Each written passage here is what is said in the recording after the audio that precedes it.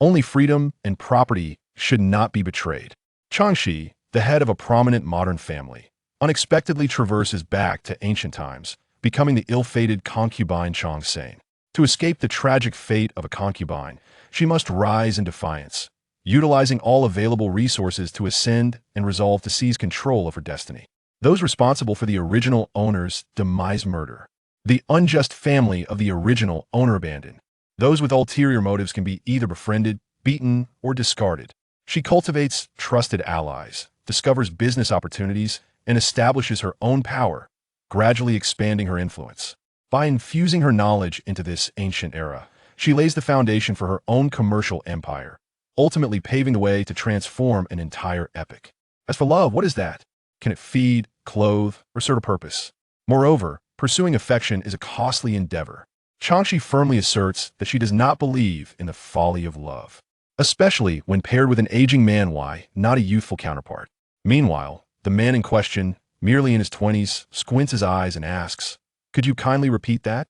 When Chang Xi awakens once more, her head throbs painfully. She groans softly, instinctively pressing her hand to the source of her discomfort, squinting as she surveys the rudimentary furnishings of her surroundings, momentarily bewildered about her location. While she is deep in thought, she hears the sigh of an elderly woman nearby. Alas, why must you be so stubborn? The Jie family is quite affluent. Although you are a concubine, your life here is much better than in the Su household, where you could enjoy a lavish lifestyle. She furrows her brow as the woman's incessant chatter continues. Look at the daughter-in-law of the Zhang family, who was also sent to bear a son for the esteemed Liu. I saw her just the other day. She has become plump and well cared for, attended by maids and servants. Who wouldn't envy such a life? It's certainly better than enduring hardship in the Zhang household. You shouldn't resist. Let them come in and prepare you for the bridal sedan chair. Chang Xi remains silent, fixated on the sharp-faced woman whose mouth flaps endlessly. Momentarily, she cannot recall who this person is until the original owner's memories resurface, revealing that the elderly woman is named Zhao Pa, who runs a general store and is known for her incessant gossip. Since marrying into the Su family, the original owner has suffered in silence, often visiting Zhao Pa's shop to vent her frustrations, leading her to adopt Zhao Pa as a surrogate mother. At this moment, Chang Xi feels a mix of pity for the original owner's innocence and incredulity at her naivety being sold off and still paying others. Had it not been for Zhao Pa's machinations, how would the original owner have been sold to the Jie family for 400 taels of silver to bear a son for the notorious Jiejio? Who is Jiejio? A widower who has lost 3 wives cannot be deemed a virtuous man. Moreover, the mysterious circumstances surrounding the deaths of his previous wives deterred families of good standing from marrying their daughters to him. The Jie family, desperate to break this cycle, expended considerable wealth to hire a diviner, insisting they must find a compatible bride to bear a child, lest they continue to suffer misfortune. By a stroke of fate, the original owner's birth date perfectly matched, and the Jie family, disregarding her existing marriage, quickly struck a deal with the Su family. Concubinage is an abhorrent institution, yet it remains prevalent, burying countless daughters in a life of sorrow. It represents not only the exploitation and oppression of women, but also their commodification, assigned a price tag. The original owner vehemently resisted this fate, leading to a fierce argument with her husband, Su Dalong. In an impulsive moment, he shoved her against the wall, resulting in her untimely demise, thus setting the stage for Chang Xi's unfortunate journey through time. Strictly speaking, she has only been in this new life for a day and a night, yet upon awakening to the original owner's memories, it feels as though she has endured a lifetime of suffering. The original owner hailed from a small village called Huaihua, where her parents were humble farmers. With 2 older sisters and a younger brother, she was named Chang San'e. Despite her rural upbringing and daily toil in the fields, she was naturally beautiful, blessed with fair skin that never tanned, earning her the title of village beauty. As soon as she came of age, suitors began to arrive, but her parents, hoping to secure a handsome dowry for their son, rejected all offers that did not meet their expectations. It happened that Su Dalong visited the village to pay respects to relatives and immediately took a liking to the original owner. After failing to win her over, he returned to the city, insisting to his mother, Madame Zhu, that he must marry her, otherwise he would become a monk, infuriating Madame Zhu, who deemed the original owner unworthy due to her humble origins. Ultimately, she begrudgingly agreed to his request. Although the Su family was not wealthy, They possessed some assets and could afford a dowry, leaving the Chang family with no reason to refuse. Despite her reluctance, the original owner was coerced into marrying Su Dalong. Logically, with Su Dalong's affection, even a difficult mother-in-law should not have made life unbearable. Yet fate seemed determined to toy with her. On the eve of their wedding, Su Dalong encountered a sudden flood while delivering invitations, buried for a day and a night before being rescued, effectively giving him a second chance at life. Madame Zhu, suspecting the original owner's fate was unfavorable and had caused misfortune for her son, grew increasingly harsh towards her. After the wedding, Su Dalong's demeanor shifted dramatically, especially when intoxicated, leading to violent outbursts. However, the original owner was not entirely defenseless, having labored in the fields. She possessed strength, managing to hold her ground in 3 or 4 encounters out of 10. Nevertheless, she could not comprehend Su Dalong's transformation, as he had not been like this when he sought her hand in marriage. Chang Xi can only lament the original owner's naivety. Even after nearly a year of marriage, she remains oblivious to the fact that Su Dalong has never touched her. It is not for lack of desire, but rather due to the accident that rendered him impotent. Despite consulting numerous doctors, he found no hope for recovery. Clearly, he blamed the original owner for his misfortune, echoing his mother's sentiments that she was the source of his woes, resulting in relentless mistreatment. Su Dalong, notorious in her neighborhood, was known for petty thefts and had succumbed to gambling, accumulating significant debts that prompted him to sell the original owner for silver to settle his losses. Grasping the full context, Chang Xi sighs inwardly, feeling a greater sense of sympathy for the original owner, who has only ever known this limited world. She is merely a pitiful woman, unable to dictate her fate. Seeing Chang Xi's silence, Zhao Pa furrows her brow, pondering why the foolish girl remains attached to such a worthless man. Saying, "Heed your godmother's advice. Let us proceed with the wedding, enjoy a few years of comfort first, and we can strategize later to secure a place in the Jie family." Her voice dwindles, clearly apprehensive. Suddenly, Chang Xi responds, "If you want me to get into that bridal sedan chair, it is not impossible." "What do you mean?" Zhao Pa, anxious, realizes that if they delay any longer, they risk missing the auspicious hour. More importantly, if this arrangement falls through, not only will they offend the Jie family, but her own compensation as a matchmaker will also be lost. Chang Xi tilts her head, offering Zhao Po a mocking smile, her gaze drifting toward the window, where the original owner's kind mother-in-law, Madame Zhu, is surely eavesdropping. Madame Zhu is highly invested in selling her daughter-in-law to the Jie family, as 400 taels of silver is an exceptional sum locally. The previous Zhang family daughter-in-law was sold for only 100 taels. Unfazed by Madame Zhu's demands, the Jie family appears desperate for a son to change their fortunes. In an instant, Zhao Pa grasps the situation, realizing that the original owner has finally found her wits after being pushed against the wall by Su Dalong, understanding the necessity of playing her cards right. Thus, she leans in closer. Born into a prominent family, Chang Xi was no stranger to the insidious machinations of greedy individuals. There is little need for her to settle scores with this person at present, as they still held some utility. In fact, she had always relished dealing with such characters. Furthermore, she had a penchant for severing bridges after crossing them. With a slight smile playing on her lips, she feigned warmth as she grasped Zhao Pa's hand. "I was mistaken before. My godmother only wishes the best for me, far better than that repugnant pair from the Su family." As she spoke, she seemed to be touched, then pretended to wipe away a tear. "To be honest, I truly resent the idea of allowing that pair to benefit. I wish." "What do you wish?" Chang Xi beckoned with her hand, and Zhao Pa leaned in, understanding her intent. Outside, Zhu Shi strained to eavesdrop but could glean no further whispers, her heart racing with agitation as her complexion shifted. As for Chang San'e, she was not overly concerned after all. She was a mother-in-law, naturally possessing an advantage, and she doubted that Chang San'e could rise above her station. However, Zhao Pa, that treacherous old woman, was known for her cunning ideas. Had it not been for Chang San'e's obstinacy in refusing to enter the bridal sedan, she would not have allowed Zhao Pa to goad her into compliance. After all, those 400 taels of silver could not be squandered otherwise. Where would she find another gullible soul like the Jie family? In her eyes, Chang San'e was hardly worth such an amount. Just as she was poised to storm inside and confront her daughter-in-law, she collided with the hasty Zhao Pa. "Ouch!" both exclaimed simultaneously, evidently shaken by the impact. Without waiting for Zhu Shi to unleash her fury, Zhao Pa immediately seized her hand. "That girl is still thinking about delaying. What good would it do to think of delaying? If she truly cared for him, she ought to hasten to the bridal sedan and not impede his bright future. Look at you, why rush the child? Zhao spoke in a tone meant to pacify. They are a young couple, and it is only natural they wish to part on good terms. Let Delang go in and bid her farewell properly when he returns in due time. Their bond will remain intact. Was there any truth to this? Certainly, while a concubine was still a form of sale, there was a stipulated duration in the contract, after which she would return home.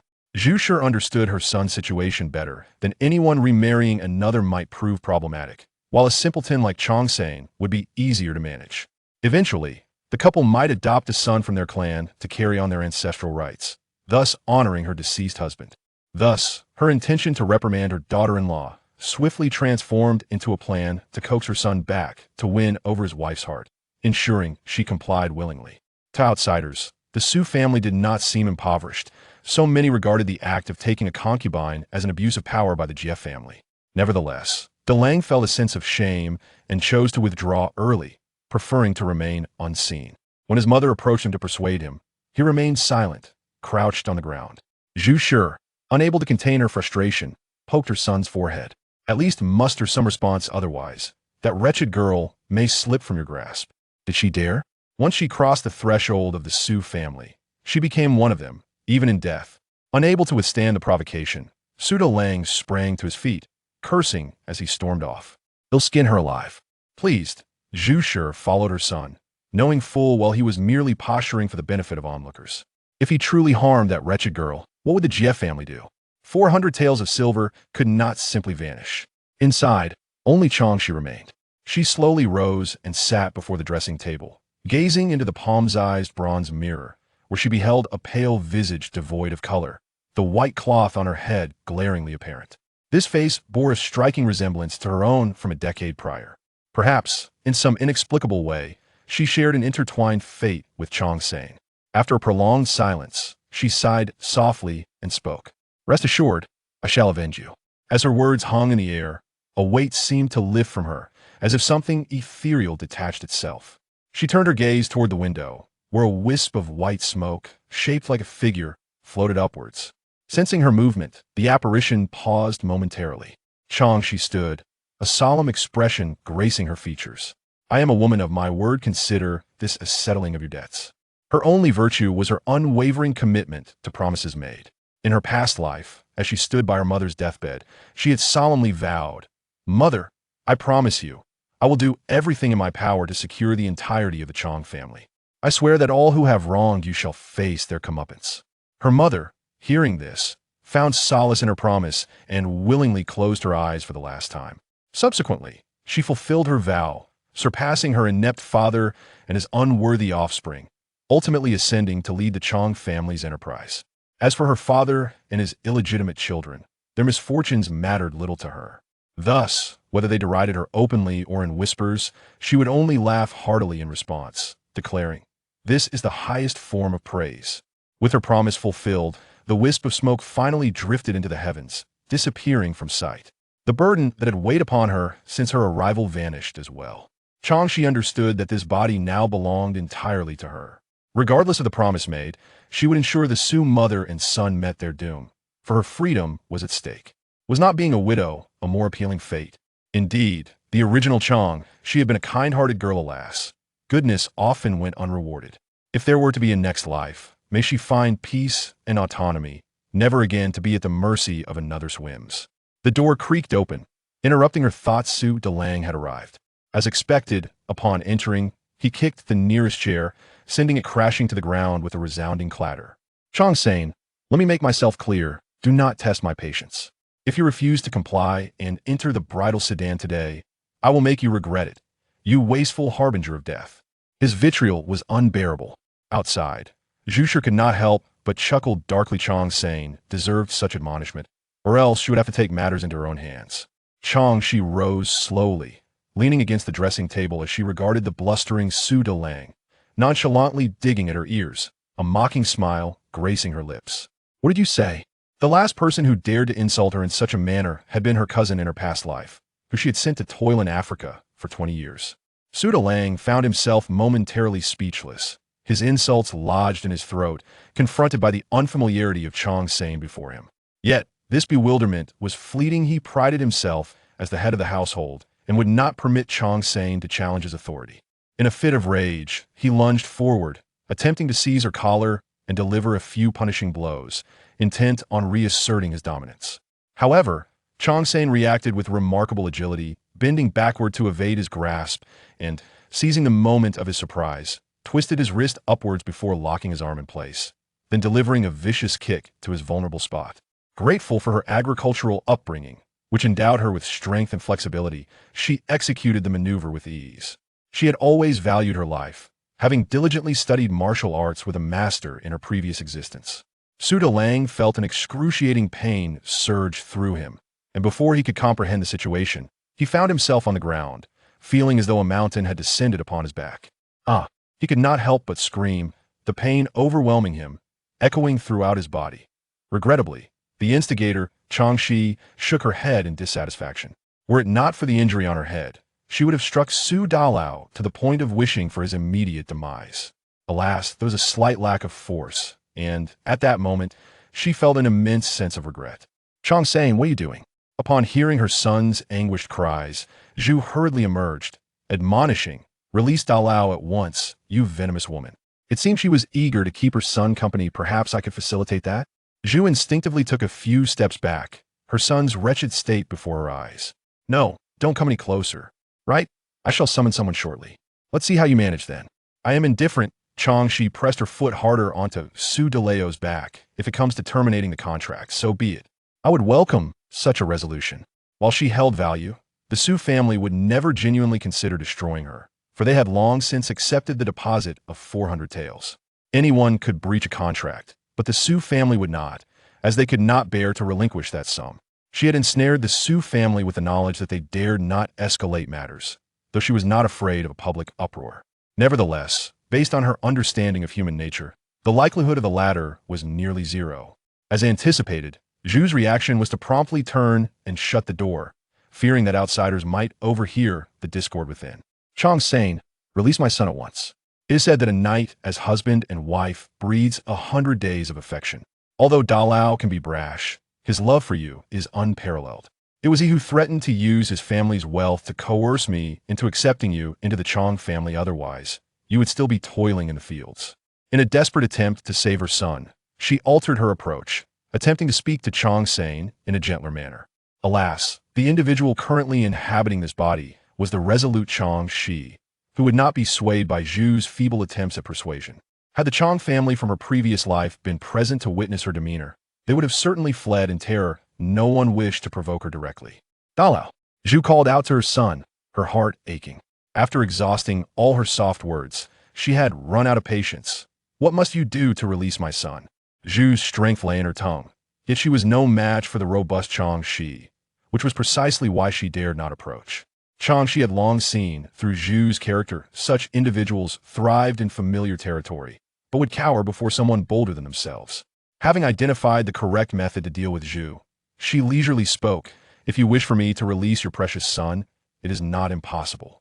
Alas, I am too soft-hearted. How about this? I shall take 200 taels from the 400 taels deposit. You're dreaming. Su Dalao was the first to refuse. He would rather die than concede to her demand for a portion of the deposit, as he was eagerly awaiting the funds to recoup his losses. Chang San'e, you are asking for too much. That is impossible. Zhu immediately echoed the refusal. Half of the 400 taels had already been spent on her son's gambling debts, and the remainder was sacred her retirement fund. Is that so? Chang Xi smiled slightly, bending down to grab Su Dalao's hair. In truth, I would not mind becoming a widow. What do you say? Chang San'e, do you dare? Zhu's expression changed dramatically.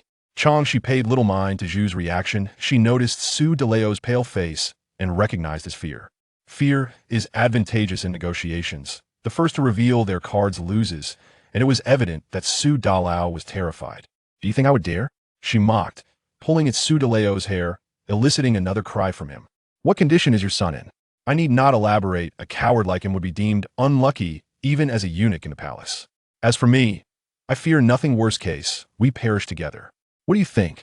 She delivered the harshest words in the guise of a negotiation, a tactic she had found effective time and again. Before Zhu could respond, Su Dalao, in a state of panic from the pain, soiled himself, causing a foul odor to permeate the air. Chang Xi wrinkled her nose in disgust. "Clamp your legs together. Do not let me smell that." Su Dalao instinctively complied, only to deeply regret his decision. Sensing her intent to tug at his hair again, he cried out in fear, "Mother, just give her. It's only 200 taels, right? Mother, give it to her. I am in agony." Seeing her son in such a pitiful state stirred conflicting emotions in Zhuo's mix of anger and sympathy. Chang San'e's words rang true. Her son was indeed a coward, yet he remained her cherished child. Now, she glared at Chang Xi in resentment, thinking that had she known what a malevolent force she was, she would have adamantly refused to let her into the family. "Did you not hear your son?" Chang Xi raised an eyebrow. "Just wait." Zhu spat, turning to fetch the money. Su Dalao, witnessing his mother capitulate, quickly called out, "Chang San'e, release me." "Why the rush?" Chang Xi remained unmoved. She would not release him until she saw the rabbits. Before long, Zhu returned with a small bundle, initially intending to negotiate further with Chang Xi.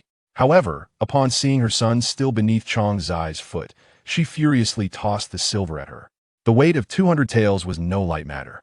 Chang Xi was not foolish enough to reach out for it. Instead, she released her foot from Su Dalao's back and directed it toward his abdomen to collect the silver using his own body. "Ah!" Su Dalao let out another agonized scream as the weight fell upon him. "Son!" Zhu rushed forward to support her son. Chang Xi swiftly seized the small bundle, unperturbed by the possibility of deception from the Su family. 200 taels of silver, roughly 2 pounds in weight, appeared dark rather than the bright white often depicted on screen. She wrinkled her nose in disdain, though she reminded herself that ancient silver was typically this hue. One should not be dismissive of small fortunes, and she quickly engaged in self-reflection.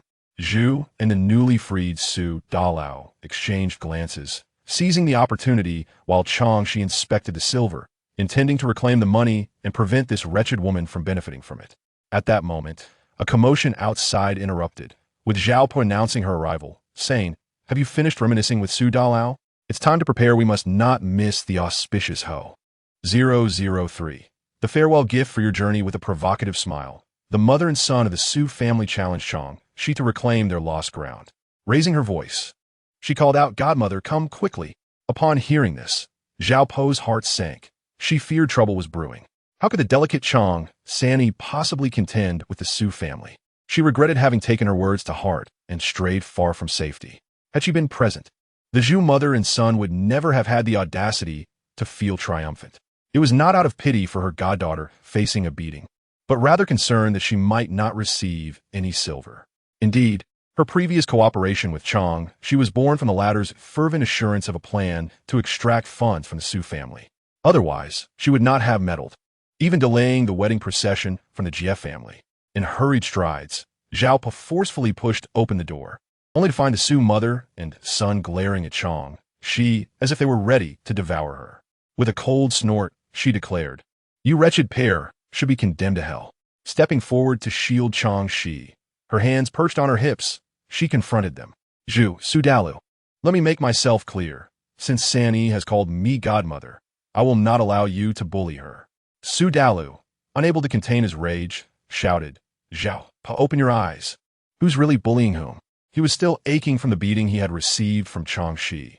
If not for maintaining his dignity, he would have collapsed. "Just look at how that vile Chang San'e has reduced my son."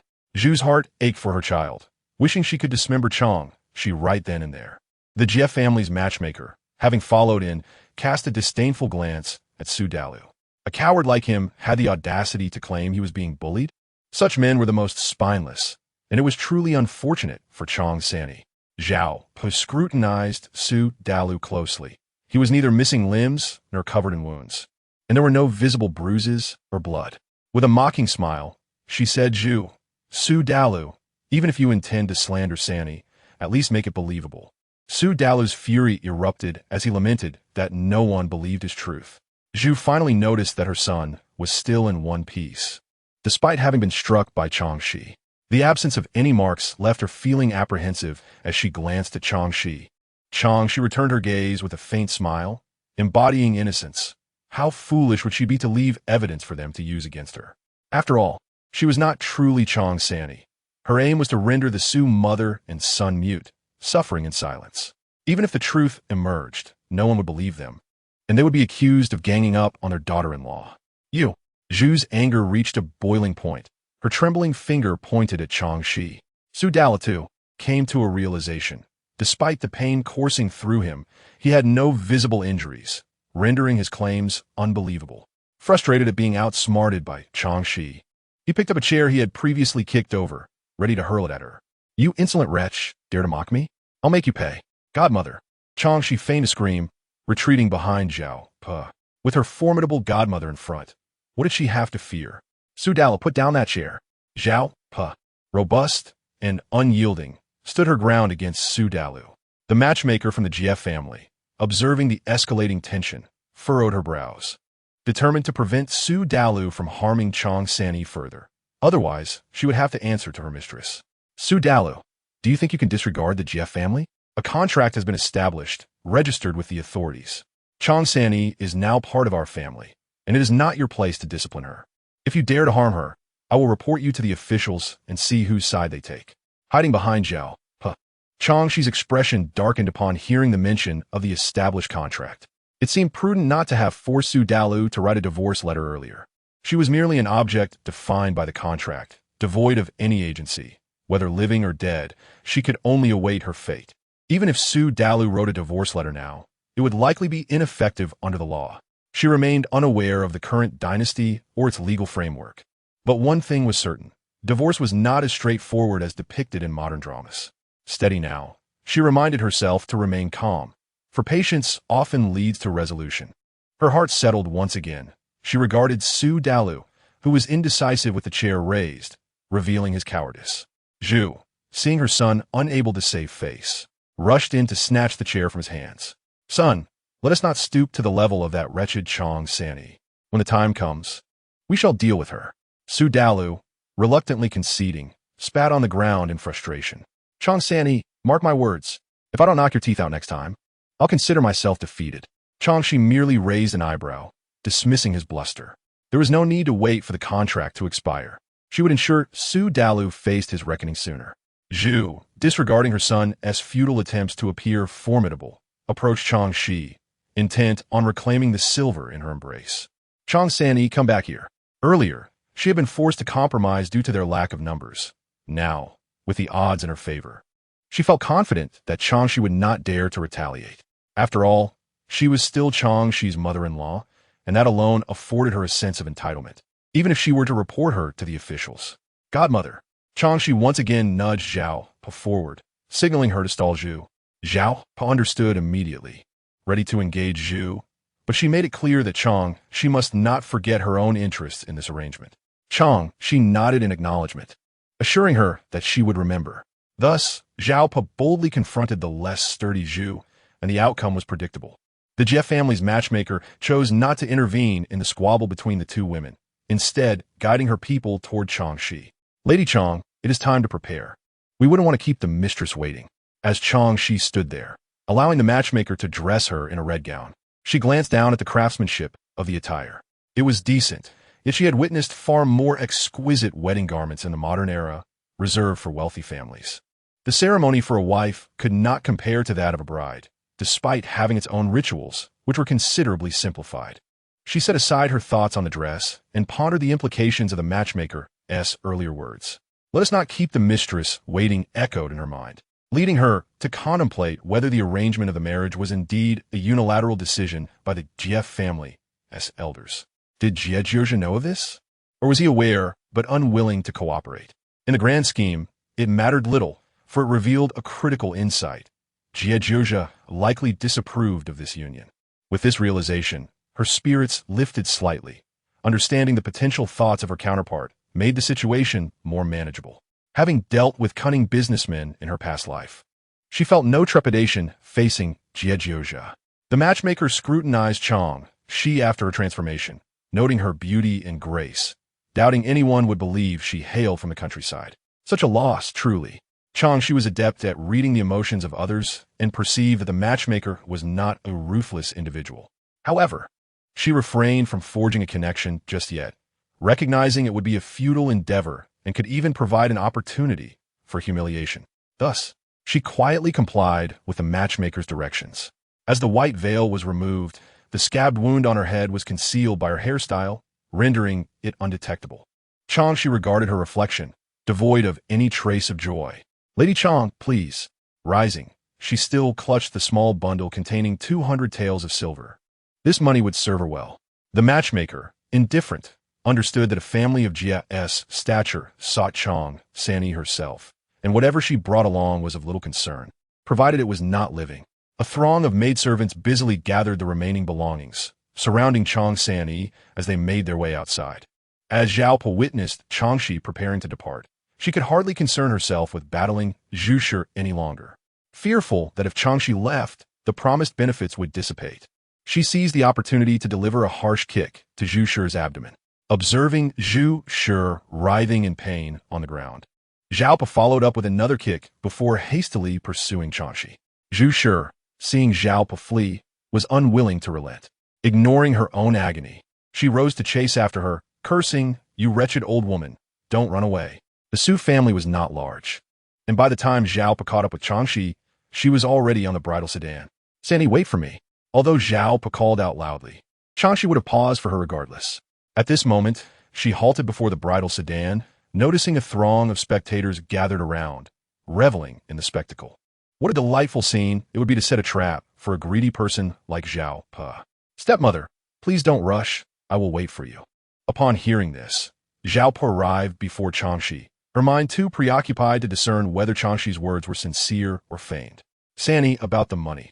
Before Zhao Po could finish her sentence, Chang Xi opened her small bundle and, under the watchful eyes of the crowd, produced 100 taels of silver, placing it into Zhao Po's embrace.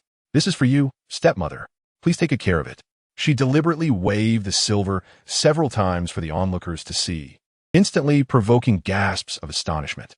While 100 taels might not seem like a significant sum, in reality, it was a fortune that most common folk would never accumulate in a lifetime. A personal maid in a wealthy household typically earned about 1 tael a month, equivalent to the income of a senior office worker in her past life. The Chang family, remembered for their meager existence, likely couldn't save more than 5 taels in a year. The immediate acceptance of a marriage proposal by the Chang couple upon the Su family's offering of 10 taels of betrothal gifts was telling. Thus, the sight of 100 taels shimmering before them was nothing short of shocking. This, so much, Zhao Po could hardly believe her eyes.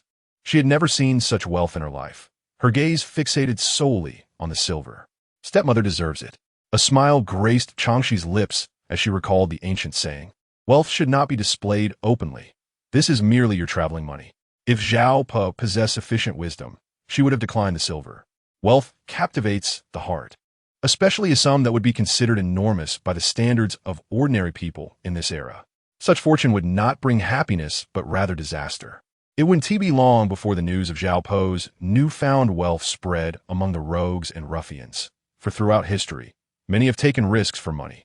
However, for her, the situation was different. Entering the Jia household meant this money was temporarily safe, as the Jia family was a notable household in the locality. These truths were not ones Zhao Po would understand. After all, it is difficult to advise a fool, and compassion often leads to one's own demise. Moreover, Zhao Po bore some responsibility for the original owner's departure. Had she not facilitated connections between the Jia and Su families for profit, the original owner, though unhappy, would at least still be alive. Ecstatic, Zhao Po clutched the silver tightly, and upon noticing the greedy gazes of those around her, she shot them a fierce glare. "What are you looking at? This money belongs to me. No one else can lay claim to it." Zhu Shi, who had caught up, was infuriated to see Chang San'e actually giving the silver to Zhao Po. Furious, she removed her shoe, shouting, "Chang San'e, I will beat you to death, you spendthrift." Chang Xi would not linger for Zhu Shi to create trouble. She promptly took her place in the bridal sedan, leaving Zhao Po to fend off any further confrontation. "Stepmother, I'll leave the rest to you." As she spoke, she patted the remaining 100 taels in her bosom, subtly indicating to Zhao Po that more money awaited her. Zhao Po's murky old eyes brightened at this hint, and she eagerly nodded. "San'e, you go ahead to the Jia family. I'll hold them off here." The matchmaker from the Jia family, who had remained silent until now, regarded Chang Xi with a hint of curiosity, noting that this Chang San'e was quite different from the character she had previously learned about. "Madam, we can depart now." Chang Xi smiled at the matchmaker, unperturbed by her scrutinizing gaze. It was impossible for her to continue acting as Chang San'e, so she had planted this understanding early on. If the Jie family intended to break the marriage contract, she would only welcome such an outcome, as she was merely the object of their arrangement. Any misfortune would naturally fall upon the Su family, for debts must always be addressed.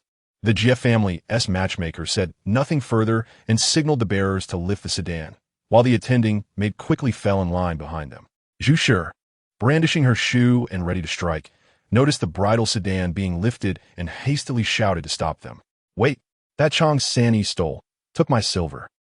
Before she could finish her sentence, Zhao Pa tripped her heavily, causing Zhu Shi to fall painfully to the ground, striking her chin and bleeding profusely. "You wretched old woman, you." Zhao Pa would not grant her the chance to get up and curse. She delivered several more heavy kicks to Zhu Shi. With her body racked with pain, Zhu Shi had no strength left to retaliate, not even the energy to reclaim the silver Chang Xi had given Zhao Pa. Thus, she could only glare at Zhao Pa with a predatory look. Zhao Pa, unbothered by her glare, snorted derisively and hurried home with the silver. The onlookers paid little attention to Zhu Shi's bruised visage. Rather, their focus remained fervently on Zhao Pa and her precious silver. Whispers abounded in the crowd. The Jie family's matchmaker glanced back at the unfolding scene, then returned her gaze to the extraordinary Chang Xi, contemplating whether to report this incident to her mistress. Inside the sedan, Chang Xi tucked the remaining 100 taels of silver into her sleeve pocket. To her, this amount was not substantial. Her thirst for wealth extended far beyond this. There was no need to mourn the past. She had little time to reminisce about her previous life. What mattered was looking toward the future. Throughout the journey, she did not close her eyes to rest, but instead lifted a corner of the curtain to observe the bustling street outside, searching for any potential business opportunities. It was essential that money beget more money.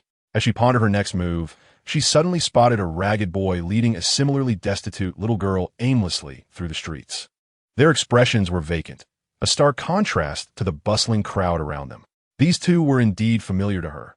They were the children of the Zhang family, mentioned by Zhao Pa as the daughter-in-law who bore a son for Lord Lu. The siblings, without maternal care, were living a fate worse than that of beasts, a reality Chang Xi deeply understood from her own experiences. After her mother's death, those who presumed she had lost her support had rushed in to trample on her, leading to many confrontations. Her eyes narrowed slightly as she focused on the boy, whose slender frame had yet to mature. But the way he held his sister's hand tightly indicated he was a boy of warmth. As long as there was warmth in a person, they cannot be considered lifeless. Since she currently had no one to rely on, perhaps this boy could serve as her eyes and ears. Otherwise, entering the Jie household would further obscure her understanding of the outside world. She glanced at the silver in her sleeve pocket. Weighing it, she estimated it to be around 20 taels. Thus, she could not simply toss this wealth at the boy. Such a large sum might become a curse rather than a blessing for him, as he likely lacked the means to safeguard such fortune. She reached up to feel her headpiece, having not closely examined what the Jie family had adorned her with. After some time, she found an unassuming silver hairpin. She quickly removed it for inspection. This hairpin was delicate, light, and not finely crafted. Searching her memories, she realized it was a gift from Su Dallin when they were newlywed, a time when he had treated her decently. Unexpectedly, the Jie family's maid had inserted it into her hair during her grooming.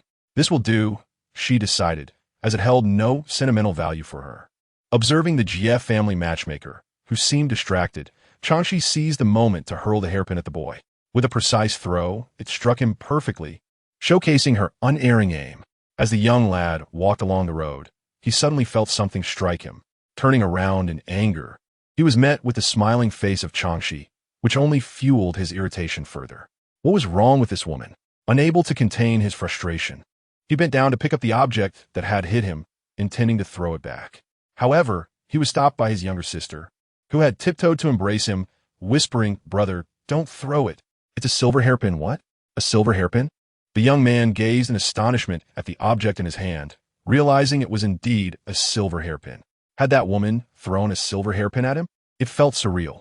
Who would use a silver hairpin as a projectile? If one were to jest, surely they wouldn't resort to such means. Lost in thought, the flower palanquin had already moved past him and his sister. Grabbing her hand, he hurried after it, puzzled by the woman's intentions. Yet, upon seeing the matrons and maidservants beside the palanquin, He hesitated to confront them for clarification. He recognized this woman. She was from the Su family, who had brought her from the countryside, and she was quite beautiful. He had often heard people refer to her as Chang, having grown accustomed to calling her by that name. She was, like his mother, a pitiful figure. The Su family had sent her away to bear children for Lord Jejiao. Because their mother had been sold off, the elders at home would incessantly berate her name. And soon enough, that disdain trickled down to the siblings, who forgot that their own meat and delicacies came from their mother as sacrifice. Seeing the boy insistently chase after the palanquin with his sister in tow, a smile graced Chang Xi's lips, revealing her keen perception of human nature. If this lad were greedy, he would have already exchanged the silver hairpin for money to buy food, yet he and his sister appear to be starving. It is easy to offer assistance when times are good. True generosity shines brightest in moments of need. She gestured to the siblings inquiringly about food, then pointed at the silver hairpin. In an instant, the young man understood her intention.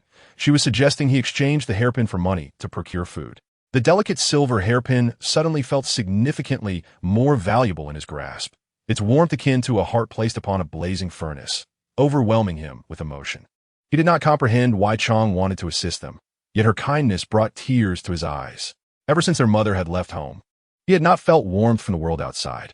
Just moments before, he had even contemplated resorting to theft or robbery to provide for himself and his sister, vowing to avenge their mother when he grew older.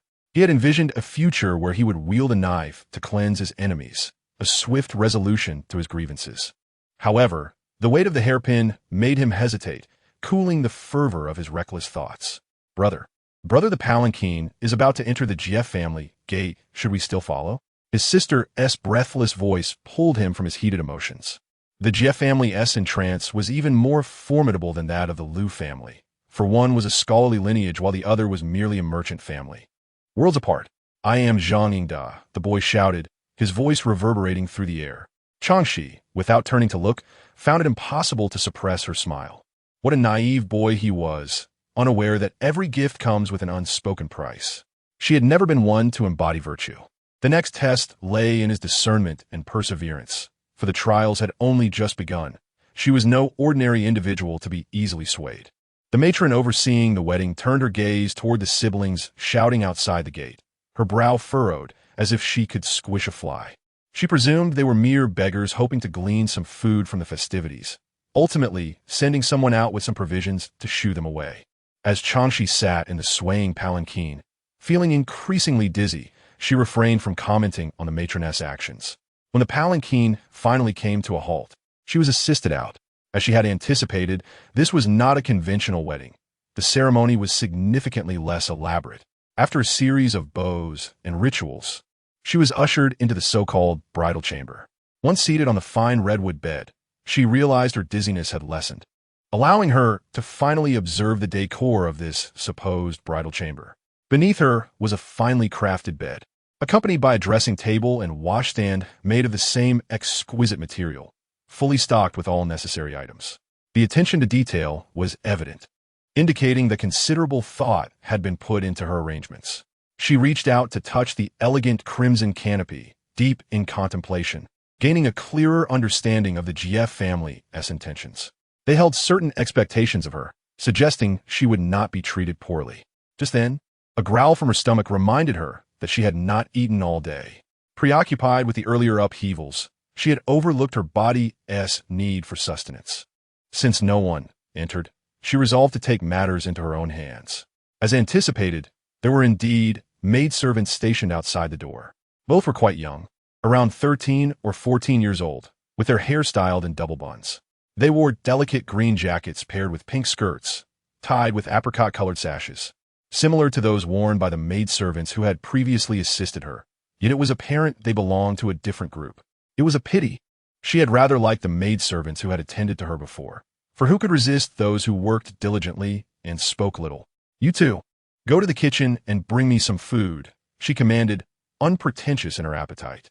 Having ascended to a position of authority in her past life, she never allowed others to speculate on her preferences, thus eliminating the chance for anyone to curry favor.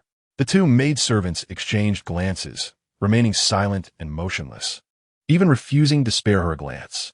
Observing their attitude, Chang Xi couldn't help but chuckle. Indeed, it was easier to encounter a king than to deal with a stubborn ghost. These two were clearly not the main attendants for the GF family. Otherwise, they would possess more discernment.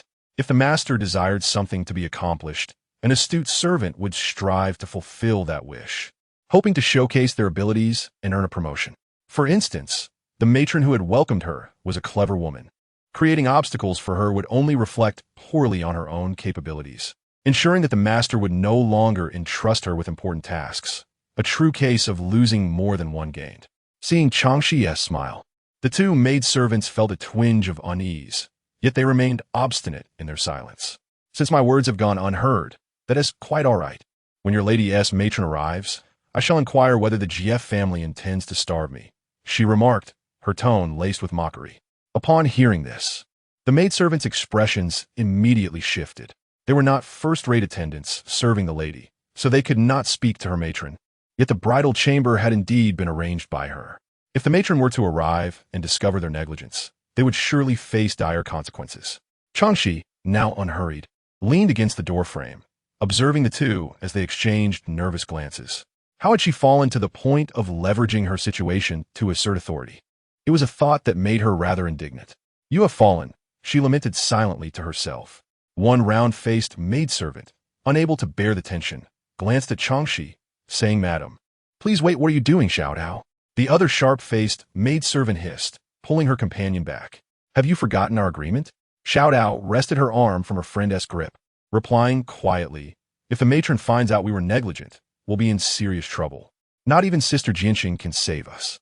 Being stationed at the door already indicated they were second-tier maidservants, a significant step up from their previous status as third-tier laborers. Xiao Dao had no desire to lose this position. Xiao Dao, the sharp-faced maidservant, witnessing her friend's determination to fetch food, hurried after her. Chang Xi watched as the two maidservants hurried away. Clearly one of them was resolute in disregarding the other's advice, hastening toward the kitchen. The spectacle had come to an end, leaving her somewhat disheartened as she turned to sit at the 8 immortals table. Picking up the teapot, she gave it a shake, only to find it devoid of tea. Evidently, the maid named Jiaoxing had put in considerable effort behind the scenes, with the wait for food proving excessively tedious.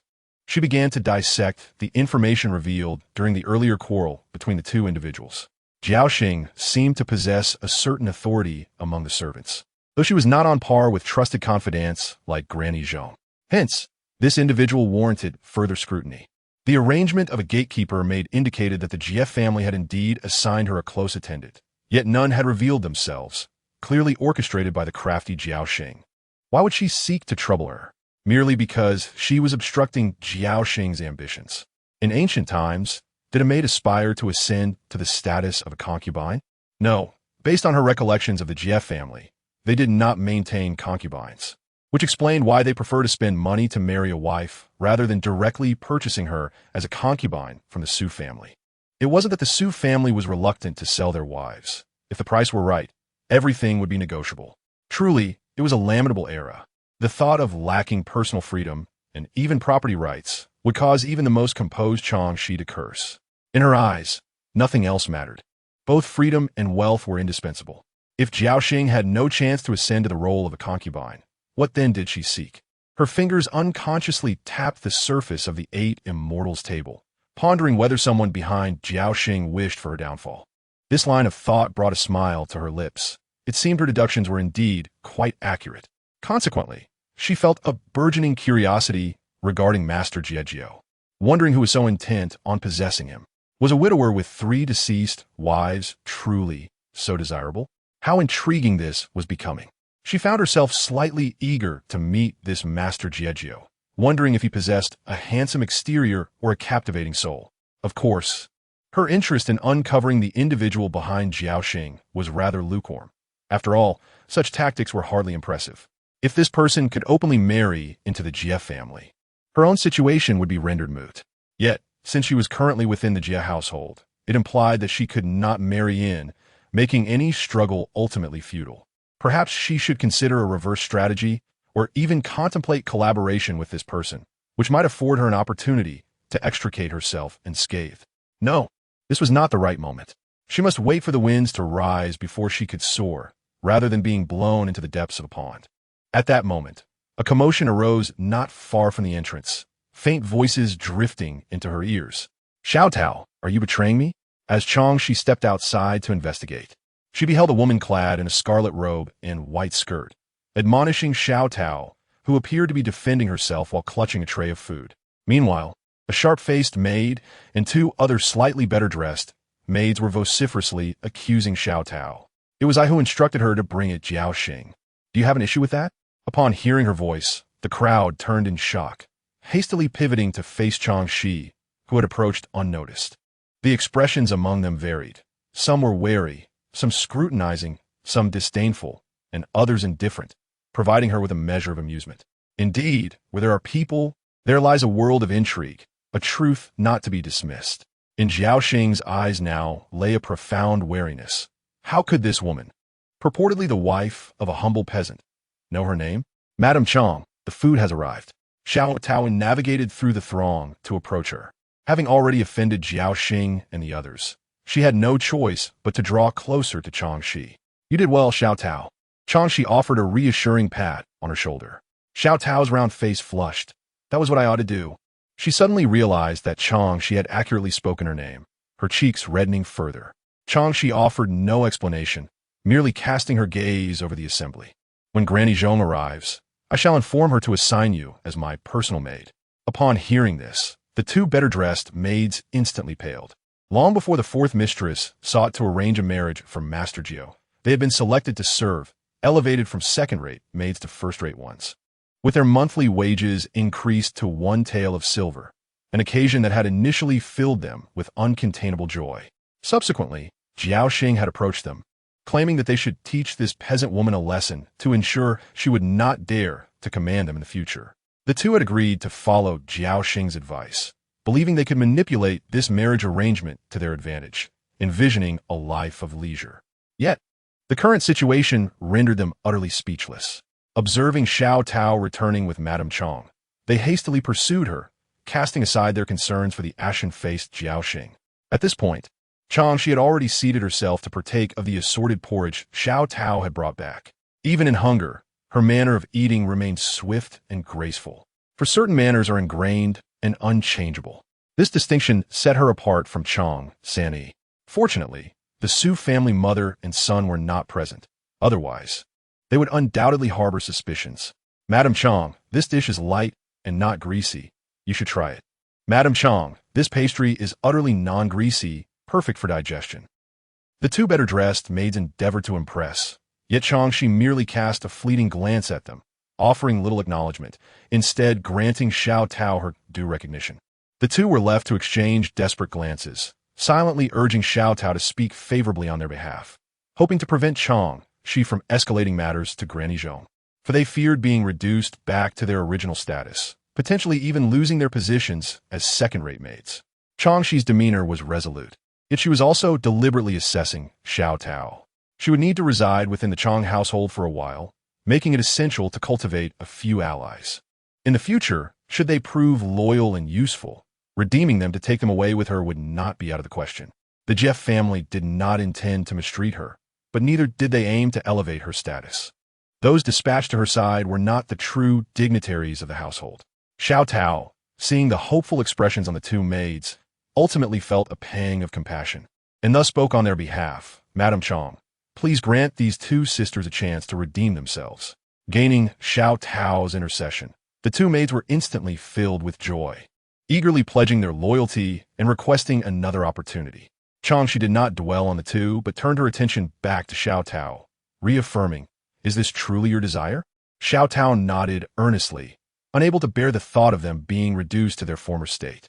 "Very well, I understand," Chang Xi replied, maintaining her smile. "Then it shall be as you wish." Xiao Tao expressed her gratitude to Chang Xi, yet a sense of tension lingered in her chest. Madame Chang's ever-present smile, though not directed at her with disdain, inexplicably made one feel the need to be cautious, fearing missteps in her presence. Chang Xi then addressed the two maids. "You may rise. Since Xiao Tao has interceded for you, this matter shall be laid to rest." The implication was clear. She would not report their shortcomings to Granny Zhong. Yet, Did Granny Zhong truly remain unaware?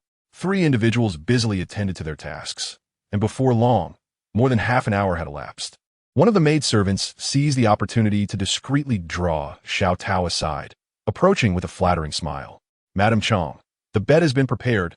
Please take your rest." Another maid stepped forward to assist Chang Xi toward the bed, whispering the tidings she had heard. "I have heard that Master Jiu has gone out and will not return in the short term." The implication was clear.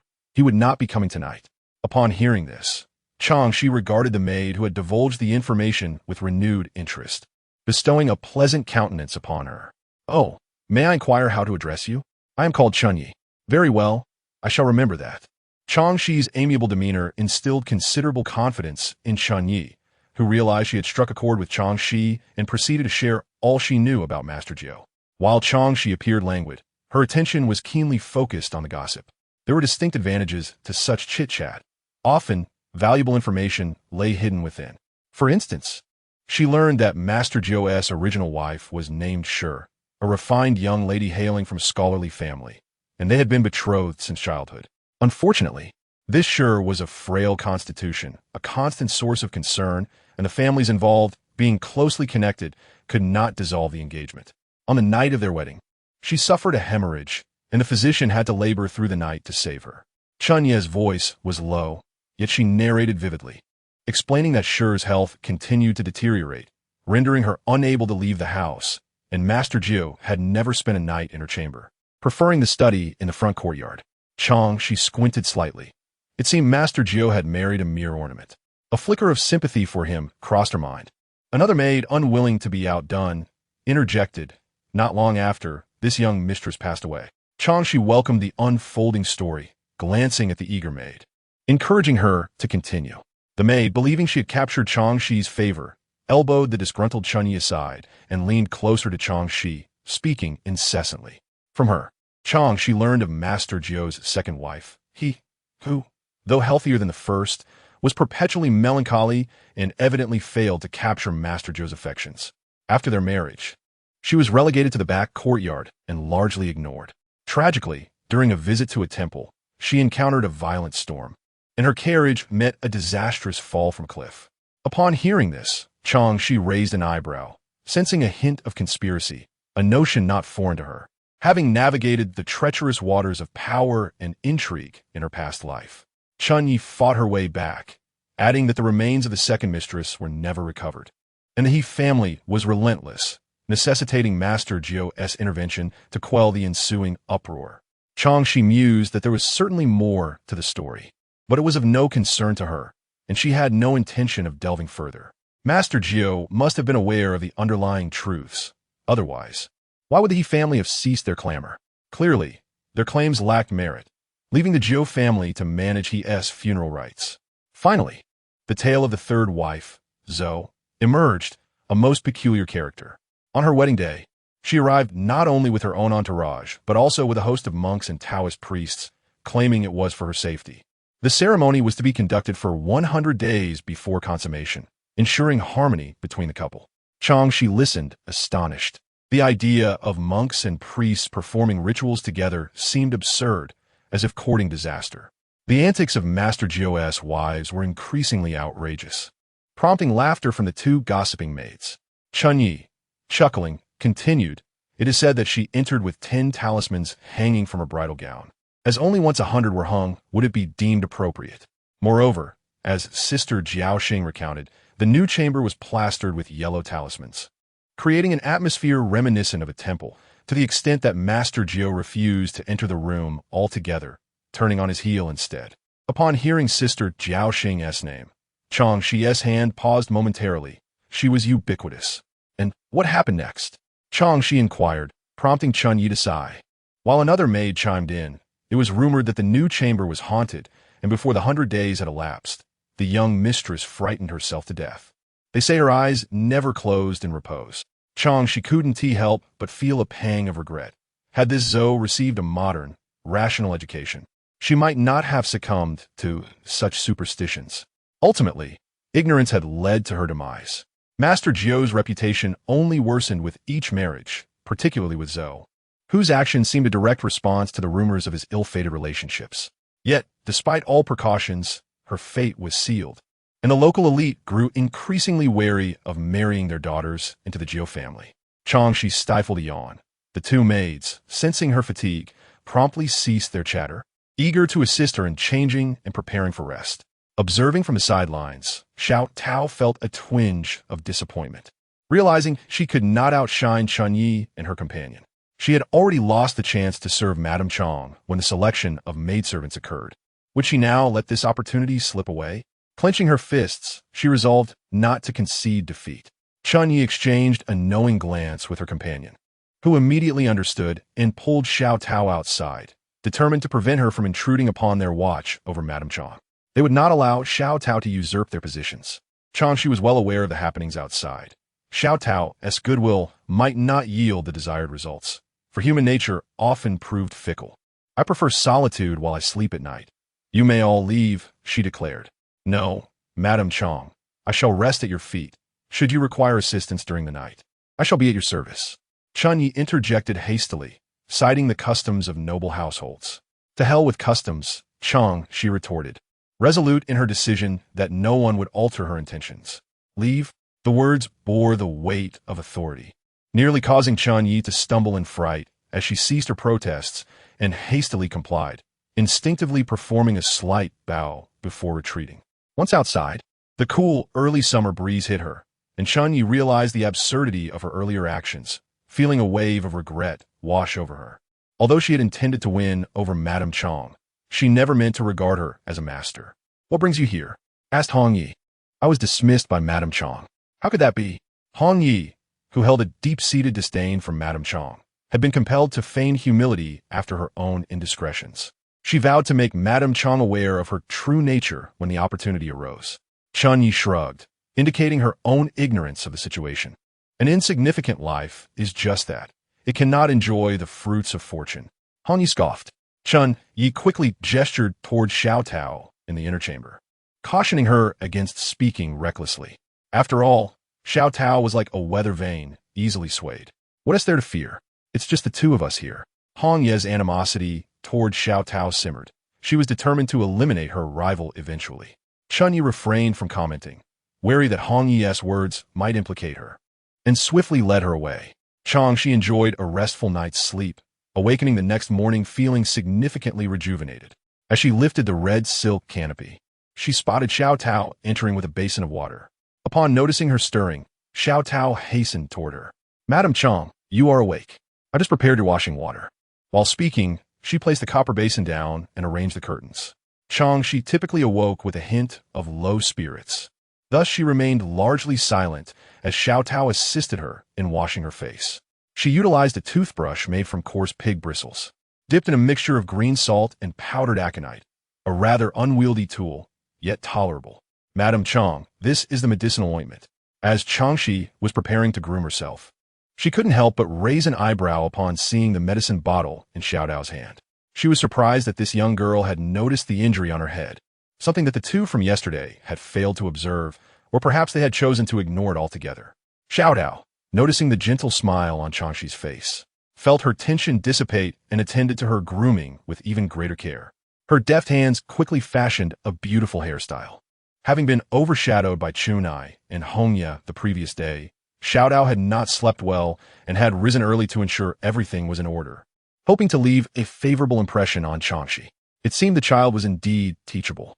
Chang Xi's perception of Xiao Tao shifted, her demeanor much more amiable than the night before. When Chunai and Hongya hurried in and witnessed this scene, their eyes seemed to blaze with fury. They had not anticipated Xiao Tao's cunning. While Chang Xi was embroiled in subtle rivalries, Mammy Zhong was attending to the fourth madam, Qin, after her breakfast, and began to report on Chang Xi's series of actions from the previous day. During the banquet, Qin had been so preoccupied that she had not inquired about Chang Xi, but now, with leisure on her hands, she was keen to hear Mammy Zhong's account. Upon learning that Chang Xi had extorted a substantial sum of silver from the Su family, Qin burst into laughter, surprised that this Chang family member was so resourceful. Is she leading the trouble elsewhere? Mammy Zhong, seeing her mistress in high spirits, chuckled in agreement. Indeed, in my view, this Chang lady is quite exceptional. She proceeded to recount how Chang Xi had given the silver to her foster mother, Zhao Pe, and how Zhao had subsequently clashed with Zhu over the money. Qin was left speechless, feeling this was not the sort of behavior she had expected from someone of the Chang family. Is she leading the trouble elsewhere? Sitting nearby, Jie Jiao frowned. Mother, I believe this Chang San'e seems to possess too many ulterior motives, and disrespect towards one's mother-in-law is a grave form of filial impiety. Clearly, she did not favor such individuals. Qin gently squeezed her daughter's hand, acknowledging that while her daughter and son were like yin and yang, their temperaments were worlds apart. She had raised her daughter to be too innocent, and once married, she would likely be dominated by her mother-in-law. This time, Qin hoped to keep her daughter around for a few more days under the pretext of hosting a banquet, sparing her from returning home to face the trials of her mother-in-law. I wish for you to learn a thing or two from her, your mother-in-law. Mother, how can one speak ill of others behind their backs? Jie Yujiao interrupted, displeased. My mother-in-law is still my aunt. She would never harm me.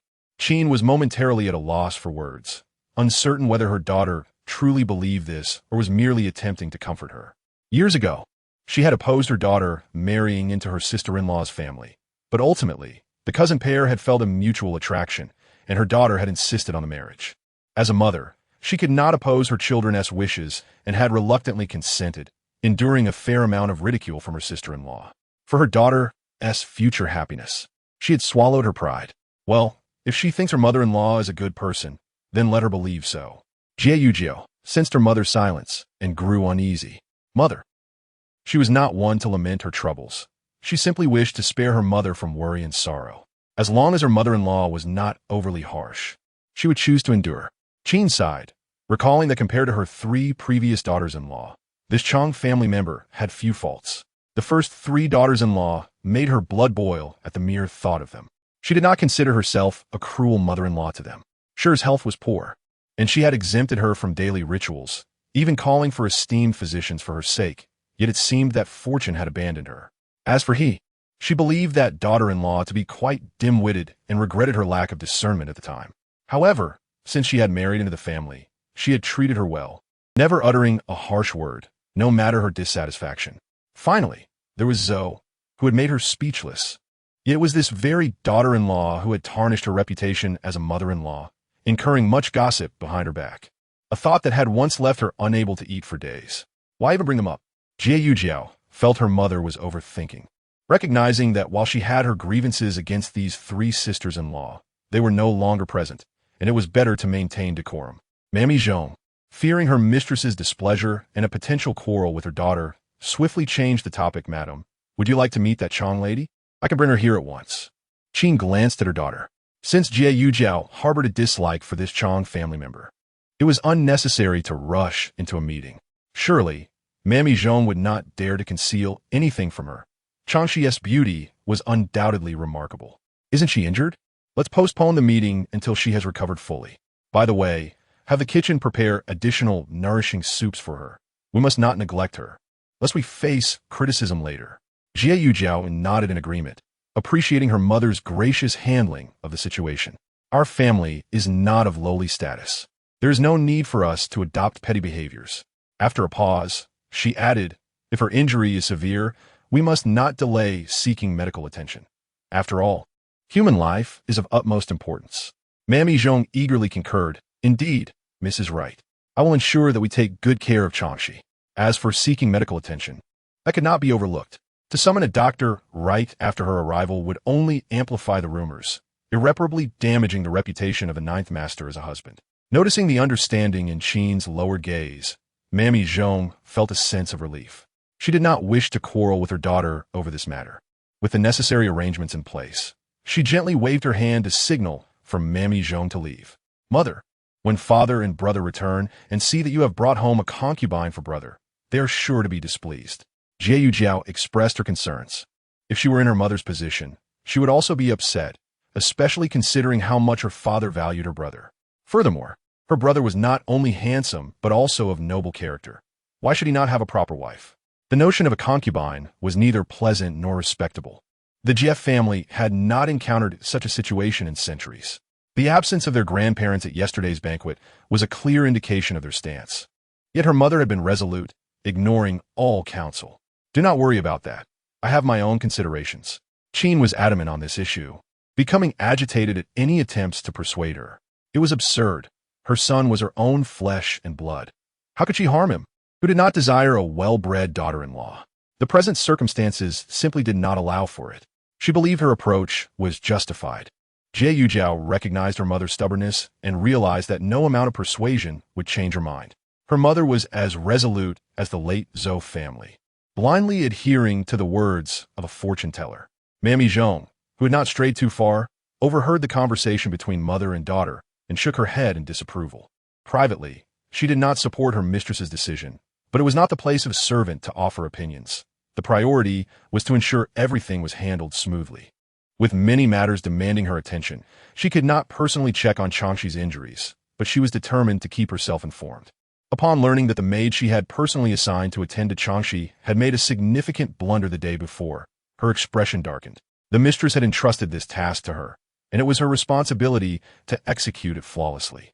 The servants in the small courtyard where Chang Xi resided had also revealed the secrets of the ninth master, which was a grave transgression in the Jia household. Mammy Zhong, now furious, abandoned her tea and rushed towards Chang Xi's quarters, realizing that she must rectify this situation before the mistress found out, ensuring no incriminating evidence remained. After walking for a considerable time, she suddenly halted and inquired of the person beside her about the reactions of the two individuals when they were gossiping. Chang Yangzi appeared somewhat disinterested, offering little in the way of commentary throughout the exchange. However, as a newcomer, she likely felt it inappropriate to reprimand the maids of the household. Granny Zhong mused that she would probably handle the situation in a similar manner, thus refraining from further inquiries. The small courtyard where Chang Xi resided was not grand, lacking any picturesque scenery. Even the potted plants were few in number. Furthermore, with a mere glance through the window, one could easily see the end of the courtyard, leading her to exhibit little interest or desire for exploration. As for venturing into the Jie family estate, that was out of the question. She deemed it wise to remain composed and inactive at present. Meanwhile, Chunai and Hongye busily attended to her, engaging in needlework while sharing tidbits of gossip from the household, which suited her just fine. Although she spoke little, she listened intently. The most prominent figure in the household was undoubtedly the old Master Jie, who had once held the esteemed position of deputy minister and grand tutor to the crown prince. After retiring to his hometown, he devoted himself to a leisurely life, rarely concerning himself with affairs of the estate. The matriarch, Madame Rome, was the mother of 4 sons and 3 daughters. The eldest son, Jie Jiang, along with his wife, son, and their 3 sons, held an official position in the capital as the 4th-ranking minister of the National Academy. The second son, Jie Hai, remained at home to care for their elderly father and manage the family business, while the second wife, Madame Qian, bore him 3 sons and 1 daughter. The third son, Jie Hu, similarly accompanied his wife, Jiang, with their 2 sons and 1 daughter, engaged in local governance. The 4th son was the father of Jie Jiao, once a top scholar, now a renowned head of the Datong Academy, celebrated for his accomplishments. His wife, Madame Qin, bore him 2 sons and 1 daughter. The eldest, Jie Jiao, and his sister, Jie Yujiao, twins, along with a younger son, Jie Shi. Jie Yujiao had long been married to a cousin. In counting these family members, it became evident that the Jie household was indeed flourishing, which explained why the descendants adhered to the ancestral decree of not taking concubines, thereby minimizing discord within the inner quarters. The more Chang Xi learned, the more she appreciated the wisdom of her ancestors' prohibition against concubinage, recognizing that the blessings of many offspring must also rely on favorable circumstances. The chaotic situation of her modern father, with countless mistresses and illegitimate children, only served to illustrate the folly of such arrangements. As Chang Xi pondered these matters, she was suddenly alerted by Granny Zhong's arrival, her eyes widening upon meeting the keen, inquisitive gaze of the older woman. She had anticipated a delay in the latter's return, but was pleasantly surprised by her promptness, indicating remarkable efficiency. A twinge of envy stirred within her. She longed to pry such a capable individual away from the hands of the 4th wife, Madame Qin, as this was the standard of management she aspired to. Granny Zhong entered and promptly took a seat. Chang Xi smiled and straightened her posture, refraining from getting up to greet her, while Chunai busied herself with pouring tea. Granny Zhong was not surprised that Chang Xi knew her surname. She noted the young woman's commanding demeanor and found herself reassessing Chang Yangzi's character. acknowledging her remarkable composure, something few could achieve. Without hesitation, she settled onto the opposite end of the couch, recognizing the lady's intent to elevate her standing, and a subtle smile graced her lips. "Have you settled in well, Chang Xi?" she inquired. "Quite well, thank you," Chang Xi replied with a bright smile. Chunai carefully presented the tea before Granny Zhong, and upon hearing Chang Xi's response, she breathed a sigh of relief, sensing that Chang Xi would not be reporting her. "Should you require anything, do not hesitate to send someone to inform me. I will ensure everything is arranged properly," Granny Zhong continued with polite formality. This time, Chang Xi did not respond directly. Instead, she lowered her head and took a delicate sip from her teacup. Observing Chang Xi's actions, Granny Zhong felt a stir of surprise. The poise and demeanor of Chang San'e hardly resembled that of a peasant girl. Had one been unaware of her true origins, they might easily mistake her for an accomplished lady of a prestigious family. However, she lamented that no matter how graceful one might appear, their background remained an undeniable flaw, destined to render them indistinguishable from the masses. Each individual is bound by their fate, and no amount of regret could alter that reality. Little did she know that years later, her assumptions would be fervently contradicted by Chang Xi's extraordinary rise to prominence. At that moment, Granny Zhong shifted her attention from Chang Xi to Chunai and Hongya, her expression turning stern. The two maids, standing obediently to the side, shivered involuntarily, their heads bowed, avoiding direct eye contact with Granny Zhong. Outside, Granny Zhong's companions had ushered in a sharp-faced maid, while several rough servants lingered nearby, casting furtive glances as if awaiting entertainment. Though they were not permitted to attend to the inner chamber, they were well aware of the previous day's events. It was unexpected that the newly elevated maids would be swiftly reprimanded, a spectacle that delighted the onlookers. One of the guards, named Xiao Tao, was notably absent. Granny Zhong furrowed her brow, questioning the laxity of these individuals. Just as she was about to speak, Chang Xi interjected, "Xiao Tao, I had her fetch osmanthus and hawthorn cake from the kitchen." Granny Zhong was taken aback, having anticipated Chang Xi's silence. Instead, she had spoken up for the maid named Xiao Tao. Chang Xi flashed a smile at Granny Zhong, choosing not to elaborate further, and resumed her focus on the tea, adopting a demeanor of detachment as if to suggest, "Do as you will, I shall remain uninvolved." Xiao Tao, returning with the requested cake, felt a sudden jolt of anxiety upon witnessing the atmosphere in the inner chamber. Having overheard Chang Xi's words, she steeled herself and cautiously entered, first bowing to Granny Zhong before placing the delicacies upon a small table beside the couch. "Chang Xi, the treats have arrived. The cook says they should be enjoyed while warm," she announced before dutifully retreating behind Chunai and Hongya, mindful of her position as a second-tier maid. "Thank you for your efforts," Chang Xi replied, undeterred by the current ambience. Noticing Xiao Tao's gesture of humility, she turned to Granny Zhong and asked, "Would you care for a piece as well?" "No, thank you. I have little taste for overly sweet pastries," Granny Zhong declined, though her gaze subtly assessed Xiao Tao. "What a pity," Chang Xi sighed, then proceeded to savor the delicacies. The quality of food in ancient times, with its pristine water and air, made even the simplest of treats exquisitely sweet. With each bite of cake followed by a sip of tea, she relished this form of entertainment, which she cherished immensely. Disregarding Chang Xi's apparent enjoyment of the unfolding drama, Granny Zhong addressed her directly. "Chang Xi, since Xiao Tao proves useful, I shall keep her here to attend to you. As for these three, their inadequacies will necessitate their return, and I will select a few more capable individuals to send over." The remaining three maids immediately paled at this pronouncement. Chunai hastily knelt, pleading, "Granny Zhong, I truly did not slack off. I swear. If you do not believe me, please ask Chang Xi whether I have served with dedication." Red Leaf also knelt, not before Granny Zhong, but directed her tearful gaze towards the relaxed Chang Xi, imploring, "Chang Xi, please say a word. You must know how well we have performed, surely?"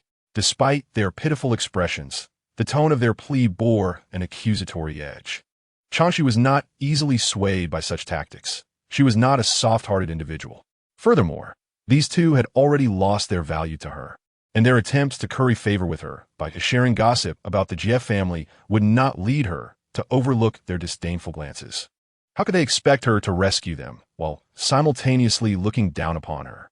Such a scenario was utterly implausible. They ought to count themselves fortunate that they were dealing with her, who was currently in a phase of restraint, Otherwise, they would find themselves facing her full ire. Chang Xi chose to ignore the two, focusing instead on Granny Zhong, stating coolly, "These are your household maids. I, as an outsider, have no right to comment. To do so would be to interfere with your duties, and that would be my wrongdoing. So, Granny Zhong, please proceed as you see fit." Her implication was clear. She wished to remain a mere spectator in this affair. Yet, Granny Zhong's expression had already darkened. She had come to understand the lack of decorum exhibited by these two, regretting her earlier misjudgment in promoting them. Upon hearing Chang Xi's dismissive words, Chunai and Hongye felt as if their very bodies were on the verge of collapse. If they were expelled from his place, not only would they lose any opportunity for promotion, but they would also become the laughingstock of the household, with their prospect for marriage significantly diminished. Considering the bleak future that lay ahead, the two turned to Granny Zhong, pleading, "Granny, we shall certainly reform. Please grant us another chance." However, Granny Zhong remained unmoved. Such pleas were nothing new to her, occurring every few days. If they had realized the importance of humility earlier, perhaps they would not find themselves in this predicament. She signaled to the matrons she had brought along, and two immediately stepped forward, each taking hold of Chunai and Hongye and forcibly dragging them away. This time, the two were genuinely terrified, their cries echoing in despair. In contrast, the sharp-faced maid guarding the door left silently, her face pale, but she did not display any weakness. Xiaodao, witnessing the scene, stood frozen in place, feeling a mix of sorrow for them and relief for herself. Throughout the entire affair, Chang Xi maintained an air of calmness. As Granny Zhong prepared to take her leave, she lightly blew the tea leaves in her bowl, took a sip, and then addressed Granny Zhong. "I do have a rather inconvenient request." Granny Zhong turned to her, urging, "Madam Chang, please speak candidly." Chang Xi, with a smile that danced in her eyes, fixed her gaze on Granny Zhong and remarked, "The spring birds in the courtyard outside are rather noisy. Might I trouble you to send someone to quiet them?" It was now early summer, where spring birds were scarce, and even if they existed, they were certainly not numerous enough to cause disturbance. As this thought crossed Granny Zhong's mind, a lightning bolt of realization struck her. She understood the implication behind Chang Xi's words. Her visit to deal with these useless maidservants had been anticipated, and it seemed Chang Xi was not oblivious to her involvement in the affairs of the courtyard. At that moment, Granny Zhong regarded Chang Xi with deeper insight, acknowledging the unexpected cleverness of this woman. "Rest assured, madam, they shall not disturb your rest in the future." "That would be splendid," Chang Xi replied, unperturbed by Granny Zhong's double-edged words. Since she had made her intentions clear, it implied that any ulterior motives would not escape her notice. Acknowledging that there were higher powers at play, she knew that should Granny Zhong misstep, it might not bode well for her either. Of course, such a mutually destructive approach was not to be taken lightly unless absolutely necessary. Granny Zhong sensed Chang Xi's underlying intentions, yet her discomfort lingered. She spoke coldly. "I shall take my leave. Madam, please take care of your recovery." Having chastised them, it was only fitting she should offer some consolation. Chang Xi, well-versed in the intricacies of human nature, interrupted with a smile. "Since Granny is so considerate of my well-being, it is only right that I repay your kindness. However, have you ever pondered why, despite your usual astuteness, you faltered this time?" "What do you mean?" Granny Zhong, intending to impart some wisdom to Chang Xi, found herself caught off guard, instinctively reflecting on her words. Yet before she could articulate her thoughts, Chang Xi dismissed her. "Xiaodao, please see Granny Zhong out." Xiaodao, who had been trying to diminish her presence, instinctively responded, "Yes," but only realized the nature of Chang Xi's request after the fact. She had always felt intimidated by a figure like Granny Zhong, but as a second-tier maid, she owed her position to Chang Xi and thus had to align herself with her. Understanding this, she bravely stepped forward and gestured for Granny Zhong. "This way, please." Granny Zhong observed the visibly trembling Xiaodao and realized that in just a day and night, Chang Xi had managed to win her over, leaving her with no choice but to accept it.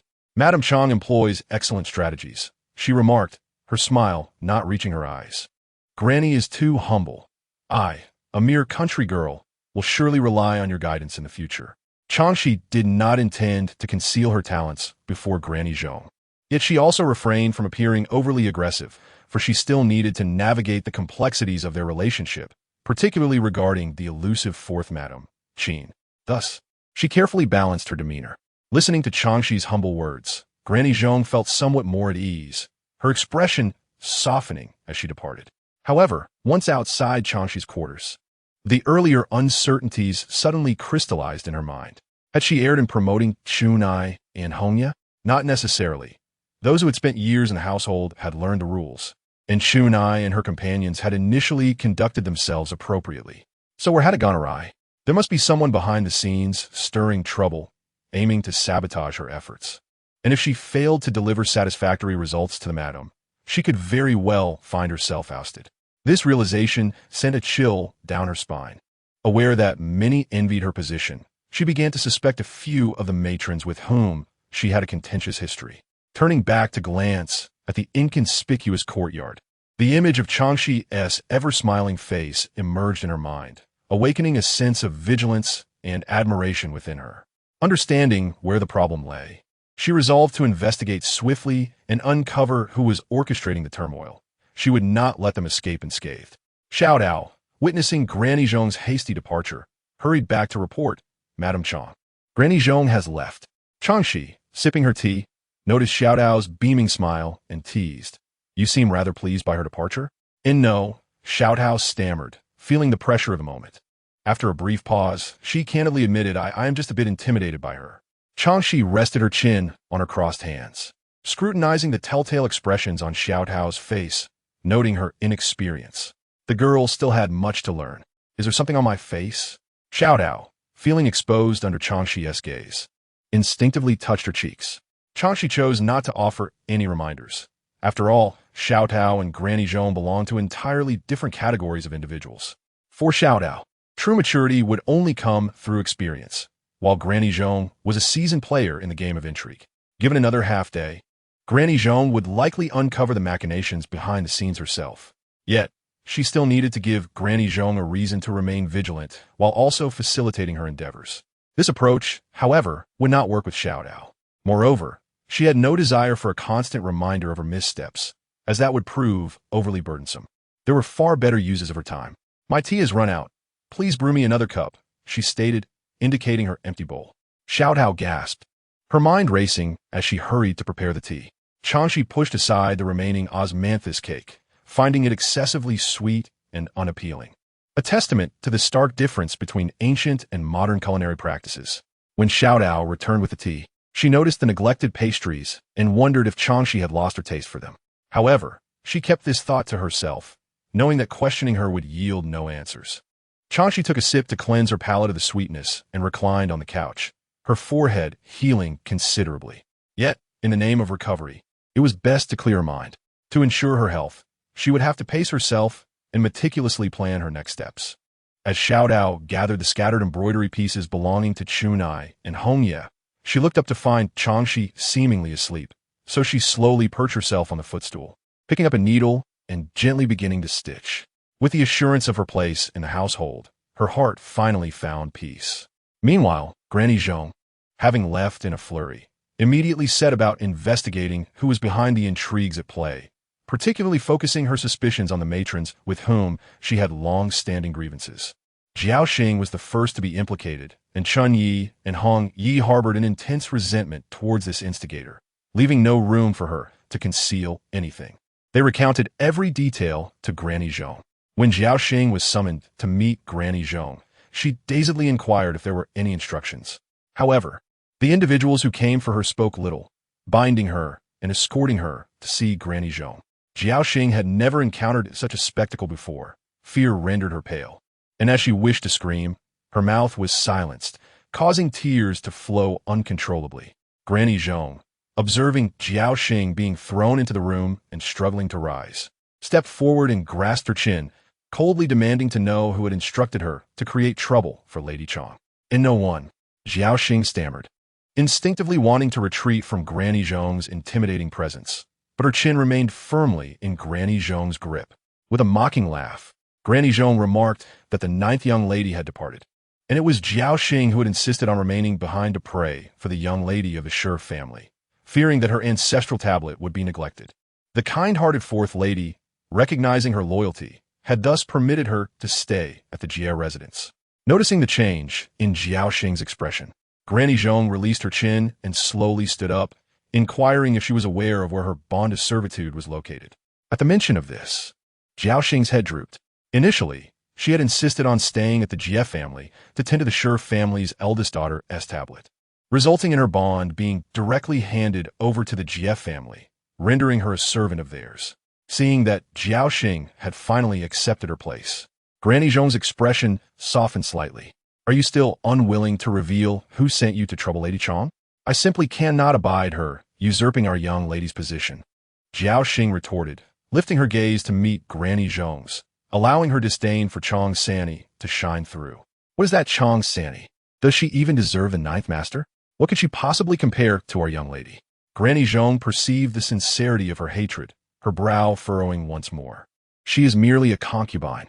Does she truly think she is worthy of being the ninth master's concubine? Huh! She is nothing more than an illiterate country bumpkin, reeking of mud and filth. As Jiao Xing's anger escalated, Granny Zhong's initial confusion transformed into understanding. You have feelings for the ninth master. Caught off guard, Jiao Xing's face flushed crimson, silencing her vitriol aimed at Chang Xi. I do not. Her dry denial was unconvincing, and Granny Zhong remained skeptical. The Jie residence was notoriously unforgiving towards maids who harbored ambitions of climbing the social ladder. The Jie family, steeped in scholarly tradition, maintained strict standards for their relatives, with ancestral teachings forbidding the taking of concubines. Private liaisons with masters, if undiscovered, were another matter altogether. The fourth lady, Qin, despised such affairs, keeping a close watch on her husband and his attendants. I will inform the lady. She will handle it as she sees fit. As Granny Zhong turned to leave, Jiao Xing scrambled to cling to her leg, weeping pitifully. Granny, I admire the ninth master, but I am acutely aware of my lowly status and never dared to harbor inappropriate thoughts. Please do not inform the lady. Granny Zhong remained unmoved by her pleas. Such a careless maid could hardly remain in the household. It was one thing to harbor secret affections. It was another to create a scandal that would draw attention. With no compassion, she kicked Jiao Xing away and departed without a backward glance. But was this the end for Jiao Xing? Not at all.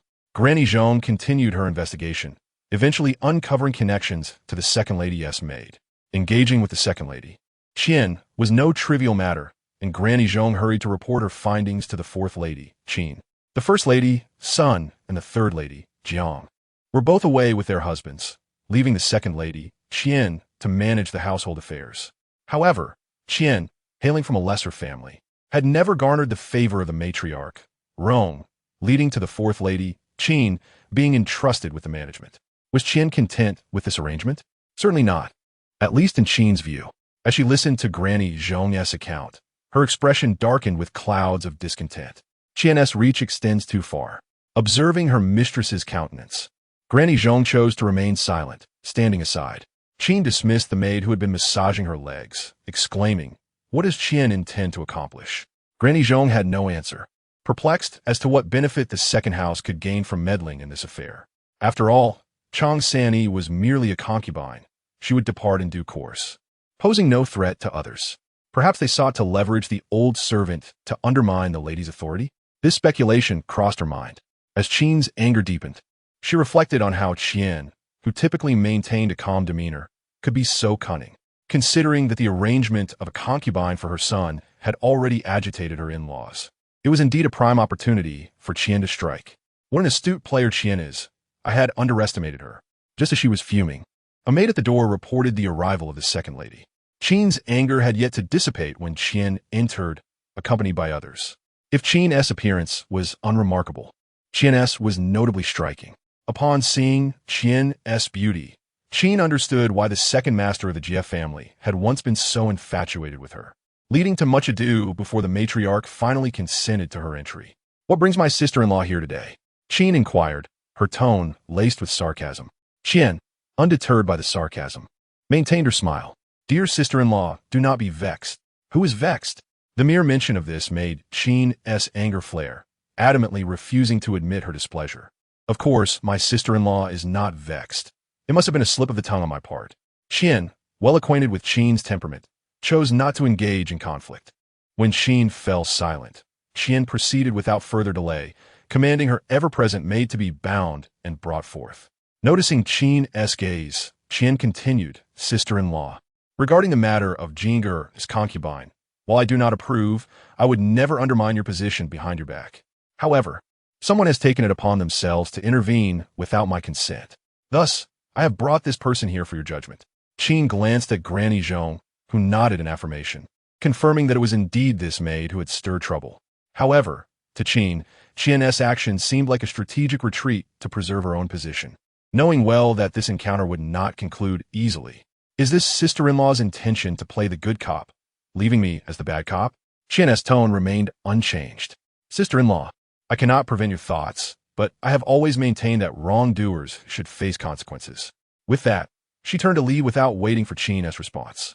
Qin, feeling an acute sense of frustration, recognized that Qian relished this tactic, often leaving her with a feeling akin to striking a pillow. Pointing to the maid brought by Qian, she instructed Granny Zhong, "You handle this matter," and returned that former maid of the Shi family along with her bond, stating that our Jie household is too small to accommodate such a grand figure. Qin had yet to come to terms with how the Shi family had once married their ailing daughter into their household. The absence of a mere maid would hardly attract attention, but Jiao Xing's situation had piqued Xiao Tao's interest. Upon receiving the news, she rushed to find Chang Xi. "Lady Chang, have you heard? Jiao Xing has been sent back to the Shi family. Did you win or lose?" Chang Xi, currently indulging in supplements, glanced at the flustered Xiao Tao with an air of disinterest. What is there to discuss about this? Jiao Xing, who is she? On the very first night she arrived at the Jie mansion, she was mentioned by Chun Yi. At that time, she did not inquire further, yet deep within, she had already condemned this person. Even when she alerted Granny Zhong, she knew Jiao Xing would not escape her fate. Indeed, events unfolded precisely as she had predicted. How could she allow such a ticking time bomb to remain by her side, constantly watching her with hawk-like scrutiny? Even if her methods were not sophisticated, they were certainly bothersome. Xiao Tao, belatedly realizing Chang Xi's indifference toward this matter, suddenly speculated whether Madame Chang had foreseen the outcome all along. Oh, has this simpleton finally come to her senses? Chang Xi raised an eyebrow at her, yet did not directly respond to the question. Having served Chang Xi for several days, Xiao Tao could tell from her demeanor that her guess was correct. At that moment, she admired Chang Xi immensely and eagerly inquired how she had come to such a conclusion. Chang Xi, however, merely set down the medicinal tonic in her hand and said, "You should taste it." Xiao Tao waved her hands. "This is the tonic the kitchen prepared for you. I cannot eat it." "I did not ask you to eat it, but to taste it." Skeptically, Xiao Tao fetched a new spoon, cautiously scooping up a spoonful to taste. Instantly, an overwhelmingly salty flavor spread across her palate, prompting her to turn and spit it out. "I will take this to the cook to settle the score." Fuming, she lifted the bowl and marched toward the kitchen. Just as she was about to step out, Chang Xi called her back, pointing to her own head. "Did you not just ask me how I knew Jiao Xing would be dismissed? I will tell you. Use your brain more, and you too can achieve this." Xiao Tao's face still bore a look of confusion, yet Chang Xi waved her off to leave. Watching the maid's hurried retreat, she shook her head with a sigh. If this had been in modern times, she would have surely dismissed such a simpleton. Truly a blockhead, oblivious to the countless lessons needed to awaken her understanding. She had previously believed Xiao Tao had grasped the situation well. Xiao Tao stormed into the kitchen, angrily placing the tonic before the cook. "What on earth have you made? Is this even edible?" The cook glanced at Xiao Tao. "What I make is just like this. Eat it or not." "You." Xiao Tao, seething with rage, pointed at the cook, suddenly realizing, "You did this on purpose." The cook, irritated, pushed Xiao Tao's finger away. "Don't point at me, or I'll chop you up. You despicable." Xiao Tao hurled the ingredients on the table toward the cook. "I'm going to tell Madame Chang." "Go ahead. That's just a maid who was sold into the mansion. Does she really think of herself as a mistress?" The cook retorted defiantly. Xiao Tao was on the verge of tears. To her, although Chang Xi was merely a concubine, she was thoroughly impressed by her wisdom and naturally regarded her as superior. How could she tolerate others insulting her? Without hesitation, she flung the tonic at the scolding cook, testing whether her mouth would remain foul. The cook, unwilling to be drenched in soup, immediately retaliated, and the other cooks, witnessing the brawl, eagerly rushed in to intervene. Consequently, Xiao Tao received several blows, her hair disheveled and clothing torn, appearing quite disheveled as she reappeared before Chang Xi. Chang Xi appraised her, noticing the girl's swollen eyes. and suddenly felt a pang of conscience, asking, "Did you lose or win the fight?" Upon hearing this, Xiao Tao burst into tears, lamenting how the kitchen staff had bullied her. Chang Xi understood. Clearly, she had lost. As for the defeated, there was little to discuss. So she continued to rest with her eyes closed. Xiao Tao had expected some words of comfort from Chang Xi, but was taken aback when Chang Xi only asked one question before dismissing her, prompting her sorrow to deepen, her cries growing louder. "Enough of the noise," Chang Xi said impatiently. Xiao Tao dared not wail any longer, but continued to sob quietly. Chang Xi sighed, wondering if she intentionally wished for her to take longer to heal. She opened her eyes and asked, "So, where did you falter?" "There were too many of them," Xiao Tao replied indignantly. "If you knew there were many, why did you not escape?" Chang Xi replied coldly, "To act against what one knows is impossible is not clever. It is foolish." Xiao Tao was momentarily at a loss for words, finally managing to say, "I couldn't bear their insults toward you." "Why am I being insulted?" "Because you're a concubine." "Did they only just find out today that I am a concubine and look for trouble?" Chang Xi's question struck Xiao Tao like a revelation. Indeed, the food prepared by the cook had been normal until today. How could this be reasonable? If they truly looked down on Chang Xi's status, they would have shown their disdain from the very beginning, rather than waiting until now to provoke her. Seeing Xiao Tao's expression shift, Chang Xi knew she was beginning to grasp the situation. "What do you plan to do now?" Xiao Tao, filled with righteous indignation, declared, "I will confront Chun Yi and Hong Yi directly. It was their incompetence that led to their punishment, not my informing." Chang Xi lightly tapped the table, raising an eyebrow with a smile. "Do you think that will be effective? Do you think they will believe your innocence? You are the only one left among the four. How will you explain why you were spared?" Xiao Tao was momentarily speechless, and after a long pause, she resentfully replied, "Should I just let them tarnish my reputation behind my back?" Chang Xi found guiding others to be a truly thankless task and felt somewhat disheartened. Acting solely on blind courage would yield no results. First, she needed to learn to control her temper. Seeing Xiao Tao about to speak again, she immediately waved her hand. "Enough, I have said all I can. You may leave now. I need a rest." Xiao Tao, seeing Chang Xi close her eyes once more, dare not say anything further and quietly retreated. Once the door was shut, she leaned against it, contemplating Chang Xi's words. She made an effort to quell her anger, recalling how Chang Xi had adeptly divided the four of them with just a few words when she first arrived at the mansion, leading her onto a distinctly different path from those three. What had Chang Xi said? When she first entered the mansion, she had no foundation, which was why others initially looked down on her. However, she had drawn on Granny Zhong, a trusted confidant of the fourth madam, and that changed everything. She had been the first to turn against the others, not against Chang Xi, but against the person she had once aligned herself with, Granny Zhong. With this thought, her eyes suddenly brightened, and she hurried back to the kitchen. Hearing the commotion, Chang Xi abruptly opened her eyes, a faint smile gracing her lips, relieved that Xiao Tao had not acted entirely foolishly. In the kitchen, the atmosphere was lively, as the cook who had quarreled and fought with Xiao Tao was boasting about how she had taught Xiao Tao a lesson. "You should have seen it. That little brat was completely dazed by my slap. TSK, she really can take a hit. In my opinion, such a snitch should be beaten more." Immediately, others chimed in, "Exactly. I can't stand them." Indeed, who doesn't he rely on their master to bully others? Others are proper masters. So we can't do anything, but that little brat serves someone of what status? It was merely a matter of acquiring items from the estate. When Xiao Tao hurriedly arrived, she happened to overhear the conversation condemning her alongside Lady Chang, which instantly ignited her fury. However, recalling Lady Chang's advice on temper control, she took a deep breath to temper her anger before storming in. The group of kitchen maids turned at the sound, surprised to see Xiao Tao returning with such determination, feeling as though they had been provoked. Just as Xiao Tao was about to unleash her wrath, she noticed that the kitchen maid she had fought most fiercely with was sitting next to the sharp-faced maid who had previously guarded the gate with her. She was taken aback. "So the instigator was you?" The sharp-faced maid did not flinch, sneering at Xiao Tao and boldly stating, "Indeed, it was me. Why is it permissible for you to slander me behind my back and ruin my position? Yet I cannot seek justice for myself." After finally being promoted to a second-tier maid, she found herself demoted back to her original status overnight. She resented it. Why was it that Xiao Tao could remain unscathed? They had all acted in concert initially.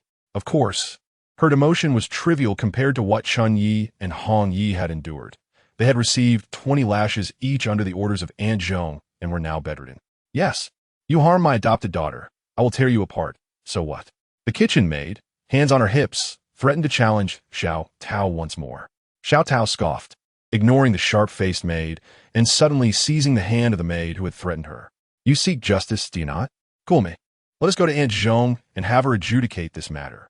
Upon mentioning Aunt Zhong, the kitchen maid became flustered, instinctively refusing to let Xiao Tao pull her away, and boldly declared, You think you can just summon Aunt Zhong whenever you wish? Who do you think you are? Do you believe she has the time to entertain you? Xiao Tao, now amused by the irony, retorted, Did you not just call me a treacherous villain? Now you say Aunt Zhong has no time for me? How is it that in your words, both black and white, are of your own making? Her words struck a chord, rendering the group of kitchen maids, who were ready to further condemn Xiao Tao, momentarily speechless. One of them, quick-witted, realized Xiao Tao had a point. The maid held by Xiao Tao, seeing the expressions of her peers, grew anxious. Do not believe her. That little vixen is adept at twisting words. Her mouth is full of deceit. Come, we shall confront Aunt Zhong and settle this matter face to face. If I truly conspire to harm others and ruin their positions, may I be struck by lightning. With fury evident on her face, Xiao Tao tugged insistently at the kitchen maid, determined to seek out Aunt Zhong. The maid, significantly slenderer than Xiao Tao, found herself dragged several steps before desperately clinging to the doorframe, unwilling to face Aunt Zhong at any cost. Xiao Tao was indifferent to her predicament. She had no family to care for, but this maid had dependents relying on her. The other kitchen maids, witnessing the unfolding drama and hearing Xiao Tao's fervent vow, began to rally around her, believing in the power of her oath. Some, unwilling to get involved, simply turned away, harboring dissatisfaction towards the instigating maid. The sharp-faced maid, realizing the tide had turned, hastily attempted to slip away. Xiao Tao called after her, Do not leave. We must clarify everything openly, or you will continue to tarnish my and Lady Chang's reputation. The more she shouted, the faster the maid seemed to retreat, feeling a sense of satisfaction. You followed the instigation of that banana apricot, failed in your duties, and were caught by Aunt Zhong, resulting in your demotion. What does that have to do with me or Lady Chang? Lady Chang, being kind-hearted, even chose not to pursue the matter concerning you, Chun Yi and Hong Yi. Yet here you are, disregarding her goodwill and slandering her name. Do you not feel guilty? The kitchen was always bustling, given the need to serve multiple masters, running back and forth for various requests. Human nature is drawn to spectacle, and Xiao Tao's confrontation would certainly spread among the servants, morphing into a myriad of versions that would unfold over time. At least no one would believe the sharp-faced maid or the words of Chun Yi and Hong Yi any longer. The kitchen maid, now held by Xiao Tao and unwilling to act recklessly, quickly attempted to placate her. Xiao Tao, please let go. I was merely deceived by that little vixen. Oh, is that not your adopted daughter? Ah, what claim do I have over her? An unceremonious bond does not count. Her silver tongue has led me astray, and I was merely tricked by her. Truly, Xiao Tao had experienced the shamelessness of such servants. However, her intent was not to forge enmity, but to seize the opportunity to cleanse the sullied reputation cast upon her while curbing the spread of ugly rumors. I am indifferent. We are all servants. Yet Lady Chang is deeply affected. Aunt Zhong previously stated that if Lady Chang had any needs, she should feel free to ask. What then shall we do about this? The kitchen maid, recognizing Xiao Tao's display of authority, understood she was caught between a rock and a hard place after hearing only her adopted daughter's side. If Aunt Zhong were to hear even a hint of her involvement, she could easily find herself in the same predicament as her adopted daughter. I shall prepare some nourishing soup and personally deliver it to Lady Chang. Then bow and plead for forgiveness. What do you think, my lady? Xiao Tao deliberately mimicked Chang, Xi's inscrutable demeanor, remaining silent for a while. The kitchen maid, sensing the tension, grew increasingly anxious and slapped herself twice. Xiao Tao, whatever you suggest, I shall follow. Seeing the redness on the maid's face, Xiao Tao finally swallowed her pride, feigning reluctance. Why do you strike yourself? Very well, we shall proceed as you suggest, and I will speak a few kind words on your behalf. Upon hearing this, the kitchen maid expressed her gratitude profusely before setting off to prepare the nourishing soup as an offering of apology. When Chang Xi awakened, Xiao Tao had already returned. looking refreshed and composed. Noticing Chang Xi's gaze upon her, she beamed a silly smile. Indeed, it seemed she had regained her standing. Chang Xi teased her, remarking that this was the demeanor expected of her assistant, in contrast to her previous foolishness that was hard to bear. With Chang Xi's affirmation, Xiao Tao's smile brightened considerably as she eagerly recounted how she had learned from her, detailing the process and how she had successfully turned the situation around. Chang Xi listened attentively. Although the goal had been achieved, she believed there were more effective ways to resolve it. Nonetheless, the progress made by the young girl was commendable. Well done. Appropriate encouragement can foster growth, and Chang Xi valued her development, so she was generous with her praise.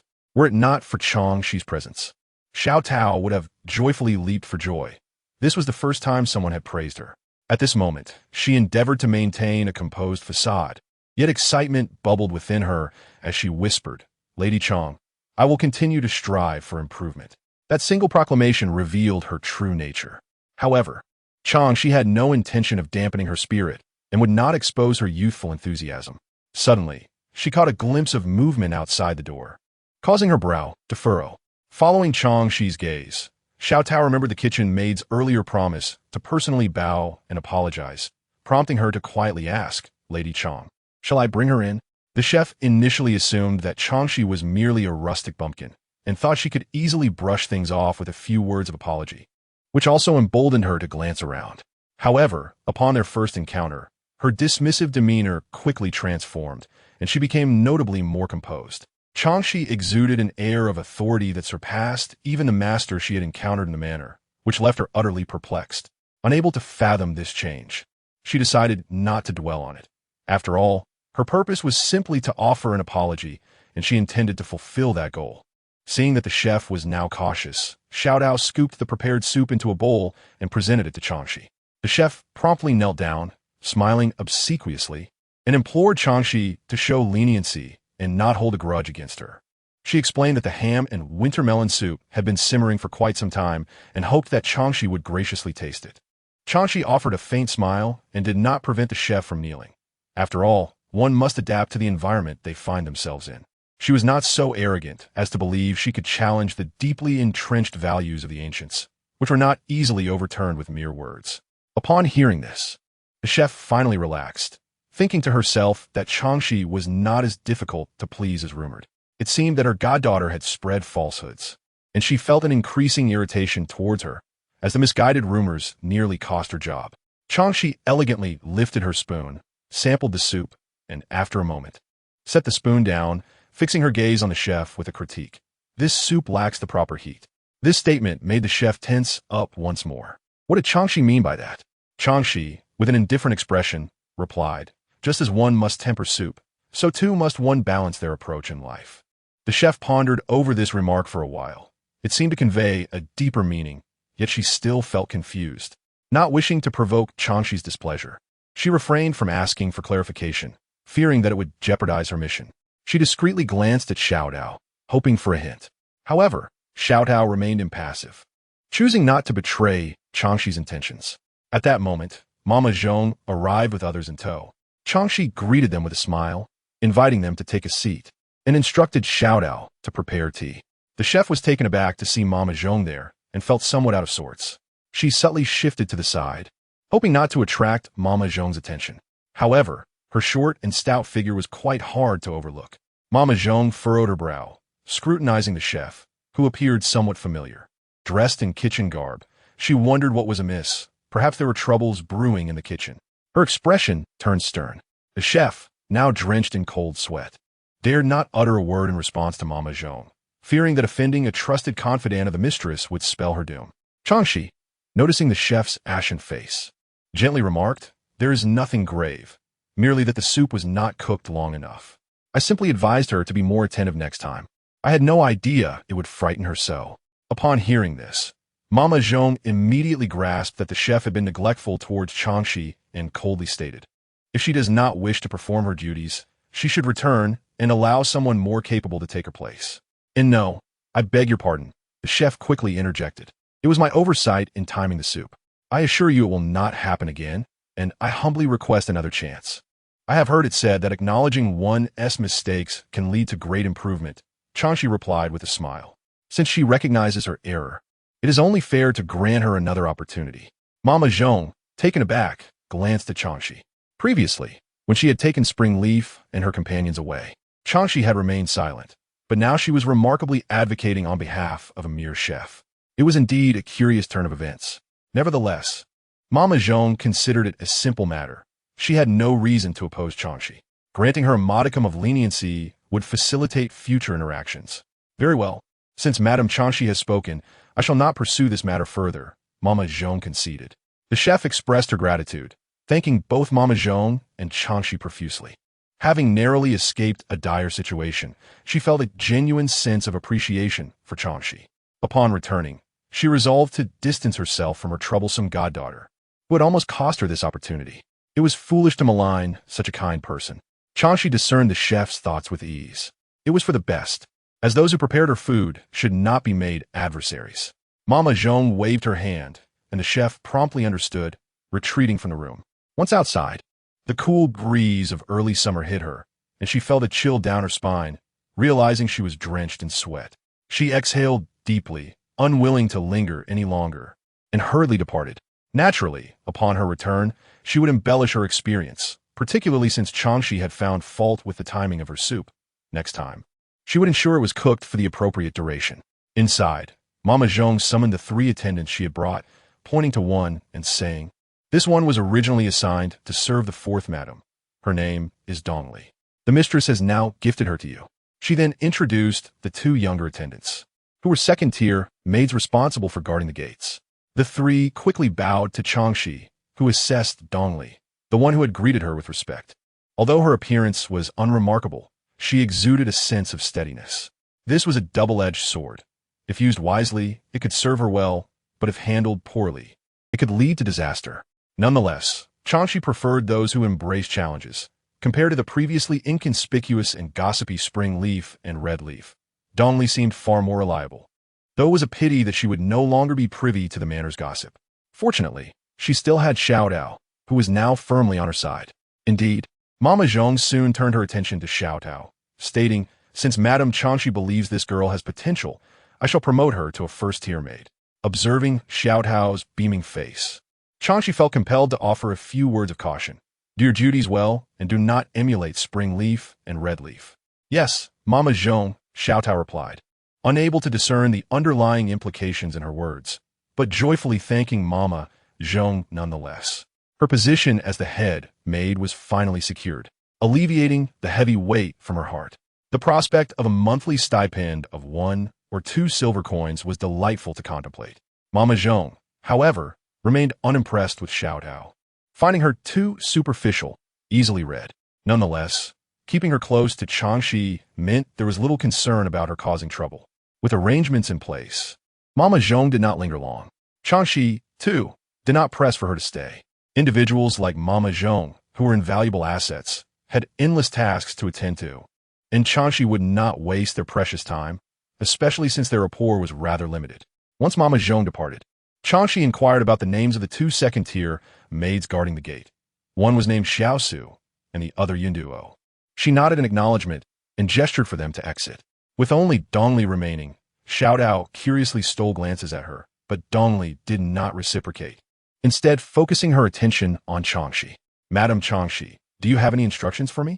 Chang Xi rested her chin on her hand, studying Dongli, who was said to be the 4th Madame's chief maid, and suddenly asked, "Can you read?"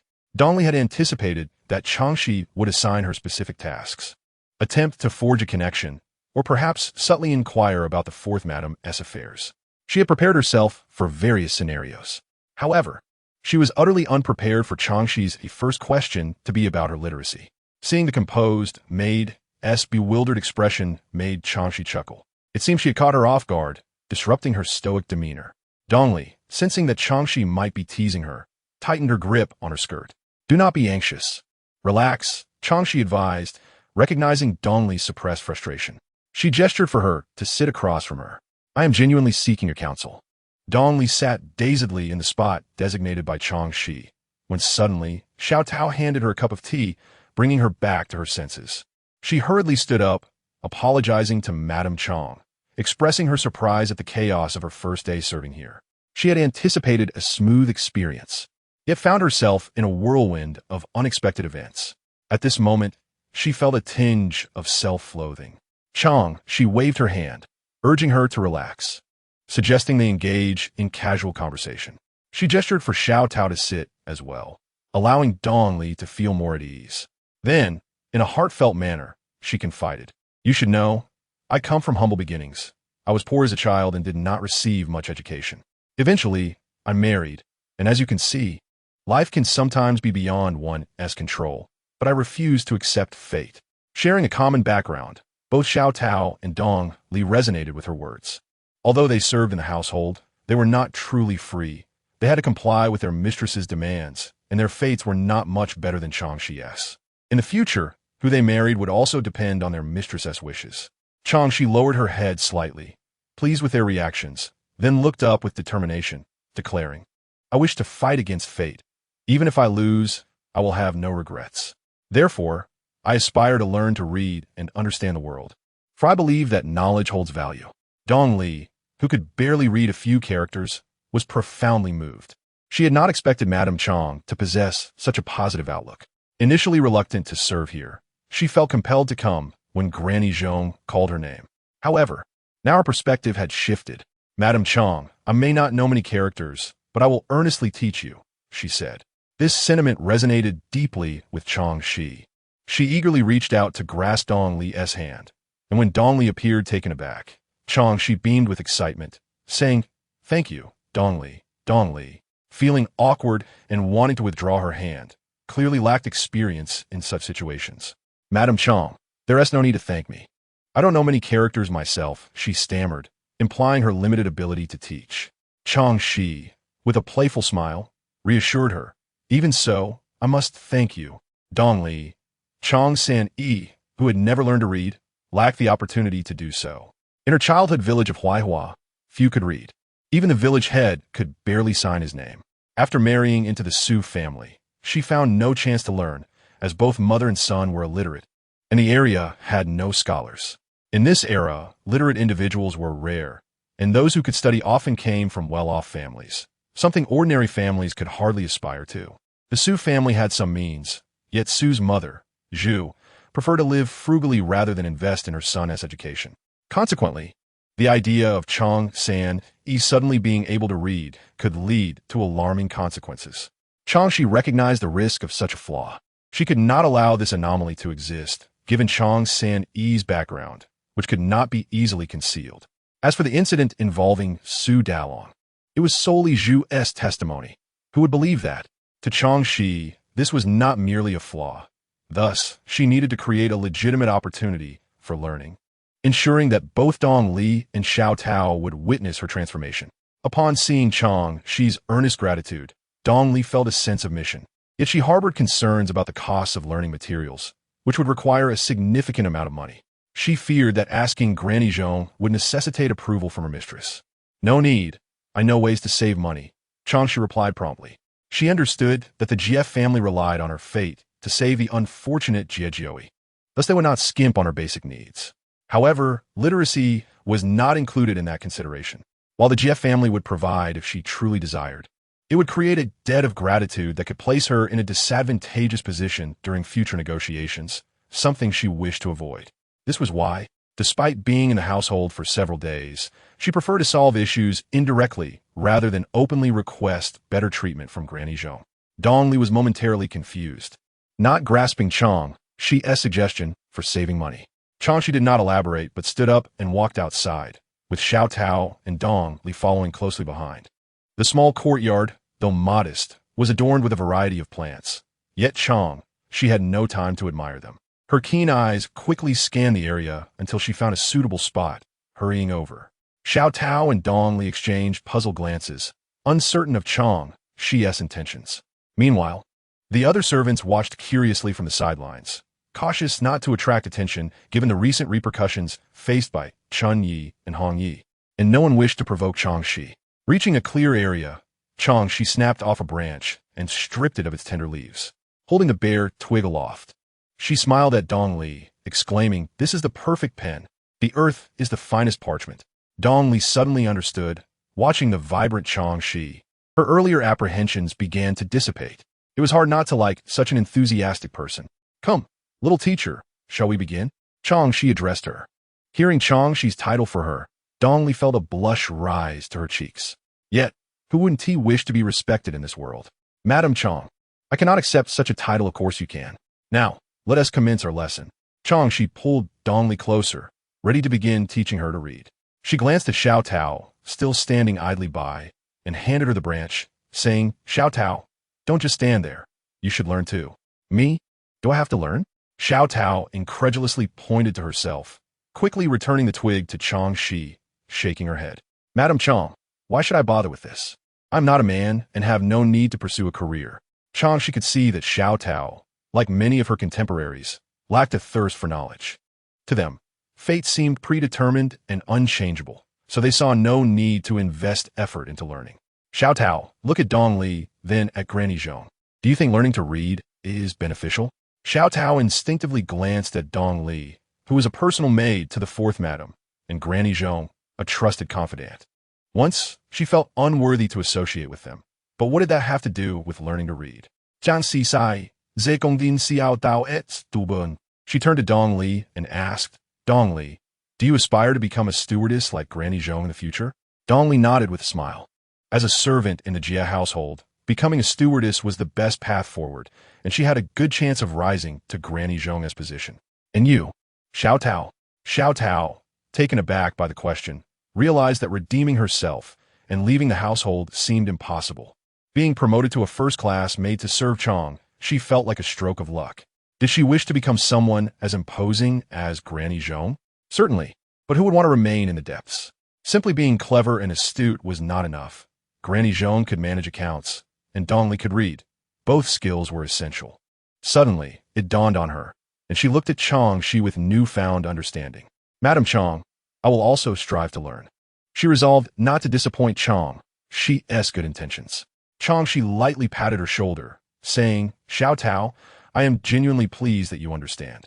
Dong Li observed the pair of master and servant, a wave of inexplicable emotion surging within her, leading to an increased fondness for Chang Xi. In her eyes, Chang Yangzi truly embodied the essence of a good person. Had Chang Xi been aware of her role as a paragon of virtue, she would undoubtedly have gazed skyward in disbelief. It was rather absurd. Her intention in nurturing Xiao Tao was undeniably self-serving. For a subordinate who could read, write, and calculate was far more capable than one utterly illiterate. One cannot expect a horse to thrive while withholding its fodder, can one? Drawing upon her memories of the three-character classic, Dong Li began teaching Chang Xi and Xiao Tao to recognize characters. Though Chang Xi had traversed to this realm without ever encountering its written language, initial trepidation concerning potential discrepancies quickly dissolved upon realizing Dong Li was teaching her the three-character classic in traditional Chinese characters. A smile spread across her face.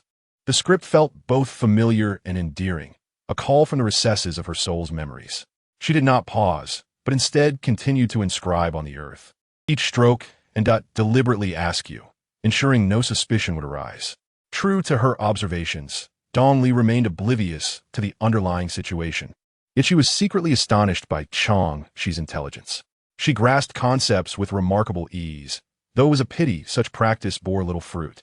However, as women were not required to sit for the imperial examinations, the quality of their handwriting became irrelevant, especially since her own was hardly exemplary.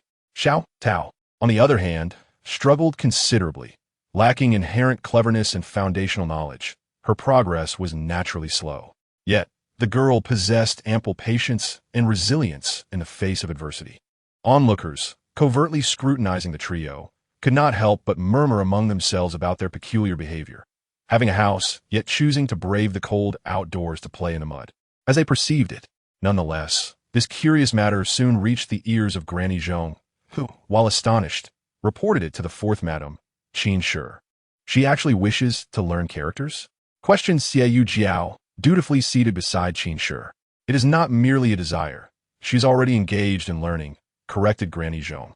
"She has requested Dong Li to instruct her." Xiaoyu Jiao was taken aback, for in her recollection, Dong Li had only learned the three-character classic and 100 family surnames, and had not even ventured into the 1,000-character classic. What a bold teacher and a daring student, she mused, filled with admiration. The fourth madam, Qin Shi, cast a glance at her daughter, acknowledging that Dong Li, having emerged from her household, was more than capable of teaching a peasant girl. It is said that one must consider the master when dealing with a dog. Hence, she welcomed Chang San'e's request for knowledge, seeing it as a testament to her discernment. Xiaoyu Jiao refrained from debating with her mother, noting that Chang San'e had indeed touched upon her mother's interests, revealing a depth of cunning beyond her initial expectations. Yet, a person who actively seeks to learn characters possessed admirable qualities in her eyes. Yet, she pondered how long Chang San'e could persevere. The sea of knowledge is boundless, and without a modicum of determination and patience, one cannot hope to achieve anything. Granny Zhong, overhearing the elder young lady's cynical remarks, merely smiled in silence. Her inner thoughts dismissive. How could the lofty masters comprehend the struggles of those beneath them yearning for knowledge? The concepts of perseverance and patience seemed trivial when one lacked guidance. It was a stark contrast to the young ladies of the Xie family, who entered the world with every advantage. Consequently, Qin Shi declared, "Let us observe her progress for now. And, Granny Zhong, please send her a set of writing supplies shortly. We would not want others to perceive the Xie family as stingy." Granny Zhong readily complied, praising the madam's benevolence. "Enough flattery, just see to it." Qin Shi waved her hand, signaling Granny Zhong to depart before turning her attention to her daughter. "Your mother-in-law has sent for you twice. I believe it is time for you to return home to prevent further gossip." Xiaoyu Jiao, twisting the handkerchief in her grasp, clearly disinterested in returning to her in-laws, nevertheless understood the necessity of not overstepping boundaries. She finally nodded, "I will have my maid pack my belongings." Qin Shi affectionately stroked her daughter's hair, promising, "In a few days, I will find a reason to bring you back for a short visit." Xiaoyu Jiao's eyes glistened with unshed tears, reluctant to part from her mother. The mother-daughter duo exchanged heartfelt words until an emissary from the elder matriarch, Rong Shi, arrived, prompting Qin Shi to allow her daughter to return and gather her belongings. Xiaoyu Jiao felt a wave of melancholy wash over her as she packed, her thoughts consumed by the realization that once married, she would no longer have a home to return to. Overwhelmed by sadness, she shed tears before drying her eyes and resuming her task. A glance at the bookshelf revealed volumes from her childhood, prompting her to pull one out and peruse the annotations inscribed in her youthful handwriting. How delightful it would be to return to those carefree days. As she gently caressed the book, a thought struck her. Chang San'e, now married, still wished to learn characters. Regardless of her motivations, such courage was commendable. After all, having more literate women in the world was far superior to an abundance of the illiterate. Thus, she not only selected the 300 poems, but also a few other suitable texts for beginners, presenting them to a nearby maid with the instruction to deliver them to Chang San'e, encouraging her to diligently learn, and promising to personally assess her progress when time permitted. The maid, stunned by the sheer volume of books, stammered, "Miss, do you really wish to send all of these?" "Just do as I say, and spare me your inquiries," Xiaoyu Jiao retorted, disliking any challenge to her decisions. Her actions stemmed from a shared sense of womanhood. She wished to support Chang San'e's ambition, hoping she would not falter along the way, for the world was ever harsh towards women. Seeing her mistress's displeasure, the maid bowed and hurried off to deliver the books. Meanwhile, Chang Xi continued her steadfast practice of writing characters in the small courtyard. Soon realizing that Dong Li's teaching was limited to mere character recognition, often unable to clarify the principles of the three-character classic, occasionally even misinterpreting them, Chang Xi discreetly corrected Dong Li multiple times, ensuring that Xiao Tao, a true novice, did not fall victim to her misguidance. Today, however, brought a series of fortunate events. First, Granny Zhong dispatched someone with a set of writing supplies, which Chang Xi examined with delight. Although they were of ordinary quality, they were a delightful surprise for her at this moment. "Please express my heartfelt gratitude to the fourth madam, and to Granny Zhong as well," she instructed. Her impression of the yet-to-be-seen fourth Madame Qin Shi was quite favorable. She found her to be unexpectedly generous, embodying the grace expected of a head matron. Those who engage in petty schemes and machinations are hardly worthy of respect. The maid sent by Granny Zhong promised to convey her message. Recognizing how favored Chang Xi was by the madam, and ensuring she would not disregard her wishes.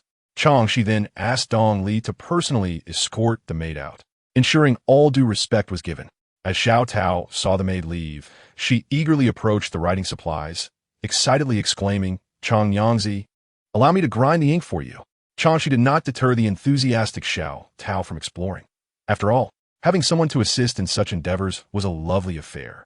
As the two conversed, Dong Li returned, accompanied by a maid bearing a large stack of books. Chang Xi set aside her brush, her gaze fixed on the maid, curious about who had sent the books. It was unlikely to be fourth Madame Qin Shi. Otherwise, the messenger from Granny Zhong would have delivered them simultaneously. Dong Li approached, informing her, "Chang Yangzi, these are from the elder young lady." Chang Xi narrowed her eyes slightly. Upon mentioning the elder young lady of the household, she immediately recognized it as Xiaoyu Jiao, the eldest daughter of Qin Shi. The matriarch Rong Shi had 4 offspring, currently boasting 10 grandsons and 3 granddaughters. The eldest granddaughter, Xiaoyu Jiao, was born to fourth Madame Qin Shi and had already married, while the second granddaughter, Xiaoyu Shui, was engaged and residing with her parents. The third granddaughter, Xiaoyu Xan, remained in the confines of her maidenhood. Since the delicate servant girl presented her with the most precious books, she naturally would not neglect her maid, instructing Xiao Tao to bring the books down and allowing the maid to take a seat. However, the maid waved her hand and said, "Madam Chang, I cannot stay longer. My young mistress will be returning home tomorrow." Chang Xi let out a genuine sigh of regret, especially after hearing the maid relay the words of the young lady.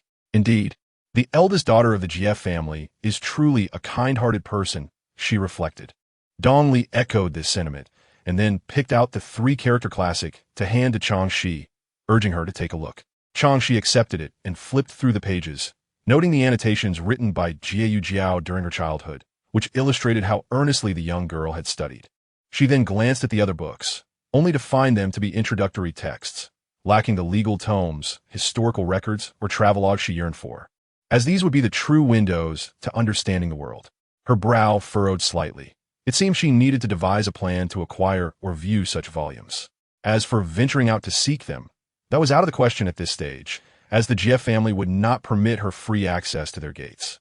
When she turned to speak with Dong Li again, her face was already adorned with a joyful smile, for with these textbooks, her studies would become considerably more convenient. Dong Li shared her delight, as this collection was far superior to what she could conjure from memory. Their proximity had lessened the formalities in their conversations. Chang Xi was instantly invigorated, having achieved yet another small goal. She devoted her days to learning, spending much of her time in the small courtyard practicing with branches, and the rest of the time writing with a brush on paper to the point of neglecting her meals.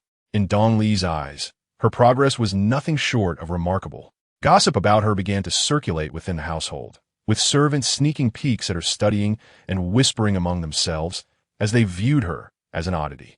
Each time Xiao Tao discovered them, she would chase them away, exasperated by their incessant curiosity.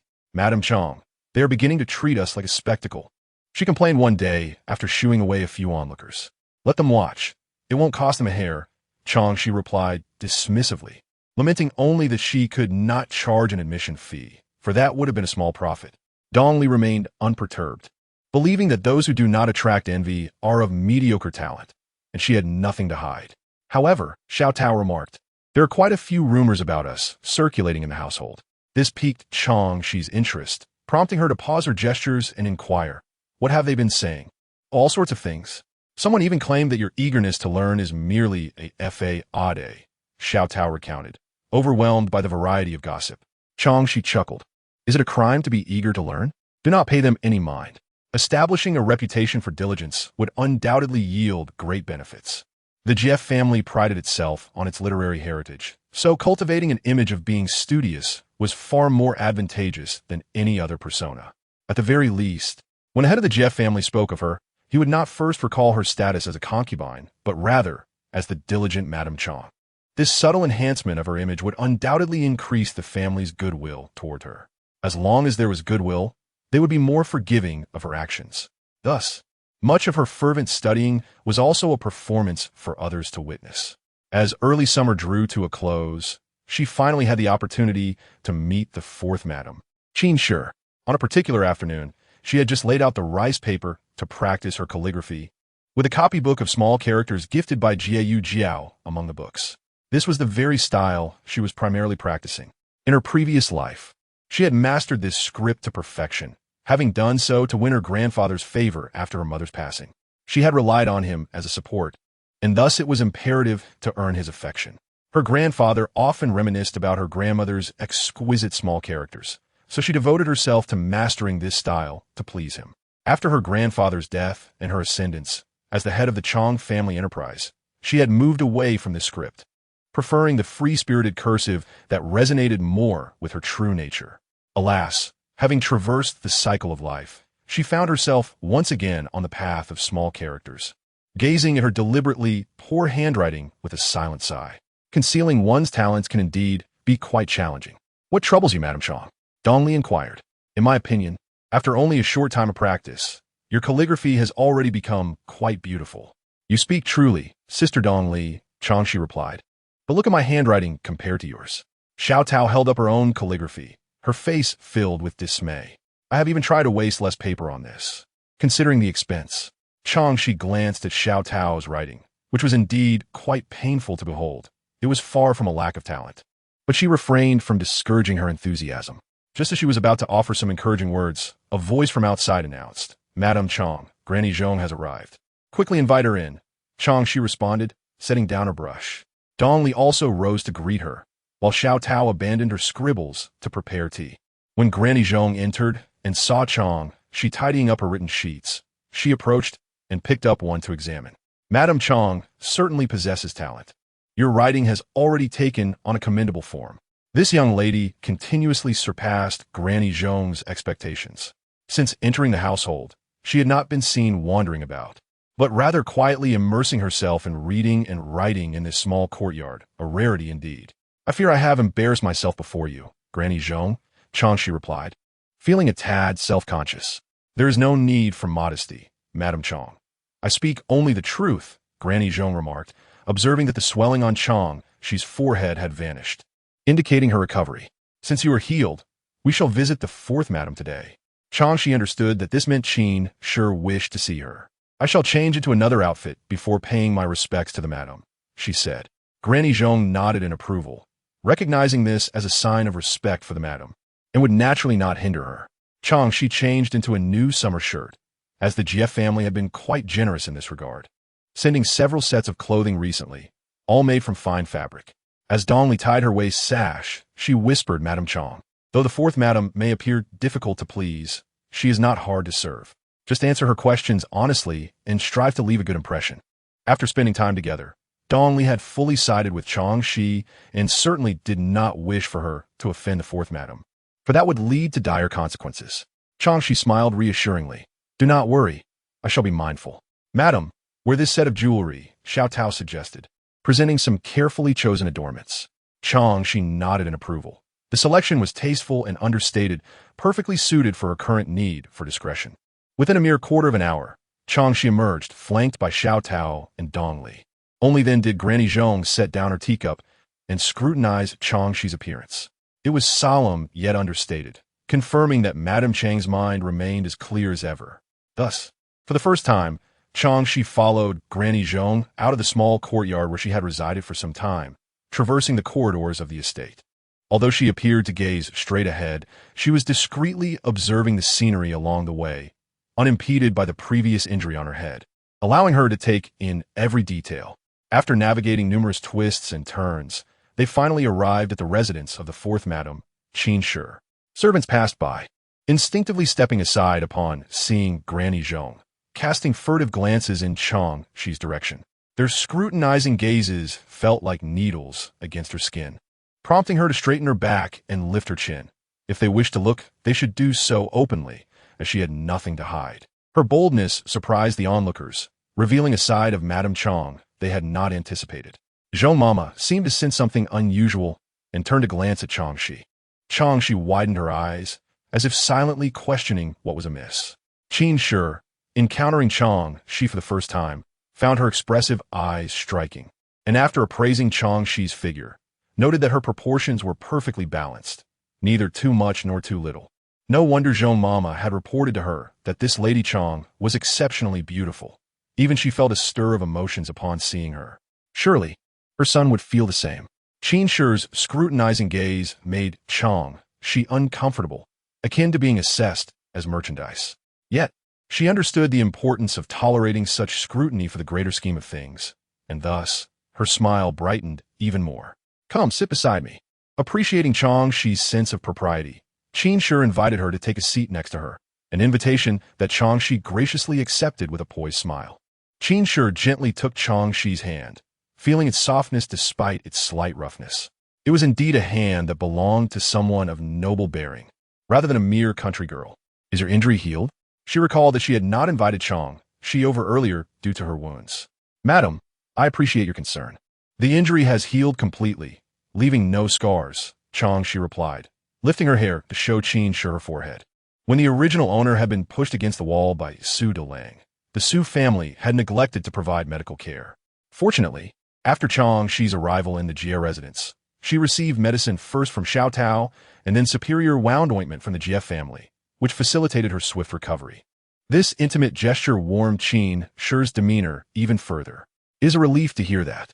I was worried about potential scarring. A young lady cannot afford blemishes on her face. Indeed, madam, Chang Xi echoed in agreement. Qin Shi then inquired about Chang Xi's studies. Upon hearing this, Chang Xi smiled and expressed her gratitude for the maid Dong Li that Qin Shi had sent, as well as for the books gifted by the young lady Jie Jiao. Every word struck a chord with Qin Shi, bringing them closer. The atmosphere between them was delightful, and Zhou Mama watched in astonishment. Had she not known that it was Chang Xi's first visit to Qin Shi, she might have assumed they were longtime acquaintances.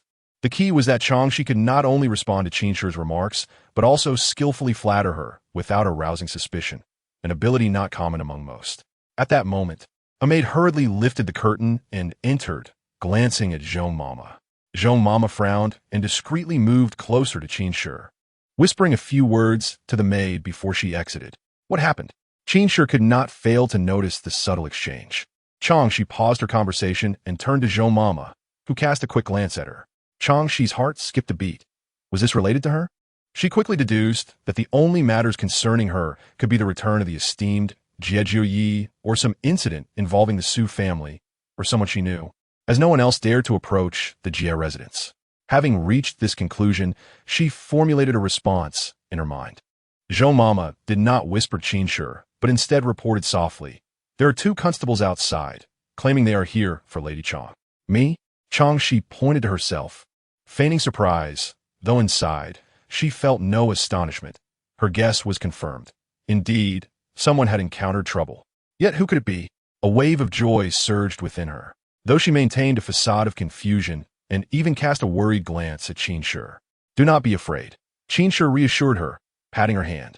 Zun Mama, please attend to the 2 constables. We shall join you shortly. Thanks to the arrival of these 2 constables, Chang Xi left the rear courtyard of the Jie residence for the first time, entering the front hall where guests were received.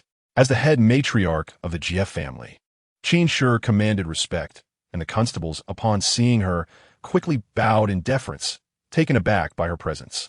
The Jie family was indeed a powerful household in Yiyang City. Standing beside Qin Shi, Chang Xi observed the constable's reverence, her eyes narrowing slightly. It became clear to her that respect was inherently tied to one's status and position, offering her a clearer understanding of her own circumstances. Upon hearing Qin Shi's inquiry, one constable stepped forward and responded, "Madam, may I inquire if there's a woman by the name of Chang San'e in your household?" Chang Xi did not immediately step forward, but instead looked to Qin Shi. The latter gestured for her to remain calm, and then addressed the constable. "Yes, there is such a woman. What has she done?" The constable quickly waved his hands. "It is nothing of the sort. There was a theft incident in the city last night, and the deceased has some connection to her. We have come merely to ask a few questions of Chang San'e.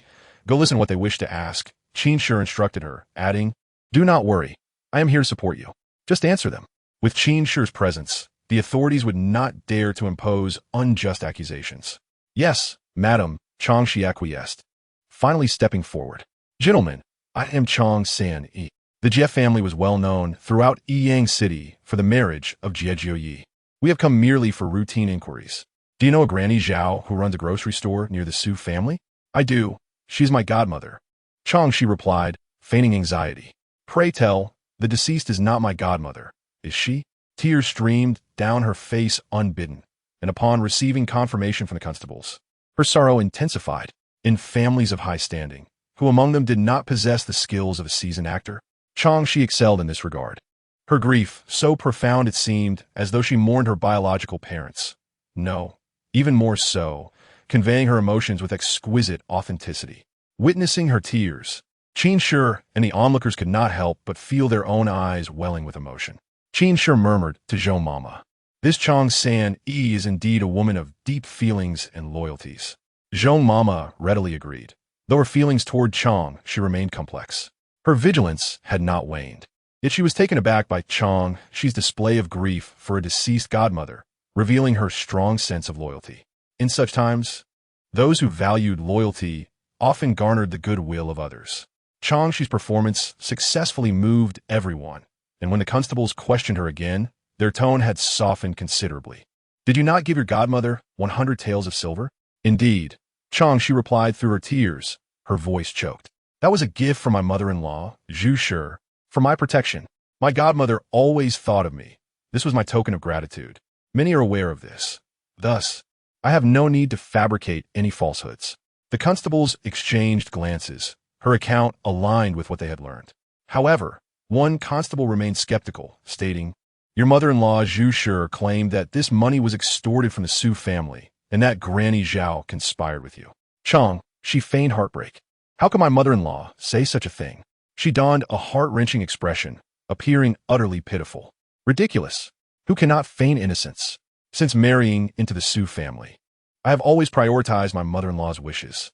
If she directs me east, I would not dare go west. Even our neighbors can attest to this. Besides, how could I possibly extort money from her? Look at my frail frame. I could not possibly overpower her and her son." The neighbors were well aware of the hardships Chang San'e faced in the Su household.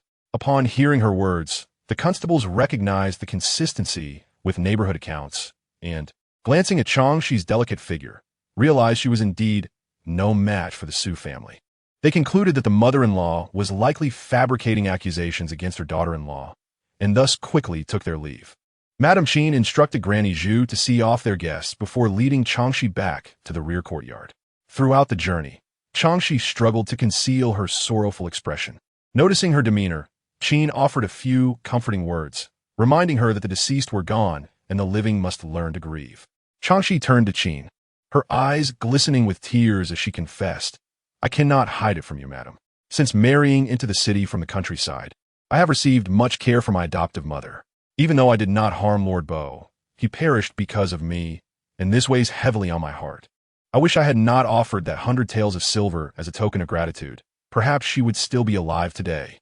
Qin, observing that Chang Xi had only received a few days of education, yet spoke with the grace of a noblewoman, felt a surge of approval. Only an exceptional woman could bear exceptional offspring. Do not blame yourself too harshly. It was not your fault. One might say that circumstances did not align with our wishes, and the world has fallen into disarray, she reassured. Seizing the moment when Qin's fondness for her peaked, Chang Xi tentatively stated, "Madam, I have a humble request." Feigning difficulty in articulating her desire, yet expressing her wish resolutely, hoping that the madam would acquiesce. At this moment, Qin was inclined to indulge her. "Speak freely," she urged. Chang Xi knelt and said, "Madam, I wish to leave the estate to offer incense for my adoptive mother, hoping she may find peace in the afterlife." In ancient times, those who met untimely deaths, like Zhao Pe, were believed to have restless souls posthumously. Qin was taken aback by Chang Xi's consideration for one, such as Zhao Pe, feeling a pang of sympathy for her purity, recognizing that such innocence would be beneficial in the long run. Unbeknownst to her, Chang Xi merely sought an opportunity to leave the estate. With her resolve solidified, Qin personally assisted Chang Xi to her feet, exclaiming, "You dear child. It is admirable that you think of your adoptive mother in this way. How could I refuse?" "Thank you, madam," Chang Xi replied, her face lighting up with joy. Qin gently patted her hand, saying, "I will have Granny Zhong make the arrangements. You should prepare yourself." Filled with gratitude, Chang Xi expressed her thanks once more before taking her leave. As she returned to the small courtyard, she maintained a sorrowful facade. Xiao Tao and Dongli had already shed countless tears, feeling a deep sympathy for Chang Xi's plight. Upon returning to the small courtyard, without needing Chang Xi's instruction, Xiao Tao and Dongli immediately retrieved plain garments for her change into, removing her ornate hairpins in favor of simple silver ornaments. Attire for mourning was of utmost importance and could not be festive. Chang Xi had grown to trust the capabilities of her two maids and realized that nurturing capable individuals could save her considerable effort. Dongli, being both older and of higher standing than Xiao Tao, commanded the respect of the other servants in the small courtyard. Before departing, she instructed the two junior maids, Xiaosu and Yunduo, to keep a watchful eye on the courtyard. They nodded in acknowledgement, eager to comply. Throughout the process, Chang Xi remained mostly silent. In her previous life, she had been accustomed to issuing commands from a position of authority. Thus, she refrained from micromanaging, recognizing that such an approach would be inefficient and exhausting. With Dongli handling the arrangements, she found herself relieved of burdens. This time, a small sedan chair was prepared for her departure. Chang Xi observed it, but refrained from comment as Dongli assisted her in taking a seat. The chair was considerably narrower than the lavish bridal palanquin she had entered the estate in, yet was not confining for one person, leaving her content. She lifted the curtain and said to Granny Zhong, "I appreciate your assistance. It is merely the madam's orders. I'm just following them. How could it be a bother?" Granny Zhong replied cheerfully, her demeanor towards Chang Xi having transformed completely. Though she had previously maintained a polite, yet distant attitude, she now genuinely expressed warmth. Chang Xi noted the shift and inclined her head slightly, subtly indicating that Granny Zhong should adapt to their new dynamic. Granny Zhong, undeterred by Chang Xi's slightly altered demeanor, responded with increased attentiveness. "This time, you will be accompanied by Granny Luo. Please feel free to give her any instructions you may have." Granny Luo promptly greeted Chang Xi. "It is an honor to meet you, madam." "You are too kind," she replied, and the two exchanged pleasantries before the sedan chair was lifted. Chang Xi left the curtains slightly ajar to allow for fresh air and a view of the scenery outside. The attendants were perceptive enough to refrain from uttering anything that might upset her, navigating the situation with finesse. The sedan chair did not exit through the main gate of the Jia residence, but rather through a side door. As Chang Xi glanced back at the tightly shut main entrance, she silently vowed that one day she would walk through it with her head held high. At that moment, she did not notice a young boy in a corner, suddenly widening his eyes at the sight of her in the sedan, then hastily chasing after it. "Chang Xi! Chang Xi!" In the Jia residence, she was typically addressed as Madame Chang, so the unfamiliar call of Chang Xi momentarily confused her. By the time she comprehended it was directed at her, a shadow loomed over the sedan's window, revealing a face that was both familiar and strange. Xiao Tao, noticing someone approaching with ill intent towards Madame Chang, especially at the entrance of the Jia household, grew anxious and stepped forward to block the boy's view into the sedan. Her tone sharp. "What do you want?" Dongli reacted a moment later, but quickly positioned herself in front of Chang Xi, sternly supporting Xiao Tao. "Our lady is traveling. You should be on your way unless you wish to face the magistrate." Granny Luo found herself sidelined in the exchange, reflecting on Granny Zhong's earlier words that Madame Chang indeed had a way of managing her subordinates. Such a person could only thrive. Initially, she had not dared to underestimate Chang Xi, but now she was even more determined to cultivate a favorable relationship with her. The boy, faced with this unexpected blockade, especially by Xiao Tao, who was only a year or two older than him, instinctively took a few steps back, his face turning crimson. He stammered in defense, I know her. I used to be her neighbor." Chang Xi quickly motioned for Xiao Tao to step aside, looking at the boy's flushed face with a soft smile. "Xiao Tao, Dongli, do not be alarmed. I know him." "Madam, you truly know him?" Xiao Tao asked, still uncertain. Chang Xi nodded, signaling Granny Luo to instruct the bearers to move forward, and then beckoned the boy closer. "Zhang Yingda, I remember you." Her immediate recognition of him caused Zhang Yingda to exhale in relief, glad that she indeed remembered him. He followed the sedan, avoiding direct eye contact with Chang Xi, while Xiao Tao maintained a vigilant glare, making him feel uneasy. "Have you been waiting at the gate for me?" Chang Xi inquired when he remained silent. Zhang Yingda nodded quickly, then seemed to reconsider, shaking his head. Fearing Chang Xi might misunderstand, he added, "I just came by occasionally to wait a bit, hoping to catch a glimpse of you leaving. I know that the madam does not easily receive permission to leave. His mother was always like that, Once they entered old Master Lu's courtyard, it was nearly impossible for him and his sister to see her. Chang Xi found his manner rather unappealing and retorted, "Then why do you continue to wait?" Zhang Yingda turned to her, his expression serious. "I want to tell you that when I earn money, I will buy back that silver hairpin for you and repay you for your kindness." "Is that all you wanted to say?" she asked. "Yes." Chang Xi scrutinized the physique of the adolescent before her, noting that his complexion had improved slightly since their last encounter, indicating that he must have been well-fed since pawning that silver hairpin. However, he appeared somewhat stooped, which was not characteristic for someone of his age. As she narrowed her eyes and examined him closely, she soon discerned a clue on his back. "How do you earn a living?" she inquired. "I currently carry heavy packages at the dock, earning 25 copper coins a day," Zhang Yingda replied with a sense of pride. In the past, when he was perpetually famished, he would have been unable to undertake such labor, but now that he could satiate his hunger, he was able to exert himself and work, thereby securing a better life for himself and his sister. Observing his eager expression for praise, Chang Xi found it difficult to commend him sincerely. Although the boy was of good character and possessed no flaws, she could not genuinely admire his backbreaking method of earning money. Thus, she doused his enthusiasm with a splash of cold reality. "Earning 25 copper coins a day, carrying heavy loads. After meals, how much can you save? At this rate, when will you ever redeem the silver hairpin for me?" Zhang Yingda's spirits dampened instantly. This was the fastest method of earning he could conceive, yet it fell short of her approval. I will find a way to save the silver," he stammered defiantly. Chang Xi, unrelenting, continued, "It's likely that before you accumulate enough money, your health will fail you. Have you not noticed how you can barely stand upright?" Though this young lad was already regarded as an adult in this era, his developing body was the first to suffer under the strain of intense labor. She had little interest in such a stubborn child laborer. With a swift motion, she drew the curtain of the sedan chair aside and coldly said, "Zhang Yingda, you may leave. I see your sister, and you are pitiful. That silver hairpin was a gift to you both, and you need not repay it." Her sudden shift in demeanor sent a ripple of unease through Zhang Yingda. He was uncertain where he had erred to earn her displeasure. Xiao Tao noticed Chang Xi's frosty treatment and, with a stern expression, directed her gaze toward Zhang Yingda. "Did you hear what our Lady Chang said? Leave quickly, or we shall not be courteous." Zhang Yingda gritted his teeth, but did not turn away in embarrassment. Regardless of the circumstance, Chang Xi was their benefactor, and he would always remember her kindness. "Did I do something wrong?" he finally asked, his voice tinged with anxiety. After a prolonged silence, Chang Xi pulled back the curtain a third of the way, catching sight of Xiao Tao preparing to usher him away. She halted her, turning her attention to the now flushed Zhang Yingda. "Tell me, who finds it easiest to earn money in this world?"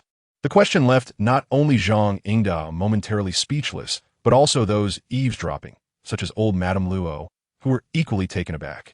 However, answers quickly formed in their minds, though they refrained from voicing them, instead looking expectantly at Zhang Yingda, who had momentarily forgotten the urge to leave. "Of course, it's the merchants," he answered, regaining his composure. "Indeed, merchants profit immensely," Chang Xi remarked with a faint smile.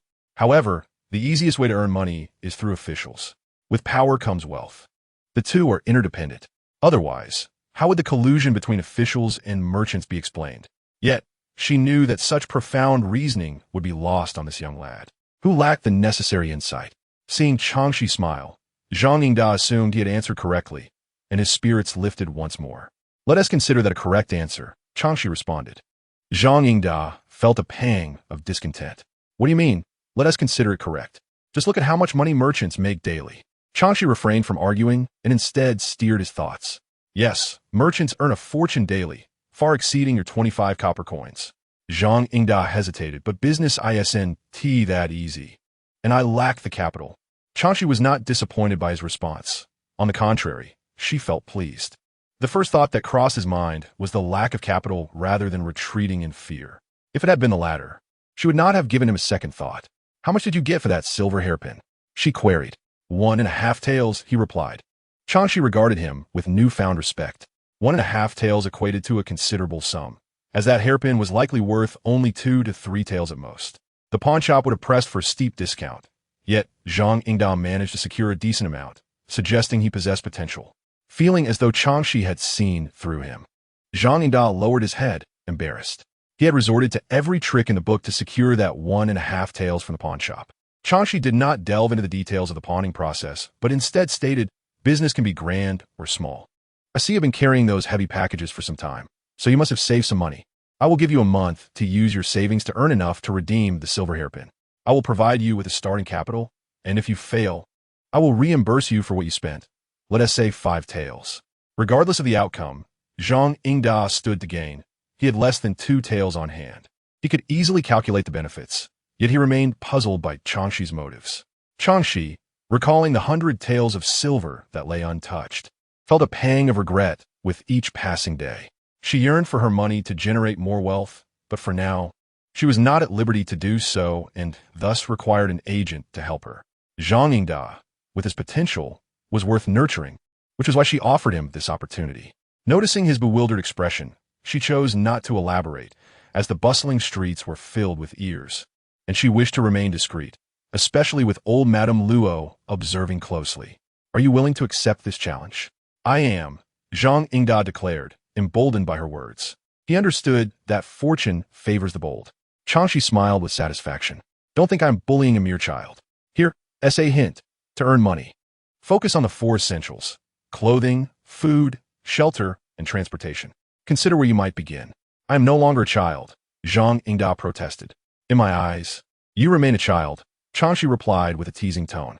Defeated in their verbal exchange, Zhang Yingda lowered his head in silent protest. Yet, his mind was preoccupied with Chang Xi's hint. No one had ever guided him in such matters, but her words enlightened him, and he felt a newfound clarity. Chang Xi did not rush him, but instead gazed at the bustling storefronts lining the streets, where throngs of people hurried by, indicative of a thriving era. Time passed unnoticed as Zhang Yingda unconsciously followed Chang Xi's sedan chair for quite a distance, dressed inconspicuously and appearing youthful, leading many passers-by to mistake him for her servant. When Zhang Yingda finally regained his senses, he realized that the sedan chair was headed back to their previous residence. He frowned. Are we returning to the Su family? Why would he go back there? That mother and son are no good. Recalling the gruesome fate of old Zhao, who had been stabbed multiple times, he erupted with rage. Are you going to that old crone, Zhao's home? Zhang Yingda, Chang Xi feigned anger. Do not slander my godmother. Her reputation as a beloved foster daughter must be preserved, especially with old Madame Luo listening intently. However, Zhang Yingda, consumed by his fury, failed to notice these subtleties and could not help but retort. Don't forget, if it weren't for that old witch, you wouldn't have been sold to the GF family. Old Madame Luo's displeasure was palpable at this remark, and she prepared to reprimand the young lad. Unbeknownst to her, Chang Xi was quicker to speak. Zhang Yingda, I am aware of your resentment towards Zhao Pa for orchestrating your father's decision to sell your mother. However, while your anger is justified, do not entangle me in this matter. Zhao Pa, for all her faults, is still my godmother. Do you understand? As she spoke, she discreetly signaled Zhang Yingda, suggesting that a man of honor should possess the ability to bend without breaking, and that it was unnecessary to engage in verbal sparring at such a moment. Moreover, given the tragic circumstances surrounding her death, it was even more imperative to exercise restraint. In other words, there is little to gain from quarreling with the deceased. Of course, this reasoning was merely surface level. Zhang Yingda, initially consumed by rage, grasped Chang Xi's unspoken message. Casting a glance at the stern matriarch of the GF family, who had been glaring at him, he regained his composure. Recalling that Chang Xi had recognized Zhao Pa as her godmother and intended to return to the Jia household to continue her life. In ancient times, a godparent was regarded as a family member. Thus it was understandable that Chang Xi would publicly defend that pious old woman. The same logic applied to the Jia family. His indiscretion could very well bring her trouble. I spoke too harshly. Please do not take it to heart. At that moment, he covertly glanced at the formidable matriarch of the Jia family. Indeed, she had ceased her glaring, though her expression remained unyielding. Yet, a flicker of sympathy had crossed her eyes, evidently influenced by Chang Xi's earlier words. It dawned on him that showing vulnerability could yield benefits, and he gradually began to comprehend some of the nuances of social conduct. Upon hearing Zhang Yingda's calm attempt at reconciliation, Chang Xi's expression softened slightly. It is good that you understand. Of course, I can empathize with your anger, but the misfortune befalling your mother ultimately lies with your father. He is the true instigator. If he had refused, no amount of coaxing would have made a difference. While Zhao Pe is indeed contemptible, the man who sold his wife is even more so. Zhang Yingda's father is one such man, as is Su Dalao. The thought of the one responsible for the original owner's demise ignited a fierce desire for vengeance within her. Su Dalao must not be allowed to meet a peaceful end. Zhang Yingda clenched his fists, fully grasping the logic in Chang Xi's words. Yet, the man in question was his father, someone he both loved and loathed, leaving him to channel all his anger towards Zhao Pe, blaming that wretched old woman for the disintegration of his family. Chang Xi noticed Zhang Yingda's clenched fists and understood that a youth of his age might struggle to accept such a harsh truth. The concept of filial piety held significant weight in ancient society, so she did not chastise him for his inability to process the cruel reality. Instead, she refrained from urging him further and continued to observe the changing streets. Presently, their sedan share turned onto another street, devoid of bustling shops, instead revealing the residences of the city's common folk, indicating they were nearing Su's alley, not far from Zhao Pe's home. Before long, she spotted Zhao Pe's grocery store. Its doors shut tight, a sheet of white paper affixed to them.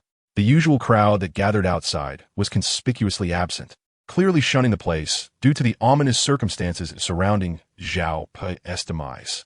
She let out a cold laugh, realizing that Zhao Pe's grocery business would not endure for long. The Zhao family, lacking financial support, might soon find themselves in dire straits. She silently contemplated how to position this piece on the chessboard of her plans. Zhang Yingda glanced at the white flag hanging at Zhao Pe's entrance. Slowly relaxing his clenched fist, he licked his parched lips, suppressing his hatred, and softly replied, "What you said, I will heed. I shall not act impulsively." Just as Chang Xi prepared to step out of the sedan, she heard his subdued response and turned her gaze towards him, impressed by his swift change of heart. Zhang Yingda seemed to possess potential for growth. Whether or not he harbored resentment was of little concern to her. To seek vengeance, one must also possess the strength to do so. It is good that you understand. Upon hearing her words, Zhang Yingda finally met Chang Xi's gaze, and in that instant, he comprehended the significance of her deliberate attempt to convey understanding. Chang Xi naturally averted her gaze towards Zhao Pe's house, her eyes welling with tears, preparing for the forthcoming spectacle. The arrival of the Jie family's sedan had already attracted a number of curious onlookers, and soon someone recognized her. Initially hesitant to voice their recognition, for even in plain garments, the fabric clearly indicated that she was not of ordinary means, coupled with the exquisite silver adornments upon her head, which only the affluent could afford. Eventually, someone boldly called out, "Are you the Chang family of Su?" With teary eyes, Chang Xi looked towards the speaker. A local gossip she recalled from Chang San'e's memory. "Yes, it is I, Annie." The woman, affectionately referred to as Annie, pushed her way through the crowd, her beady eyes sizing up Chang Xi with excitement. "Chang family, are you enjoying a life of luxury at the Jie household? My goodness, how much is that outfit worth?" Standing beside her, Xiao Hao quickly intervened, blocking the woman's hand before it could touch Chang Xi's garment. "Do not lay your hands on Our Lady Chang." Chang Xi would not allow such a woman to touch her. She discreetly stepped back a few paces. A mere touch would not harm anything, the corpulent woman muttered, yet she dared not offend the Jie family's servants. Thus, she restrained her jealousy and curiously asked Chang Xi, "By the way, Chang family, what brings you back? Is your mother at home? Shall I notify her?" "With my godmother gone, I have come to pay my respects," Chang Xi replied, feigning innocence as she dabbed her tears. Ignoring any mention of notifying Zhu, the crowd exchanged bewildered glances at her words. Given Zhao Pe's untimely death, the neighbors were wary of bringing ill fortune upon themselves and had not considered that anyone would come to pay their respects. Yet, they were taken aback to learn that Zhao Pe had acquired such a devoted goddaughter, prompting them to laud Chang Xi for her loyalty and affection. When Zhao Pe's son noticed the sedan parked before his house, he hurried out to investigate, only to find the wealthy Chang Xi preparing to enter, surrounded by admirers. He quickly plastered a smile on his face, approaching her with exaggerated politeness, addressing her as sister. This young woman was beautiful. He had previously attempted to flirt with her, but had failed miserably, much to his disappointment. His mother had warned him against pursuing Chang Xi, reminding him that one should not covet what is close to home, urging him not to bring trouble upon their family, as they needed to maintain their standing in the community. While Chang Xi feigned sorrow, she discreetly assessed Zhao Po's son, whose name she vaguely remembered as Zhao Da. He appeared to be a decent-looking fellow, but his demeanor was rather lackadaisical, betraying the nature of his character. It was no surprise that such a man would emerge from Zhao Pei's lineage.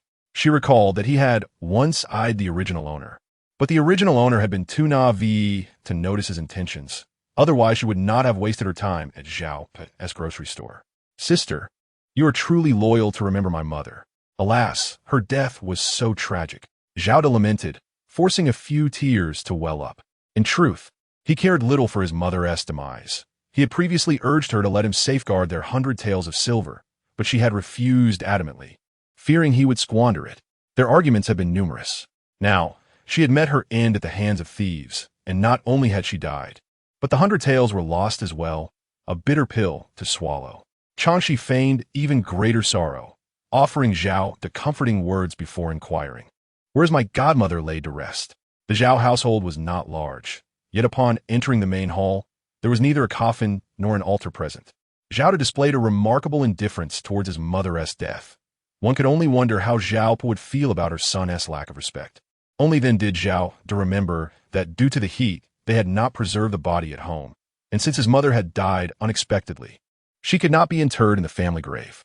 Thus, they had hastily buried her elsewhere, believing no one would come to pay their respects.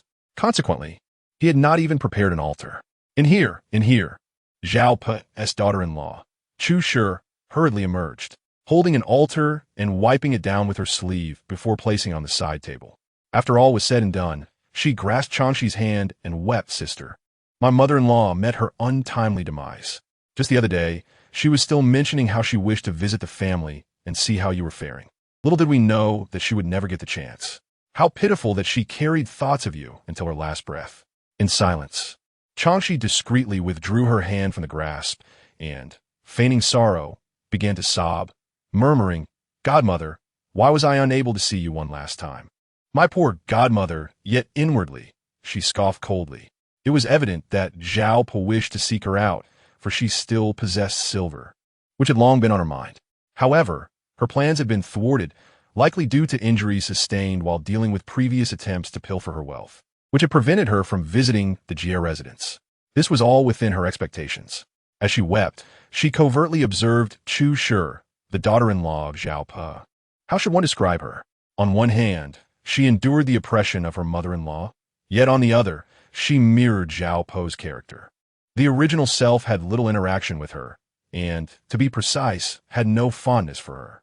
Each time Chu Shi appeared at Zhao Po's sundry shop, the original self would concoct excuses to leave, and if Chu Shi attempted to engage her in conversation, she would merely smile and claim there were matters at home, thus denying Chu Shi the opportunity to speak further. Logically, the original self's acceptance of Zhao Po as her godmother indicated a certain rapport. So why was there such discord with Chu Shi, who shared similar traits? Reluctantly, she delved into the dusty memories of her original self and eventually uncovered the reason hidden in a corner. One time, the original self had inadvertently overheard Chu Shi gossiping about her. Chu Shi had been incessantly maligning her character behind her back, insinuating that with her looks, she must be a vixen seeking to entice men, cautioning others to guard their husbands against her charms.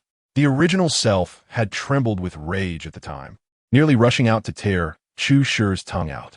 However, she restrained herself, and from that moment on, refused to engage with Chu Shi. Chang Xi sighed internally. The original self had failed to comprehend what was so clear to her.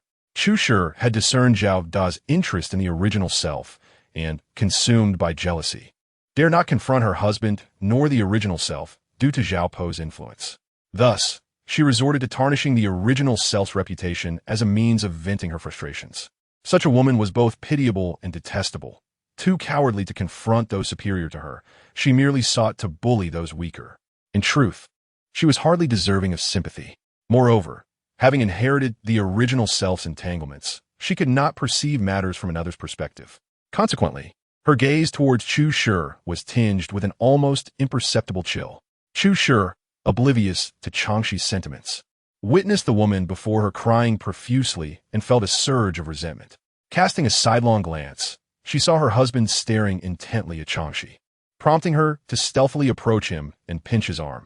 Zhao De, caught by surprise, shot her an incredulous look, bewildered by her outburst among so many witnesses. How dare you act this way amidst such a crowd? Chu Shi hissed through clenched teeth. If you continue to stare, she will never belong to you. Don't let anyone catch on. You'll regret it later. Have you not seen the old matron from the Jie family standing right there? Only then did Zhao De notice the presence of the matron and, realizing the gravity of the situation, became much more restrained. Chu Shi felt a flicker of satisfaction before resuming her exaggerated wailing, collapsing before Zhao Po's memorial tablet, crying as if her heart would break. Chang Xi mused inwardly. This woman truly possessed a remarkable talent for weeping. With such skill, she could easily earn a living. Yet, whether Chu Shi could recognize this opportunity was of no concern to her. By the way, where's my godmother's coffin? She suddenly inquired, prompting the onlookers to realize they had not seen Zhao Po's coffin. Had the burial taken place so swiftly? Chu Shi was momentarily taken aback by this twist, her sobs abruptly ceasing as she struggled to articulate her thoughts. Zhao De, casting a disdainful glance at his wife, stepped forward to smooth things over. The heat was unbearable, and we feared it would cause an unpleasant odor that would disturb the neighbors. We hastily procured a coffin and buried my mother yesterday. As Chu Shi stammered in agreement, Zhao De seized the opportunity to rein her in, embarrassed by her antics. Chang Xi chose to ignore their silent exchanges, instead pretending to be sorrowful as she accepted the incense from Dongli and approached Zhao Po's memorial. Her expression was cold as she scrutinized the inscription. In her heart, she silently addressed the departed original self. I have sent Zhao Po off for you. For now, close one eye. When the time comes to deal with Zhu Shi and Su Dalong, you may finally rest in peace. Chu Shi, noticing Chang Xi placing the incense in the burner, feigned familiarity as she approached, eager to engage in intimate conversation. This foolish woman seemed to be thriving in the Jie household, and Chu Shi was determined to take advantage of the situation before the opportunity slipped away. Sister, she began, attempting to sound affectionate. Chang Xi, having become slightly warmer than before, grasped Chu Shi's hand in return, saying, Sister, please extend your condolences to Zhao De and take care of yourselves, lest our godmother remain restless below. What a jest! Would she allow a person like Zhao Po to find peace? It was most fitting that such a malevolent being should remain restless. Sister, you must have, Chu Shi stuttered, growing increasingly frustrated with her inability to articulate her thoughts. As Chang Xi instructed Xiao Tao to prepare a small offering of silver, she simultaneously engaged Zhu Shi in conversation. Had gazet discretely assisink zada. The moment Zhao De caught sight of the silver, his eyes lit up, and a realization dawned upon him. His greed matched that of his late mother, Zhao Pe. Greed was advantageous. It would allow her to lay traps for him. The key was to ensure that Su Dalong, that cowardly wretch, was embroiled in this as well. Chu Shi's eyes widened at the sight of the silver, her thoughts racing as she calculated how to approach the Jie household for a share of the bounty, astonished by the generosity of this foolish woman. Just then, Chang Xi stepped before Zhao De, offering condolences while speaking in a tone barely audible to Su Dalong. Zhao De, should you find yourself with spare time, please look after Dalong. I fear he may stray without guidance, as my mother-in-law was too indulgent. I have no one else to rely on, so I must entrust him to you. Please do not refuse seeing the beautiful woman before him. Tearful and pleading, Zhao De could hardly resist. He felt a surge of envy towards Su Dalong. How could such a beauty be entrusted to someone so inept? No wonder others mocked Su Dalong as a useless wretch. Such a wretch would be better off dead, allowing him the chance to win Chang Xi's favor when she returned to the Su family. Imagining the allure of the young widow, he felt a stirring of desire. Without a husband to contend with, he could have his way. Chang Xi observed Zhao Da's fervent promises that he would care for Su Dalong, his eagerness reminiscent of a politician's grandstanding, his intentions transparent. Yet, she pondered whether the gambling Su Dalong would lead Zhao De into the depths of vice or whether Zhao De would ensnare Su Dalong first. She would await the outcome with keen interest. Chu Shi tucked the offering into her waistband, feeling satisfied. However, upon glancing back, she saw Chang Xi and Zhao De engaged in quiet conversation, Zhao De animated and eager. A surge of jealousy coursed through her, prompting her to rush between them. Sister, whatever you wish to say to my brother can be discussed with me as well. Chang Xi feigned warmth, holding Chu Shi's hand, and reassured her that she had merely asked Zhao De to look after Dalong. There's something else I wish to discuss with you. Sister, you may speak freely. Please. Sister, do take special care of my mother-in-law. At the mention of Zhu Shi, Chu Shi's expression soured, her disdain for Chang Xi deepening. It was evident that such a mother-in-law was better off hastening her departure from this world. Zista, why are you still thinking about her? Chang Xi observed the expression of Chu Shi, who appeared to be attempting to persuade her, and moved closer as if to share some heartfelt secrets. Sister-in-law, I fear that mother-in-law may not be able to guard the family's wealth. You know there are at least 200 taels of silver at home. Sister-in-law, please do not speak of this outside wealth stirs the heart. She could hardly believe that Chu Shi would not be tempted. The moment 200 taels of silver was mentioned, Chu Shi's eyes began to gleam. However, upon recalling how her own mother-in-law had met a tragic end over a mere 100 taels, she dared not let this information become public. If thieves were to target the Su family, her chances of acquiring the silver would vanish. Thus, she needed to visit the Su residence frequently to seize the opportunity to lay her hands on those 200 taels. Having come to this realization, she assured, Sister, rest assured, I will certainly keep an eye on your mother-in-law. Truly. Thank you, sister-in-law. You are indeed a kind-hearted person. The gratitude in Chang Xi's eyes was genuine, without a trace of insincerity. The Su family, prepare yourselves. I have prepared tailored packages for each of you, ensuring your utmost satisfaction. This Zhao Pa, the second of her kind, was exceedingly pleased. Chang Shi, you returned without even checking on me, your mother-in-law. Yet you come to pay respects to an unfortunate soul who met a tragic end. Do you still regard me, your mother-in-law? Zhu Shi suddenly burst forth from the crowd, hands on her hips, pointing accusatorily at Chang Xi. This time, without the deceased Zhao Pa to intervene, she was eager to deal with this little wretch. The memory of her injury at Zhao Pa's hand still fresh, which had cost her a considerable sum for treatment and left her in pain for weeks, filled her with rage. Moreover, she harbored resentment for the 200 taels that Chang Xi had swindled from her, and she longed to strip the skin from this little wretch. Upon hearing the commotion, Chang Xi turned to face the furious Zhu Shi, entirely unsurprised by her arrival. There would always be eager onlookers to inform her. After all, there are those who thrive on chaos.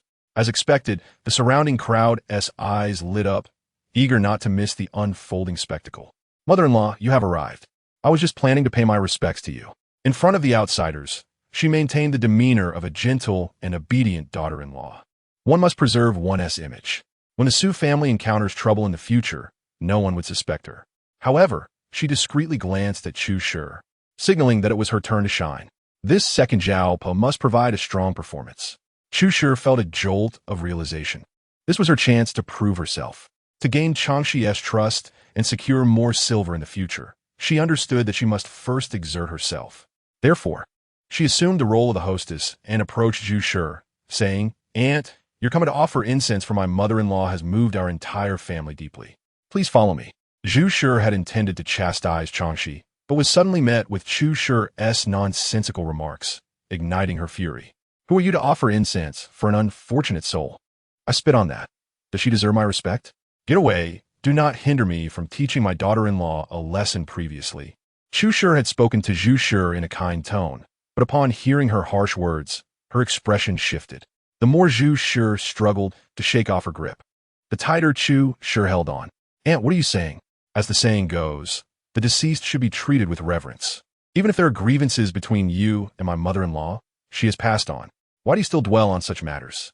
She then pulled Zhu Shi into a discussion with the crowd, asking them to weigh in on the matter. What do you think? Am I not being reasonable? At this moment, Chu Shi's face was animated, and she spoke without hesitation. The onlookers immediately began to murmur their opinions. Some sided with Chu Shi, asserting that once someone has died, there is no need to hold grudges, while others supported Zhu Shi, recalling the earlier fight between the two women, who would willingly offer incense to a foe. Seeing that she had supporters, Zhu Shi quickly engaged Chu Shi in a debate, forgetting about her quarrel with Chang Xi. Chang Xi observed the scene with amusement, finding the exchange between them quite entertaining. At this moment, she felt Chu Shi was far more endearing than Zhao Pa. For Zhao Pa would not act unless there was a clear benefit, whereas Chu Shi was ready to seize the opportunity. This second Zhao Pa truly pleased her. Lady Chang, Luo Momo took the opportunity to approach Chang Xi, whispering for her to leave quickly and avoid further conflict with Zhu Shi. though she had no fear of Zhu Shi's provocations. She believed it wise to avoid unnecessary trouble. Chang Xi shared the same sentiment and nodded slightly, then quietly led the servants of the GF family to discreetly withdraw from the scene. Zhao De, who had been observing Chang Xi's actions, hurriedly left the crowd to catch up with her as she departed. Sister Zhao De, you need not see me off. I believe your presence is still required by sister-in-law. Chang Xi replied with a wry smile. My mother-in-law is not someone to be trifled with. I fear for your well-being. Zhao De instinctively wished to disparage his wife, but hesitated, not wanting to leave a bad impression on Chang Xi, as he hoped to create opportunities to draw closer to her in the future. Thus, he reluctantly said, be careful on your way back. If you need anything, you may seek out Zhao De. Chang Xi nodded politely, then allowed Dong Li to assist her into the sedan chair. Zhao De, no need to see me off. Hurry back. She waved her hand, promptly pulling down the curtain of the sedan window, preventing Zhao De from further irritating her. The sedan began its journey, and with no beauty to behold, Zhao De could only turn back in disappointment. After some time, feeling they had sufficiently distanced themselves from the Zhao and Su families, Chang Xi pulled back the curtain to let in some fresh air. As she pondered her thoughts, she noticed Zhang Yingda emerging from an inconspicuous corner. Where have you been? I didn't see you at all. Upon hearing Chang Xi's inquiry, Zhang Yingda replied gruffly, I despise that old witch of the Zhao family, so I kept my distance. After a moment, he asked, do you know who informed your mother-in-law, Zhu Shi? By the time I realized it was too late to stop it. Chang Xi dismissed his concern, saying, the world is full of busybodies. There is no need for you to interfere. You're not angry with me? Zhang Yingda asked, feeling guilty. If he had been quicker, perhaps the subsequent uproar could have been avoided, and Chang Xi would not have been scolded by Zhu Shi. Chang Xi smiled gently. You are quite the worrywart. Hearing Chang Xi refer to him as a child again irked him, and he retorted, I'm not a child anymore. Chang Xi shrugged, choosing not to engage in the argument. At this moment, rather than focusing on Zhang Yingda's feelings, she had a more pressing matter at hand. She turned to Luo Momo and asked, is there a specified time for my return to the estate? Luo Momo thought carefully. It seemed the fourth madam, Qin Shi, had not given specific instructions, only to take good care of Lady Chang along the way. She shook her head and said, the lady did not specify. Does Lady Chang have a destination in mind? Luo Momo was quite astute, and Chang Xi was pleased with her performance. Do you know where the largest bookstore in the city is located? Luo Momo initially assumed Chang Xi wished to purchase cosmetics to enhance her beauty in order to attract the ninth master, and had already thought of several renowned shops. To her surprise, Chang Xi was inquiring about a bookstore. Realizing her error, she felt somewhat regretful, but still provided the information. The largest bookstore in the city is located near the Datong Academy. Is Lady Chang intending to go there? Is it far? Chang Xi felt intrigued, but if it was too distant, she would have to reconsider. Luo Momo replied, it requires a carriage ride. By sedan, it would take over an hour. Chang Xi calculated in her mind. Over an hour equated to more than 2 hours, and with the return journey factored in, she glanced at the sky. Today, it would be impossible, as Qin Shi would not allow her such a lengthy absence. She felt a twinge of regret.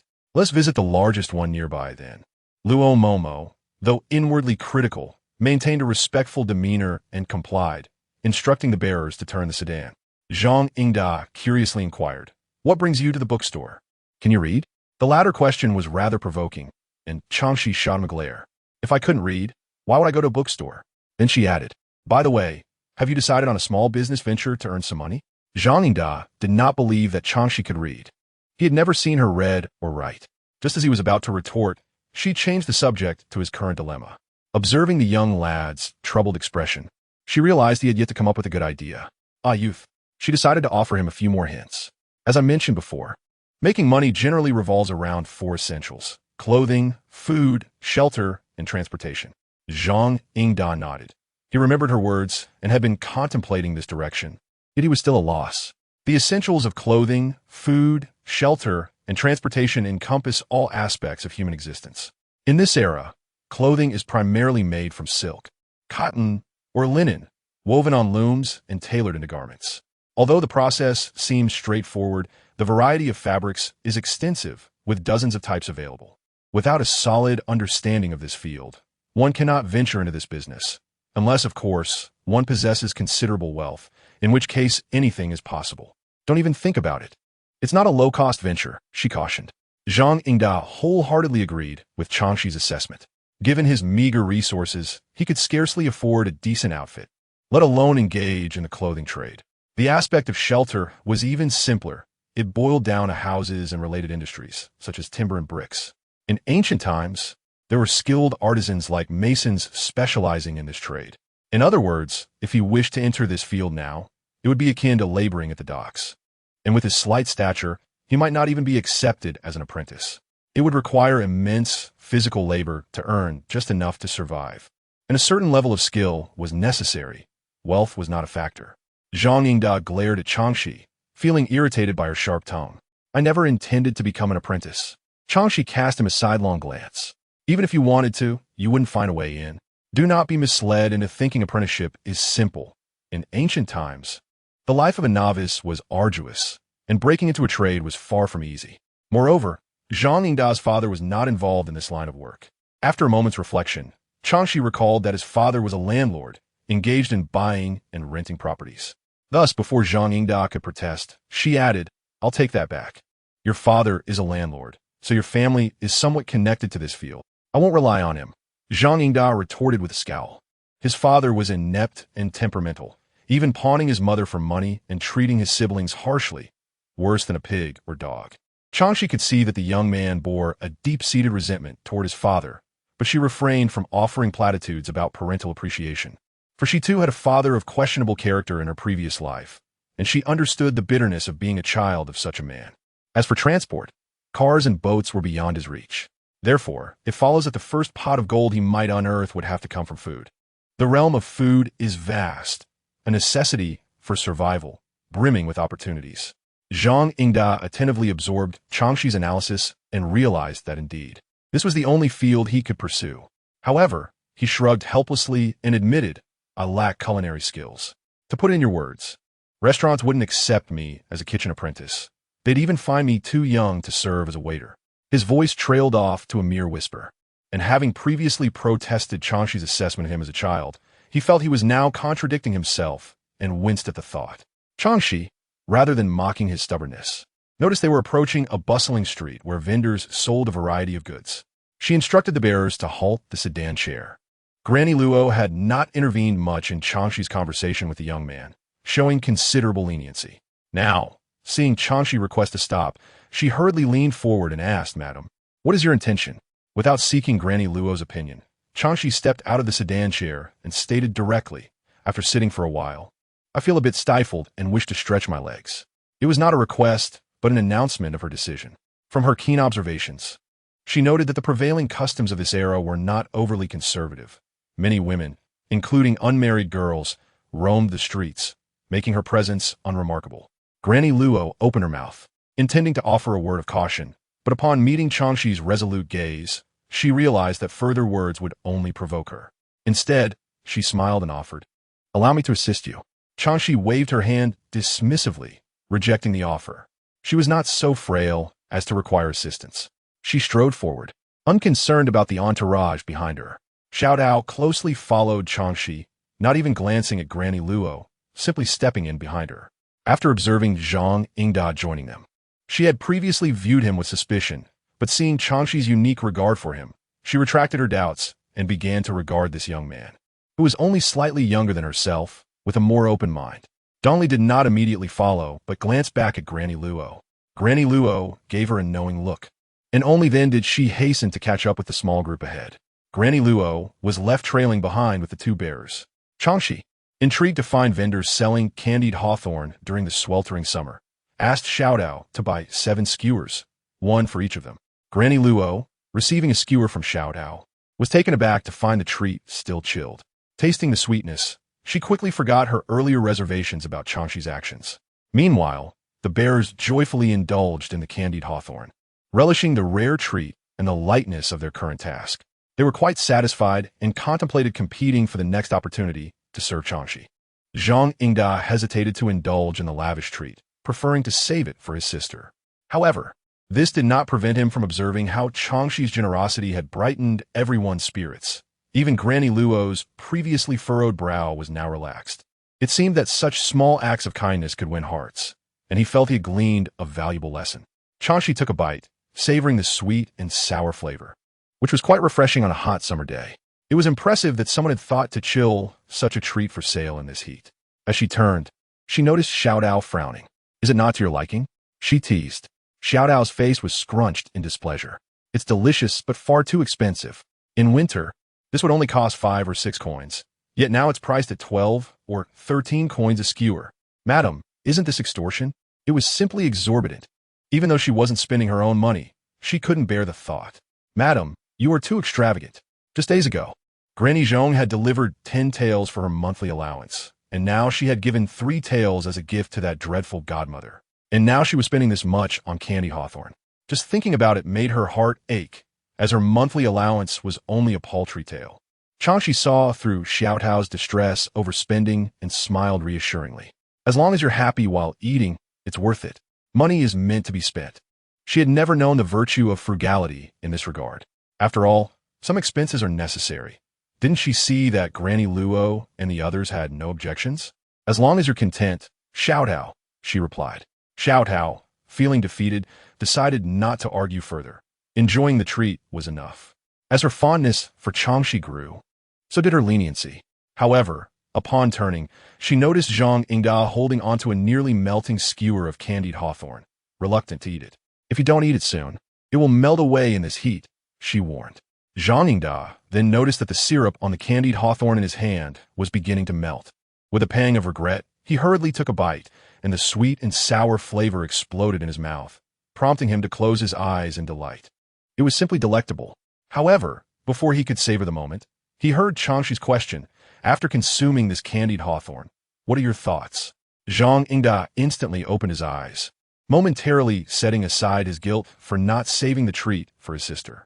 After a moment of contemplation, he replied, "He sells what others lack, allowing him to raise prices and thus reap substantial profits." As he spoke, a flurry of brilliant ideas flashed through his mind, which he eagerly wished to capture. Chang Xi observed the youth in front of her, who had paused mid-sentence to ponder, and smiled gently, not rushing him, but instead leisurely browsing the market. Not long after, Zhang Yingda, still enjoying his candied hawthorn, caught up to her. "Let me tell you, this strategy is called rarity breeds value," Chang Xi began slowly. "You must seek opportunities in everyday food, particularly those that can be operated at minimal cost." While she spoke, she noticed Zhang Yingda lagging behind and turned to follow his gaze, which fell upon a few lackluster vegetable vendors. She approached them, and Zhang Yingda hurriedly followed. She stopped at a stall that had only a few wilted cucumbers and eggplants remaining. "Madam, how much are you selling these vegetables for?" The vendor perked up upon being asked. "Dear lady, it's getting late, and I must return to my village. You can have all of these for just 3, no? 2 copper coins." "Madam, he was inquiring about the price, not me," Chang Xi interjected, pushing Zhang Yingda forward. The vendor looked at the boy and was immediately filled with disappointment. Thinking a lad of his age wouldn't understand what vegetables to buy, she was reluctant to engage with him, feeling frustrated but refraining from scolding him. Knowing the situation warranted patience, Chang Xi remained unperturbed, stepping aside to let Zhang Yingda take the lead. He glanced back at Chang Xi, who stood with her arms crossed, aware that this was a test and an opportunity from her. He realized that only through effort could he earn her approval. With his mind set, he confidently addressed the vendor. "Madam, I sincerely wish to purchase 2 copper coins," the vendor replied, lifting her eyelids slightly and unwilling to say much more. Zhang Yingda was about to produce 2 copper coins to buy the wilted cucumbers and eggplants when suddenly he recalled how Chang Xi had endeared herself to others by offering small favors. He understood that to win the vendor's warm response, he needed to offer a little extra. Therefore, he smiled and said, "Madam, I will give you 3 copper coins." Upon hearing 3 coins, the vendor's eyes widened, and a smile spread across her face. "Young man, are you serious?" "Of course," Zhang Yingda replied, displaying the 3 coins. The vendor eagerly reached out, but Zhang Yingda quickly withdrew his hand, preventing her from taking them. "Are you toying with me?" she shouted in frustration, drawing the attention of other vendors nearby. Zhang Yingda, feeling a bit embarrassed, glanced back at the impassive Chang Xi, and in a moment of boldness, he said, "Madam, please don't rush. I will give you the money, but I have some questions that I hope you can answer." Hearing this, the vendor's urgency subsided, and she asked amiably, "What would you like to know, young man? I will surely tell you what I know." "Madam, did you bring these vegetables from your village?" The vendor assumed Zhang Yingda doubted the freshness of her produce and quickly clarified, "Dear boy, although these vegetables look wilted now, I harvested them before dawn and carried them for over 2 hours to sell in the city. It's just been a tough day. I haven't sold them all yet. They may appear a bit limp, but they're fresh." Zhang Yingda reassured the vendor for a while before continuing, "Madam, will you return tomorrow to sell vegetables?" "I won't be back tomorrow," she replied, shaking her head. "I have farm work to do at home, and I can't spend the whole day here. Alas, by the time I return, it will be dark. Earning a bit of money is not easy. Let me prepare your purchase." As she spoke, she deftly tied up the remaining cucumbers and eggplants. Zhang Yingda eagerly accepted the vegetable she offered. He understood that food is the most precious commodity to someone who has experienced hunger. He readily handed her the 3 copper coins. The vendor, having received the coins, promptly picked up her empty basket and, without a word, turned to leave, clearly in a hurry to return. The surrounding vegetable vendors, witnessing this exchange, rushed to Zhang Yingda, eager to sell him their produce, presumably believing him to be naive and easily swindled. Once Zhang Yingda extricated himself from their clutches in search of Chang Xi, he spotted her not far away at a tea shop, examining the tea for sale. He could hardly complain and hurried to catch up to her. Realizing that Zhang Yingda had gathered sufficient information, Chang Xi stepped back, knowing he would likely be besieged by the other vendors, leaving him to handle the situation on his own. However, upon turning her head, she noticed the tea shop owner conversing with a foreigner. Yes, one with blonde hair and blue eyes. It seemed this era was more open and prosperous than she had imagined, explaining why she had seen many imported goods in the shops along the way. The foreigner spoke English, a language she was quite familiar with, albeit with a slight accent that did not hinder her understanding. No, Jusheng. This tea takes up too much space. My ship needs room for porcelain and textiles, so I can only take this much." As he gestured, the shopkeeper named Shun struggled to comprehend, but eventually grasped the meaning through the foreigner's motions. The nearby translator was rendered unnecessary, leaving Shun slightly disappointed. "Is that all?" The foreigner shrugged, expressing regret. "There's nothing I can do. My ship can only carry so much tea." I too am saddened. "Dear Shun, you know that tea, porcelain, and textiles are all hot commodities in our Britain. I would feel heartbroken to give up any of them." Observing the foreigner's exaggerated gestures of despair, Shun could not share in the amusement, realizing his tea shop stock would likely go unsold this year, leaving him uncertain about how to report this to his employer. With this thought in mind, he signaled to the translator, hoping for help in negotiating a better deal. The translator, however, shook his head in dismay, acknowledging his inability to effect change when the foreigner was unwilling to budge. "May I take a look at the tea you wish to trade?" Chang Xi interjected softly. The two engaged in negotiation, turned to see a young woman suddenly interjecting. Upon seeing her, the foreigner's interest piqued, while Shun frowned, hastily dismissing her. "Madam, please step aside. Do not disrupt our business."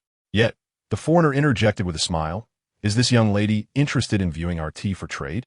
"Not a problem at all." He promptly picked up a sample from the side and handed it to Chang Xi, adding, "Dear Shun, it is quite rude to refuse the request of a lovely lady."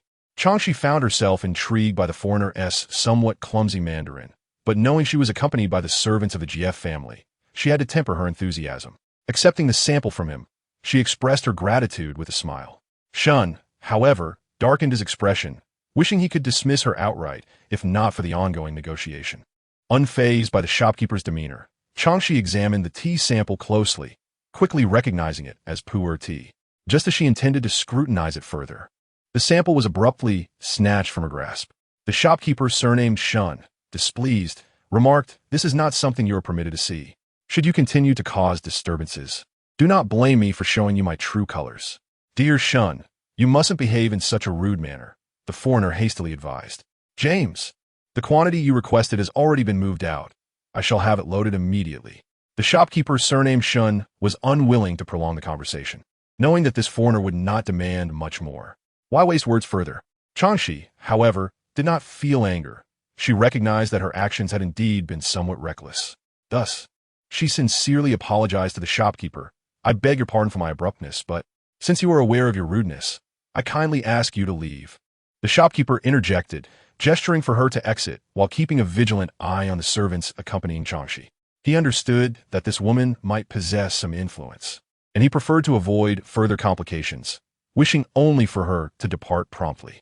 The shopkeeper's temperament did not suit his position, but that was a matter for his employer, not Chang Xi.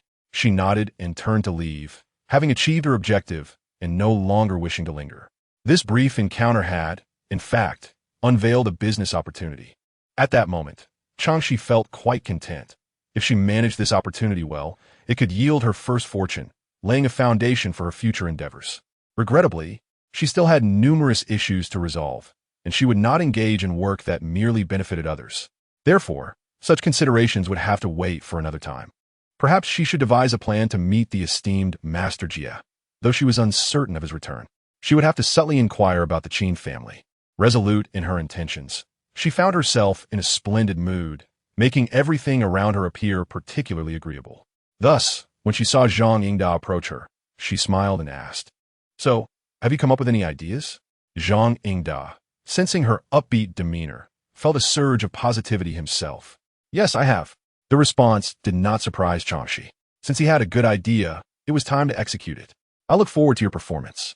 Zhang Yingda expected Chang Xi to inquire further about his plans. But to his dismay, she did not ask anything more. Feeling a hint of disappointment, he, being young, could not help but voice his curiosity. "Aren't you going to ask what I intend to do?" Chang Xi paused and looked at him earnestly. "I only care about the outcome. The process is inconsequential." This was her test for him. Whatever transpired along the way would be his responsibility to resolve. She had previously pointed him in the right direction only because of his youth. "If he cannot manage this, I shall have little hope for your capacity to achieve greater things. Such a version of you is of no use to me." Her words were chillingly devoid of compassion, making Zhang Yingda shudder. Did she see him merely as a disposable toy? Observing the young lad grappling with the harshness of reality, Chang Xi felt no inclination to console him. Only through life's trials could one truly mature, could they not? "Madame Luo, how long until we reach the bookshop?" Chang Xi called out. Madame Luo, quickly responding, indicated, "Just around the corner, madam. Would you like to take a carriage?" Chang Xi waved her hand, wishing to stroll a bit longer. After all, it was not often she ventured out. "You may return. There are still many tasks ahead. One must not engage in uncertain ventures. This is my advice to you." She turned to Zhang Yingda. Though Zhang Yingda was reluctant to leave so soon, he acknowledged Chang Xi's wisdom. He had no time to waste here. The thought of the business he was about to embark upon ignited a fervor within him. "But how will I find you later?" Chang Xi had already contemplated this matter. A liaison was essential between her and Zhang Yingda. She had a solution in mind and looked towards Madame Luo. "This is my sworn brother. Should he come seeking me, I will be most grateful if you could relay the message." Madame Luo was taken aback.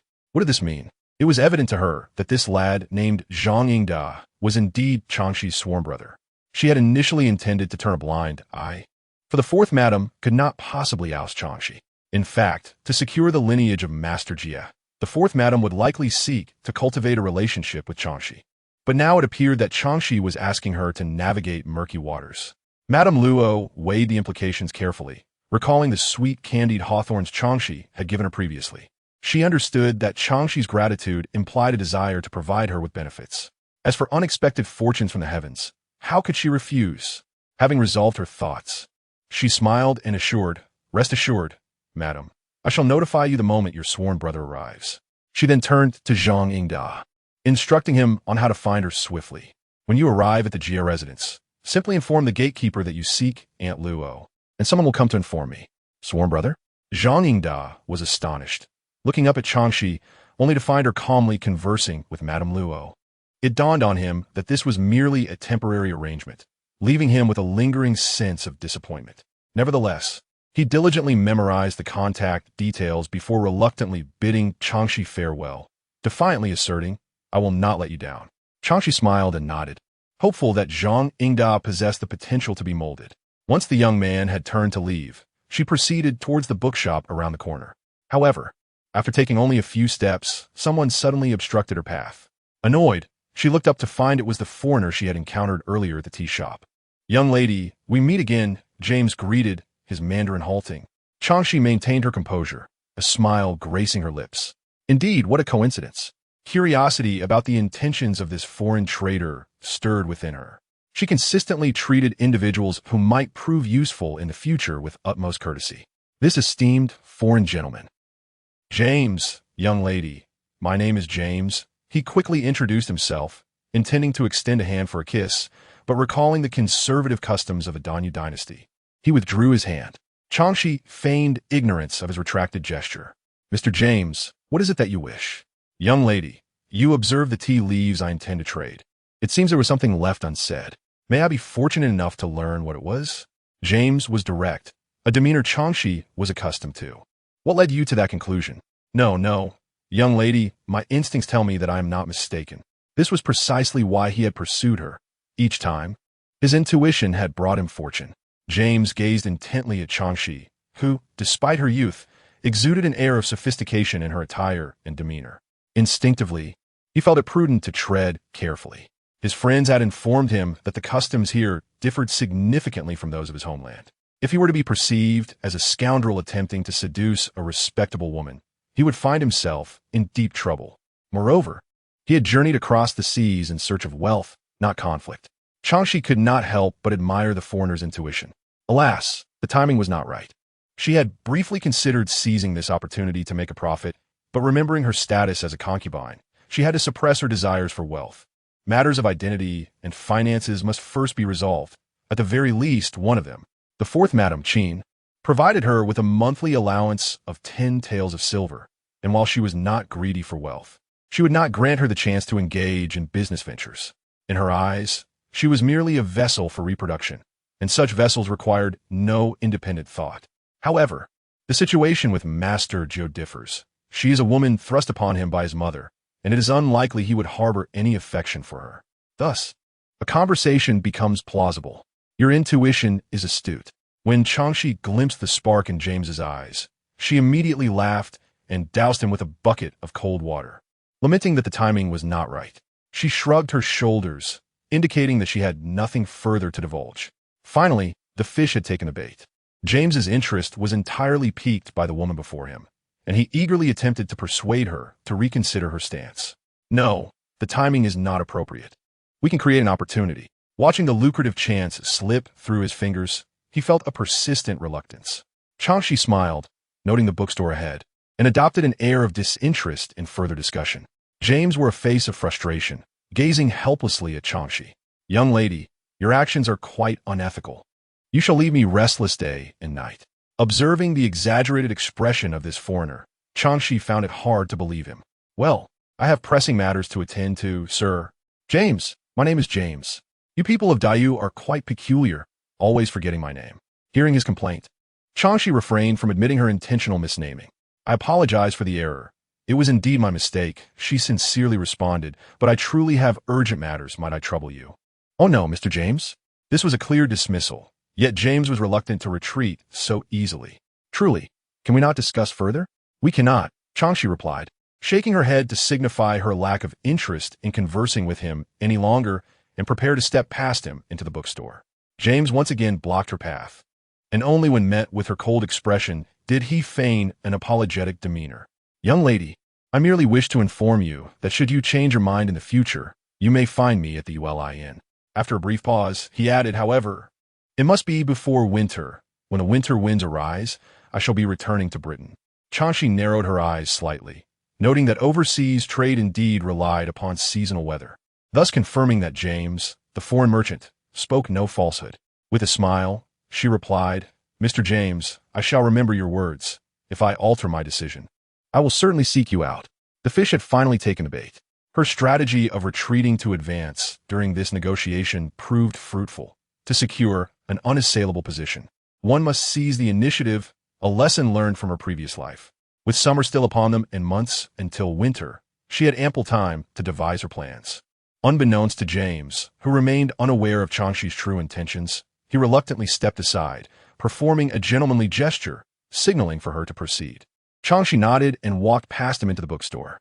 James stood, watching her enter for a while, before turning away with a hint of resentment.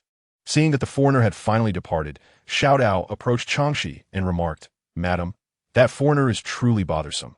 His speech is quite grating. Chang Xi cast a glance at Xiao Dao. You shall not find it so irksome after hearing it often enough. Xiao Dao pouted, alas, my ears would surely suffer. Chang Xi laughed at her comment, gently patting Xiao Tao's shoulder. Choosing not to elaborate further, Luo Mama had initially intended to advise Chang Xi against associating with such foreigners, but upon reflecting on Chang Xi's assertive demeanor, she refrained. After all, encountering foreigners in a Yang city was hardly a novelty. One could see that everyone else treated it as a trivial matter. The proprietor of the bookstore, noticing the arrival of a woman from a wealthy family, promptly approached to greet her. Chang Xi surveyed the layout of the bookstore, finding it rather elegant. Though the front display prominently featured various romantic tales, she instinctively frowned, suspecting her streak of good luck might come to an end here. Nevertheless, she inquired with a glimmer of hope, "Might you have any legal texts from the Dayu dynasty?" Upon hearing Chang Xi's request for legal texts, the proprietor momentarily thought he had misheard. "What did you say, madam?" Chang Xi repeated her request with mild exasperation. The proprietor soon realized he had not misheard and regarded Chang Xi with a mixture of astonishment and skepticism. As it was his first encounter with a woman seeking to purchase the Dayu law, Chang Xi felt irked by his gaze, questioning why her gender should preclude her from acquiring a legal text. Observing her displeasure, the proprietor quickly clarified, "Please do not take offense, madam. It is simply my first experience with someone inquiring about the Dayu law. Regrettably, our small establishment does not carry such texts. The Dayu law is quite expensive, and those who can afford it are few. Moreover, aside from scholars, almost no one seeks to peruse it, thus we have not stocked it." Having anticipated this outcome, Chang Xi was not particularly disappointed to hear there were none available. It seemed she would need to devise another plan. What of historical texts? The proprietor awkwardly shook his head, then suggested, "How about some other selections, madam? Perhaps these novels are quite captivating." Chang Xi's gaze fell upon the novels, confirming that this was indeed a shop selling miscellaneous literature.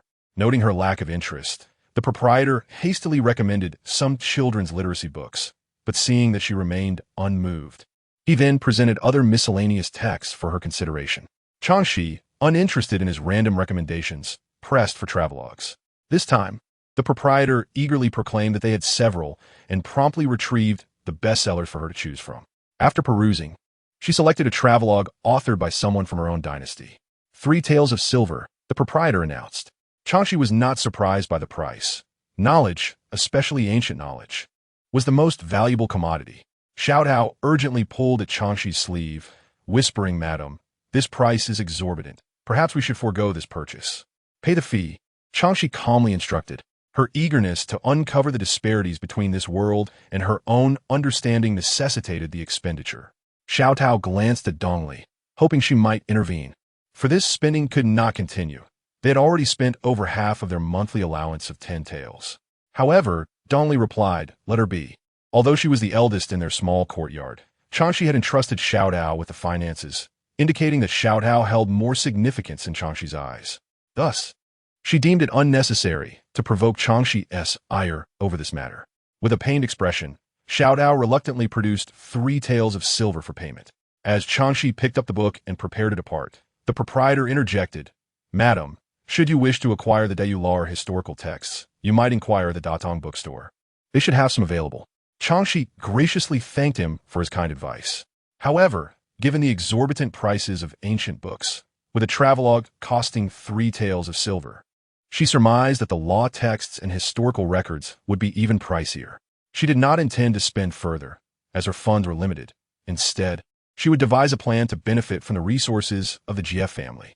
The Jie family, known for their literary heritage, undoubtedly possessed legal and historical texts within their collection, likely more comprehensive than those available on the market. The advantage of aristocratic families over common folk lies in their monopolization of knowledge, thereby controlling the avenues for social ascent. The stark inequity of this situation rendered the plight of the common populace hopeless. On her return journey, she did not walk, but rather settled into a sedan chair, eager to peruse the travelogue she had just acquired. Meanwhile, Zhang Yingda hurried home, anxious to consult his companions. If this small venture succeeded, life would improve for everyone, and he certainly did not wish to exclude his friends from the good fortune. However, before he could reach home, a companion intercepted him. "Ada, why have you returned so late?" "Ifa, what is the matter?" Zhang Yingda inquired, noticing the urgency on his friend's face. "Quickly return home. Your father intends to sell the lotus seeds." "What?" Upon hearing his father's intent to sell his sister, Zhang Yingda was immediately consumed by rage, his eyes blazing with fury. Without sparing a word for Zhou Afu, he dashed homeward. As fate would have it, upon his return, Zhang Yingda encountered his father, Zhang Fugui, who was dragging his sister toward a flamboyantly dressed woman for inspection. To his utter dismay, his grandparents stood by, offering no resistance. Look at this little girl. She resembles her mother and will undoubtedly blossom into a beauty. You won't regret purchasing her, the alluring woman remarked, scrutinizing the child's appearance, prying open her mouth to inspect her teeth and assessing her figure. However, such a young girl lacked the maturity to reveal much. It would require a considerable investment to cultivate her desirability to fetch a good price. In her mind, she calculated that it would take at least 10 taels of silver to raise the girl, beyond which she would incur losses. Ah, Red Lady. A firm price of 10 taels, she declared. Red Lady was adamant, unwilling to budge on the price. In an era when countless girls were sold, she had no shortage of supply, thus driving prices down. Zhang Fugui, dissatisfied with the sum, attempted to haggle further with the brothel's madam. But little did he know that his son had emerged from the shadows, seizing his sister and attempting to flee. Brother. Zhang Lianzi's eyes sparkled upon seeing her sibling. She clutched his hand tightly, desperate to escape their father and grandparents' terrifying grasp. Zhang Fugui's mother rushed forward to prevent her grandson from taking away the worthless granddaughter. You can't take Lianzi away, she cried. You little rascal, how dare you sabotage my plans? I'll make you pay for this. Zhang Fugui, seething with rage, brandished a broom and swung at his son. However, the girl, emboldened, sank her teeth into her father's wrist, causing him to howl in pain. You worthless child, release me. Why must I suffer such misfortune with a daughter like you? Listening to his father's vile curses, Zhang Yingda felt his heart grow cold. He signaled for his tearful sister to let go, then forcefully pushed past his grandmother, taking his sister's hand as they sprinted out. There was no returning to this home. You little brat, don't run. Let go of your sister. Zhang Fugui yelled, brandishing the broom as he chased after them. His mother followed closely behind, determined not to let the worthless girl escape. Seeing both of them flee, Red Lady's nostrils flared in anger as she turned to Zhang Fugui's father. Are you still selling girls or not? If not, don't waste my time. We are selling. Zhang Fugui's father replied hastily, his gaze lingering over the enticing Red Lady, though his pockets were empty, leaving him to fantasize about unmentionable scenarios. On the other side, Chang Xi returned to the Jia residence just as darkness fell. As she stepped out of the sedan, she tucked away the travelogue she had yet to finish into her sleeve before seeking out Madame Qin. Noticing Chang Xi's late return, Madame Qin felt a twinge of displeasure, but upon seeing her reddened eyes, her heart softened. Well, since you seem upset, I shall refrain from reprimanding you today. Forgive me. It was my fault. After paying my respects to my godmother, I stopped by the bookstore, which delayed my return. I humbly ask for your forgiveness, madam, Chang Xi said, lowering her head in contrition. She knew it was impossible to keep her activities entirely hidden from Madame Qin, who likely had someone among the company that would inform her.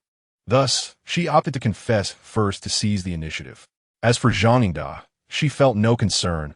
A lad of his age was unlikely to conjure any scandal. Madame Qin, who preferred a gentle approach, saw Chang Xi's humility and her quiet demeanor during her time in the residence, coupled with her dedication to learning, which was a pleasant surprise. Such a character would make it easier for her son to accept, far better than a boorish woman lacking in literacy. Consequently, rather than being angry, she smiled and gestured for Chang Xi to sit. I worry for you, but seeing you return safely puts my heart at ease. Seeing Chang Xi obediently take her seat, Madame Qin inquired with curiosity, what books did you purchase at the bookstore? Chang Xi had been eagerly awaiting this question. She quickly retrieved the travelogue from her sleeve and shyly presented it to Madame Qin. Thanks to your kindness, I spent 3 taels on this travelogue. I cannot afford more. Madame Qin was unfazed by Chang Xi's unexpected actions. Although a travelogue was still considered leisure reading, it was far superior to the vulgar tales of debauchery. Moreover, Chang Xi's innocent demeanor endeared her to Madame Qin. Since you enjoy reading, that is easily remedied. There is a library in the residence. You can borrow books from there. This was precisely what Chang Xi had hoped for. She joyfully rose to express her gratitude to Madame Qin. Thank you, madam. Madame Qin smiled, extending her hand to assist Chang Xi. There is no need for such formality. I've heard you often study for long periods. It's unnecessary to overexert yourself, as that would be counterproductive. She hoped for Chang Xi to bear her future grandchildren, naturally wishing for her not to wear herself out. Chang Xi nodded obediently, acknowledging Madame Qin's advice. Observing Madame Qin's satisfaction, she seized the moment to suggest, today, thanks to Mama Luo's guidance, I managed to avoid errors. The small courtyard still lacks a teaching matron. Perhaps we could have Mama Luo instruct me in etiquette. Madame Qin looked at Chang Xi in surprise, while others would be wary of sending someone into her midst. Chang Xi was proactive in requesting a teaching matron. No wonder Mama Zhong had spoken so highly of her. With a gentle pat on Chang Xi's hand, Madame Qin tentatively asked, "Are you sincere?" Chang Xi nodded earnestly. "Madam, I am aware of my humble origins. If someone could frequently guide me, it would be a blessing." She understood that Madame Qin held no interest in placing confidants by her side. Otherwise, she wouldn't have reassigned several maids to serve her. However, those had been dismissed, leading to Dong Li's appointment, whose purpose was not to monitor her, but to suppress those who disrespected her. Madame Qin was a competent matriarch, which greatly benefited Chang Xi. Upon hearing her words, Mama Luo stood in shock. She hadn't anticipated that Chang Xi would request her, presenting a mix of joy and apprehension. Accompanying Chang, she would undoubtedly provide more opportunities, as she was currently favored by Madame Qin. Yet, Chang Xi would not remain the true mistress of the residence for long. Eventually, she would depart, leaving Mama Luo to seek new prospects. However, that was a concern for another day. Opportunities were at hand, and when Madame Qin inquired about her feelings, Mama Luo promptly stepped forward, bowing respectfully. "I will heed your command, madam. It would indeed be an honor to serve Lady Chang." Mama Zhong discreetly glanced at Mama Luo, noting her fortune had shifted. Yet, based on her understanding of Chang Xi, she knew there must be a rationale behind her request. She would later advise her old friend to remain cautious and not be swayed solely by Chang Xi's sweet words, lest she fall into a trap. Chang Xi smiled, appreciating Mama Luo's competencia. Although she could not match Mama Zhong's capabilities, she was currently well-suited to Chang Xi's needs. Madame Qin did not invite Chang Xi to stay for dinner, and by the time Chang Xi returned to her small courtyard, night had fully descended. Lighting a lamp in her room, she deliberately brightened it, intending to continue perusing the travelogue. Dong Li approached and inquired about what Madame Chang would like for dinner. "I will head to the kitchen to give instructions. At this hour, most of the household has already dined. I shall keep it simple and prepare a bowl of chicken soup with silver thread noodles." Chang Xi, engrossed in her book, did not lift her head. Noticing her concentration, Dong Li refrained from saying more and lifted the curtain to make arrangements. Xiao Tao settled onto the footrest beside Chang Xi, excitedly recounting her day's expenditures. 3 taels for a gift, 2 taels for a book, and 91 copper coins for chilled candied hawthorn. Chang Xi, growing impatient with the accounting, replied, "Please jot it down for now. I will review it when I have time. By the way, there is still 100 taels of silver in my bedside cabinet. You should manage it for the time being." She intended to nurture Xiao Tao's development, granting her trust as a means to foster loyalty. Surprised by the substantial sum in Chang Xi's possession, Xiao Tao widened her mouth in astonishment before quickly shutting it to avoid looking foolish. Noticing Chang Xi's sharp tongue, she did not dwell on it and hurried to the inner chamber, but turned back with excitement, saying, "Madame Chang, I have learned to keep accounts. I will manage the silver well, you need not worry. Trust is paramount. I believe in you." Chang Xi's warm words ignited a fervent desire in Xiao Tao to prove her loyalty. Dong Li entered with a tray, observing Xiao Tao's exuberance, and instinctively glanced at Chang Xi, unsure of what had transpired but hesitant to inquire further. "Madame Chang, the noodles are ready, and the kitchen has prepared 2 dishes of refreshing appetizers." Chang Xi gestured for Dong Li to place the meal on the table before momentarily setting aside her travelogue. After a night of toil, she had finally finished reading it, her emotions tumultuous and speechless for a time. "Where are we headed, brother?" Despite the summer season, the dawn brought a chill, causing Zhang Lianzi to tighten her grip on her brother Zhang Yingda's hand. "You will know once we arrive," he reassured her. Since leaving home yesterday, he had not contemplated returning. Given their father's and grandmother's tempers, a return would surely result in a beating, and he feared for his sister's safety. Fortunately, he had hidden some money elsewhere. Otherwise, their circumstances would be even more dire. As Zhou Afu kicked pebbles along the path, he asked, "Brother, can that method of yours truly make money?" "You will find out soon enough," Zhang Yingda replied, although a fierce determination gleamed in his eyes. Failure was not an option. Zhou Afu discerned the stubbornness in Zhang Yingda's expression and, resigned, accepted that as an orphan, he had no other place to go but to stick with his good brother, hoping to scrape by together. Zhang Yingda had already calculated his route. He chose a remote village rather than the nearest one, a location he had gleaned from a vegetable seller. They could only navigate toward it by instinct. When hunger struck, they drank from mountain springs until they could no longer bear it, finally sharing the dry rations he had brought, carefully dividing the meager provisions between his sister and Zhou Afu, saving the remainder for lunch.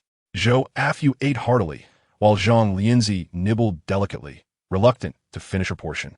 However, time was pressing, and Zhang Yingda, not waiting for his sister to finish, urged her onward. In summer, light breaks early, and, after querying several farmers with ox carts, they finally arrived at a village known as Huaihua. Exhaustion weighed heavily on the three. Zhang Yingda did not dare rest long, leaving his sister in Zhou Afu's care while he approached the gathering crowd beneath a large tree in the village. "Who is this young man?" an elder inquired, curious. Zhang Yingda smiled and greeted the elders, aiming to make a favorable impression before stating his purpose. "I am here to purchase vegetables." Purchase vegetables? The unfamiliar term caused several elders to exchange puzzled glances, partially understanding yet still bemused.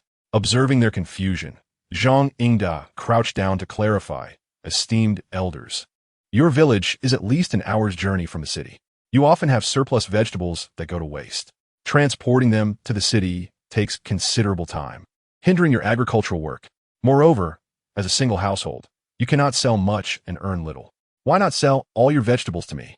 You save on labor and time, while I earn a modest profit by selling them in the city." This novel proposal intrigued some elders, though skepticism lingered regarding Zhang Yingda's youth. One elder grasped Zhang Yingda's arm and pulled him closer, asking, "Are you serious?" Zhang Yingda, sensing interest, patted his chest affirmatively, "Of course. Why would I deceive you? How much are you willing to pay?" Another elder inquired.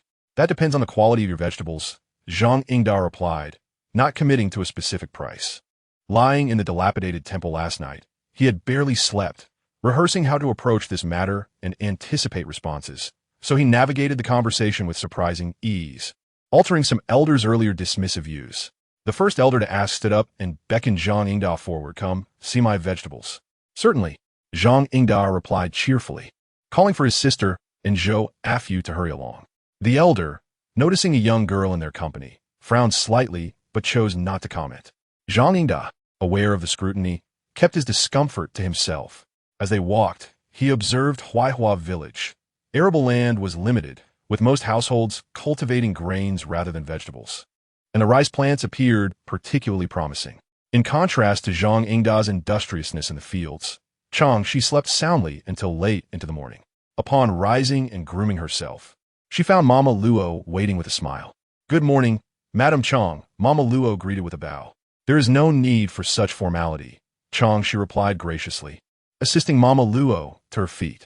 "Has all the previous business been concluded?" Mama Luo, pleased with Chang Xi's demeanor, humbly responded, "Thank you for your concern, madam. Everything was prepared last night, and I await your further instructions." Mama Luo understood well the purpose of her presence. Discussions of etiquette were merely a guise.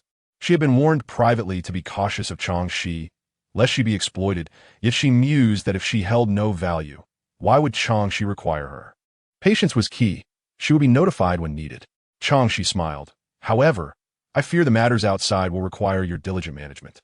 Understanding her intent, Mama Luo quickly realized Chang. She wanted her to handle affairs beyond the estate. Upon recalling the younger brother Chang she had mentioned earlier, Mama Luo grasped the situation, surprised that Chang Xi had specifically summoned her for this purpose. "Madam Chang, whatever tasks you assign, I shall do my utmost to fulfill them." Chang Xi smiled, choosing not to elaborate further, pleased with the understanding. However, there was one matter she wished to entrust to Mama Luo. "Mama Lu, there is something I need you to assist me with." Noticing Chang Xi's serious expression, Mama Luo straightened. "Please tell me. I need you to keep a watchful eye on the movements of Lord Jiejio. I wish to know when he returns to the estate." Initially intending to probe the fourth madam, Qin, Chang Xi ultimately decided it more prudent to have a mature woman like Mama Luo gather intelligence. Regarding Dongli and Xiao Dao, neither of them is suitable for this task. Firstly, their youth could lead to unnecessary misunderstandings, and it is likely that they would struggle to provide a clear explanation. Given the Qin family's approach, they would not hesitate to dismiss such matters outright, a scenario she would prefer to avoid. Secondly, their limited connections within the household, unlike older women who are more adept at discreetly handling sensitive information, could result in unintentional disclosures. Madame Luo was momentarily taken aback, unable to close her mouth in surprise. Previously, she had thought that Chang Xi held no particular feelings for the Ninth Master. Yet now, she was specifically tasked with this matter. However, upon reconsideration, it seemed logical. After all, Chang Xi was the fourth lady, designated to bear children for the Ninth Master. It was only natural for her to express concern for him. After all, which woman remains indifferent to her man, even if their relationship is transient? She found her reasoning satisfactory. As she looked up to respond to Chang Xi, she met the latter's unwavering gaze, devoid of any hint of shyness or discomfort. This left her feeling perplexed. Indeed, Chang Xi was an enigma. There was no need for the matron to ponder further. She simply needed to follow Chang Xi's instructions. Chang Xi herself was indifferent to the opinions of others, having encountered many who attempted to decipher her thoughts. What she truly required was strong execution rather than attempts at comprehension. "Yes, I have noted it down," Madame Luo replied, feeling slightly embarrassed at having her thoughts laid bare by Chang Xi. Nevertheless, since Chang Xi wished to show concern for the Ninth Master, she seized the opportunity, while Dongli was absent, to lean closer to Chang Xi and whisper, "Madam, would you like me to inquire about the Ninth Master's preferences? I have a close friend son who serves him." This was a gesture of goodwill. Chang Xi sensed Madame Luo's ingratiation. Perhaps in her past life, she had encountered too many people seeking to curry favor with her, rendering her immune to such behavior. She waved her hand dismissively, saying, "I appreciate your kindness, but there is no need for such unnecessary efforts." Having once held a position of power, she believed that the Ninth Master was not one easily understood by others. Any information gleaned might lead to misinterpretation, and that would be an unwise endeavor. Madame Luo, realizing her flattery had fallen flat, could only offer a sheepish smile. Observing this, Chang Xi uttered a few comforting words to ease Madame Luo's embarrassment, and, upon seeing her regain composure, she let the matter rest. At that moment, Dongli brought in the breakfast. Chang Xi noticed the small table was laden with food, but her appetite was lacking. She chose to keep only a bowl of chicken porridge and a basket of dumplings for herself, allowing Madame Luo, Dongli, and Xiao Tao to share the rest, as she had no habit of consuming leftovers. Meanwhile, Zhang Yingda, burdened with the vegetables they had gathered, was making his way to the market. "The sun already high in the sky. Why do we have to ride in a bullock cart? That old man clearly took advantage of us being children," Zhou Afan complained. Zhang Lianzi, however, was grateful for the cart ride back, fearing that otherwise her feet would swell from the walk. Yet, the thought of spending 3 copper coins pained her heart. One must not be too lenient, otherwise they may find themselves at a loss. Zhang Yingda spread the tattered cloth he had collected, placing the vegetables upon it. If they had walked back, they would have surely missed the morning rush of buyers, which would have been a greater loss. The produce was neatly arranged, but the 3 of them exchanged glances, each hesitant to call out for sales, feeling somewhat embarrassed, akin to a bride experiencing her wedding day for the first time. As the instigator, Zhang Yingda steeled himself and stood up to shout, "Fresh vegetables for sale." Yet, amidst the cacophony of nearby vendors, his youthful voice was drowned out, leaving no one to notice the 3 children in the corner. Zhou Afan, already anxious, felt disheartened upon witnessing Zhang Yingda's repeated failures to attract buyers. The thought of the nearly 2 taels of silver worth of vegetables going to waste made his heart ache, prompting him to grab a few fresh cucumbers and approach passers-by, inquiring if they would like to purchase them. Zhang Yingda, seeing Zhou Afan being continually rejected, thought not of the sadness of his friend, but of the benefits that had come from Chang Xi's earlier display of vulnerability. He too rushed to the center of the road to sell. "Auntie, please have mercy on us children and buy some vegetables. Otherwise, we'll be beaten at home," he pleaded with a woeful expression to a seemingly kind woman carrying a vegetable basket. The plump woman, moved by Zhang Yingda's pitiful demeanor, felt a pang of sympathy, as she was already in the market to buy vegetables. "Let me see your produce," "It better be fresh," she said. "All fresh, I assure you," Zhang Yingda replied eagerly, presenting the vegetables for her inspection. The woman examined them closely, confirming their freshness, and then inquired about the price. 5 copper coins for all, he stated. Hearing this, the woman frowned slightly. The price was comparable to the market rate, and she contemplated before buying. Just then, the little girl guarding the stall tugged at her sleeve, her eyes brimming with tears. "Auntie, please help us. If we can't sell these, my father will beat us." Touched by the girl's distress, the woman softened and handed over 5 copper coins, taking the vegetables from Zhang Yingda's hands. He clutched the coins tightly, exhilarated by his first successful sale. "Ada, look, I made 3 copper coins," Zhou Affan exclaimed, excitedly shoving the coins into Zhang Yingda's hands, igniting a newfound sense of hope among the 3 children, who exchanged smiles filled with determination. While one group was fervently selling vegetables to earn a meager profit, Chang Xi was immersed in the library of the Jia residence. As expected of a scholarly family, the library stood 3 stories tall. Chang Xi gazed at the structure, gaining deeper insight into how ancient aristocratic families monopolized knowledge. The guardian of the library, an elderly man with graying hair, merely glanced at her as she approached, stating in a flat tone, "Madame Zhong has already informed me. You may enter alone. If you wish to borrow books, you must sign here, and no damage is permitted. Rare and unique volumes cannot be taken out of the library." This set of rules was somewhat reminiscent of her university library in her previous life, and Chang Xi was not unfamiliar with it. "Understood," she replied, gesturing for Dongli and Xiaotao to wait outside. The old man then waved her in with a hint of impatience before closing his eyes again, seemingly dozing off. Realizing that she could glean no useful information from him, Chang Xi began her search for the historical texts and Dayuel. The library was vast, requiring her to climb a ladder to reach the higher shelves.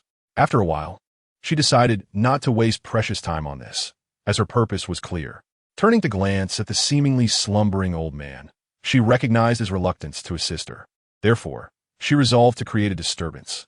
She picked up a rather insignificant travelogue and purposely let it fall to the ground, creating a loud noise.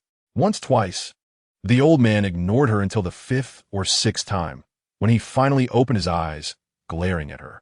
Chang Xi wore an innocent smile, apologizing, "I accidentally dropped it." Unable to tolerate her disrespect for the books any longer, the old man called for a young servant hiding in the corner. The servant hurried over to help her pick up the fallen books. Seizing the opportunity, she inquired where the historical texts and Dayuel could be found. The servant glanced at the old man, who had closed his eyes once more, and understood he had tacitly allowed him to assist her. "Please follow me," he whispered. Chang Xi eagerly followed, grateful for his guidance, and soon located the books she needed. There were shelves upon shelves of history books, and her eyes narrowed slightly. It would take considerable time to read through them all. Clearly, this era was steeped in an extensive historical legacy. Nevertheless, she opted to skim through the titles first, examining each book one by one, until she discovered that the collection contained revered literary works such as Spring and Autumn Annals, Strategies of the Warring States, records of the Grand Historian, Book of Han, records of the Three Kingdoms, and Old Book of Tang, all of which were well-known historical masterpieces from her previous life. She eagerly picked them up to peruse, and indeed, the familiar phrases echoed from her past. Soon, she closed the books and began to methodically search for historical texts from the Song dynasty, only to find none, except for a book titled Shun History, which she also extracted alongside several other significant historical texts. A nearby servant hurriedly gathered these books. Chang Xi smiled gratefully at him. It was fortunate to have such assistance, or she would have had to make multiple trips. The young man's face flushed, as Chang Xi had recently gained considerable fame in the household for her diligent studies, something he had initially doubted but now had to accept. Chang Xi paid little heed to the servant's emotions and instead focused on lifting the hefty Great U Code. The elder in charge frowned upon seeing her borrow so many books and began inspecting them one by one, not finding any rare editions. He finally took up his brush to prepare a list for her. Chang Xi quickly waved for Dong Li and Xiao Tao to come and help carry the load. Soon, Luo Momo observed as the 3 returned with a towering stack of books, unable to suppress her astonishment. "Goodness, how long will it take to read all this? Madam Chang, do you truly intend to finish them all?" Chang Xi nodded. She would certainly need to read through them more than once. or she would remain as blind as before. My word, Luo Momo murmured, perplexed by Chang Xi's actions. Without further ado, Chang Xi immersed herself in her reading, exerting herself 100-fold more than she did during her previous examinations. As the sun dipped below the horizon, Zhang Yingda and his good friends, along with his younger sister, found a secluded spot to tally their earnings. After deducting nearly 2 taels of silver in costs, they had made a profit of over 300 copper coins. Zhou Offa, brimming with excitement, nudged Zhang Yingda, who could hardly believe their fortune. Ada, look, we struck it rich. You were right. Only through business can one amass true wealth.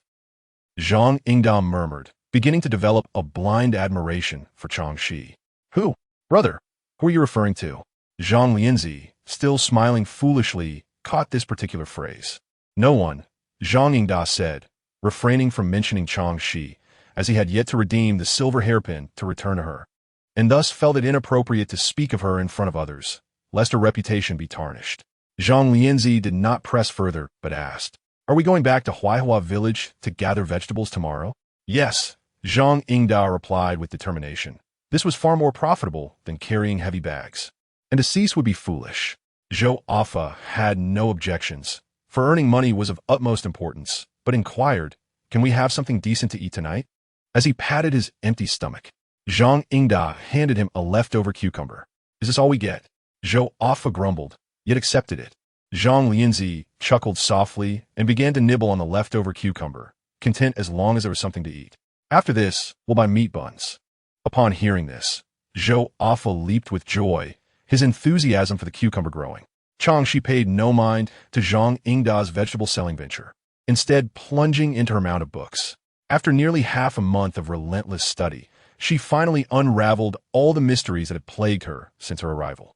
Initially, when Chang Xi perused the travelogue she had acquired for 3 taels of silver, she sensed a striking similarity between the geography of this world and that of her past life, though the names of places were entirely different, along with slight variations in customs, which prevented her from drawing any firm conclusions.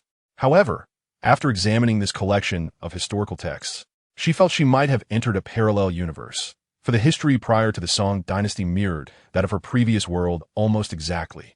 The dynasties of Xia, Shang, Zhou, the spring and autumn period, the warring states, Qin, Han, the 3 kingdoms, the northern and southern dynasties, Sui, Tang, and the 5 dynasties, the emperors and generals remained unchanged, and even the place names were only slightly different, yet still recognizable. It was evident that history diverged during the Song dynasty, which was absent here, replaced instead by a unified regime known as the Shun dynasty. Yes, a truly unified regime, no longer the militarily weakened and impoverished yet commercially prosperous Song dynasty. This Shun dynasty had even vanquished the Liao dynasty to the north and conquered the western Xia, while the Jin dynasty had been swiftly eliminated, and the Mongols remained confined to the steppes, unable to seize control of the central plains.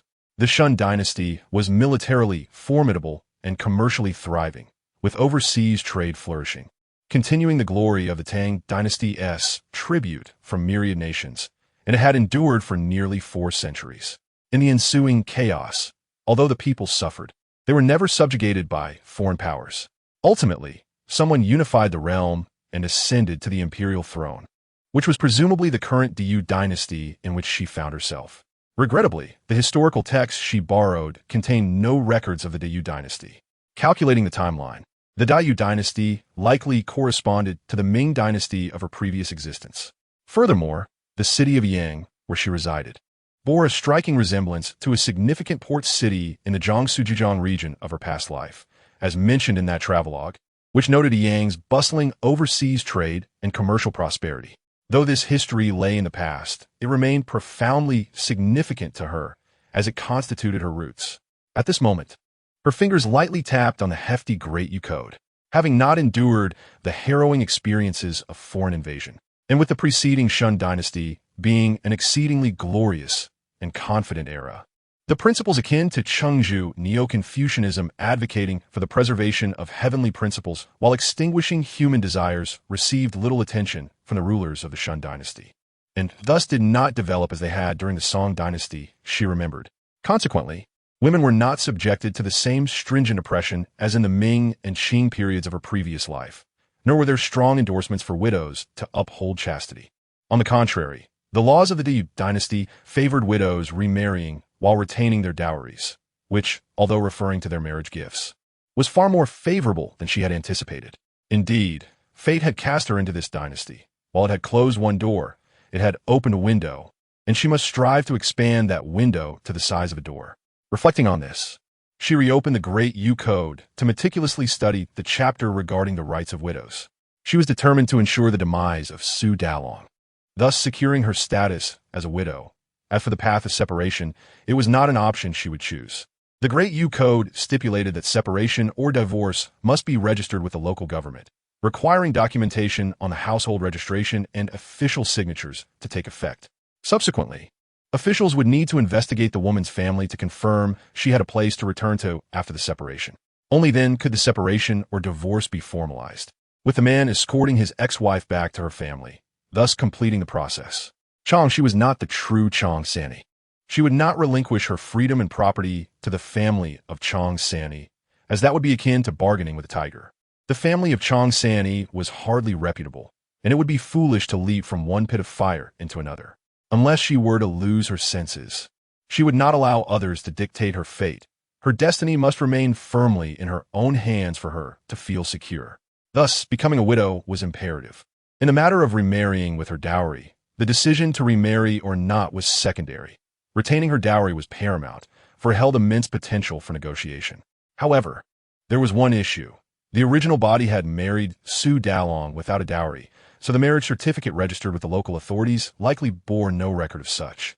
From the memories of the original body, she could not locate this crucial marriage certificate, indicating that the illiterate original body had not regarded the certificate as significant.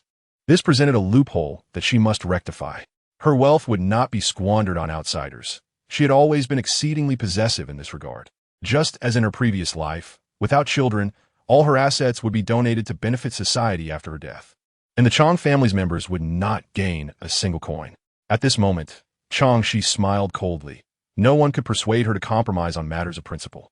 In the library of the Jia residence, a young maiden furrowed her brow and asked the elderly gatekeeper once more, "Is the shun sure not available?" The white-haired old man, looking troubled, replied, in response to the third young lady, "The shun sure has been borrowed and has yet to be returned." Who borrowed it? Previously, Lord Jiao took a set, and the remaining set intended for backup was borrowed by that Madame Chang. Is it the same Madame Chang who is learning to read on the ground? Upon hearing this, the gatekeeper scoffed. Indeed, it's her. She is one who seeks fame and reputation, with a profoundly calculating mind. The third young lady is in urgent need of the book, so I shall send a young servant to retrieve it from her. It will merely take a little time. Although that Madame Chang is the principal wife of Lord Jiao, the individual before him is the legitimate daughter of the second house. The distinction between them is clear. The third young lady is the true mistress. Upon hearing the gatekeeper's response, Jiu Xian immediately knitted her brows and raised her hand to halt him. "Uncle Chun, there is no need for such a tumultuous approach. There's a principle of first come, first served. Since she borrowed it first, I should personally go and discuss it with her. This matter is best resolved between the two of us." "Third young lady, you are overly elevating that Madame Chang." Uncle Chen almost let slip a wrong word in his anxiety. However, Jiu Xian merely smiled and said, "No harm done. If I manage to obtain the book, I shall send someone to inform Uncle Chun." Seeing Jiu Xian's determination, Uncle Chun ceased his persuasion and personally escorted her from the library. Jiu Xian signaled for Uncle Chun to stop, and then proceeded with her maid towards the territory of the fourth house. "Miss, you are too kind. I believe Uncle Chun was right. You are indeed elevating that Madame Chang too much." Her devoted maid, Ji Chui, pouted in discontent. Jiu Xian turned to observe her expression and halted her steps. "It seems I have been too indulgent with you." "Miss, Ji Chui sensed her mistress's displeasure from her tone. "I am merely speaking for you." As she reached the end, she felt a lump in her throat. On the verge of tears, Ji Chui, "No more? Look, you have angered the Mississippi." Another maid, Ji Ying, quickly interjected to plead for her friend. "Miss, Ji Chui has spoken out of turn. She realizes her mistake. Please forgive her this once." "Miss, I know I was wrong." Ji Chui bit her lip and lowered her head in apology. Seeing her loyal maid's repentant demeanor, Jue Xian's heart softened. I do this for your own good. You must learn to restrain that tongue of yours, or it will bring you trouble in due time. Upon hearing her words of counsel, Ji Chui's tears fell freely, realizing that her mistress had her best interests at heart. Jie Yuxin sighed softly, gently patting Tsikuye's shoulder. Recently, my mother had a disagreement with Aunt Four. Perhaps Aunt Four has misunderstood something. If I were to be indiscreet and step on Madame Chang's toes, wouldn't it confirm the suspicions that our second house harbors ill intentions towards the fourth house? Her mother, Qian Shi, still could not comprehend why their old nurse would conspire with Jiao Xing to trouble Madame Chang, although she was handed over to Aunt Four for resolution. Aunt Four still seemed to believe that the second house wished to hinder Lord Jiao's prospects. Yet, by all that is sacred, her mother had no such designs. Consequently, the relationship between the second and fourth houses had become quite strained. Grandmother Rongshi had not even inquired much before reprimanding her mother for over an hour. Afterward, her mother fell ill, indicating the toll it had taken on her. Thus, if she were to mishandle the situation now, it would likely be her own mother who faced the repercussions, for grandmother did not favor her.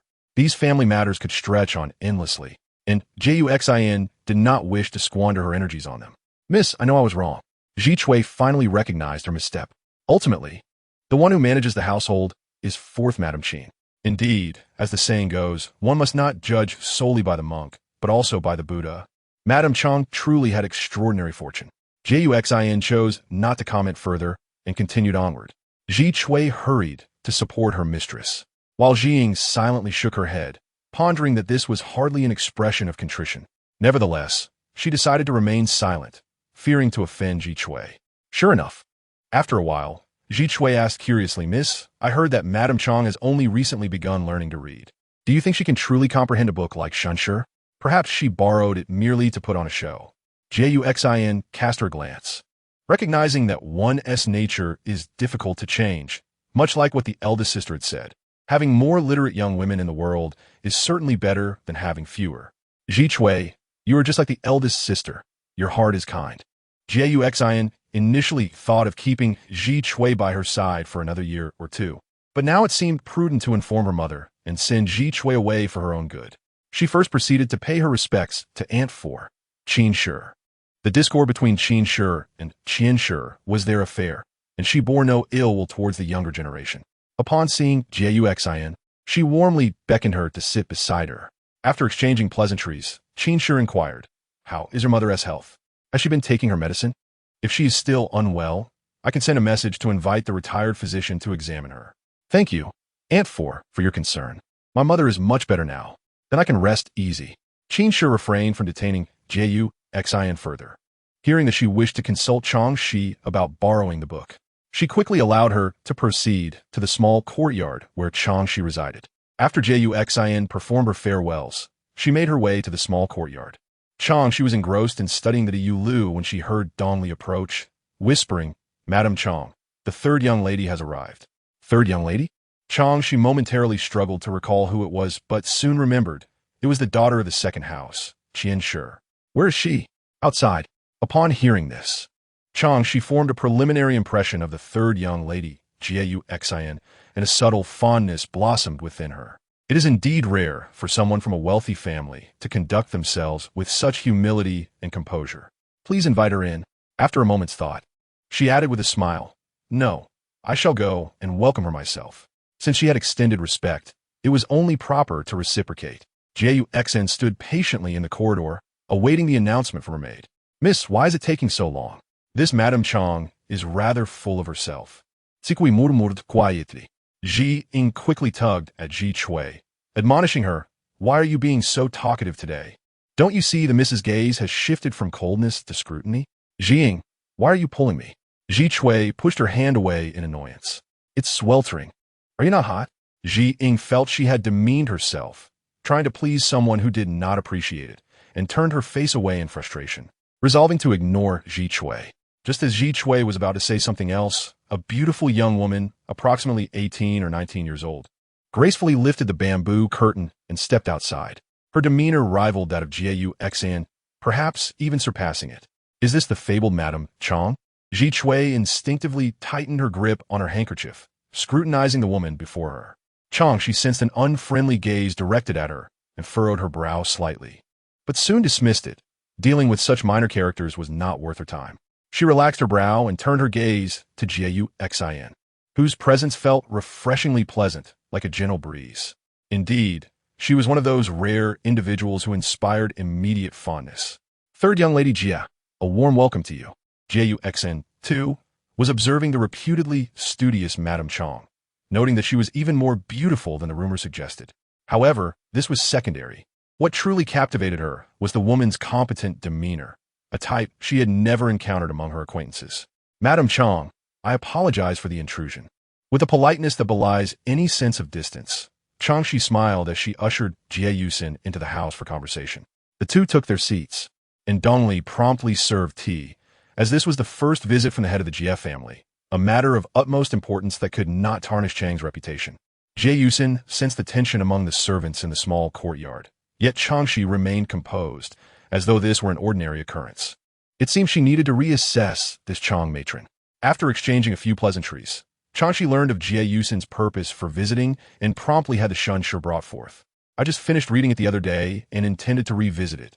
Since Miss Jie has a need, she may take it first. However, Ji Chui interjected, Can you truly comprehend it, Madame Chang? Ji Chui, Jie Yusin admonished sharply, then quickly turned to Chang Xi. Madame Chang, I apologize on behalf of this maid. I will certainly reprimand her later. Yet Chang Xi replied earnestly, Miss Jie need not apologize for her. The fault lies not with you, but with her. Her gaze fell upon Ji Chui, and she casually remarked, Since your arrival, you have exhibited hostility towards me. I wish to understand why. Ji Chui, chastised by her mistress, trembled slightly.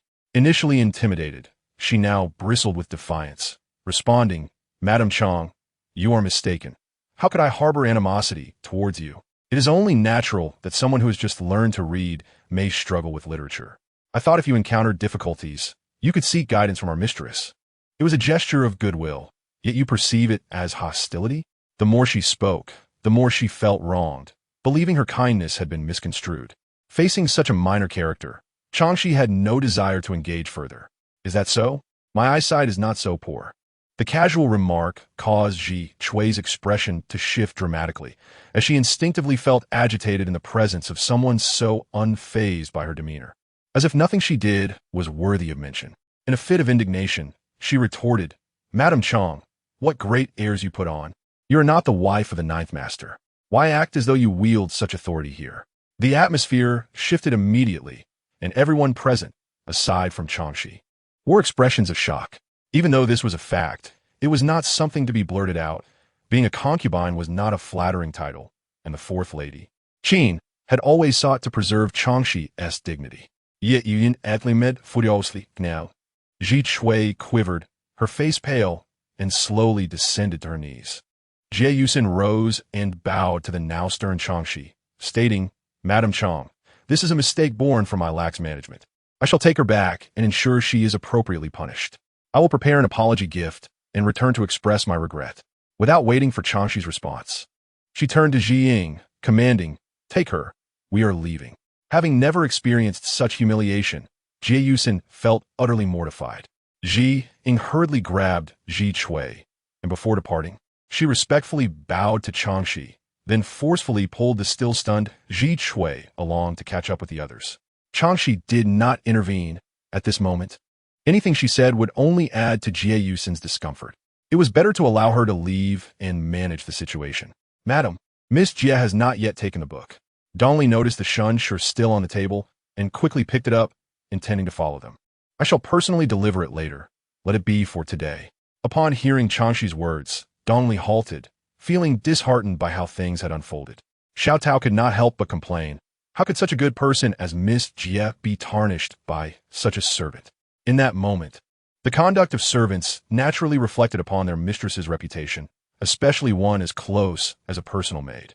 Lao Mama, observing Chang Xi's continued displeasure, attempted to soothe her, saying, Madam, why trouble yourself with such a maid? It will only sour your mood. Yet Chang Xi responded, Abnormal occurrences often suggest ulterior motives. Upon hearing this, all three women turned their attention to Chang Xi. Lao Mama, I inquire of you. This maid named Ji Chui appears to have been in the household for some time. Have you ever heard of her behaving inappropriately? At this, Lao Mama frowned, reflecting carefully. Indeed, I have not. After a pause, she added, Miss Jie is known for being a remarkably easy mistress to serve, while Ji Chui seems rather foolish. Foolish? Chang Xi's eyes widened in confusion as she looked at Lao Mama. In my view, Miss Jie is quite normal, even gentle and polite. How did she earn such a label? Lao Mama, realizing she had spoken out of turn, hastily slapped her own mouth and chuckled nervously. I misspoke. Please disregard it, Madam Chang.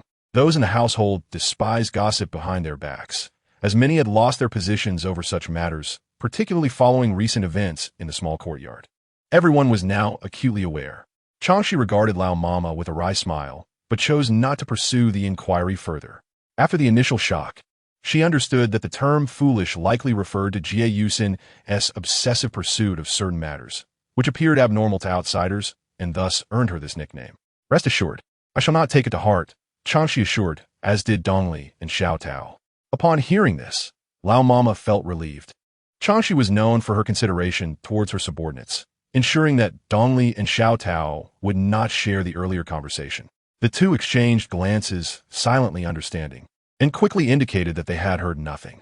Seizing the moment of Lao Mama's relief, Chang Xi continued, However, I must trouble you, Lao Mama, to investigate whom Ji Chui associates with regularly.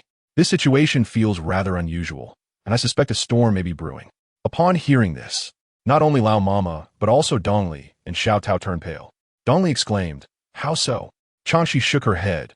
It is not the right time to elaborate. Suffice it to say, knowing both ourselves and our adversaries ensures victory. What troubled her was her uncertainty about whether this was directed at her or if there were other motives at play. If it was indeed aimed at her, she would need to contemplate who was orchestrating this scheme against her. As for seizing this opportunity to leave the Jie residence, that was a pipe dream, as she could never bypass Qin's scrutiny. Lao Mama felt an inkling of dread. She had just been appointed to her position and hoped nothing disastrous would occur. However, events unfolded as Chang Xi had anticipated, rapidly escalating like wildfire. Jie Yusin, leaving Chang Xi's presence with a dark expression, soon had the news reach the ears of the fourth lady. Qin. With disbelief, Qin widened her eyes. In her understanding, Jie Yusin was an exceptionally astute young woman, while Chang Xi had always been meek. How could they clash? Upon further inquiry, she learned that it was Jie Yusin's maid who had spoken out of turn, inciting Jie Yusin's ire.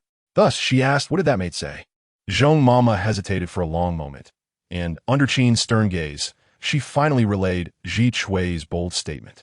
Upon hearing this, Qin was furious, slamming her hand on the table as she rose in anger. How has Qian managed her servants? One such incident is an accident, two is intentional. How can she bear to see our fourth house thrive? It seemed she was determined to tear down the faade of propriety, for while Chang's reputation appeared sullied, the true offense lay with her. An unseen hand is at work, Qin muttered, pacing the room, unable to swallow her indignation. Come, we shall confront Qian about this. In her fury, she even omitted the term sister-in-law. The servants led by Zhong Mama, well aware of Qin's temperament, dared not hesitate and swiftly followed her lead. The second lady, Qian, was currently in her daughter's courtyard, sternly questioning Ji Chui, who was behind this. Kneeling on the ground, Ji Chui wept, insisting that no one had instigated her. Madam, please believe me, it was merely a slip of the tongue. I spoke thoughtlessly. It was an unintentional mistake. Seeing that Qianshi remained unmoved, she turned to kneel before Jie Yuxin, saying, Third miss, I truly regret my error. I promise I shall never act so recklessly again. Jie Yuxin, noticing Ji Chui's pitiable state, felt a pang of compassion as they had grown up together. She turned to her mother and said, Mother, considering this as Ji Chui's first offense, let us forgive her this time. I will prepare an apology gift for Lady Chang and personally express my regrets. I believe she will show some leniency. Though she had only met Chang Xi once, her impression was favorable, and she trusted that her sincerity would touch the other party. As for Ji Chui, she would not remain by her side any longer, but it was not the time to discuss this matter, so she refrained from mentioning it. Regarding Ji Chui's motivations for her actions, since she was adamant about not revealing them, Jie Yuxin chose not to press further, honoring the bond they had shared over the years. However, Qianshi remained unmoved. She gently patted her daughter's hand, exclaiming, My dear girl, You have been reading too much. It is too late to say such things now. Do you think your fourth aunt is easy to deal with? She possesses an intense desire for control. Can the affairs of that small courtyard truly escape her notice? Alas, she is fiercely protective of her own. Your ninth brother is her Achilles heel. No one can provoke him. There is likely no one else in the world who could conceal such matters from a husband and son as she does. What else is she capable of? Chang Xi had been a sister-in-law to Chang Xi for over 20 years and understood her temperament better than anyone. She was fair in her dealings when it came to matters of the family. But beyond that, there was little to commend her character. Ji Chui, kneeling there, felt a surge of guilt toward her young mistress upon hearing Chang Shi's words. Yet, there was no turning back now. Her path lay shrouded in darkness. Xin sighed softly, deeply disapproving of the practice of wife selection. Your fourth aunt is a woman herself. Why must she make things difficult for other women? After a life of luxury, returning to reality after a few years must be unbearable for those involved in such arrangements. Before today, she had thought this way. But after meeting Chang Xi, she found the woman to be remarkably clear-headed, unlikely to be blinded by present affluence, with a future still worth hoping for. Yet, how many women like Chang Xi exist in the world? More often than not, there are helpless, pitiable, and vulnerable women. At that moment, a maid rushed in, exclaiming, "Madam, third miss, it is not good. Fourth madam has arrived." Chang Xi knew she could not escape today as confrontation. Indeed, before she could react, Chang Xi stormed in, radiating fury. Fourth sister-in-law. Chang Xi was about to rise to greet her when Chang Xi advanced, pointing an accusatory finger at her. You, Chang Xi, what enmity or grievance do we share that you must persistently create trouble behind my back? What do you truly intend? Fourth aunt, please have a seat. Xin stepped forward, hoping to assist Chang Xi in sitting down. However, Chang Xi refused her help, instead lightly patting Xin's hand and deliberately softening her tone. Good child, fourth aunt knows this matter does not concern you. It is between me and your mother. Please step aside and allow us to discuss this properly. No, fourth aunt, this is a matter caused by my maidservant. Upon seeing her daughter attempt to take the blame, Chang Xi felt a pang of heartache and quickly interjected, "Xi, listen to your fourth aunt. You should not involve yourself in this." Xin, frustrated and anxious, wanted to protest, but neither her mother nor fourth aunt Qin permitted her to intervene. As she glanced at the kneeling Ji Chui, her fleeting compassion vanished, and she wished she could turn back time to resolve the matter before it escalated. Tsikui, who had served Xin for many years, felt her heart sink upon meeting her gaze, realizing that their long-standing bond had come to an end. Indeed, I am not unreasonable. I know well the character of a younger generation. Once again, Chang Xi turned her ire toward Chang Xi. But some do not realize the depths of malice they harbor, wishing to ruin my son Jingger for their own satisfaction. Fourth sister-in-law, on my word, I have never thought such a thing. Chang Xi defended herself. Jingger is my junior. I cherish him dearly. You always speak so sweetly. Yet your actions tell a different tale. The previous nurse refused to speak, even when I threatened to sell her. I let her have her way. After all, a brothel needs workers. Chang Shi's gaze shifted to the trembling Ji Chui. With your looks, you would be quite welcome there. Zhong Mama, go fetch the procureur. Chun Feng Lu is in need of a girl like her. Zhong Mama hurriedly complied, turning to leave. Ji Chui was instantly stricken pale, kneeling forward to plead with Chang Xi, her forehead bleeding from the force of her bow.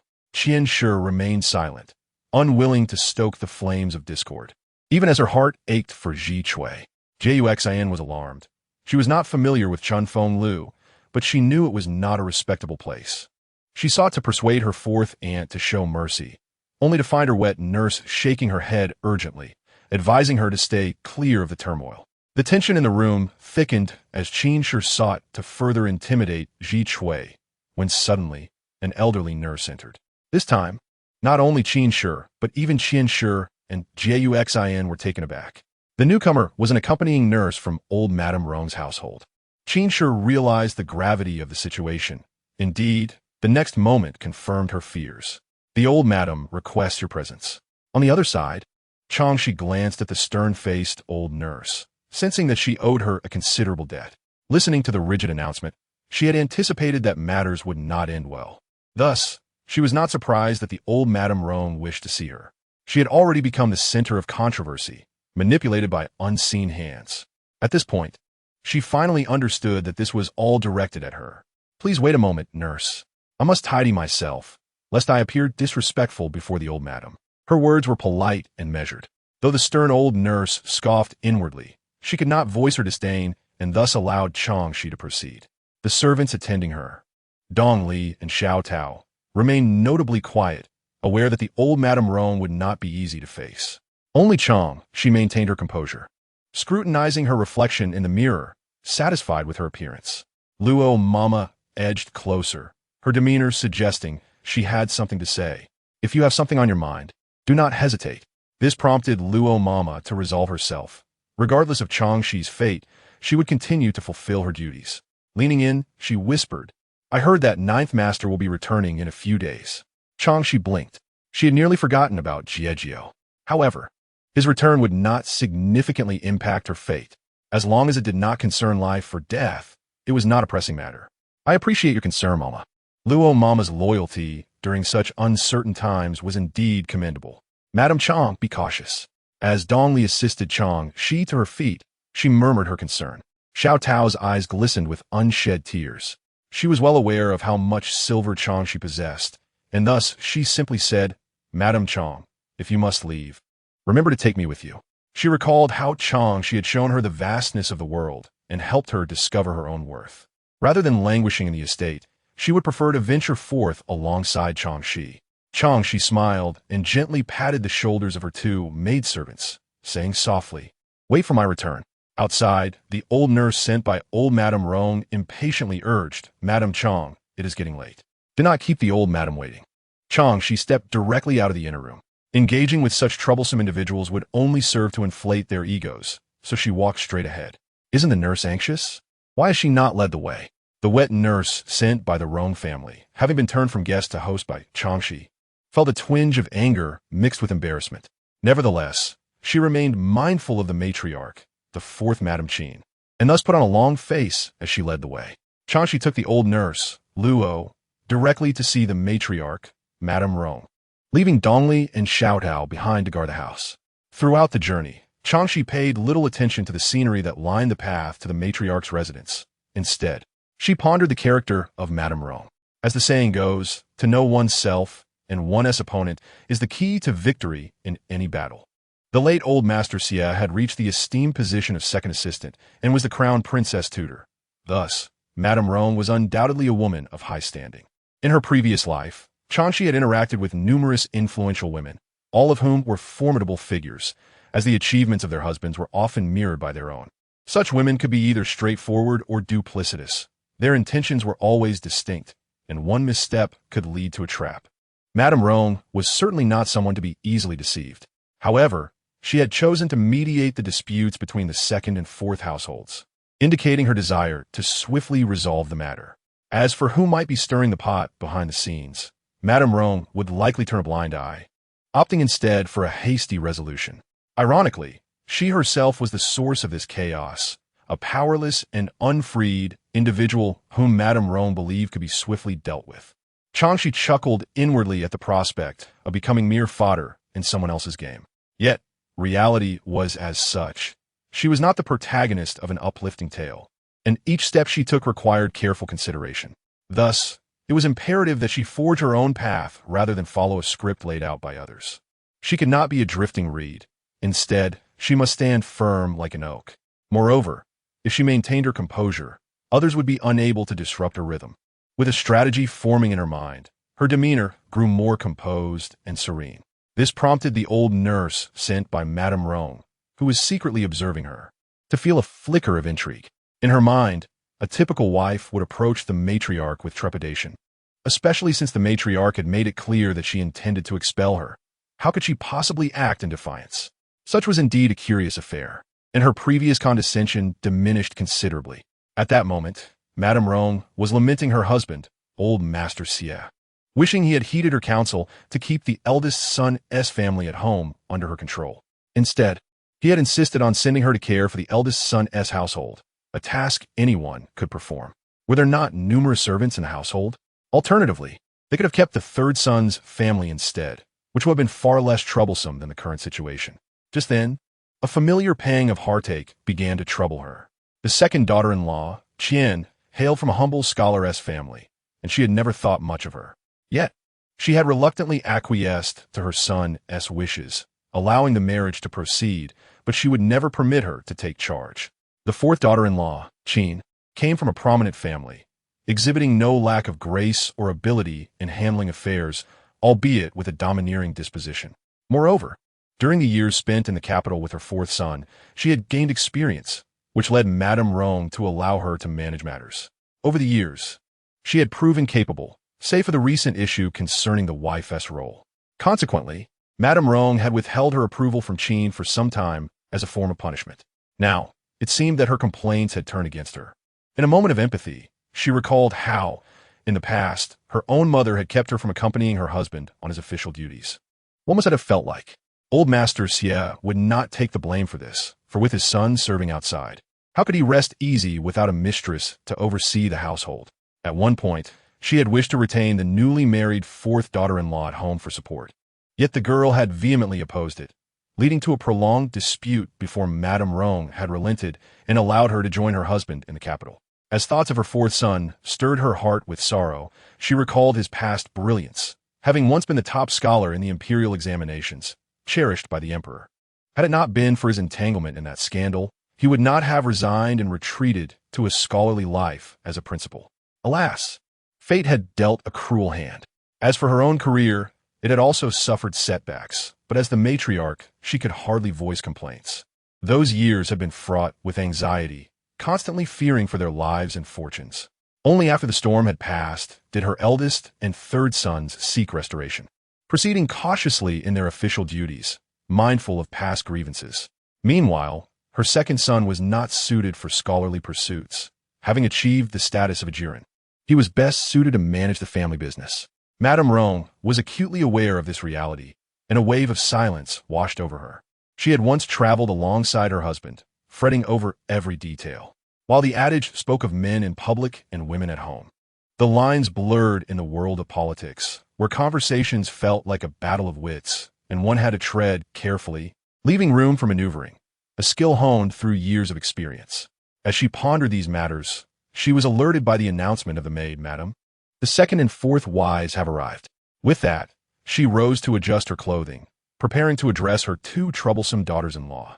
Old Master Xie, reclining in his chair, closed his eyes, choosing to ignore the commotion, believing that silence was the best policy for a long life. However, before his wife departed, he did offer a word of advice. Ensure that girl leaves the estate properly. Do not skimp on the silver, lest it becomes a point of contention later. Understood.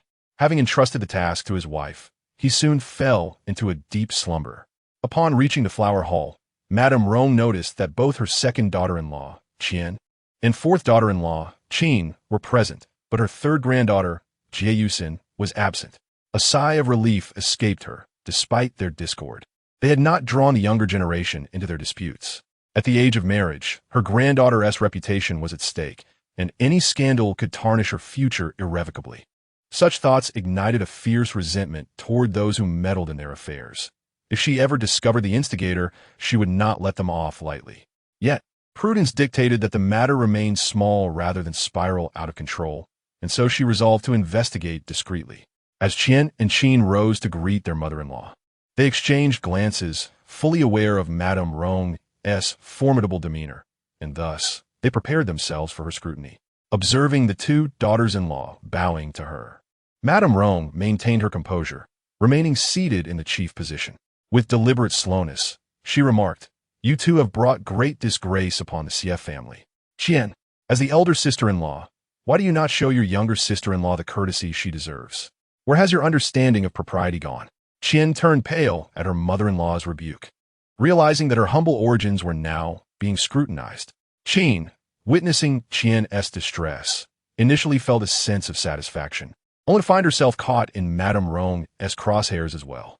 "And you, Qin, I had thought you had matured over the years. Yet you refused to yield to your sister-in-law, providing outsiders with ample fodder for ridicule. Is this how a woman of your upbringing should behave?" Seeing both daughters-in-law chastised, Madame Rong finally exhaled, for maintaining harmony in the family was paramount. "Your father-in-law and I still sit in the hall. We wish to see you both live in harmony." Even in death, we would find peace in knowing our family was united. Qian, hearing this, quickly knelt and replied, "Mother, it is the fault of the daughters-in-law. Please do not let your health suffer over this matter. Otherwise, I would be guilty beyond measure." Acknowledging her wrongdoings first seemed prudent. She then turned to Qin, saying, "Sister-in-law, it was my failure to manage my household that led to this trouble. I sincerely apologize and hope you can forgive me." If one were to ask Qin what she despised most about Qian, aside from her superior looks, it was her penchant for dramatics during such moments, feigning a lack of ambition. In Qin's view, the daughter of a humble scholar was far from innocent. "Mother, I was taught from a young age that rules are essential for order. To dismiss my elder sister-in-law's shortcomings as mere mismanagement undermines the very essence of our household as structure." Provoking further, who among them could tolerate such insolence? Madame Rong recognized Qin's rebellious nature. Indeed, she was capable of finding fault and would not relent, especially since she believed herself to be justified. The earlier reprimand had apparently borne no fruit. The inquiry shall undoubtedly persist. But Qin, do you not feel any responsibility in this matter? Is it not stubbornness? Very well. Let her witness the consequences of such obstinacy. Qin pressed her lips together, gazing at Rong, acutely aware of what she intended to say. Indeed, Rong's tone turned more severe as she spoke. "You are the matriarch of this household. All the servants are under your command. If they act against their master, it is your dereliction of duty as the matriarch, and thus you bear the responsibility." Qian, noticing her mother-in-law's anger, lowered her head in fear of speaking further. Yet Qin remained defiant, unwilling to concede easily. Yes, as a daughter-in-law, she acknowledged her negligence in managing the servants. Hence she must pursue the matter to its conclusion. Furthermore, if the instigator remains unexposed, who can find peace? Therefore, she felt justified in her actions. Among the four sisters-in-law, aside from herself and Qian, the other two were occupied with their husbands' duties. Their mother-in-law, at her age, lacked the energy to manage the household. Even if she were at fault, the ultimate authority still rested with her, as there was no one else to turn to. Relying on this, she felt no fear. The elderly matron Rome, almost amused by the audacity of her daughter-in-law, noted the attitude displayed. Those unaware might struggle to distinguish between daughter-in-law and mother-in-law. "Very well. I shall observe what results you can uncover, but I must forewarn you. Chang must not remain in this household. The troubles she has caused are too numerous. Sending her away will bring peace to all." At that moment, Chang Xi happened to be waiting outside the flower hall, overhearing this conversation, which aligned perfectly with her expectations. It was shameful how she felt a flicker of excitement. Following behind her, Mama Luo's pupils slightly contracted as she cast a worried glance at Chang Xi. Despite Chang Xi's impassive expression, thoughts of what position she might have to maneuver into began to form in her mind. As it appeared, the current situation was about to sour. The doorkeeper was an elderly matron from Rong's dowry, glaring at the matron who had brought Chang Xi, reproaching her for leading someone directly to the threshold, as the quarrel within could undermine the household's dignity. The matron, head bowed, clearly realized she had failed in her duties. With matters reaching this point, she hurried inside to report to Elder Rong before Qin could voice a rebuttal, announcing that Lady Chang had arrived. Rong glanced at Qin and instructed, "Bring her in." At this moment, Qin felt genuinely anxious, not anticipating her mother-in-law's swift action in summoning Chang San'e. For the sake of her son's lineage, she would do anything to prevent Chang San'e from leaving. Thus, before Chang Xi entered, she quickly approached Rong and whispered, "Mother, please hold on." Rong replied with calm deliberation, "My mind is made up. This matter requires no further discussion. Mother, Jean Gur is already over 20, at his age. Many have 2 or 3 children. Yet what of our Jean Gur? Shall he truly remain without an heir throughout his life? Who am I harming with this?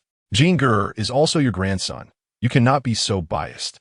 Her gaze shifted towards Qian, who immediately felt a chill.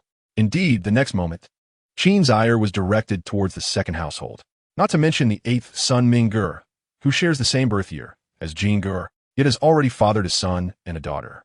The second sister-in-law became a grandmother long ago, but what of me? As she spoke of her sorrow, tears nearly brimmed in her eyes. Jean Gur, as previous wives, had all proven useless, and now he bore the stigma of a wife-killer. Chang San'e was the last hope for her daughter-in-law. "Mother, you cannot be so heartless." Rong, who had initially harbored some reservations about her daughter-in-law and wished to teach her a lesson, found herself softened by Qin's display of distress. The words of that so-called master were merely for listening. Do not take them to heart. Our Jean Gur is blessed. You must not be so impatient. Qin interrupted her mother-in-law. I have waited year after year. How can I continue to wait?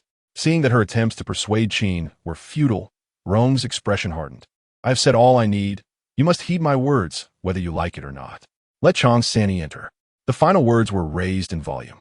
Qin realized she could not prevent this, and her heart sank. Chang Xi vaguely heard Qin's pleas to Rong from within, yet her own heart remained unmoved. Upon entering, she paid her respects to the elder matron Rong with poise. This was the first time Qian had seen the legendary Lady Chang. Her appearance and demeanor exuded an air of nobility, leaving no trace of her humble origins. Indeed, she appeared more refined than Qian, the daughter of a scholar, compelling Qian to believe her daughter's assessment of Chang. Elder Rong was momentarily taken aback upon first seeing Chang Xi, lost in thought for a while. Having been a public figure in her past life, Chang Xi felt no embarrassment or discomfort as others gazed upon her. Instead, she stood with grace, inviting scrutiny. As the ancient saying goes, a wealth of knowledge bestows elegance. Elder Rong found herself believing it now. Rong's moment of distraction was fleeting, quickly replaced by a warm demeanor.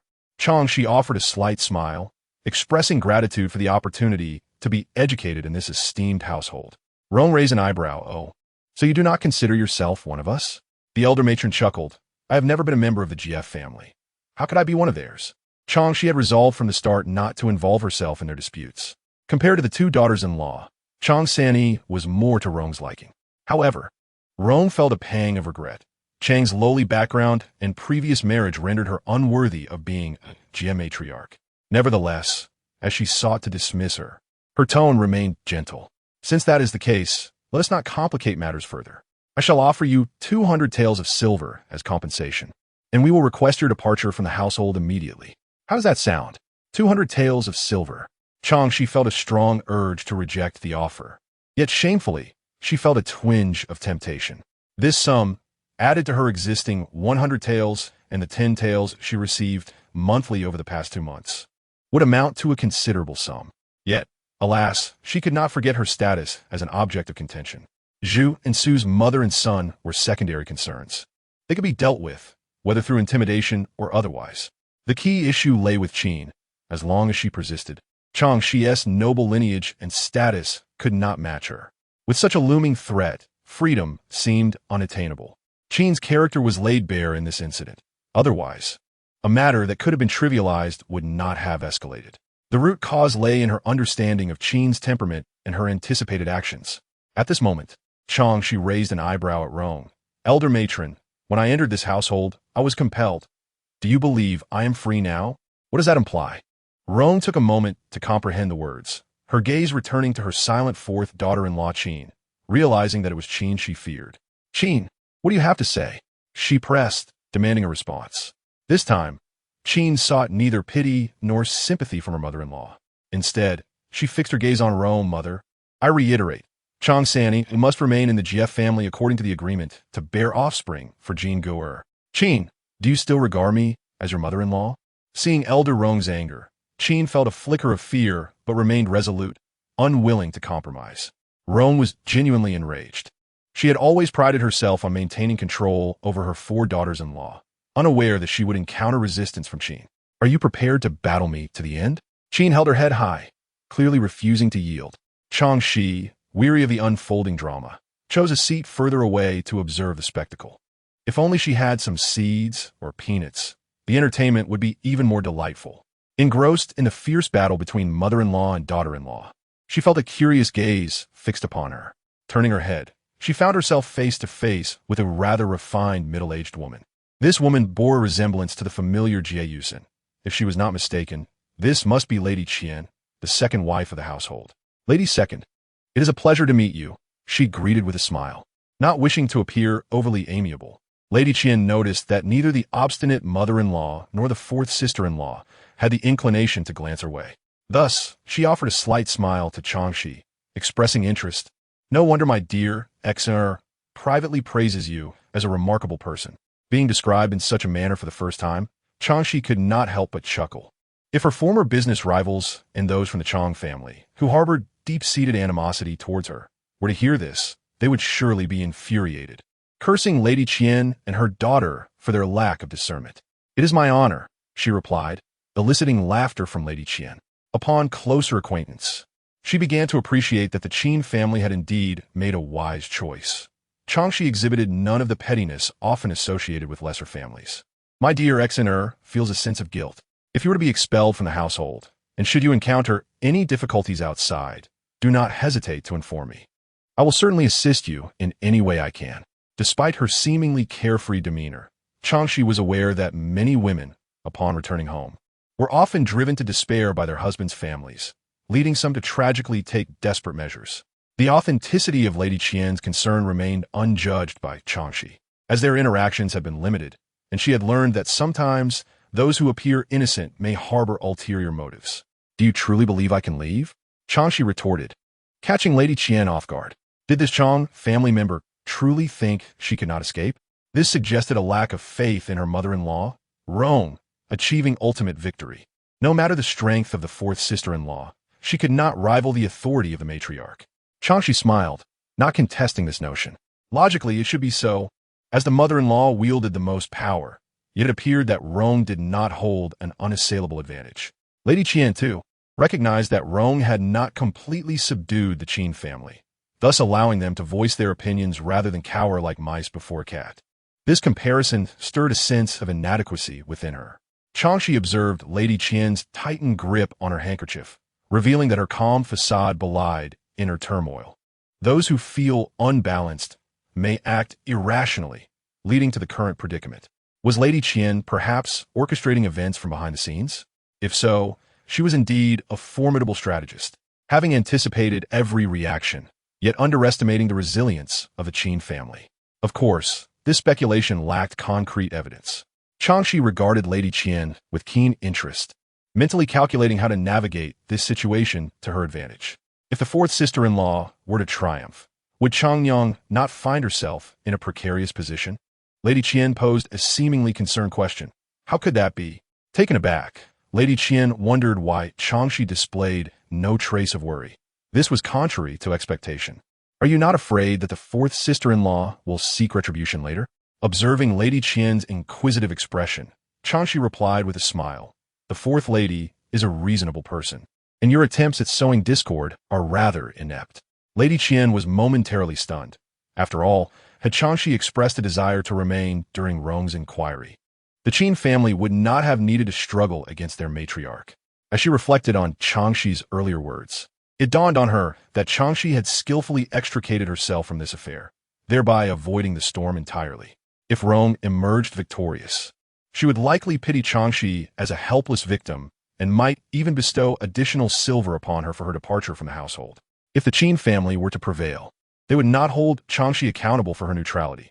After all, not everyone could withstand the pressure exerted by Rong, especially since Chang Xi had allowed her a means of escape. Impressive, truly impressive. This Chang family member navigated matters with an ease that belied her youth and experience. Could education truly foster such wisdom? Lady Qian, once confident in her own scholarly prowess, had squandered her youth in arrogance and inflexibility, ultimately failing to win her mother-in-law's favor and suffering the consequences. At that moment, Lady Qian felt a twinge of self-reproach. Just as she was lost in contemplation, a sudden exclamation broke her reverie. "Fourth lady?" She quickly turned her gaze to Qin, who had just shattered a teacup on the table, grasping a larger shard against her throat, her eyes blazing with fury directed at Rong. "If you insist on coercing me, you shall do so over my dead body. I will never yield." This resolute demeanor nearly caused Rong to falter, though she was steadied by her accompanying maidservant, preventing a fall. "Fourth family, please do not be so agitated. Let's discuss this calmly." Rong understood that her fourth daughter-in-law had always been headstrong, yet she had not anticipated that her temperament would only grow more intense with age.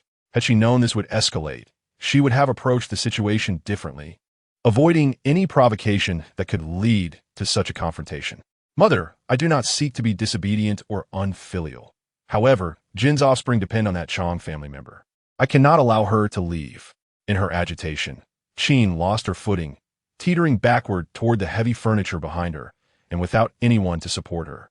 She faced a potential fall. Chang Xi, who had been watching the drama unfold, sighed in exasperation. I truly do not wish to play the role of the good person. Yet, contemplating the potential benefits of intervening, she swiftly stepped forward, catching Qin just before she fell. Of course, she deliberately ignored the shard in Qin's grasp, which grazed the table edge, embedding itself in her palm and causing blood to flow freely. Fourth lady, she feigned concern, only to be interrupted by a maid who rushed in with jubilant news. Old madam, the fourth master and ninth master have returned. Upon hearing of her husband's and son's arrival, Qin let out a pained groan, seeking to assert her presence. Rong paused in her attempt to examine Qin's injury, realizing that her earlier plans for a swift resolution would now likely be thwarted. As one ages, there are more considerations to bear in mind. Enough with the moaning. She instructed her maid, signaling her to fetch medicine for Qin's wound. Seizing the opportunity, Chang Xi helped Qin to the nearest chair.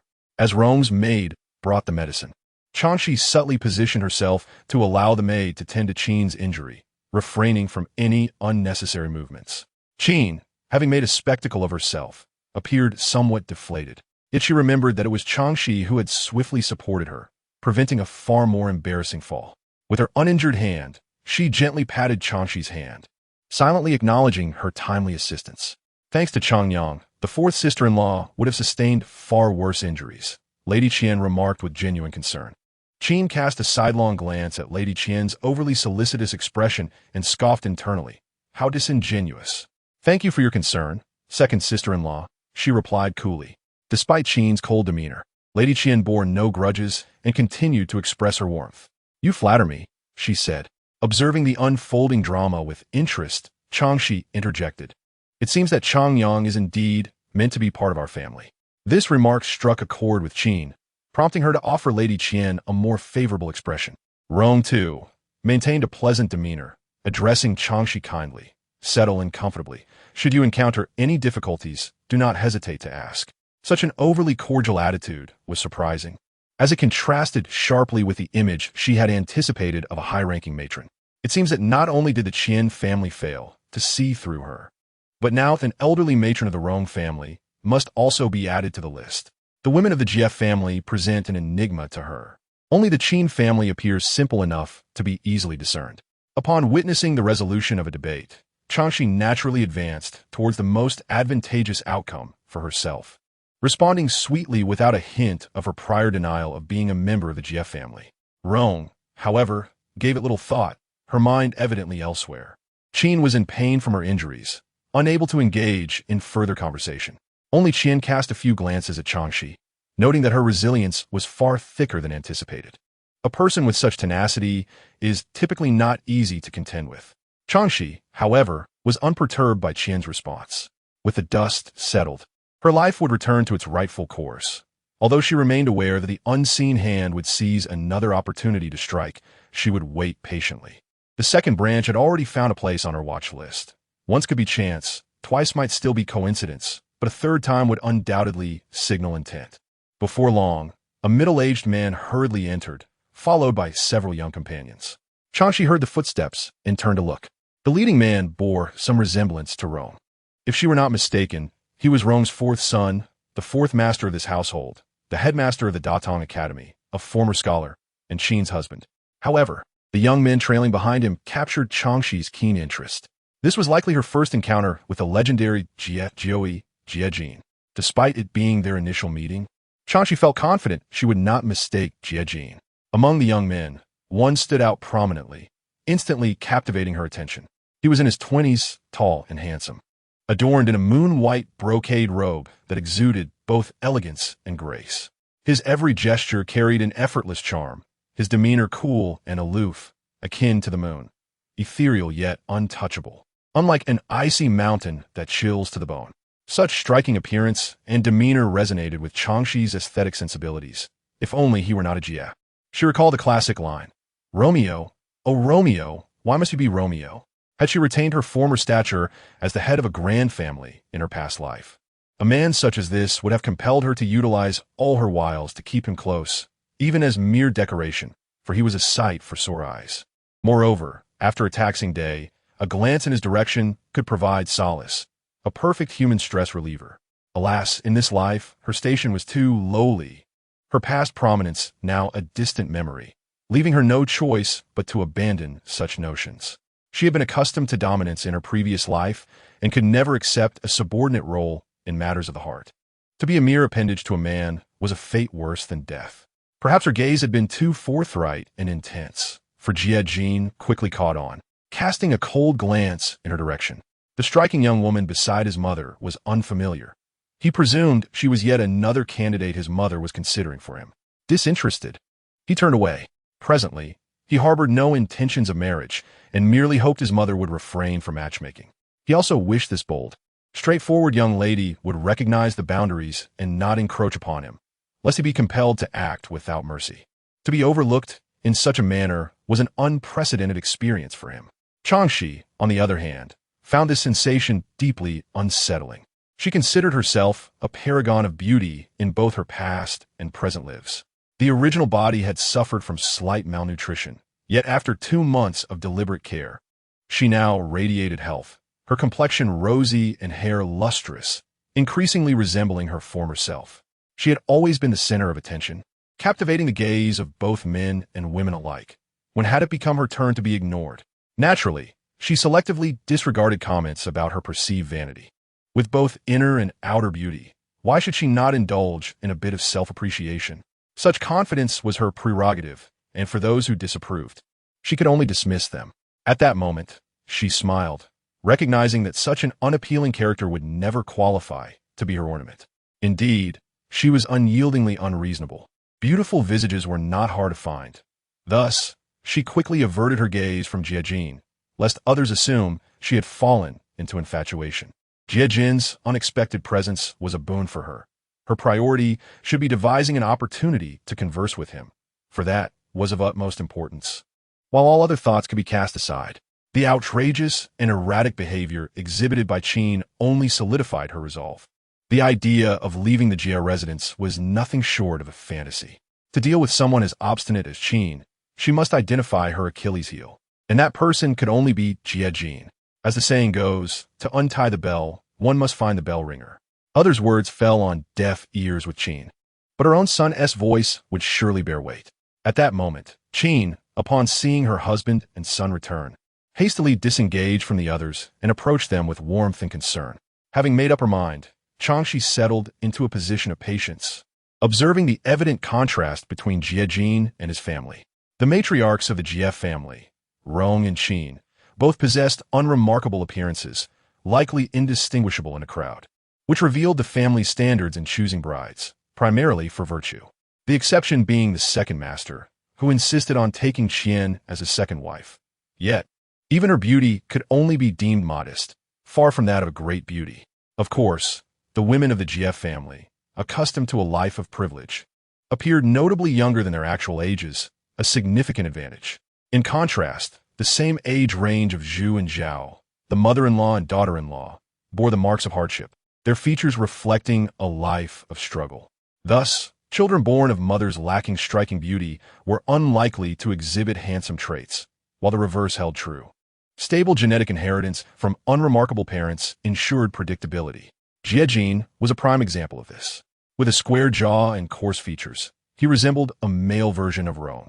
However, his scholarly aura and refined demeanor added considerable charm to his character, making him quite the captivating middle-aged gentleman. Standing beside her husband, Qin appeared increasingly ordinary. This couple hardly seemed capable of producing a son as extraordinarily handsome as Jie Jin, truly a puzzling anomaly. Was it possible that Jie Jin's genes had undergone a mutation? Observing the 3 young men who entered alongside him, their familial resemblance was unmistakable, stable in appearance. Standing beside them, Qian looked like their mother. Among Rong's 4 sons, the second branch produced the most offspring. Qian had 3 sons and 1 daughter. The eldest was Jie San, the second was Jie Lu, the third, Jie Ba, was of the same age as Jie Jin, and the only daughter was Jie Yusen. Thus, the likelihood of a genetic mutation was exceedingly slim, especially given the Jie family's stringent standards for brides. How, then, did a white crane like Jie Jin find himself among chickens? In her past life, Chang Xi had encountered countless untold secrets of illustrious families, each more astonishing than the last. Once exposed, they would undoubtedly leave spectators agape, even shattering their worldviews. At this moment, her curiosity burned intensely, her imagination conjuring over 20 peculiar scenarios, pondering which narrative Jie might embody. Yet, she soon found herself questioning the relevance of these idle family matters. Regardless of any hidden truths, the honor or disgrace of the Jie family had no bearing on her. She ought to focus on her own affairs. Those with a naturally indifferent disposition seldom concern themselves with others. Once more, the unfamiliar woman cast her gaze in Chang Xi's direction. Those stares felt invasive, as if she were being scrutinized from head to toe. Jie furrowed his brow, finding such unpredictable circumstances rather displeasing. Jinia, are you weary from your journey? I have instructed someone to tidy your courtyard these past few days. Rest well when you return, Qin inquired with maternal concern, noticing her son's tight-lipped demeanor. Jie redirected his attention back to his mother, having previously noticed the injured hand she had tried to conceal. He had not had the opportunity to inquire about it until now, and he asked with genuine concern about the cause of her injury. Mrs. Qin had intended to hide her hand to prevent her son from worrying, yet seeing his concern filled her with an unusual sense of satisfaction and joy. It was just an accident. It's nothing serious. I'll be fine in a couple of days, she reassured him. Meanwhile, Qin Shi, who relished the unfolding drama, chimed in, Jingu, you ought to express your gratitude to your mother. She has endured great suffering today to protect your betrothed. Mrs. Qin shot an angry glare at Qin Shi, perplexed by her sudden verbosity. In the past, she had not been so loquacious. Regarding the matter of the betrothed, she had previously issued a directive forbidding anyone from divulging details to her husband and son, planning to explain it properly when they returned. She was confident that her son would accept Chang San'e, thus ensuring a grandchild was imminent. However, in a hurried moment, Qin Shi had inadvertently revealed this secret. Faced with her son's intense gaze, Mrs. Qin felt a twinge of guilt and pondered how to justify her actions. Suddenly, her husband turned towards her, his voice cold and firm. Have you chosen a betrothed for Jingu? Taken aback by his abrupt inquiry, Mrs. Qin found herself momentarily speechless. Chang Xi observed the unexpected turn of events with little surprise. As the head of the family, it was only natural for him to inquire. Now, it remained to be seen how Mrs. Qin would respond. Return her, Mr. Jie commanded decisively. Old Madame Rong, with downcast eyes, remained silent. Mrs. Qin retorted defiantly, my lord. The master has stated that Jingu's fate is intertwined with hers. Only she can bear his offspring. I shall not send her away. Foolish woman, do you take the words of any master at face value? What can I say to you, Qin Shi? Yes, I believe it, she replied obstinately. This matter is non-negotiable. Jingu does not require a betrothed. I give you 3 days to send her away, or do not blame me for disregarding our marital bond. Old Madame Rong, witnessing the escalating tension, quickly intervened, urging them to resolve their differences amicably. Mother, do you think she wishes to talk reasonably? Mr. Jie retorted. After returning from a long journey, he found himself embroiled in this unexpected turmoil. He was adamant that his son should not have a betrothed, refusing to allow such a woman to tarnish his son's reputation. Mrs. Qin, however, was unyielding. She pulled her silent son closer. Jingu, speak up. Are you on your mother's side or your father's? Chang Xi, upon witnessing Mrs. Qin's cunning maneuver, almost laughed out loud. Her mother was indeed skilled at manipulating her son. However, she refrained from drawing attention to herself and maintained a serious demeanor. With a man like Mr. Jie, who embodied traditional masculinity, the strategies that had worked on Rong Shi and Qin Shi would not suffice. He adhered to his own logic. If the situation escalated to involve her, she would need to devise an alternative strategy. Upon hearing his mother's ultimatum, Jie instinctively glanced at the unfamiliar woman, who wore a stern expression that concealed her emotions. For some reason, he felt she was reveling in his predicament. No, it was more like she was enjoying his misfortune. Without the need for others to speak up, he had already deduced her identity. She must be the betrothed his mother had secured for him. Realizing this, his expression grew more solemn. Jie would never stoop to seize another's wife, nor did he have such inclinations. Mother, let us return her. Forcing a separation between them is not a virtuous act. Chang Xi raised an eyebrow at his words, which were predictably noble, granting her a modicum of respect. However, Jin was evidently unaware of his mother's temperament. As expected, Mrs. Qin exclaimed, "What is unjust about a mutual agreement? There's a contract, written clearly in black and white." She pressed her hand against her injury and pleaded, "Jin, do you truly not stand with your mother?" This was indeed a threat. Observing Mrs. Qin's frantic antics, Chang Xi felt a pang of sympathy for Jin. Having a mother like hers must be exhausting. In her past life, she had stood at the staircase corner, clutching a teddy bear, watching her mother tumble down the stairs, all to secure a father who was preparing to hunt in Africa with his mistress. Yet, her father merely glanced back, coldly stating, "Even if you die today, you cannot alter my plans." The contrast between her mother, lying in a pool of blood, and her father, meticulously arranging his cufflinks, was stark. From that moment, she had deemed love the most futile of sentiments. It could drive individuals to madness, leading to irrational actions and ultimately causing pain to those closest to them. To this day, she remained baffled by her mother's affection for her father, who possessed no redeeming qualities aside from his appearance. However, her mother possessed one trait superior to Mrs. Qin. She would never resort to such frenzied tactics against her. As Chang Xi had anticipated, Jin looked utterly powerless before his mother. In truth, he detested Mrs. Qin's temperament, yet she was his mother. Narbi Yeba Yiming had already stolen glances at Chang Xi numerous times. He nudged Jin's shoulder and, upon catching his gaze, winked mischievously. "Old Nine, since Fourth Anne insists so fervently, you might as well accept it. Why not enjoy such fortune?" He too wished for a beautiful betrothed like hers, but he could only dream. The matriarch at home would never permit such thoughts, and familial rules bound him. Thus, he envied Old Nine. "Old Eight, stop your nonsense." Jia San and Jia Lu quickly admonished their indiscreet brother, noting their uncle's increasingly grim expression. They all felt that Fourth Aunt's actions were inappropriate. Yet as younger members of the family, they had no standing to voice their opinions. At that moment, old Madame Rong's maid entered and whispered something in her ear. Rongshi's expression shifted sharply as she turned to Qianshi, who was taken aback. "What has happened?" Old Madame Rong nodded towards the maid, who then announced, "Second Madame, Ji Chui has jumped into the well and died." This sudden turn of events left everyone present in shock. Qianshi's face paled, and without even bidding farewell to old Madame Rong, she hurriedly departed, consumed with concern for her daughter, whose personal maid had just met a tragic end. The male members of the second household exchanged glances. Their previous concern for the fourth household dissipated as they hurried to follow their mother. Old Madame Rong let out a cold huff, reflecting that had she foreseen this, she would have acted differently. Yet she felt pity for Xi and Jia, who had lost a lifelong companion. "Let us disperse," she instructed, rising with the assistance of a maid. She looked kindly at her fourth son and ninth grandson. "You have traveled far. Return home and rest well. Other matters can be discussed later." This signified her tacit agreement to keep Chang Xi as the betrothed for the time being. She wished to avoid further turmoil, knowing that the Jie family could not withstand more strife.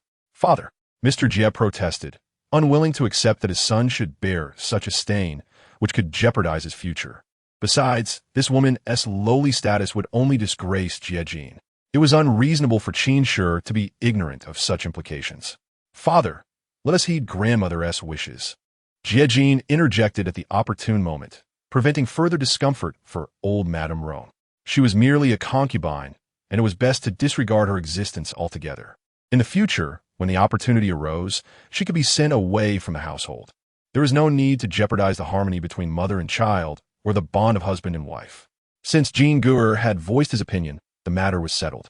Qianshi joyfully reached a conclusion and then beckoned Chang Xi, who was in the corner, signaling her to come over. Chang Xi approached slowly, looking obedient as she addressed Qianshi as Madam. Qianshi took her hand and presented her to her son, saying, "Jin Gur, this is Lady Chang." Formally introducing Chang Xi to Jin. Chang Xi glanced at Jin's expressionless face. What was with that disdainful look? Did she particularly wish to see him? How absurd. Having spent some time in this ancient world, she had not lost her ability to adapt. She followed the local customs and performed a greeting before Jie. Jin continued to ignore her presence, seeing through the facade of the woman before him. She was far from the demure figure she pretended to be, and he would not be deceived by her cunning. He turned to support his grandmother, Lady Rong, saying, "Grandmother, let me assist you back. I need to visit grandfather." Lady Rong sensed Jie Jin's displeasure and gently patted his hand in comfort. She had never supported the idea of marrying a concubine and had no intention of bringing the two together. Thus, she allowed Jie Jin to help her return, effectively alleviating Qin Shi's predicament. Old Master Jie followed closely behind, his displeasure with his wife reaching a peak. Qin Shi, undeterred by her son's demeanor, thought that time was on her side and that she could strategize slowly. There was no need to confront her son so soon. As for her husband, she was not intimidated by him. Do not mind his attitude. He will eventually accept your presence, she reassured Chang Xi, fearing she might feel disheartened. Although she did not expect any affection to develop between them, she hoped for a cordial atmosphere. Otherwise, when could she ever fulfill her desire for grandchildren? Once more ignored, She felt a deep sense of dissatisfaction. Yet, the more uncomfortable she felt, the calmer her expression became. She had long learned to conceal her true emotions and would not allow anyone to decipher her thoughts. She maintained her obedient demeanor, softly replying, "Madam speaks wisely." Pleased, Qin Shi gave Chang Xi's arm a light pat, appreciating her compliance. "You are quite perceptive, Lady Chang. I will create opportunities for you two to interact. Naturally, feelings will blossom." The moment Chang Xi heard this, alarm bells rang in her mind. What exactly did Qin Shi mean by creating opportunities for them to interact? With this question lingering, she offered her hand to assist Qin Shi back, seizing the chance to glean Qin Shi's thoughts. However, this time, Qin Shi remained tight-lipped, evidently unwilling to reveal her plans prematurely. Realizing Qin Shi's extreme disposition, Chang Xi lowered her gaze. It seemed she would have to remain vigilant. Qin Shi, accustomed to Chang Xi's chatter, noticed her sudden silence and felt an odd discomfort. What was wrong? Unable to discern Qin Shi's intentions, Chang Xi decided to pursue an alternative route, creating disturbances to divert Qin Shi's attention away from her, Jie Jin. At that moment, with a furrowed brow, she pointed to a nearby well, recalling the tragic death of Ji Chui. This thought filled her with unease. Though Qin Shi could not be said to be indifferent to the death of a servant, she certainly did not care deeply. After all, the servant had chosen death rather than betray her master, a fact that still troubled Qin Shi. She had nearly caught her sister-in-law, Qin Shi, in a misdeed, but had reluctantly let it go. Why dwell on it? There was no need to invite misfortune. Qin Shi's dismissive attitude aligned perfectly with Chang Xi's expectations. Indeed, in this era, the lives of servants held little value. The harsher reality became, the more resolute she felt in her ambition to rise to the top.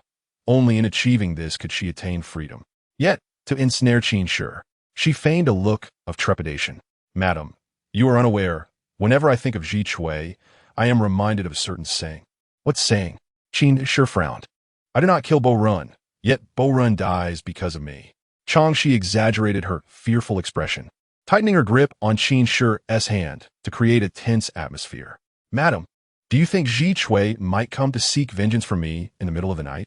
Before the matter escalated further, Qin Shi had confronted Qin Shi regarding Ji Chui. It was certain that Ji Chui had been interrogated, and given Qin Shi's nature, it was likely she had spoken harshly. Thus, could Qin Shi truly feel at ease about Ji Chui's death? It was impossible, as Ji Chui had perished right before her eyes. Therefore, if Qin Shi felt even the slightest twinge of guilt, she could apply the psychological knowledge she had learned from her friends to subtly suggest a mental burden, thereby achieving her aim.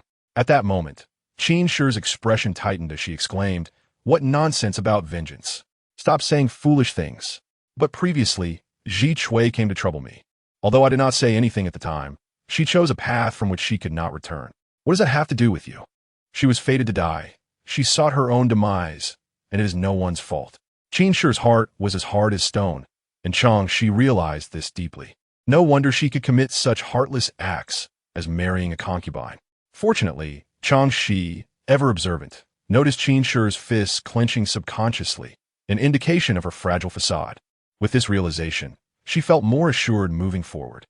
With a sigh of relief, she patted her chest, adopting a relaxed demeanor. "You are right, madam. I have not uttered any harsh words to Ji Chui. Her death should not be blamed on me. I was too anxious earlier. Forgive me, madam. Did I frighten you?" Yet, Qin Shi couldn't shake the memory of her earlier threat to sell Ji Chui to a brothel. Could it be that Ji Chui had chosen to leap into the well because of that threat? If so, it would indeed echo Chang Xi's words. I do not kill Bo Run, yet Bo Run dies because of me. The thought unsettled her heart, but she maintained a composed exterior, forcing a smile at Chang Xi. I have been in charge for many years. I have seen many such matters and will not be easily frightened. With more experience, you will learn not to overthink these things. Chang Xi feigned a shy smile. You are right, madam. I am just a humble farmer's daughter. I have never encountered such things before. I only think that life is of utmost importance. The phrase life is of utmost importance sent a chill through Qin Shi's hand. Madam? Chang Xi exclaimed in surprise, noticing her sudden change in demeanor. Qin Shi regained her composure upon seeing Chang Xi's concerned face, her expression softening as she withdrew her hand from Chang Xi's grasp. I'm feeling a bit unwell. You may return now.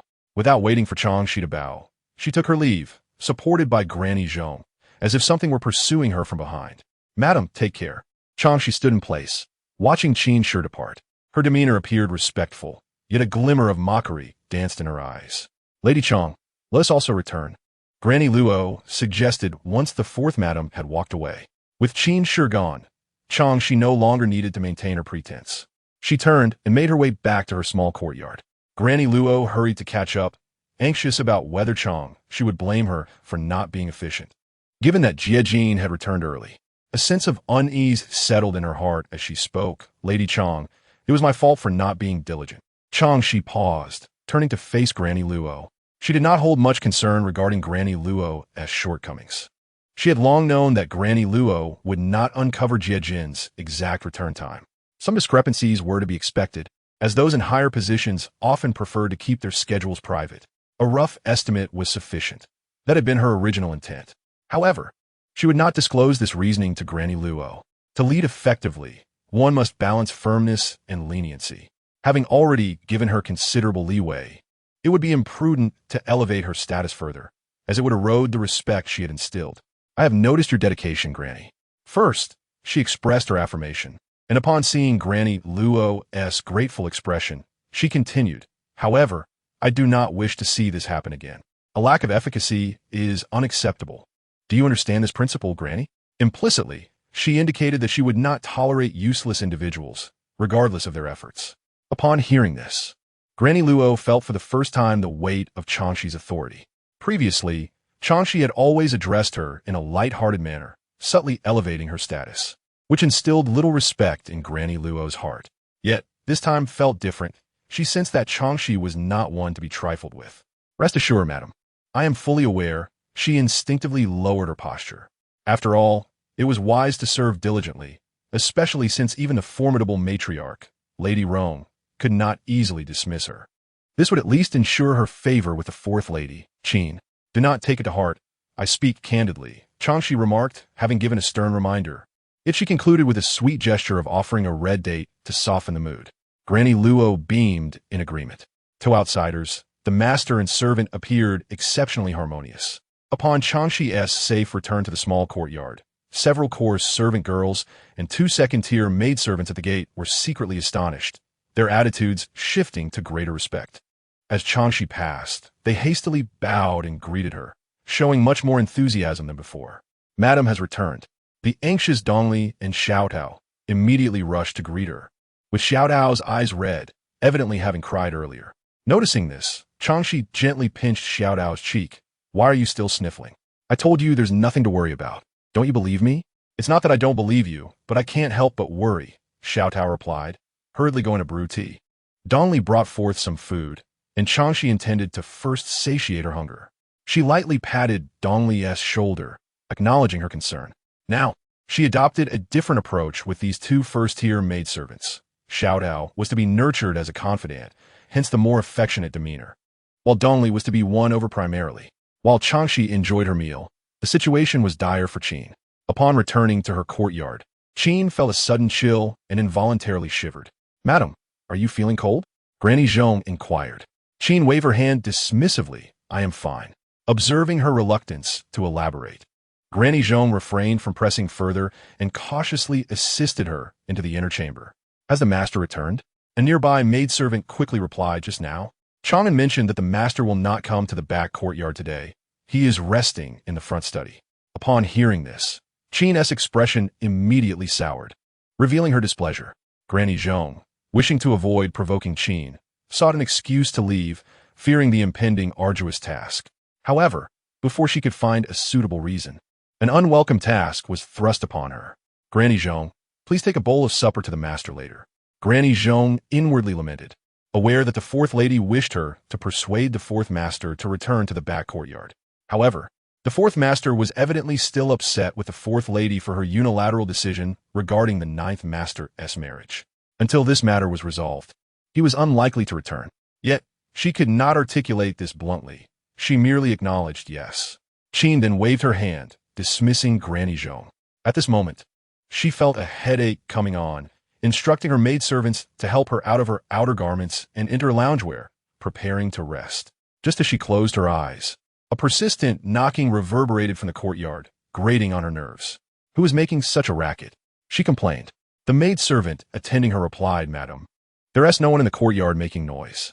As she spoke, she gestured for others to open the windows for Qin to look out. Indeed, there were no coarse servant girls visible. It seemed she had imagined the knocking. Rubbing her temples, she pondered whether she had been hearing things, feeling a splitting headache. As the evening wore on, her husband still had not returned. She understood that he was not yet prepared to forgive her, leaving her feeling both wronged and agitated. Alone in her quarters, she seemed to hear sounds from the courtyard again, and upon awakening, she instructed her night watch maid to investigate. Yet there was nothing. As she drifted into a restless sleep, she dreamt of the deceased Zhitsue returning as a vengeful spirit seeking her life. She cried out, unable to wake, until the night watch maid hastily shook her awake, leaving her drenched in sweat. Chang Xi's words echoed in her mind. I did not kill Bo Run, yet he died because of me, and a life is worth more than the heavens. These thoughts plagued her endlessly, for she firmly believed Zhitsue had sought her own demise. Why should she be held accountable? Yet the more she resisted, the more those words resounded in her mind, as if rooted deeply and inescapable, with Zhitsue appearing repeatedly, leaving her looking haggard by the time morning arrived. When the stewardesses arrived to discuss the task for the day, they noticed Qin's lackluster spirit. However, having heard tidbits about her confrontation with the matriarch, Lady Rong, none dared provoke her further. Though Chang Xi had not witnessed Qin's condition firsthand, she could surmise its nature. A mere hint of psychological suggestion could amplify worries immensely. Her previous mental health advisor and friend had taught her this, though the friend had cautioned against overindulgence in such thoughts.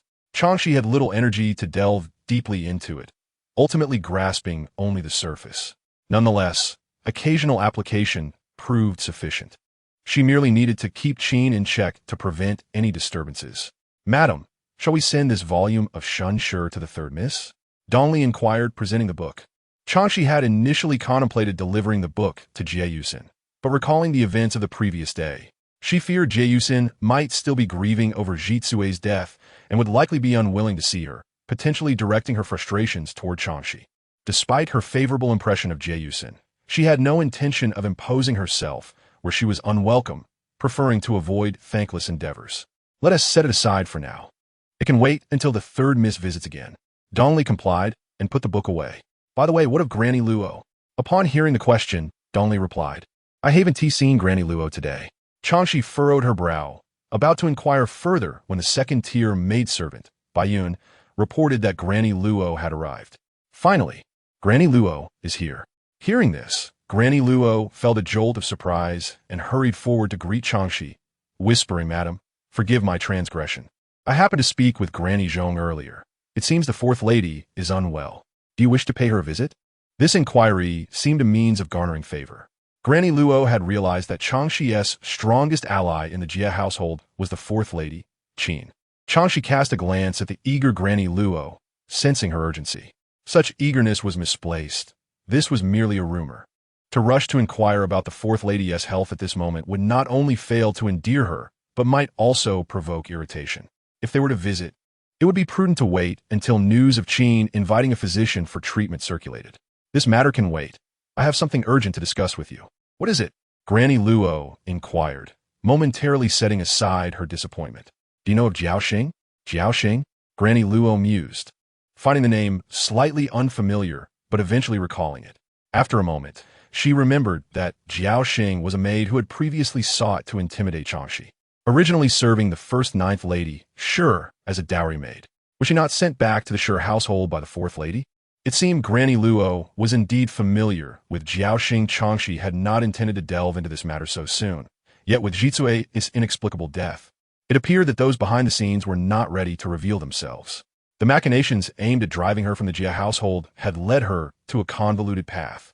After much contemplation, she realized that the key to resolving this lay with Jiao Xing. Madam understands her situation well, and I am eager to learn about her circumstances upon returning to the Shi residence. Luo Mama furrowed her brow, realizing the difficulty of the matter. The Shi residence is not located in Yang City, but rather in Zhaotai City.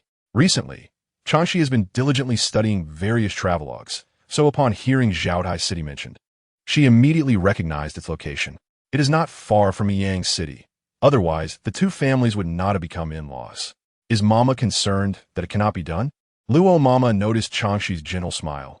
Yet a chill ran down her spine as she recalled Chang Xi's previous statement about not keeping useless individuals around. She quickly replied, no.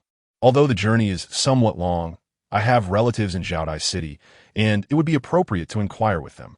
However, she rubbed her fingers together, implying that some funds would be required to facilitate the arrangements. Xiaodao, please give Luo Mama 2 taels of silver. Luo Mama's eyes instantly brightened. With this money as a foundation, the task would become manageable. After all, she could bring some gifts to her relatives, and she would still have a tael or 2 left for herself. Xiaodao handed the 2 taels to Luo Mama with some reluctance, expressing her thoughts that although Mrs. Chang is agreeable in many ways, she is too generous with her finances. In her view, 1 tael would have sufficed for Luo Mama. Amused, Chang Xi playfully tapped Xiaodao's hand and then turned to Luo Mama. Mama, I trust you will handle this well. Rest assured, Madam, I will take full responsibility for this matter. Luo Mama assured, tucking the silver away. Inquiring about the whereabouts of a servant is far easier than tracking a master, especially since Jiao Xing was sent back to the Shi residence by the Jie family. It would surely be more convenient to gather information. At the very least, she would become a topic of conversation among the residents of a Shi household for a while. Chang Xi nodded in confidence, believing that Luo Mama would accomplish this task effectively. What does Luo Mama know about the Shi residence? Upon hearing Chang Xi inquire specifically about the Shi household, Luo Mama felt unburdened by the fear of repercussions and spoke freely. As the first wife of the 9th young master, Shi's family is her natal home. The Shi family, like the Jie family in the past, was once a prestigious scholarly lineage, with many relatives serving in official positions within the court. However, more than 20 years ago, the deposed crown prince caused significant turmoil, deeply entangling the Shi family. Although they were not exterminated, the majority of the male members were exiled, with many perishing en route to their places of banishment. Consequently, the Shi family suffered severe depopulation and ultimately retreated to their ancestral land in Zhaotai City to recuperate. Upon hearing the mention of the deposed crown prince, Chang Xi's eyes suddenly sparkled with interest. She possessed scant knowledge of the current dynasty's history, as the Jie family library lacked relevant texts, and it was likely that the prominent families kept their historical records secret, accessible only to their own descendants. Indeed, the current emperor still reigns, and certain matters cannot be openly discussed. From the memories of her predecessor, Chang San'e, she only knew that the current year is the 45th year of Chongming, and the emperor's surname is Zhao. Beyond that, she was in the dark. Mama, who was the deposed crown prince, and in what year did the incident occur?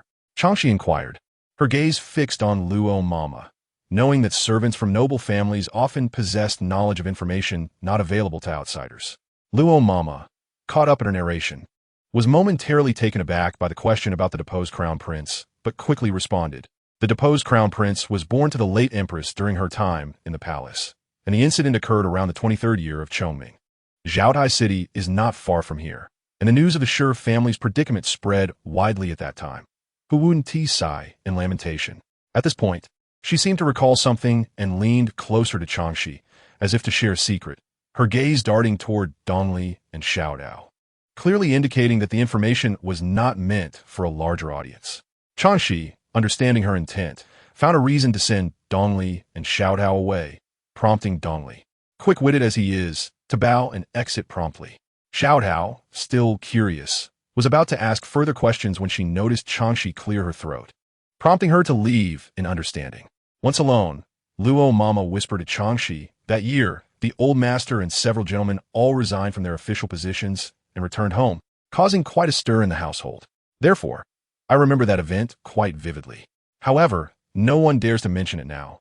A gag order has long been in place, and the younger generation knows nothing of these past events. Chang Xi had not anticipated that the incident of the deposed crown prince would also implicate the Jie family. The collective resignation of the entire family indicates that it was no trivial matter. Back then, the Jie family must have been on edge, given the Shi family's fate.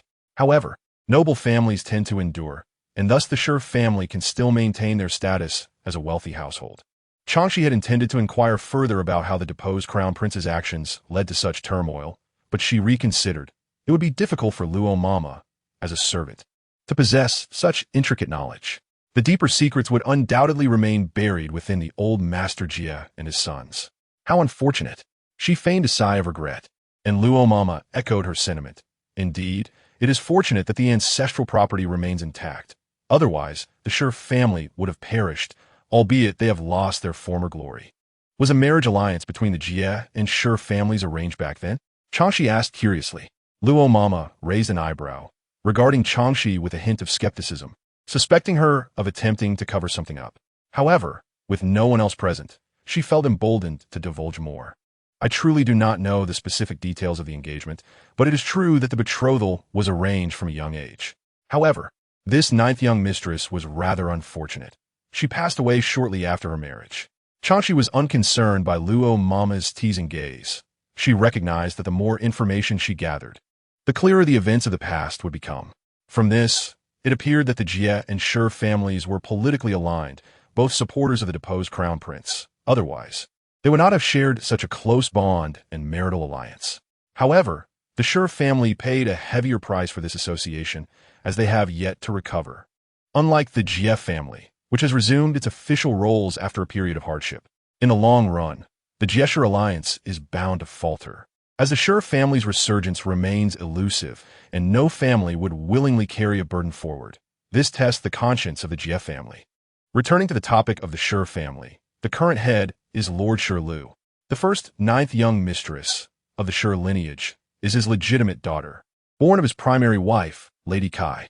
She was cherished and pampered throughout her upbringing, yet her frail constitution was a congenital ailment, making her a well-known patient. Having consulted numerous esteemed physicians without any improvement, Chang Xi noticed that Luo Mama was straying further off topic and quickly interjected, "The deceased is gone. It is best we refrain from discussing this ninth young mistress." She was not particularly interested in the character of this Shi lady, regardless of her thoughts. Her illness would have limited her actions. If she wished to prevent her husband from remarrying after her death and orchestrated the subsequent events, one might consider her a remarkable figure. However, based on the fragments of information she had heard, this Shi lady did not seem to possess such a resolute character. Those who have been unwell since childhood, no matter how profound their thoughts, lack the energy for such machinations. Thus, the unseen hand behind these matters likely does not belong to the long-deceased Shi lady. Yet, whether she is implicated remains to be determined. If she continued to be the legitimate wife of Jie Jin, it is possible that she would still intervene. With her life at stake, Chang Xi could not afford to be careless. What of Lord Shi Lu's other children? Luo Mama promptly shifted the subject, secretly relieved that she had nearly divulged too much about the Shi lady. Why dwell on the past? After all, who wishes to hear about the affairs of those who have passed? Furthermore, there is little of merit to discuss regarding this Shi lady. Lord Shi Lu has one wife and 4 concubines, resulting in 5 sons and 4 daughters. Quite a bustling household. Chang Xi listened intently to the gossip surrounding Lord Shi Lu. With 1 wife and 4 concubines, the Shi family evidently lacks the decorum displayed by the Jie family. Aside from the eldest son and daughter, who are born of the legitimate wife, the rest are offspring of concubines. In the time when the esteemed Lady Jio was still alive, the young ladies of the Shi family frequently visited. Lady Six of the Shi family was known for her generosity, although the other offspring were not her biological children. She raised them all with equal affection, fostering a harmonious relationship between the legitimate and the illegitimate. It was indeed a rarity. Chang Xi scoffed. having never witnessed such familial unity between legitimate and illegitimate siblings in this world. In her previous life, her half-siblings were in constant discord, each unable to tolerate the other. Old Madame Luo gave a thumbs up, exclaiming that everyone praised Lady Six as an exceptional matriarch. The conversation soon shifted to the Kai family, from which Lady Six also hailed, a family of notable standing, with current members serving in the court. Given this background, it was commendable that Lady Six could achieve such a reputation. Chang Xi was indifferent to whether Lady Kai was virtuous or not. She suddenly inquired whether the Kai family was a prominent clan in the nearby city. Old Madame Luo paused, having not considered this before Chang Xi's question. After a moment, she nodded, indicating that the Kai family's ancestral land was in Xingning City, situated southeast of Yang City. Chang Xi chuckled lightly, recognizing that those who formed alliances often hail from the same locality, which easily led to entrenched factions. If she were the emperor, she certainly would not feel at ease. After all, the downfall of the former crown prince could very well have stemmed from such connections. She refrained from inquiring about the backgrounds of the Ji family's wives, suspecting that aside from the second Lady Qian, whose origins were humble, the others likely also belonged to esteemed families from nearby cities, intertwining through marriage to create a vast network of connections, a common occurrence. Old Madame Luo, perhaps due to her limited perspective, did not delve into such depths of thought. Leaning against the back of her chair, Chang Xi casually asked whether the Shi family's young ladies had all married. The abrupt shift in topic caught old Madame Luo off guard, leaving her in a daze for some time before she responded. Aside from the second daughter who was wed, the other two remained in seclusion, and perhaps in due time, Chang Yang could meet them. Upon hearing this, Chang Xi straightened her posture and focused intently on old Madame Luo, inquiring if they would visit the estate. Old Madame Luo nodded, noting that they usually stayed for a while, as the Ji and Shi families shared a long-standing friendship. However, this time, it was likely that the fourth lady had sent word back, causing the two Shi young ladies to feel hesitant about coming, hence their absence. This piqued Chang Xi's interest, and she gently waved her fan. The fact that Ji Jin had married two more wives while his first sisters-in-law still frequented the household was indeed astonishing. Yet, considering the regulations of the Dayu dynasty, it made sense. After all, Ji Jin had to receive the consent of his first-in-laws before remarrying. Furthermore, the Shi family's current state was rather lackluster compared to the Ji family, making them even more eager to maintain ties, lest they be branded as heartless. But what were the sisters from the latter two wives? Old Madame Luo shook her head, explaining that the He and Zhou families were of significantly lesser status than the Shi family and had created quite a stir during their marriages. Consequently, old Madame Rong and fourth Lady Qin were quite exasperated with those families, resulting in a complete lack of interaction.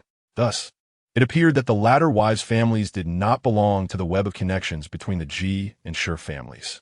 Chang Xi tapped the handle of her fan against her palm, realizing that the roots of these matters lay within the Shi family. Her thoughts began to align, but as always, she remained cautious.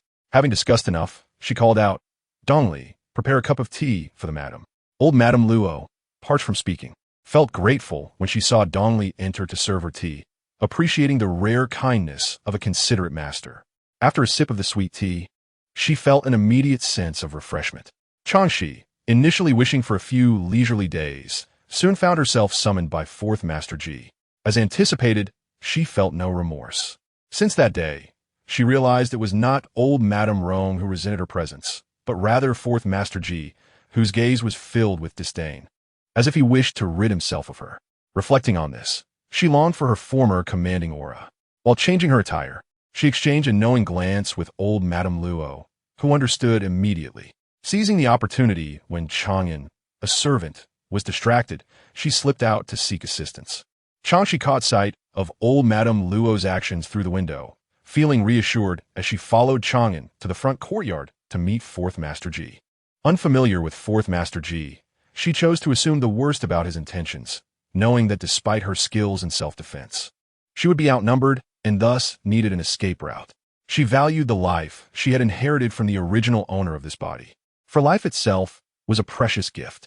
The distance from the back courtyard to the front was not great, and she carefully observed her surroundings, preparing to delay any potential threats should fourth Master Ji harbor malicious intent. Arriving at the door of the study, Chang'an instructed her to wait outside. She refrained from overstepping, merely nodding and taking her designated place, recognizing that now was not the time for bravado. Squinting against the sunlight that bore down on her, she considered whether Fourth Master Ji intended to punish her by leaving her to suffer in the heat. If that were the case, she would certainly hold him in contempt. As the sun beat down, Chang Xi mentally cursed Fourth Master Ji's ancestors while pondering how to navigate this predicament. She was determined not to endure the scorching sun, as she cherished this body dearly. Just as the sun became unbearable, Chang'an finally appeared, instructing her to follow. Hearing this, Chang Xi glanced at the impassive Chang'an, suppressing her anger and recognizing the necessity of humility under the current circumstances. Throughout the journey, she kept her gaze straight ahead, avoiding any suspicion from onlookers. Knowing that Fourth Master Ji's study was one of the estate's forbidden zones, and she wished to avoid any trouble. "Master, the Chang family is here," announced Chang'an. Upon hearing this, Chang Xi lowered her eyes and steeled her expression, but she remained composed, bowing respectfully as she greeted Fourth Master Ji. He lifted his gaze from his desk, coldly assessing the young woman performing the proper greeting. On the surface, Chang Xi appeared faultless, yet her humble origins and previous marriage were glaring blemishes. Such a person was deemed unworthy to bear Ji Jin's children. "Chang Xi, you know exactly what kind of person you are. I will not mince words. Here are 1,000 taels of silver. Take it and leave the Ji estate immediately. I will not pursue past grievances. But do not think you can defy me." 1,000 taels of silver was more generous than what old Madame Rong had offered. Fourth Master Ji was indeed more magnanimous than his mother. However, his attitude was leagues apart from hers. Others had already trampled her dignity into the dirt, and Chang Xi had never endured such humiliation in her life. The more furious she became, the calmer her demeanor grew. At that moment, she looked directly into Fourth Master Ji's disdainful eyes, aware that he was the head of Datong Academy, having nurtured many talents for the Diyu dynasty over the years, effectively spreading his influence far and wide. "Is my statement accurate?" "Chang Xi, you are being insolent," Chang'an barked. Fourth Master Ji regarded the young woman with a cold stare, anticipating her next words, yet knowing that such tactics would have no effect on him. "When I was the headmaster, you had yet to be born, Chang Xi. One must accept their fate. Your station is your station. If not for yourself, consider your husband and in-laws. Would you not agree?" Chang Xi laughed at this. Fourth Master Ji's attempt to intimidate her with the Zhu and Su family was genuinely amusing. "It seems that Lord CSC is quite familiar with my past. You should know that when they sold me to the Xie residence, I had no means to resist. So, how much gratitude do you think remains between us? Since there is no bond of gratitude, why should she care whether Madame Zhu and Su Dalao's mother and son live or die?" Lord CSC appeared slightly surprised. Chang Shi's demeanor differed greatly from that of contemporary women. She was not a woman who regarded her husband as paramount. She was unique, yet that was the extent of it. His patience, however, was limited. "So, you seem intent on staying at the Xie residence indefinitely? If silver cannot persuade her to leave, then perhaps it would be best to erase her from this world entirely. In any case, compensation would be offered to the Su family, who would likely accept it cheerfully, considering Chang Shi's life holds little value." At that moment, a chill ran down Chang Shi's spine.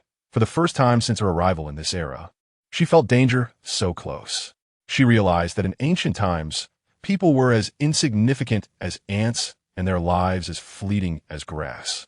Especially as a powerless and lowly woman, her death would go unavenged, as no one would seek retribution on her behalf. In such perilous moments, one must remain calm.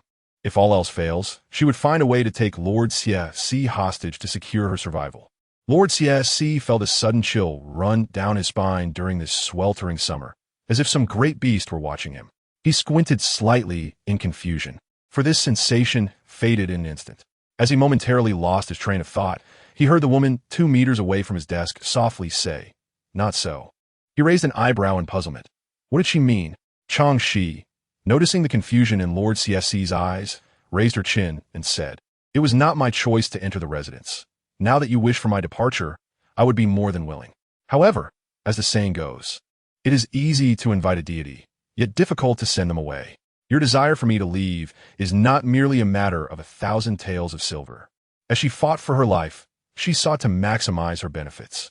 Lord CSC had initially raised his hand to signal those hiding in the shadows to prepare to eliminate Chang Xi, but upon hearing her words, he lowered his hand slightly, instructing them to remain still. He did not wish to bear the burden of a life taken unless absolutely necessary. Leaning back in his chair, he asked, "What do you intend to do?" Human body language betrays one's inner thoughts. Seeing Lord CSC relax slightly, Chang Xi too eased her tense nerves. As long as he was willing to converse, she had a chance to retreat unscathed. However, negotiations are most precarious when one's demeanor is inferior to the other's. She turned to the attendant beside her. "I'm tired of standing. Bring me a chair." Chang An's eyes widened in disbelief. Did Chang Xi truly lose her mind? How could she dare to speak back to Lord CSC and demand a seat? "What, Lord Xie, are you unwilling to provide chair?" Chang Xi did not engage with the servant, but instead directed her gaze at the master of the house. Lord Xi's expression twitched slightly. It was indeed the first time someone dared to make such a request of him. Amused despite his irritation, he waved his hand. "Chang'an, get her a chair." Reluctantly, Chang'an fetched a chair. Without hesitation, Chang Xi sat down, declaring, "Now this is more appropriate. Negotiations should be conducted with decorum." Concealed behind the partition in the study, Xiajin, holding a folding fan, tapped it lightly against his palm, observing everything through a small opening. His father intended to take Chang Shi's life, and, at the time, he had been indifferent. Whether she lived or died held no significance for him. Yet now, witnessing her articulate and unyielding demands, he found her somewhat admirable compared to the timid women of the day.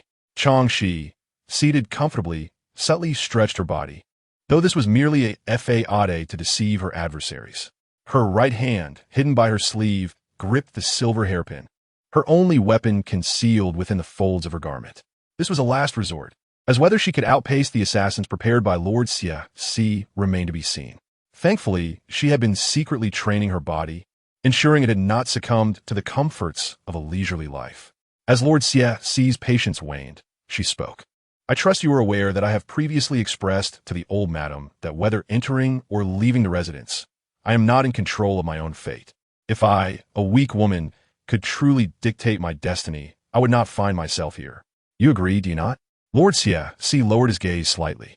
Was there any fault in her words? Indeed, she was like a drifting reed. Had she the autonomy, she would not have been sold. Yet you must understand, given your lowly status, you possess no choice in the matter. That is precisely why I did not choose the 1,000 taels of silver, for I cannot safeguard it. Lord Xi had not anticipated her forthrightness. Indeed, women were often seen as subservient to men. Once she received the silver and left the residence, she would be stripped bare by her husband and mother-in-law. Those with self-awareness tend to be somewhat endearing. He himself was an educator, and Chang Xi was indeed as talented in her studies as the rumor suggested. Unfortunately, she was a woman. Had she been a man, he might have taken her under his wing, for with proper guidance, she would undoubtedly shine with brilliance in due time.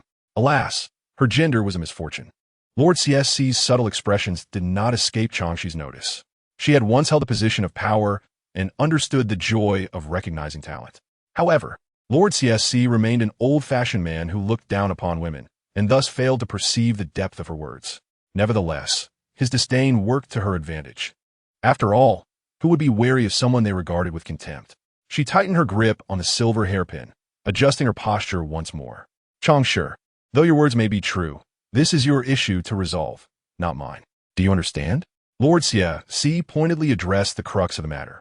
Chang Xi laughed coldly. "If it were not for your CF family abusing their power to sell me, I would not have found myself in this predicament. The one who tied the bell must untie it. Lord Xie, is it your family's custom to bully a powerless woman?" Impudent. Chang'an, unable to tolerate Chang Xi's arrogance, shouted again. Lord CSC's face darkened with anger. "Chang Xi, you have no right to question my family's principles. Yet facts speak louder than words. Dare you reveal the hidden hands in your employ, Lord Xie?" Chang Xi suddenly shattered the illusion, exposing Lord Xi's intentions entirely. He sprang to his feet, astonished that Chang Xi possessed such insight. He had underestimated her. To have his plans uncovered by a girl not yet 20 filled him with a mix of anger and embarrassment.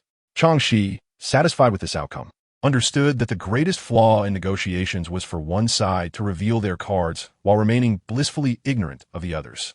Meanwhile, Xie straightened in his seat, realizing that a mere Chang Xi could not contend with the Xie family. Yet, should a wise individual perish under such circumstances, it would be a great loss.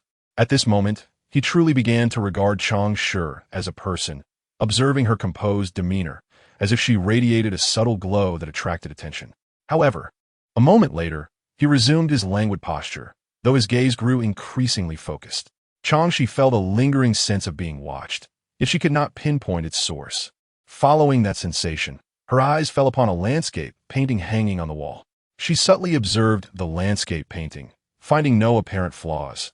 Yet, the absence of flaws itself constituted the greatest flaw, suggesting that the painting harbored hidden mysteries, undoubtedly concealing mechanisms beneath its surface. A slight frown crossed her brow as her mind began to entertain speculations. Perhaps the elusive Master Jiejio was concealed within this very work.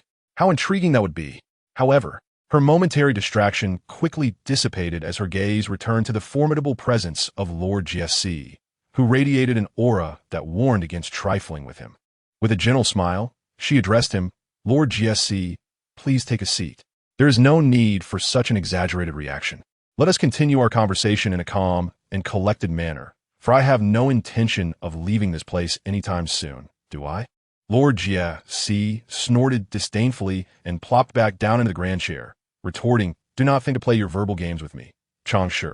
"Understood, understood," Chang Xi replied, adopting an accommodating demeanor.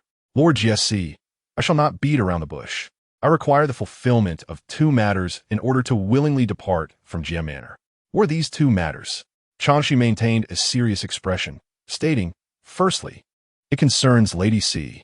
It was she who initially permitted my entry into the manor, and her consent is imperative for my departure. Moreover, she must assure that she will not pester me again in the future. Otherwise, I shall remain at a disadvantage against your family, rendering my departure utterly meaningless. Would you not agree, Lord Xi?" Lord Xi was well aware of his wife's temperament. A fruit that is forced to ripen is never sweet. Lady Qin would not easily concede, or she would not have concealed the troublesome affair with Jie from him. The look on Lord Xi's face indicated that this was a challenging proposition, yet he thought to himself, "No matter, I shall find a solution for you. Oh, do you have a plan?" Now it was Lord Xi's turn to be taken aback. He found himself somewhat at a loss regarding his wife. Before her marriage, she had been indulged by her family to such an extent that it had fostered her extreme disposition. Of course, Chang Xi smiled confidently. However, this will require some time. "You do not object to that, do you?" Lord Xi nodded slightly, for the first time expressing his tacit approval of Chang Xi's words. Observing the irritating old man completely drawn into her scheme, Chang Xi could not help but smirk inwardly. This situation had been achieved through a gamble with her life, and it was only the beginning. And what is the second matter? Chang Xi was not one to keep secrets unnecessarily. The second matter is quite simple as well. During my stay at Jie Manor, I require complete freedom of movement within the estate, and the family must not interfere with my affairs. Noticing the old man's furrowed brow, she added, "Of course, I can assure you that I will not engage in any activities that would tarnish the reputation of Jie Manor. Lord Xi, I am quite self-aware. I would never undertake foolish endeavors that could be likened to an ant attempting to shake a tree. It is far better for us all to part amicably. Would you not agree?" Lord Xi did not respond to her query, but instead inquired with confusion. "What do you intend to do?" "Nothing criminal," Chang Xi replied. "To put it plainly, the 1,000 taels of severance pay you provided are finite, and I cannot guarantee their preservation. Thus, I seek to earn a living to secure wealth that I can manage independently in the future." Her words were half-truths. She had already grasped the extent of the Jie family's influence, having been educated about the Shi family's background by Granny Luo, and she realized that attempting to conceal her intent to conduct business would be futile. It was better to be transparent than to risk being caught later. Having entered the Jie Manor, she intended to capitalize on its stature. For someone without roots like her, leveraging such power was merely practical. One must possess the ability to adapt to circumstances. Indeed, it is the hallmark of a great woman. Lord Xi, having once achieved the highest honors, was undoubtedly astute and immediately grasped Chang Xi's intentions. This woman consistently astonished him. Few would conceive matters as she did, especially when it required the courage to relinquish 1,000 taels of silver. She clearly had confidence in her ability to earn even more. "What business do you plan to pursue?" he inquired, curiosity piqued. Chang Xi smiled slightly. That is a commercial secret, revealing it would diminish its allure. Lord Jie did not provide a definitive answer, and she had no intention of divulging any substantial truths. Moreover, considering the vast wealth of the Jie family, her prospective business was hardly consequential. And what if the old man disagrees? Lord Jie feigned obstinacy. Unfazed by his contrived challenge, Chang Xi replied, I fail to see how this would be detrimental to the Jie family. A cooperative endeavor leading to mutual benefit is far preferable. Would you not concur? I can assure you that I will not entangle myself with Master Jie. If you require an oath, I can provide one.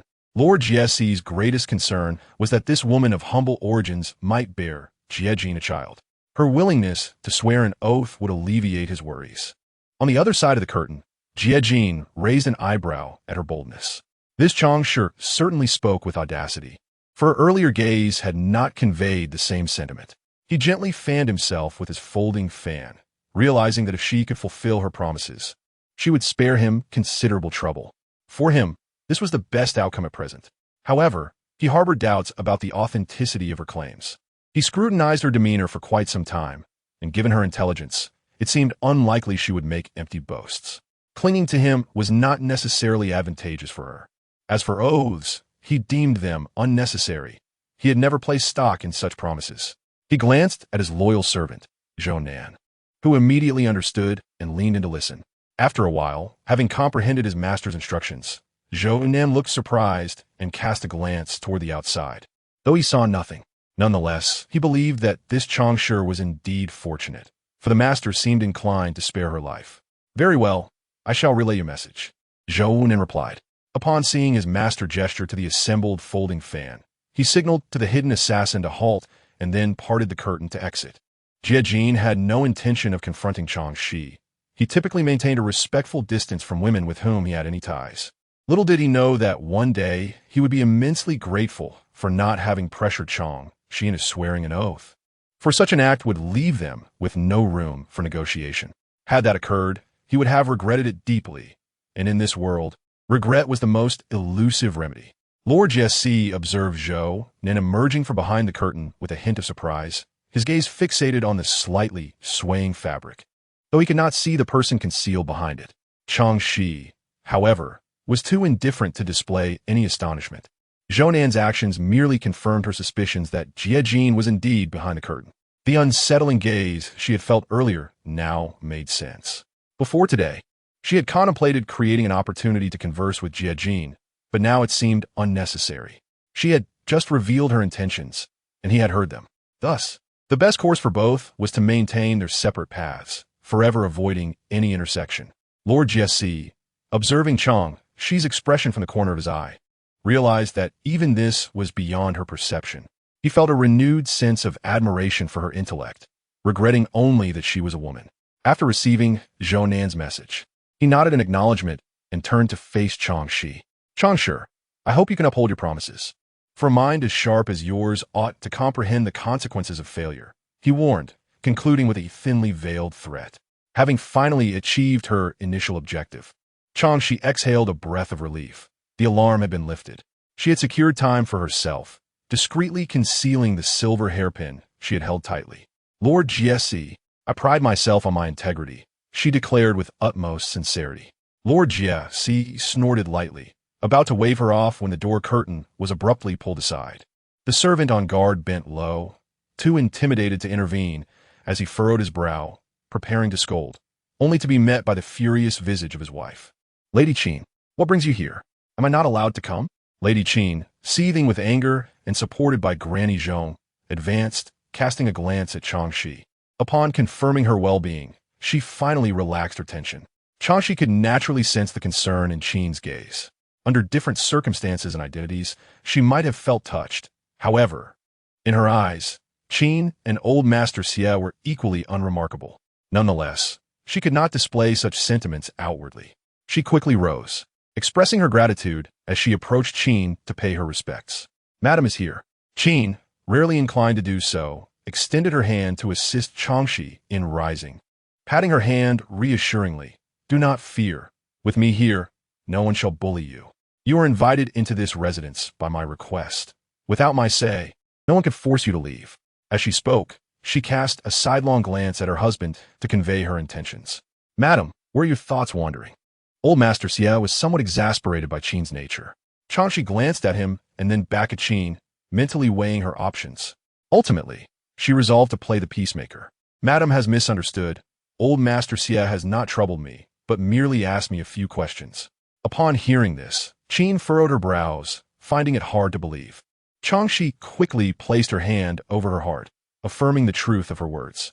Seizing the opportunity, she added, Old Master Xie even granted me permission to come and go freely. Where is the trouble in that? It cannot be more generous. Qin was taken aback. Had her husband truly allowed Chang Xi such freedom? Old Master Xie regarded Chang Xi with a deep look, acknowledging her cleverness. Yet at this moment, she had indeed won the trust of his wife. He nodded. Chang Xi is not a prisoner in our household. She deserves her freedom. After pausing, he continued, As for when she may leave, that is naturally up to you, my dear. He cast a discreet glance at Chang Xi, reminding her not to forget their agreement. Chang Xi smiled in understanding.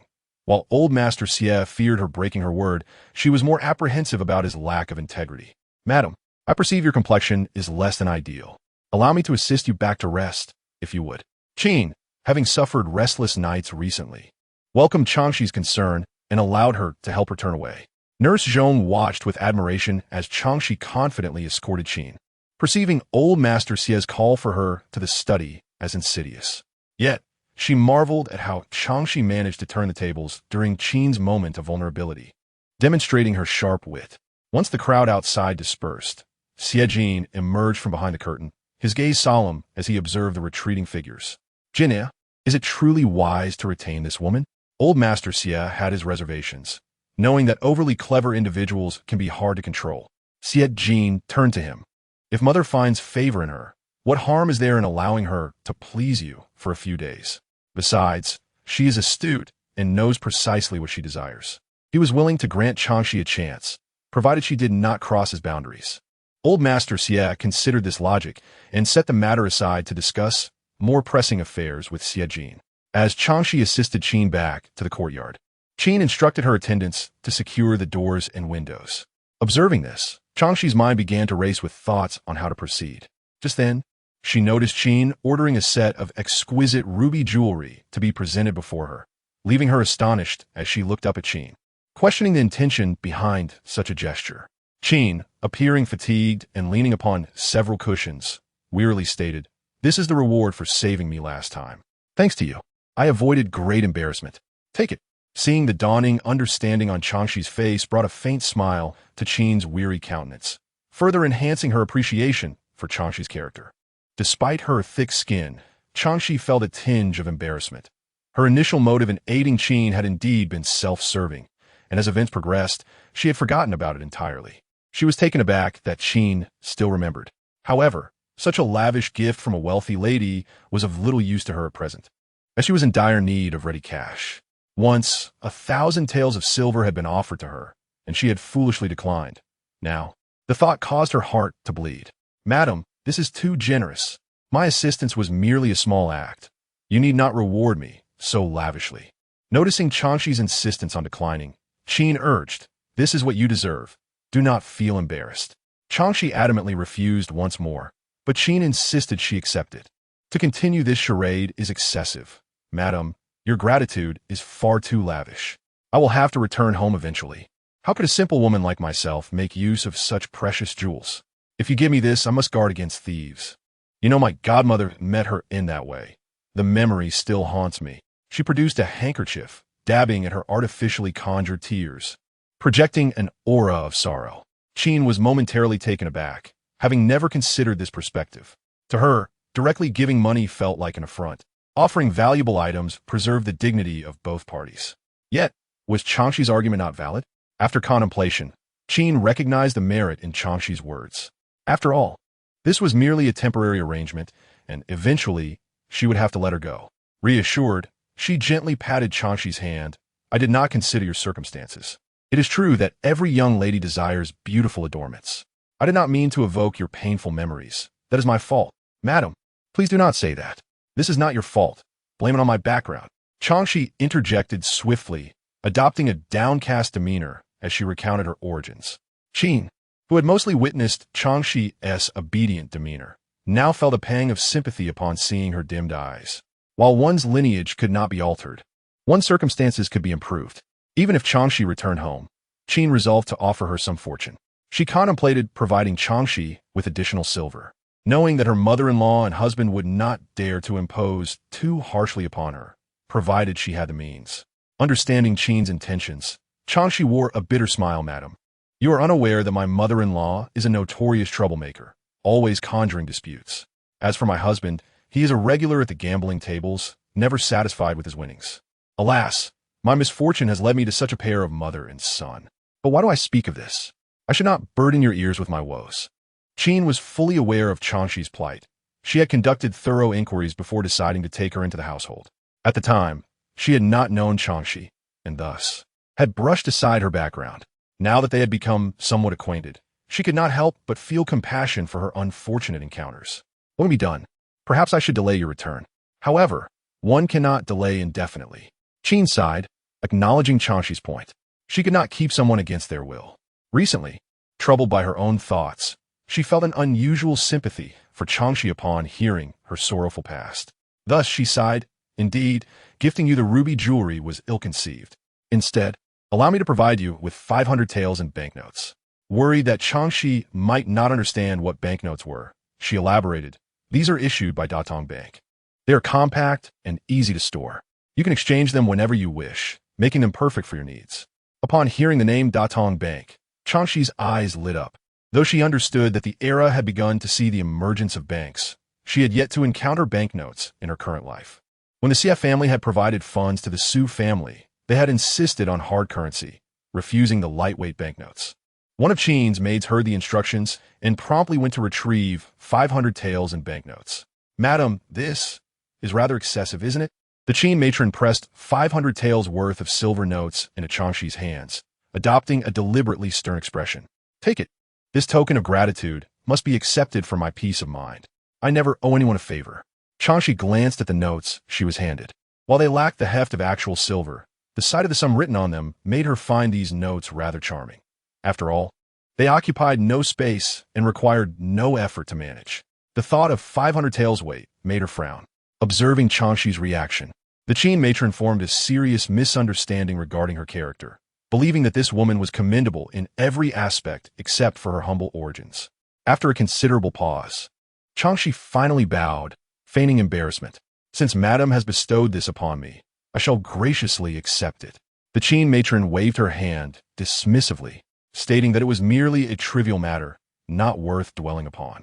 Seizing the rare opportunity of the Qin matron's amiable demeanor, Chang Xi reiterated the words of old Master Xie, granting her the freedom to enter and exit the Xie residence. Then, bowing again, she said, "Madam, I have a humble request." The Qin matron, having not pondered this statement deeply before, furrowed her brow upon hearing it again. Noticing Chang Xi's respectful demeanor, she inquired, "What is it?" Chang Xi proceeded to explain her intention to engage in a small business venture, considering she would be staying at the Xie residence for some time. Rather than having the Qin matron hear about it from others, it was better to be forthright and avoid future turmoil, as old Master Xie might change his mind. The Qin matron was reluctant. After all, Chang Xi was to bear her grandchildren. How could she venture out into the world? Yet Chang Xi earnestly insisted, "Madam, you previously mentioned providing me with a stroke of fortune. Let this be my fortune." After a long sigh, the Qin matron, perhaps recalling Chang Xi's pitiable background or something else, finally conceded, "Since the master has granted you this, I shall not make it difficult for you. However, you must exercise caution. Rest assured, madam, I shall not act under the banner of the Xie family," Chang Xi assured her. Yet, to act without the Xie family's name would not prevent others from uncovering her background. It was inevitable. One must be prepared for the consequences when encroaching upon another's domain. There are no secrets that remain concealed in this world. Thus, her declaration was somewhat hollow. Yet she needed to maintain this facade. In her future endeavors, the name of the Xie family would not escape her lips. Any information others might glean would be of no concern to her. If the Qin matron were in a better state of mind, she might have discerned these complexities. For human nature has remained unchanged over centuries, especially for those like her who hail from prominent families, possessing a deeper understanding of human nature. Unfortunately, the Qin matron was presently fatigued and lacked the mental energy for such contemplation. Upon hearing Chang Xi's assurance, she instinctively chose to believe her, influenced by the compliant persona Chang Xi had consistently presented. Very well, but should you encounter any mistreatment outside, return to me, and I shall find a way to support you, the Qin matron stated. Chang Xi felt a mix of emotions at this sentiment. In her interactions, the Qin matron had shown genuine kindness towards her. Yet a life had been lost between them, one belonging to the original Chang San'e. Thank you for your concern, madam, she replied sincerely, her gratitude now tinged with authenticity. The Qin matron waved her hand, indicating that there was no need for Chang Xi to dwell on it too heavily. Her support was merely a response to Chang Xi's past act of saving her. Moreover, such matters were trivial to her, hardly worthy of mention. Feeling fatigued, the Qin matron asked Chang Xi to take her leave as she intended to rest in her inner chambers. Chang Xi's face displayed a hint of worry, yet she said nothing further, bowing before departing. Outside, Nurse Zhong had overheard the entire exchange and regarded Chang Xi with a complex gaze, observing the 500 taels concealed in her sleeve. This money seemed too easy to come by. I shall treat you to drinks one day. Nurse, you must accept my invitation, Chang Xi remarked, feigning ignorance to the nurse's intricate expression, smiling lightly. Nurse Zhong, momentarily taken aback, quickly responded, then I shall shamelessly request a glass of watered wine. Do not hold back. Madam Chang, such words. If you are gracious enough to come, I shall be more than eager to welcome you, Chang Xi replied, amused by her playful banter. Nurse Zhong's smile faded as she recalled the Qin matron's lack of vitality. She pointed subtly towards the Qin matron's chamber, whispering, then it is settled. Chang Xi nodded with a smile before passing by Nurse Zhong and leaving. Fortuitously, she had memorized the path from the Qin matron's quarters to her own small courtyard, thus avoiding any misdirection.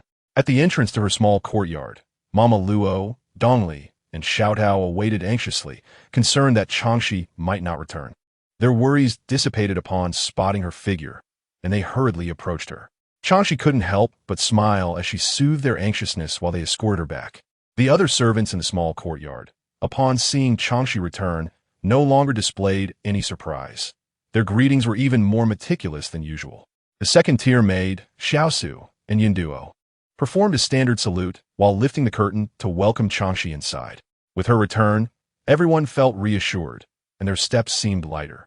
Chang Xi had engaged in a battle of wits with old Master Xie without even having a cup of tea. Now parched, she accepted tea from Dongli, who had brewed it at just the right temperature. Satisfied, she realized she was also hungry and requested Dongli to fetch some food.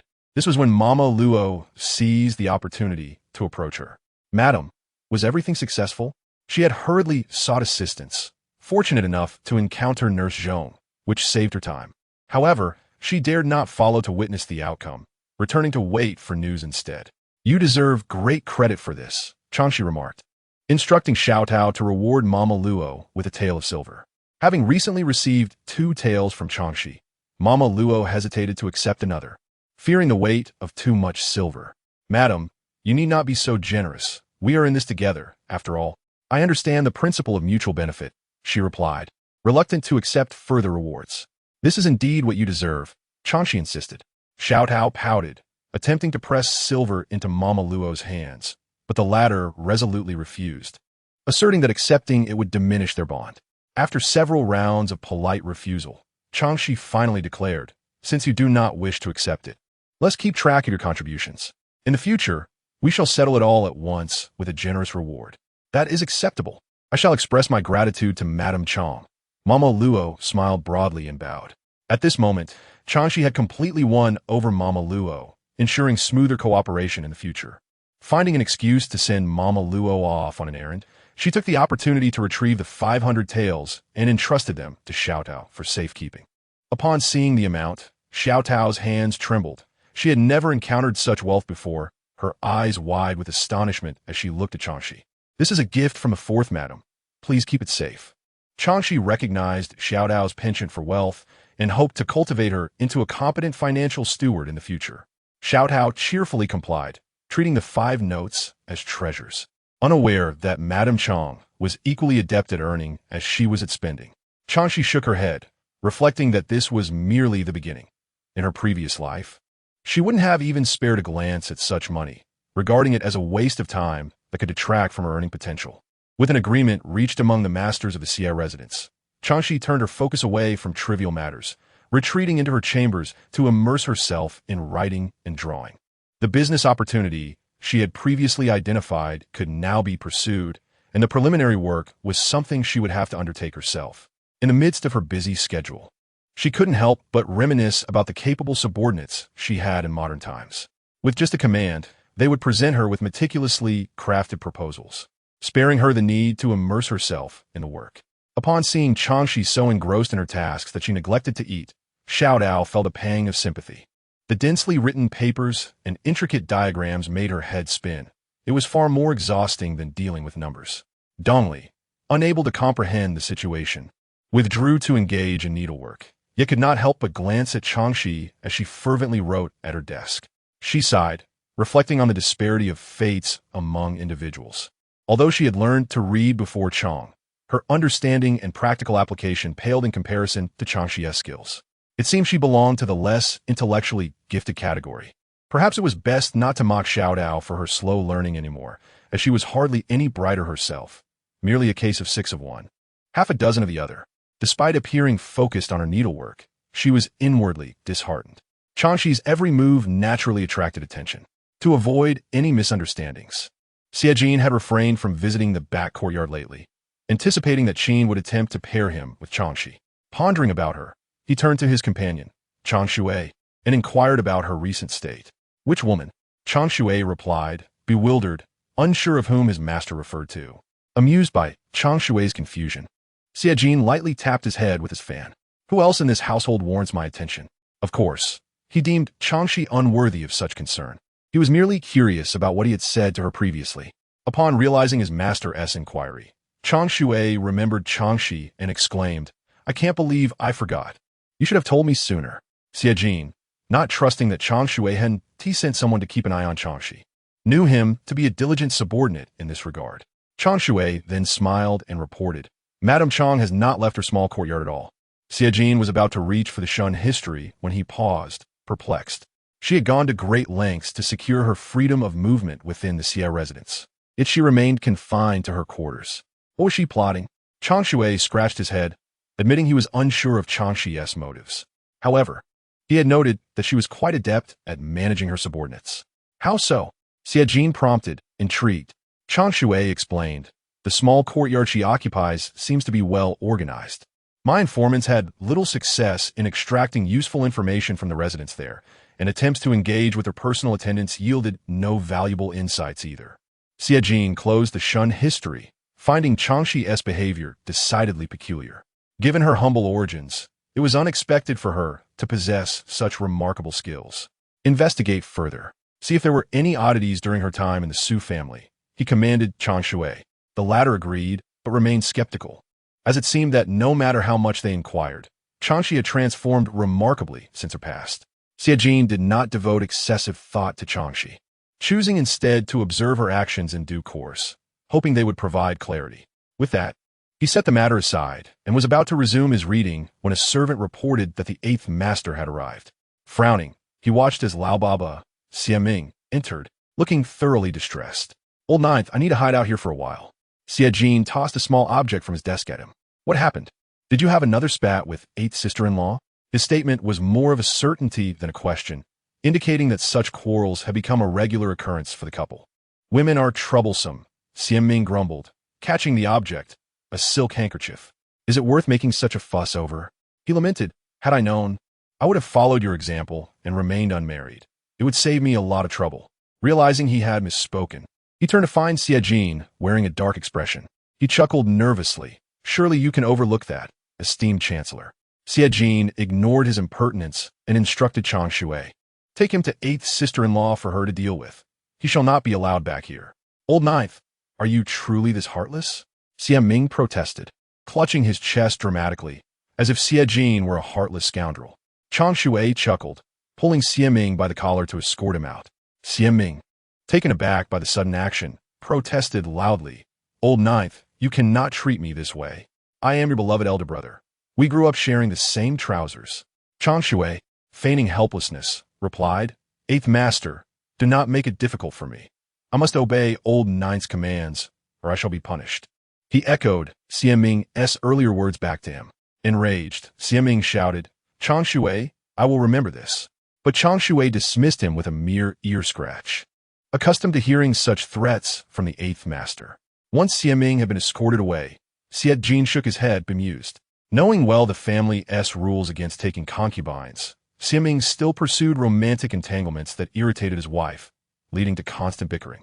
It was baffling to him how Xiaming found joy in such a situation. He chose not to dwell on the inexplicable and returned to his well-worn Shun history, gradually allowing his thoughts to settle as he sought answers within its pages. Meanwhile, Chang Xi had finally completed her preliminary work. As she stretched, she received word of an unexpected visitor to her small courtyard. "Madam Chang, should I allow the third miss to enter?" Dongli noticed Chang Xi momentarily lost in thought and assumed she was hesitant about welcoming the third miss, Jie Yusin, fearing she might bring trouble. Thus, she hesitated, preparing excuses to avoid offending anyone. Chang Xi was surprised by Jie Yusin's prompt return, especially since the maid, Ji Tsue, had only recently completed her mourning period. However, upon hearing Dongli's uncertainty, she realized the misunderstanding and smiled. "Please let her in." This time, she refrained from greeting Jie Yusin herself, and instead tidied away her proposal documents and sketches. Dongli observed Chang Xi carefully and, realizing she was serious, went to welcome Jie Yusin. As soon as Chang Xi finished arranging her desk, she saw Dongli leading Jie Yusin into the room, accompanied by several maids carrying gift boxes. With the familiar Ji Ying at the forefront, she rose from her couch and greeted, "Third Miss Jie, it has been a while. As you can see, my place is quite disordered. I've just managed to tidy up, so please forgive my inability to welcome you personally." Jie Yusin glanced at the piles of papers on the desk, acknowledging Chang Xi's honesty, and replied, "Madam Chang, you are too kind. It is I who should apologize for my lack of decorum." She performed a courtesy, realizing that although they resided in the same estate, she should have sent a formal invitation beforehand, as they were not particularly close. Remembering her previous thoughtlessness made her blush with embarrassment, revealing her underlying bias against Chang Xi's status as a concubine. At that moment, she engaged in deep self-reflection, finally noticing the small details she had previously overlooked. Chang Xi hastily returned the courtesy and invited her to take a seat, instructing Xiaotao to serve tea. After exchanging a few pleasantries, Jie Yusin finally allowed Ji Ying to place the apology gifts she had brought on the table of the Luohan bed. With a somewhat embarrassed expression, she explained that she ought to have come earlier to present these tokens of apology, but, at this point, her demeanor slightly darkened. Clearly affected by the matters concerning Ji Chui, Chang Xi understood what Miss Jie was trying to convey, glancing at the gifts, which were exquisite writing materials. It was evident that she had put considerable thought into her offerings. It seemed that she did not harbor any resentment towards Jie Yusin due to Ji Chui's death, a rare quality of kindness to possess while being born into privilege. Miss Jie need not be so formal. I did not take the events of that day to heart. I simply did not anticipate that things would escalate, and that Miss Ji Chui, in a moment of impulsiveness, would take such a drastic step. I too feel a sense of regret. After all, Miss Ji Chui was still so young. Chang Xi sighed softly. While she could not fully empathize with Jie Yusin's feelings, the loss of a young life without clarity was indeed lamentable. Wiping away her tears, Jie Yusin felt her admiration for Chang Xi deepen, as she recognized that despite Ji Chui's mistakes, Chang Xi's magnanimity was commendable. Previously, her mother, Madame Qian, had advised her to distance herself from Chang Xi, claiming that she was somewhat uncanny. However, Jie Yusin found her to be perfectly normal, possessing a heart as compassionate as that of a bodhisattva. "Your generosity is truly admirable, Madam Chang." Upon hearing such praise, Chang Xi felt a flush of embarrassment. She was acutely aware that she did not embody the qualities Jie Yusin attributed to her. She was vengeful and not of gentle disposition. "You flatter me, Miss Jie," she replied. After enduring a string of compliments that did not align with her character, she deftly shifted the topic. "Do you still need that set of shunshur? I can have someone fetch it for you." Jie Yusin's second purpose for visiting was indeed this. After mourning for Ji Chui, life had to carry on, and her experiments needed to progress. That would be wonderful, she exclaimed.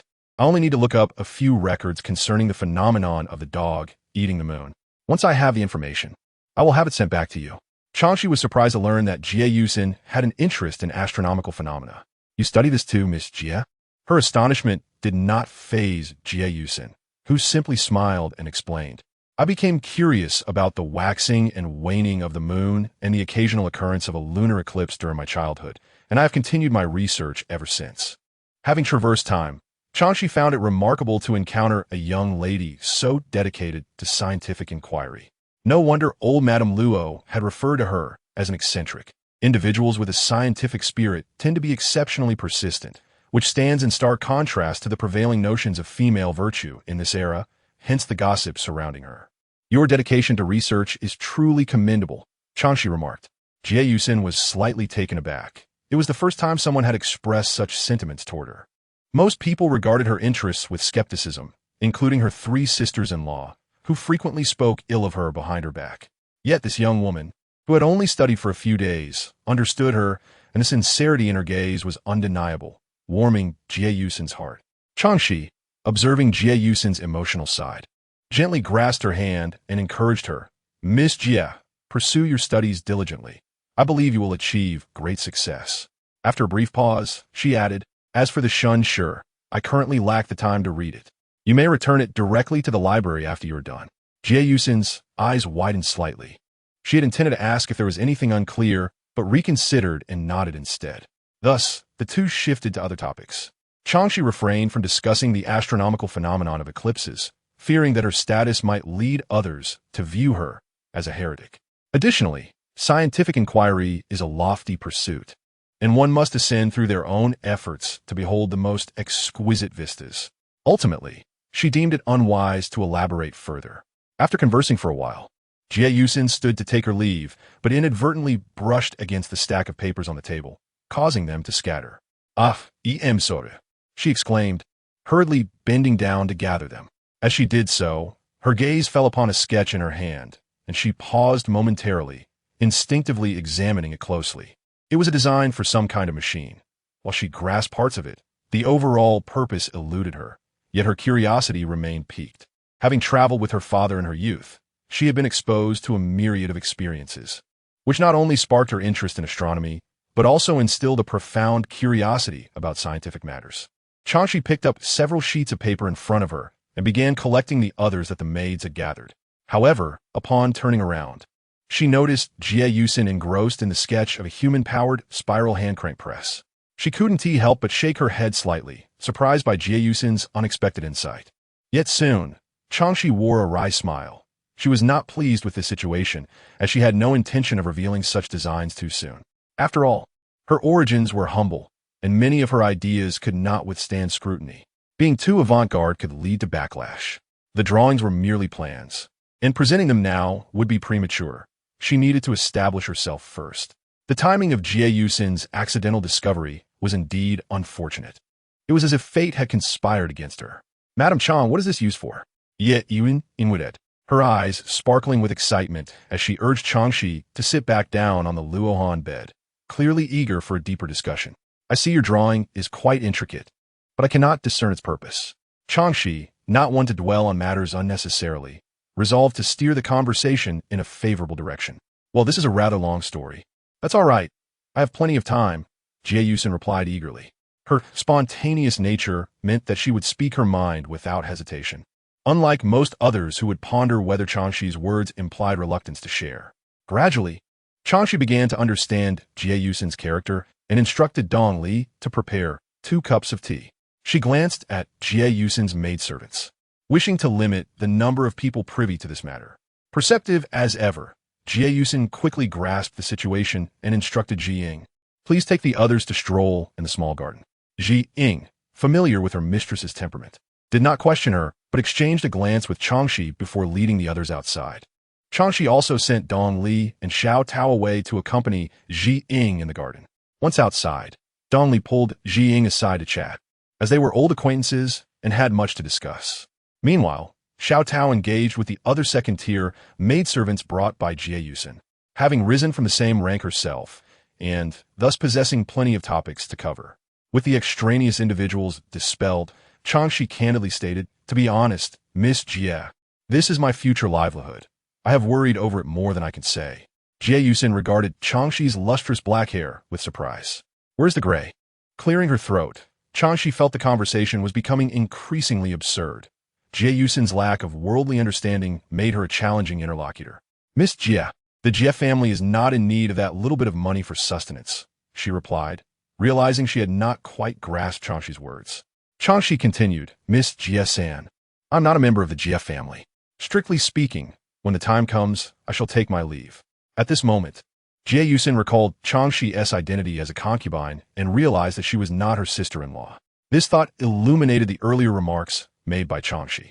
As she scrutinized the sketches in her hands, she grasped their significance and immediately vowed, "Madam Chang, rest assured, I shall keep this draft confidential. Otherwise, y shall sasir dire consequences." Chang Xi hastily interrupted, "Miss Jie-san, there is no need for such oaths. Do you think I will not trust your words?" "It is not of utmost importance," Jie Yusin chuckled, finishing her vow with a playful tone, "May I meet an untimely death." Noticing Chang Xi's resigned smile, she clarified, "Let me finish speaking. It brings me peace of mind. I am genuinely curious about this item." Chang Xi pushed the teacup towards her and explained, "This device is actually used for making tea bricks." She paused. Tea bricks and cakes have been around since ancient times. They were first recorded in the Tang dynasty, and later in the song at this point. She almost mistakenly mentioned the dynasty she recalled from her past life, but quickly adjusted to the current timeline. The Shun dynasty further developed tea bricks and cakes, combining them with tea oil for production, then coating them with precious spices and ointments to create what they called wax tea. Am I correct in my recollection? Jie Yusin had previously thought Chang Xi was merely studious, but she now recognized her dedication to scholarship, recalling even the details from historical texts. "Madam Chang, I am truly impressed." She had never paid attention to such details while studying history, as she often overlooked matters concerning food and drink. However, she wondered how this related to the effort Chang Xi had invested in designing the device.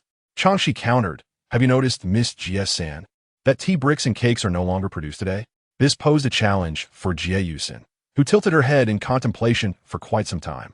Fortunately, Chang Xi did not rush her, allowing her to ponder. After a while, Jie Yusin shook her head. "I do not recall any." Though the Jie family's resources could not compare to the affluent families of the capital, as a prominent family in Yang City, she had encountered many fine things. Yet, she had hardly ever seen tea bricks and cakes. If not for Chang Xi's mention, she might have forgotten their existence entirely. Chang Xi stood to retrieve a travelogue she had purchased for 3 taels of silver and opened a page to show Jie Yusin. "At the dawn of our dynasty, there were still tribute tea bricks.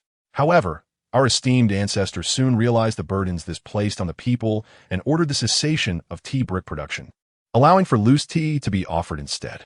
Thus, during the Liu dynasty, tea bricks and cakes fell out of favor, gradually being replaced by loose tea.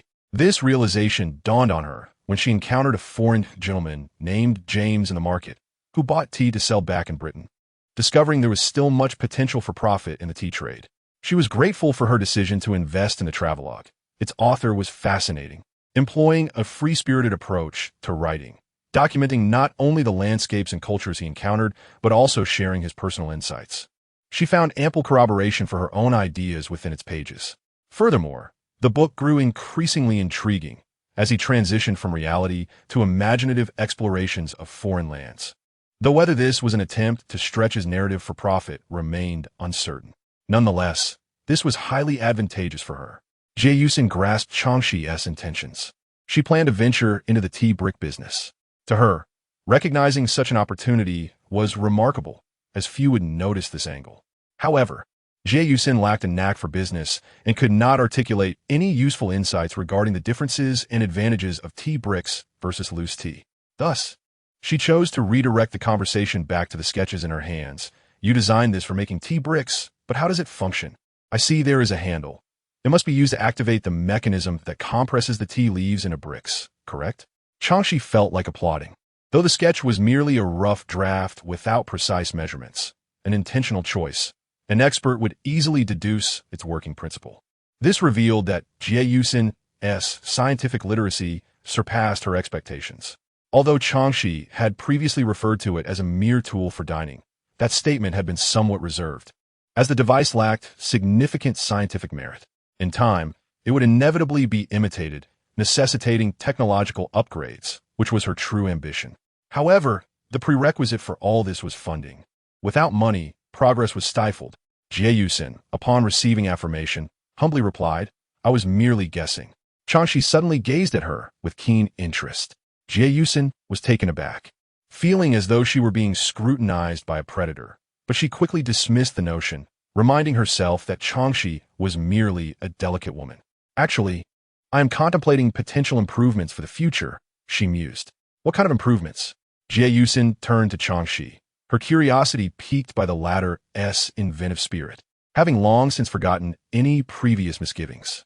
Chang Xi grasped Jie hand, adopting an expression reminiscent of a cunning wolf enticing a naive rabbit. "I have yet to finalize my thoughts, but with determination, much can be achieved. I have limited knowledge in this area and seek your guidance, Miss Jie-san." I was pondering, what if Jie, intrigued by Chang Xi's words, eagerly interjected, "What if what?" "Please, Madam Chang, speak freely." Chang Xi, having teased the anticipation to its peak, candidly proposed, "What if we collaborated to generate profit? Just think, improving the machine will require not only material costs but labor as well. Without financial backing, these ideas will remain mere fantasies, eternally unrealized. Yet with sufficient funds, our aspirations could indeed manifest into reality." She painted a vivid picture for Jie, whose passion for research made such a prospect irresistibly appealing. She believed Jie would find it difficult to decline. The allure of ambition resonates distinctly with a targeted audience.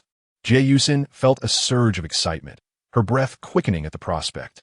She had never considered such an endeavor, but memories of previously requesting funds from her mother for tools to observe the night sky surfaced.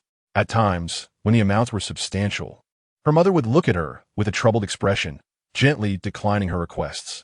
The household had fixed allowances for expenses, and, as an unmarried young lady, her monthly allowance was merely 20 taels of silver. Although this seemed ample, her expenditures often exceeded that, leaving her in tight circumstances, occasionally resorting to pawning her belongings to gather funds for desired tools. Thus, Chang Xi's proposal was not merely enticing. It illuminated her eyes like the full moon. "Madam Chang, are you truly sincere?" she exclaimed, suddenly grasping Chang Xi's hand. Chang Xi, discerning Jie thoughts, smiled, "Of course. I never deceive." Jie replied eagerly, "That is wonderful. But considering my lack of acumen in business, I must ask, what role can I play? I am not skilled in commerce," she admitted shyly, revealing her insecurities. Chang Xi gently patted her chest. "Leave the business aspect to me, while you focus on transforming this draft into a tangible product. How does that sound?" Though the temperament of Miss Jie is rather simple, she is still a daughter of the Jie family.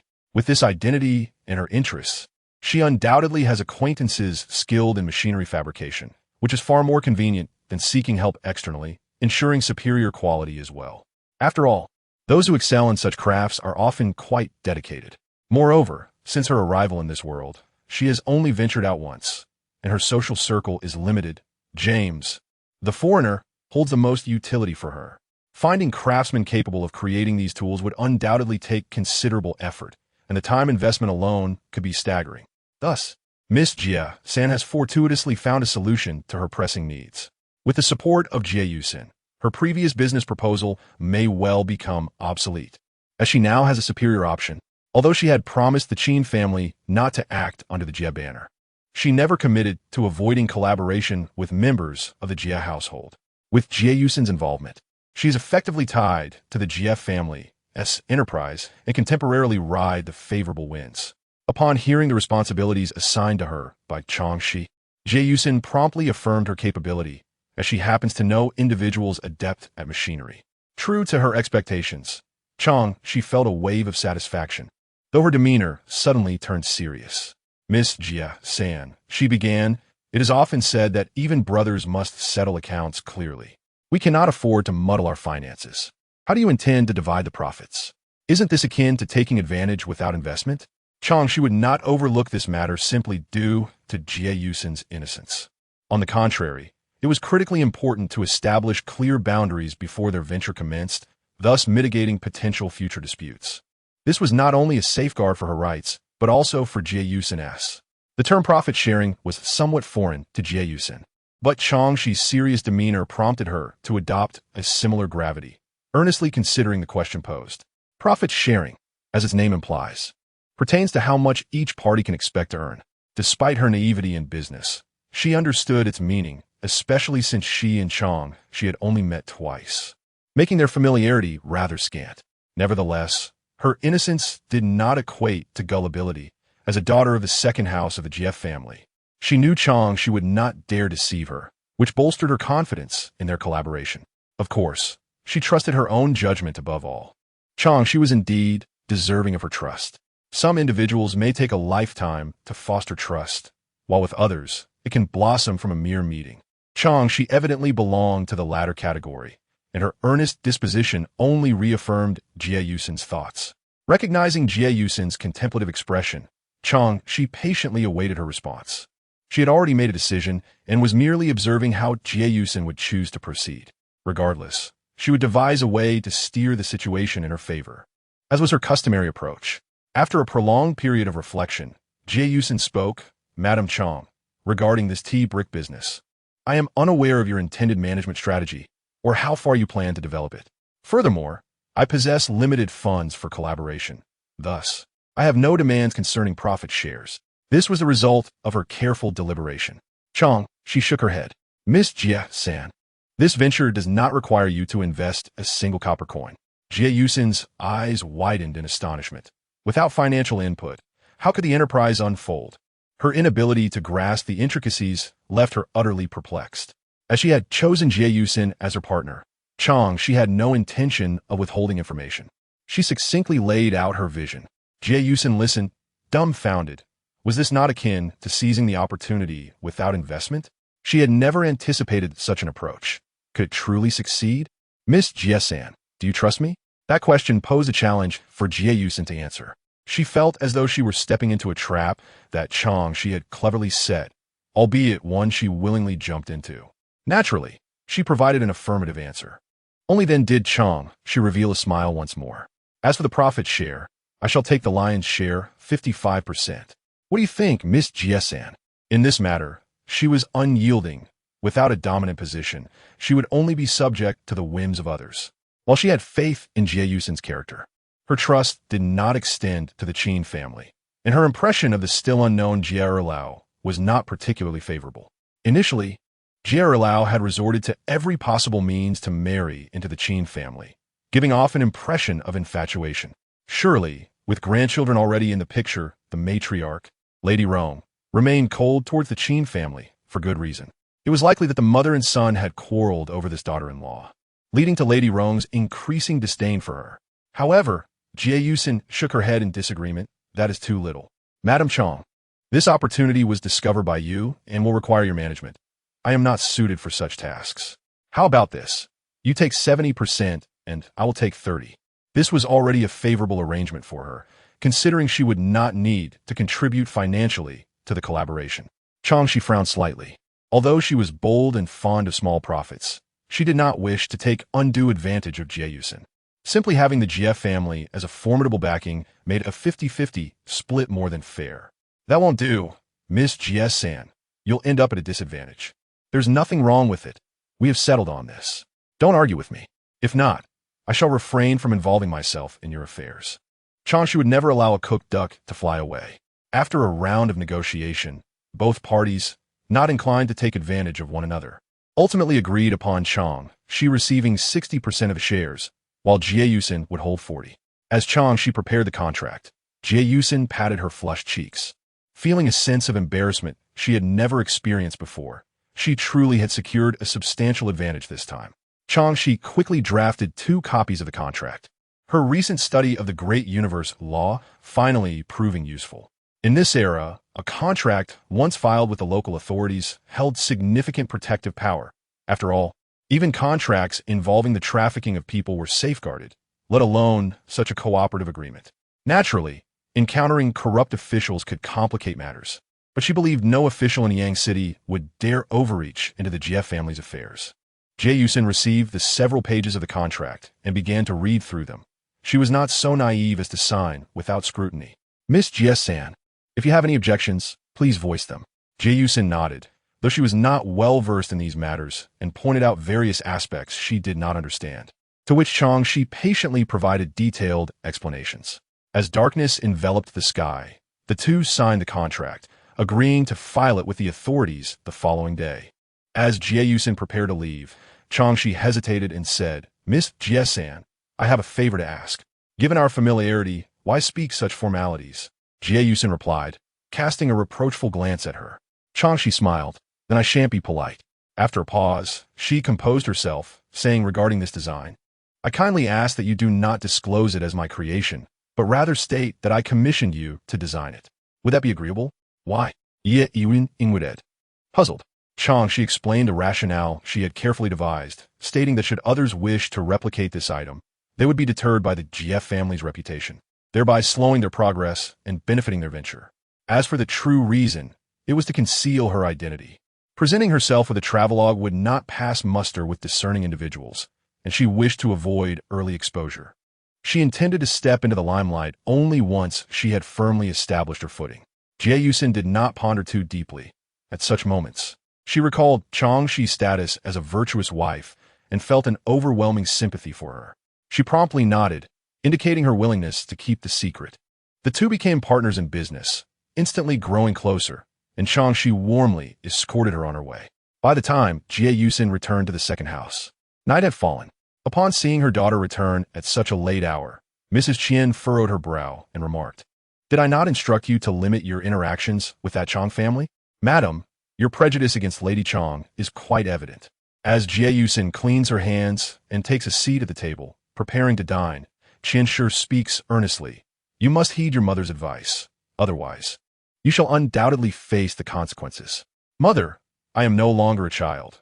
I possess my own discernment, Jie-san retorts, her ears impervious to her mother's admonitions.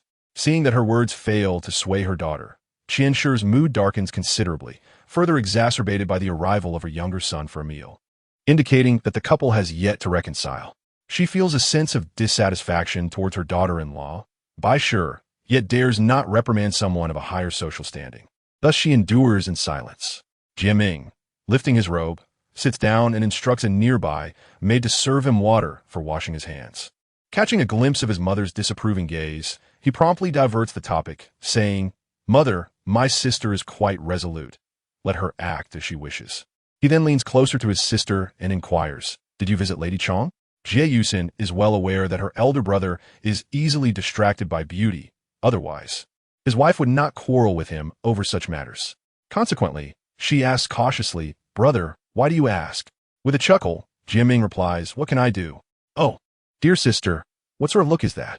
He then turns to his mother, expressing his dissatisfaction. Mother, look at my sister. One might think Lady Chang is her own sister rather than me being her brother. Qianshi gives her son a light pat on the shoulder, retorting, What nonsense! What comparison can you draw between Lady Chang and yourself? Such a comparison is beneath you. In her eyes, Lady Chang does not even merit the honor of being compared to her. She considers her merely a purchased novelty. Jie-san furrows her brow, disliking her mother's disparaging attitude. Moreover, she perceives Lady Chang as dignified and deserving of respect. However, being her biological mother, she cannot bring herself to chastise her mother for the sake of an outsider. Thus, she chooses to ignore her mother's words and declares, Mother, I shall take my meal in my room. Without waiting for a response, she rises and departs. Why must you be so obstinate? Qianshi exclaims, watching her daughter walk away without a glance back, feeling a surge of annoyance. Yet, recalling that just days prior, her daughter mourned the passing of a servant, her anger dissipates, and she instructs the nearby nanny to select some dishes that her daughter enjoys and send them to her room. The nanny promptly complies, preparing Jie-san's favorite dishes. Jiaming, unconcerned, begins to eat and remarks, Mother, do not blame sister for not appreciating your words. I find them displeasing as well. Had my father not insisted on marrying you, would you not have remained merely a scholar's daughter? In essence, he suggests that his background is hardly superior to that of Lady Chang. After all, his maternal grandfather never succeeded in the imperial examinations and lived as a humble village teacher, with his mother even having to engage in embroidery to support the family prior to marriage. Qian Shi feels a surge of indignation at her son's words. While others may scorn her humble origins, to hear such remarks from her own son is unbearable. Observing him reaching for the stir-fried lotus root, she abruptly lifts the dish and hands it to a nearby maid, sternly instructing, "Remove this. Your eighth brother does not fancy it." Jieming's chopsticks fall empty as he realizes he has upset his mother.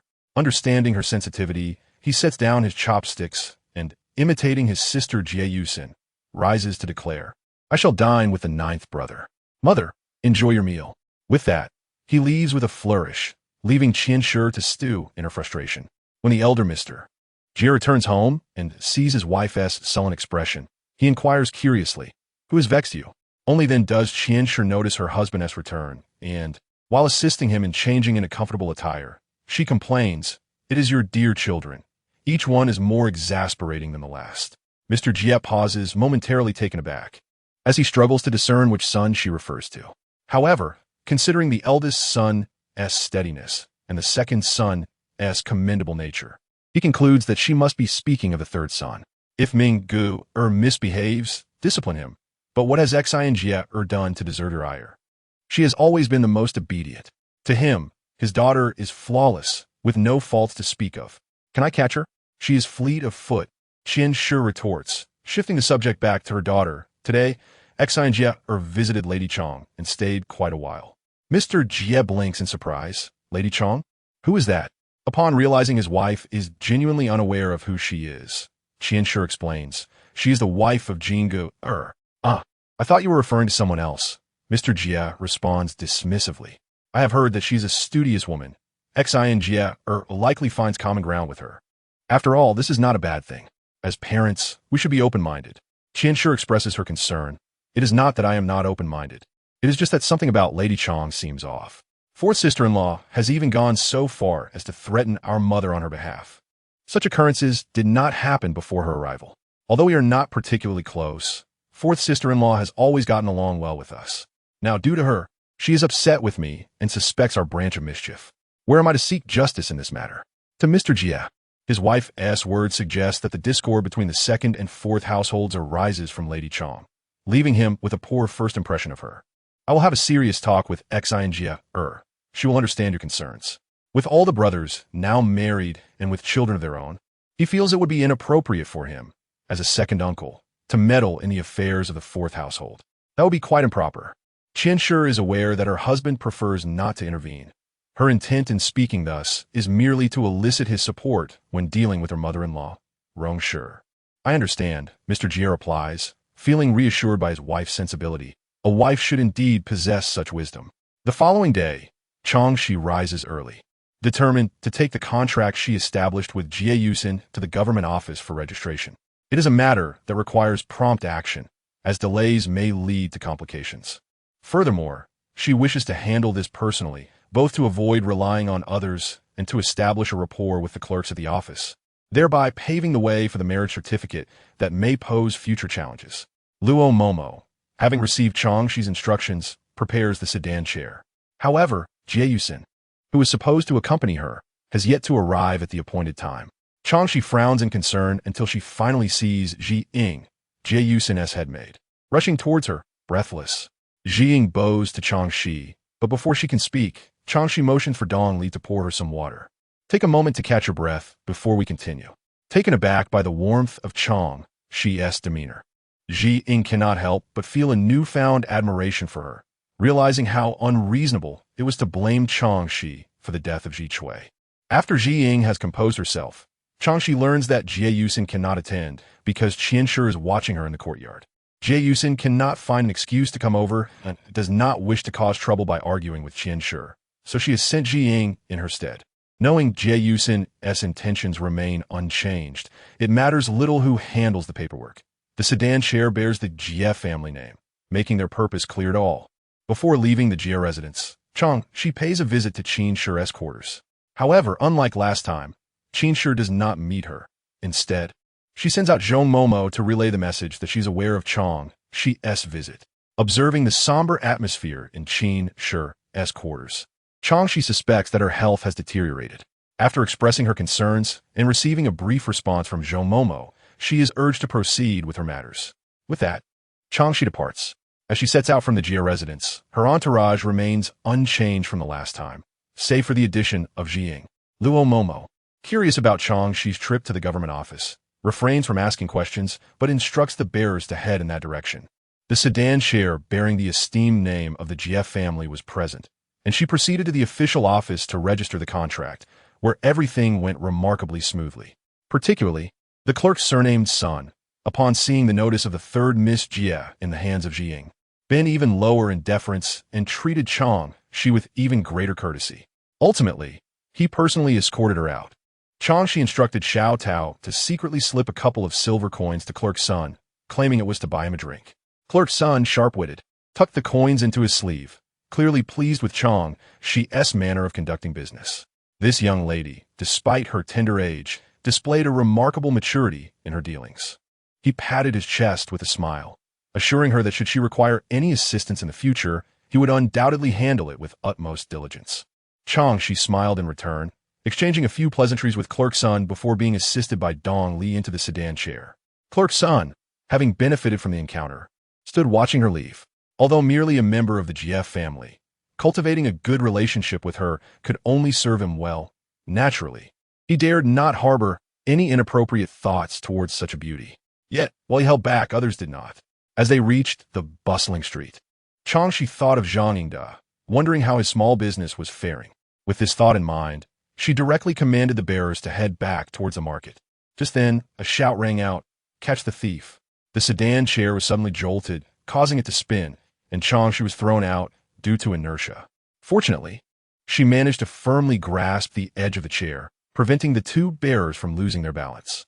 Dong Li and Xiao Tao's expressions changed dramatically as they hurried to protect Chang Xi.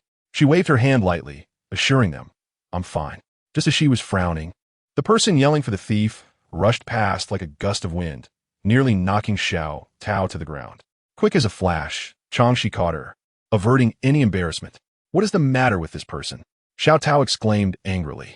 Chang Xi glanced at the commotion ahead, but said nothing, just as she intended to turn away when she was suddenly called out. "Isn't this Lady Chang?" Upon hearing that teasing voice, she looked up to see a somewhat familiar face, though she couldn't immediately recall where she had seen him. Fortunately, the nearby Mama Luo leaned in to whisper, "It's 8th Master Jia. Jiaming?" Chang Xi instantly remembered the young man who had stood beside Jia Jin on the day they first met. His gaze towards her so unabashedly direct that it left a rather unpleasant impression.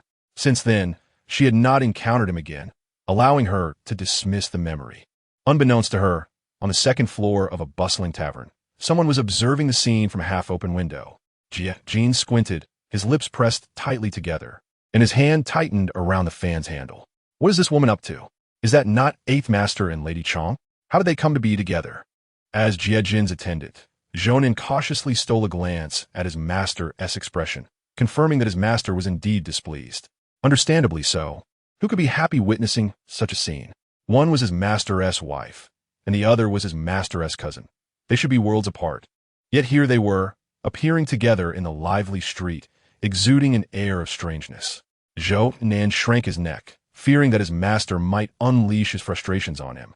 Across the table, a guest noticed the two of them gazing out the window and, intrigued, turned to look as well. "Ziyang, what are you watching?" "Oh, isn't that boy? The girl beside him is quite lovely. Your brother's taste has always been good. There's nothing worth watching." Jia Jin abruptly closed the window, regaining his usual demeanor. "You in your ways," the guest remarked, noting Jia Jin's reluctance to engage. "I had hoped to invite Boon in for a chat, but it seems that would ruin his good fortune. Perhaps another time." Jia Jin shot a glance at the guest, ignoring his teasing remarks. The guest, unfazed by the apparent cold shoulder, had long since grown accustomed to Jia Jin's temperament. He leisurely sipped his tea, while surreptitiously glancing outside again. Who was that woman conversing with Jia Laoba? He sensed a slight difference in Jia Jin's attitude towards her. After all, it was no secret that Jia Laoba had an eye for beauty, yet he had never seen him with a scowl. Typically, he would merely jest or offer a light reproach. His fingers lightly tapped the table, and before Jia Jin could become suspicious, he quickly withdrew his gaze. realizing that uncovering the woman's identity would not be difficult and did not require haste. Meanwhile, Chang Xi remained unaware that she had become an object of scrutiny for others. As Jian Ming approached her, her expression grew colder. She truly disliked the way this man looked at her. How should she put it? His gaze seemed to brim with interest, yet tinged with condescension, as if he found her both intriguing and beneath him. Such a man, in her past life, would not have caught her eye, let alone in this one. A beautiful but simple man was far more appealing, devoid of ulterior motives. "Greetings, Eighth Master," she said, inclining her head slightly. Jian Ming's face broke into a self-satisfied smile. "Lady Chang, I have long admired your reputation. To meet you today is indeed a privilege." How grating his words sounded. Chang Xi replied with a polite smile. "I am merely a humble woman. How can I possibly merit such high praise from Eighth Master? You flatter me excessively." Jian Ming's smile faltered slightly, his gaze darkening. This woman spoke with an unyielding sharpness, concealing her cleverness beneath her words. He had initially sought her company for amusement, drawn by her beauty, but her retort had irked him. "Is it your habit to speak so cuttingly, Lady Chang?" Chang Xi maintained her polite facade, replying, "I have a rather straightforward nature. I cannot change it, and I hope Eighth Master will not take offense. Speaking bluntly is a fine trait. Such women are indeed fascinating." Chang Xi casually pointed to the street and raised an eyebrow. "There are countless girls on this street who enjoy speaking in such a manner. If Eighth Master finds it amusing, you might attempt to engage them in conversation. I assure you, it will be an entertaining endeavor." To engage any woman in casual conversation would swiftly earn him the reputation of a lecher, and speaking bluntly was the least of his concerns. He would likely invite a beating, as disdain awaited him from all sides. Jian Ming's smile faded, bewildered by her demeanor. He had approached her with courtesy, yet she continued to deliver barbs, now insinuating he was a libertine. How outrageous! He closed his fan with a snap, tapping the sedan's handle with the fan-S stem, narrowing his eyes in disdain. "Lady Chang, it seems you have forgotten whose hospitality you are enjoying. After all, he was Eighth Master Jia. When had it become her place to treat him with such disrespect?" The bearers of the sedan, witnessing Jian Ming's anger, instinctively took a step back, wary of being caught in the crossfire. Xiao Tao and Dong Li exchanged anxious glances, concerned for Chang Xi's well-being, as they had seldom encountered men from the household. The prospect of Eighth Master Jia seeking to provoke Chang Xi made them uneasy. Only Mama Luo appeared calm, having observed Chang Xi's composed demeanor, which reassured her. Lady Chang was always astute in her actions, and she had faith in her abilities. Chang Xi, unfazed, smiled and replied, "My sustenance is graciously provided by the fourth madam." Setting aside the fact that the second house had no authority over the fourth, she was Jie Jin's wife, not Jian Ming's. By that standard, his current behavior could easily be construed as harassment. Her words landed like sharp blows, instantly cooling Jian Ming's demeanor as she deftly struck at his pride. "Chang, you must not be so arrogant. I return that sentiment to Eighth Master. I am but a humble woman, and I kindly request that you spare me your unwarranted scrutiny." Unwavering in her retort, was not a true ancient woman. Moreover, this was not a world scripted by a destitute scholar. No woman would find her heart fluttering at the sight of a man, let alone secretly harbor affections for him. It was inconceivable. While she was uncertain of Jian Ming's intentions in approaching her, it did not imply that she would play along with the script. Remaining inconspicuous would only render her a soft target easily manipulated, which was far from her desire. Jian Ming, who had always thrived amidst the floral chaos, was now experiencing a rare misstep in the presence of women. The very name of Eighth Master could attract a swarm of admirers from Yang City. This was his first encounter with humiliation in front of the opposite sex, making it impossible for him to forget Chang Xi. In the bustling street, their conversation had already drawn the attention of onlookers. As Chang Xi intended to retreat into her sedan chair to avoid unwanted trouble, an unexpected commotion arose. A group of unruly boys came rushing towards them. Quick-witted, she grasped Xiao Tao and Dong Li, retreating to avoid a collision. Meanwhile, Jian Ming, poised to deliver a scathing remark to reclaim his dignity, failed to notice the oncoming boys and was knocked to the ground, landing in a most undignified manner. His new moon-white silk garment bore several black footprints, rendering him utterly disheveled. "Eighth Master?" The attendant, taken aback by the sudden turn of events, rushed to help. Upon witnessing Jiaming's transformation from an imposing figure to one of utter disgrace, Chang Xi could not suppress her laughter. Truly, one could not remain handsome for more than 3 seconds. Jiaming was mortified, particularly upon hearing Chang Xi's unrestrained laughter. He wished to hide his face in shame. Never had he encountered such disgrace. The boys responsible for this humiliation better pray he did not catch them, for he would make them acquainted with the might of the eighth master. Seeing Jiaming looking feeble as he was assisted to his feet, Chang Xi, devoid of any sympathy, offered, "My apologies, eighth master." Laugh if you wish. Do I not permit you to?" Jiaming, unable to salvage his once graceful image, resigned himself to the moment. At that instant, Chang Xi felt a gaze upon her. Turning towards it, she was startled to find Zhang Yingda sprinting back while glancing over his shoulder. He clutched a young girl in one hand and a bundle in the other, while a boy carried a large bundle of unsold produce. It turned out one of the boys who had charged at them was indeed Zhang Yingda. She squinted slightly, pondering the trouble that had befallen him. Soon, another figure appeared in pursuit, shouting, "You little brat, stop running. How dare you steal my money for your stall? If I catch you, you'll regret it. And put your sister down. If you dare to run away from home again, I will disown you." This furious middle-aged man was none other than Zhang Yingda's despicable father, Zhang Fugue, known for having sold his wife, much like Su Dalong. Chang Xi exchanged a glance with the fleeing Zhang Yingda, who nodded in response. Choosing not to look back as he quickened his pace, Chang Xi then kicked a small stone towards Zhang Fugue, aiming precisely for the back of his head. The stone struck him, causing him to halt in pain as he turned around, demanding, "Who threw that stone?" "Step forward." Chang Xi raised an eyebrow, unfazed, for only a fool would reveal themselves. She had no desire to provoke such a vile man. After all, the scoundrel would not dare direct his ire towards her. This little maneuver did not escape the notice of Jijin, who emerged from an inn and caught the glint of mischief in her eyes. Zhang Fugue's gaze fixated on Chang Xi, momentarily stunned, recognizing her as the wife of Su Dalong. He was taken aback by her newfound beauty, having previously underestimated her allure. However, seeing her adorned in finery, commanding servants, he felt a mix of jealousy and contempt. Jiaming, noticing Zhang Fugue's unwavering stare at Chang Xi, felt a surge of anger. Understanding a man's gaze towards beauty, he disregarded his own disheveled state and stepped protectively in front of her, declaring, "What are you staring at?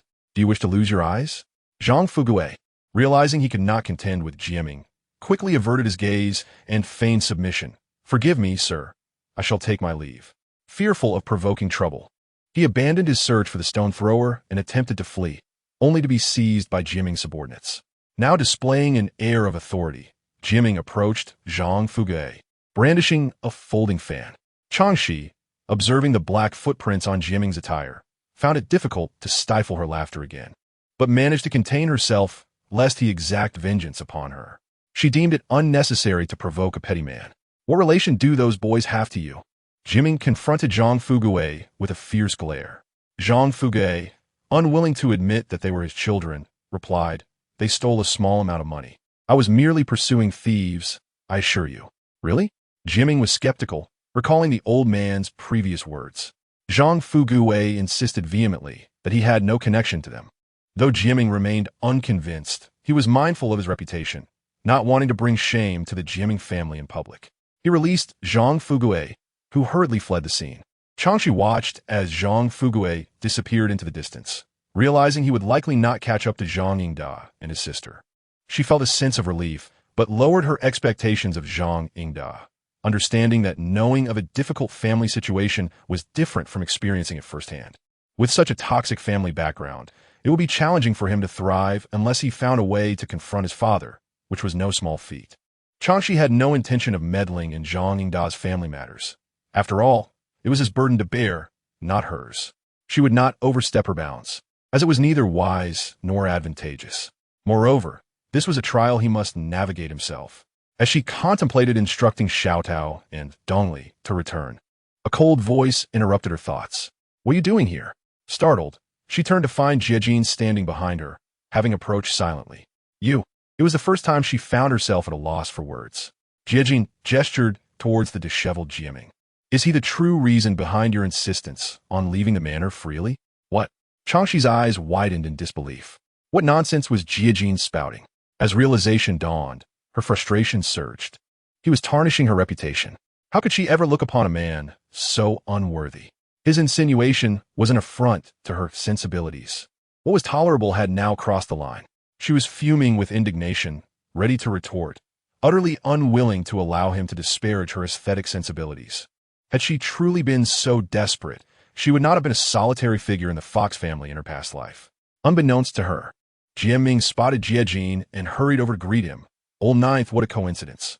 Had she perhaps thought too highly of Jiajin? Jiajin's gaze flitted between Jiaming and Chang Xi, and he rarely smiled as he replied, "Indeed, what a coincidence." This statement was laden with double meaning. Jiaming then realized the awkwardness of the situation. Old Ninth was usually as stern as if others owed him a fortune. If he were to smile, it would surely spell trouble for someone.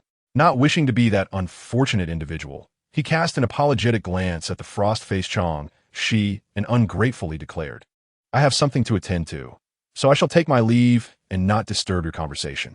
With that, he departed hastily, just as Zhang Fugui had done before him.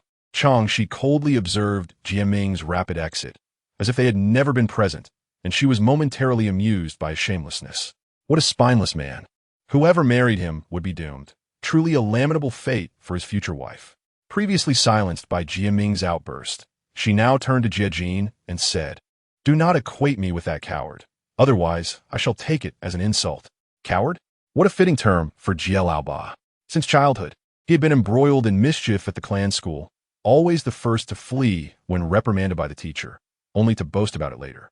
As time went on, he had honed this cowardly art to perfection, often inciting fury in those who witnessed it.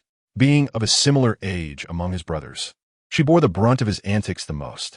Now that he was married, his wife, Bai, would suffer the consequences of his cowardice. In a different context, Jiajin might have laughed heartily and offered a few compliments. Yet at this moment, he maintained his serious demeanor, evidently wishing to temper Chang Xi's pride. "I presumed you to be an intelligent person who knows what you desire, which is why you persuaded your father to accede to your requests. Please do not disappoint me." After a pause, he continued coldly, "Some individuals in the GF family bring no benefit to you. I say this for your own good." This was the first time Chang Xi had heard him speak so much, yet it all felt like drivel. As if he believed she yearned for the men of the GF family. Uft! What nonsense! Jie Ninth Master, I believe you have yet to grasp one point. I am not one to be trifled with. If certain individuals in the GF family insist on confronting me, they should not blame me for being ungracious. She stepped closer, meeting Jiajin's formidable gaze with unwavering courage. In conclusion, she raised an eyebrow and stated, "Therefore, it would be prudent for you to rein in those individuals you mentioned. It would benefit both you and me." Jiajin regarded her strikingly bold visage, realizing she was far more audacious and perilous than he had anticipated. Nonetheless, this was of no concern to him. With that in mind, he spoke. "As long as you refrain from causing trouble in the GF family, when the time is ripe, I shall ensure your safe departure from the residence. I hope you heed this counsel." With his words hanging in the air, he turned and walked away, clearly disinterested in further involvement with Chang Xi. She raised an eyebrow. Surely he had come specifically to deliver this message to her. Otherwise, what was his purpose here? Did he suspect something untoward between her and Jiaming? What a laugh. If they were truly involved, they would not be meeting in such a bustling street. Anyone with a modicum of intelligence would recognize that. Did he truly think she would be incapable of seeing through his ruse? Did he really believe she was entangled with Jiaming? Jiajin was no fool. Such petty tricks would not ensnare him. What then was the motive behind this cold, self-restrained man offering her a warning? Yes, although his words were ungracious and unappealing, upon reflection, they seemed to carry a warning. The depths of the GF family's waters were treacherous, and he did not wish for her to wade into them. Returning to the crux of the matter, why was he doing this? If it were her, she would undoubtedly stand on the shore and watch as the other party floundered in the water. After all, she had no obligation to rescue anyone, did she? Unless... She recalled Jiajin's 3 deceased wives. How coincidental that they had all perished. There was certainly a story there. She suddenly arrived at a rather alarming conclusion. Any woman who drew close to Jiajin met a dire fate. Now, as his legitimate wife, she was the woman closest to him. If things went awry, she too might follow in the footsteps of his 3 late wives. Did he wish to avoid another life on his conscience? Contemplating this, she quickly slapped her face. urging herself to reconsider. Had she been too lenient in her assessment of Jiajin? Did this cold, self-restrained man truly care for the life of an innocent woman? Watching Jiajin's retreating figure, her expression was a mix of emotions. Xiao Tao and Dong Li exchanged glances, noticing the onlookers had gathered for quite some time. They prepared to urge Chang Xi to return to her carriage, but at that moment, she moved, turning to say, "Let us return to the residence." The events of the day had dampened her spirit, and she needed to rethink some matters from the beginning. As Chang Xi settled back into the carriage, a collective sigh of relief escaped the onlookers. If anything were to happen to her, none would bear the responsibility, and surely they would face punishment from the fourth lady. Qin. Mama Luo lingered beside the carriage, seizing the opportunity to whisper through the curtain. Chang Xi, it would be wise to adopt a softer approach with the ninth master. Men prefer submissive women. The thought of Chang Xi speaking defiantly to the ninth master quickened her heartbeat. How could this be acceptable? A woman who fails to appeal to a man's favor has no future.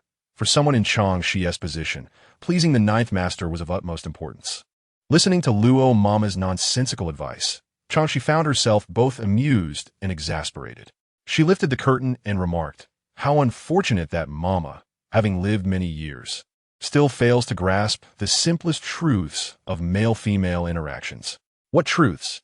Mama Luo was taken aback. Having been taught to obey since childhood, she believed she spoke correctly. Yet, Chang Xi smiled enigmatically, stating, "I say you do not understand, and you still doubt me. Which do you think piques a man's interest more? A compliant woman or a defiant one?" That, Mama Luo stammered, momentarily at a loss for words. Chang Xi feigned a sigh, continuing, "When a woman is overly compliant, men lose interest. Only a woman who resists and defies their wishes stirs their desire for conquest. Mama, think about it. Isn't that the truth?" Momentarily bewildered by this line of reasoning, Mama Luo struggled to counter it. Yet upon reflection, she began to see the merit in Chang Xi's words. Why else would the dutiful wives at home lack the allure of the seductive women outside?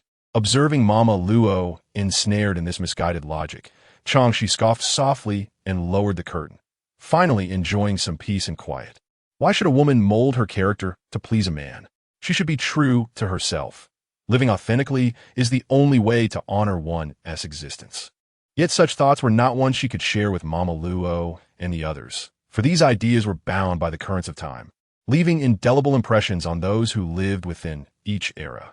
Meanwhile, Zhang Yingda had narrowly escaped his father's clutches, collapsing to the ground, gasping for breath. Though he had anticipated his father would appear at the market, he hadn't expected him to arrive so swiftly.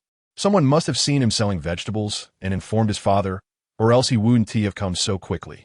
Clutching the small bundle in his arms, his hard-earned money from a month of collecting vegetables, he vowed not to let such a shameless scoundrel as his father take it from him.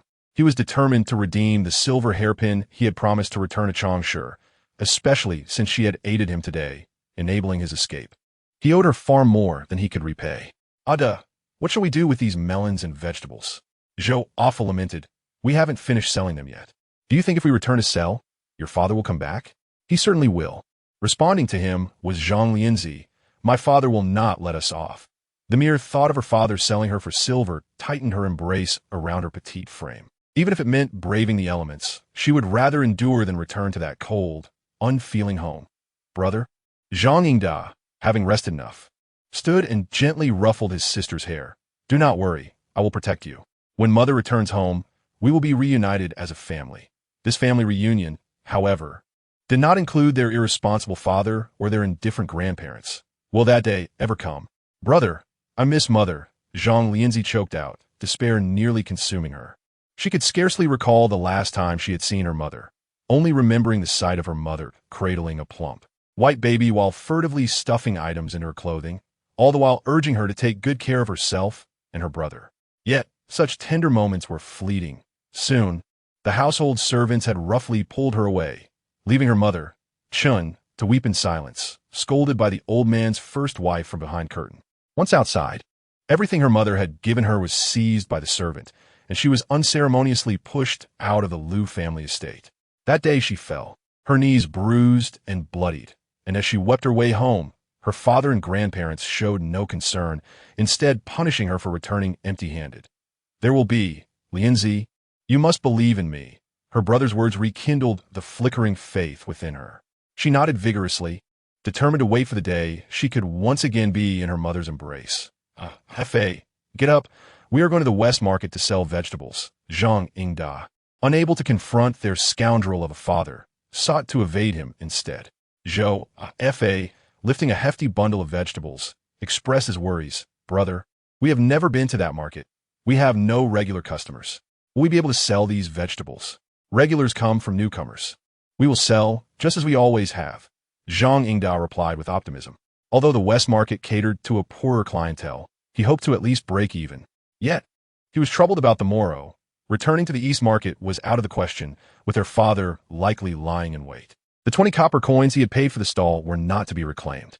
If they could not sell for a profit, what was the point? He kept these concerns to himself, as his sister and friend wore hopeful smiles, and he wished not to burden them with his worries. He replayed Chang Xi's words in his mind, seeking a solution to their crisis. Observing the bustling tavern nearby, which consumed vast quantities of vegetables daily, he thought if he could connect with the proprietor, selling would be assured. Yet, he knew that such establishments had established suppliers. If the Grand Tavern was unattainable, perhaps small eateries or street vendors could be viable options. His eyes lit up. If he could tap into that market, he would not need to remain at a fixed stall, making it harder for their father to find him. As many small eateries were tucked away in alleys, I have a new idea. Zhou Afa and Zhang Lianzi turned to him in unison. Meanwhile, Zhang Fugue, nursing a sore head from a pebble's impact, cursed his luck for failing to catch his rebellious child. He spotted Su Dalong walking arm in arm with Zhao De and hurried over to greet them. Where have you been making money lately? We haven't seen you around, Zhao De inquired, while Su Dalong gazed at him with a dull expression. Zhang Fugue sighed and exaggerated the troubles he faced. It's all that brat's fault. I must clean up his mess. He then looked at Su Dalong. I just saw Chang's family. You wouldn't believe how she is transformed. At the mention of Chang San'e, Su Dalong's interest peaked. Where did you see her? He was in dire need of money and sought to extort more from his mother, Zhu. However, she, influenced by Zhao Da's wife, was unwilling to part with any more funds, leading to a physical altercation between them. If he could somehow extract money from Chang San'e, it would turn his luck around. Zhao De listened intently, aware of Su Dalong's mounting debts that could lead to dire consequences. He considered how to manipulate the situation to his advantage. Zhang Fugue, looking down on Su Dalong, nonetheless embellished the image of Chang San'e, painting her as a figure of wealth and allure, igniting a fervent desire within Su Dalong. I will seek her out tomorrow, he vowed fiercely. Upon returning home, Zhao De informed his wife, Chu, of Su Dalong's plans to approach Chang San'e. I will keep him occupied while you warn Chang. Let her be prepared, he instructed, cautioning her to avoid revealing his ulterior motives. Zhang Fugue mentioned she is living lavishly. You should take advantage of that. After all, she is our sister by oath. Initially, Chu felt a sting of jealousy recalling her husband's previous admiration for Chang, but she soon set aside her feelings, smiling. I was already looking for an excuse to see her. Your suggestion is timely, and I shall ensure she receives a warm welcome. Zhao De praised his wife's cleverness, while secretly dismissing her appearance compared to Chang San'e. Meanwhile, Chang Xi sneezed several times, wondering if she had caught a chill.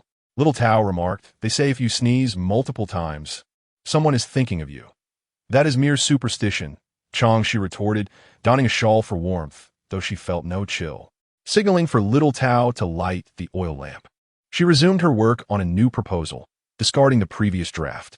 Just as she was engrossed in her writing, a commotion outside caught her attention. She was about to send for Xiao Su or Yin Duo when Yin Duo rushed in. Madam Chan trouble. The 8th young lady is here, shouting and threatening to break down the door. The 8th young lady? Chang Xi narrowed her eyes, knowing only that she belonged to the Bai family, but little else, having never anticipated any dealings with her. Though she held her own worth, her position as a secondary wife was awkward, as primary wives seldom acknowledged her. She had no intention of lowering herself to seek their approval. Taking a step back, one might argue that the women of the household offer little assistance to her endeavors. Her aspirations lie in industry, a realm in which the contributions of the womenfolk are rather scarce. Of course, Jie Yusin stands as an exception, for her scientific acumen is a significant asset, one that ordinary women of the household can only dream of. As for the intrigues of domestic life, how does that pertain to her? With all 3 of Jie Jin's wives deceased, and no concubines to contend with, whom would she be sparring against? Ghosts. Such notions are laughable. The other female members of the Jia household are, in fact, of no relevance to her at all.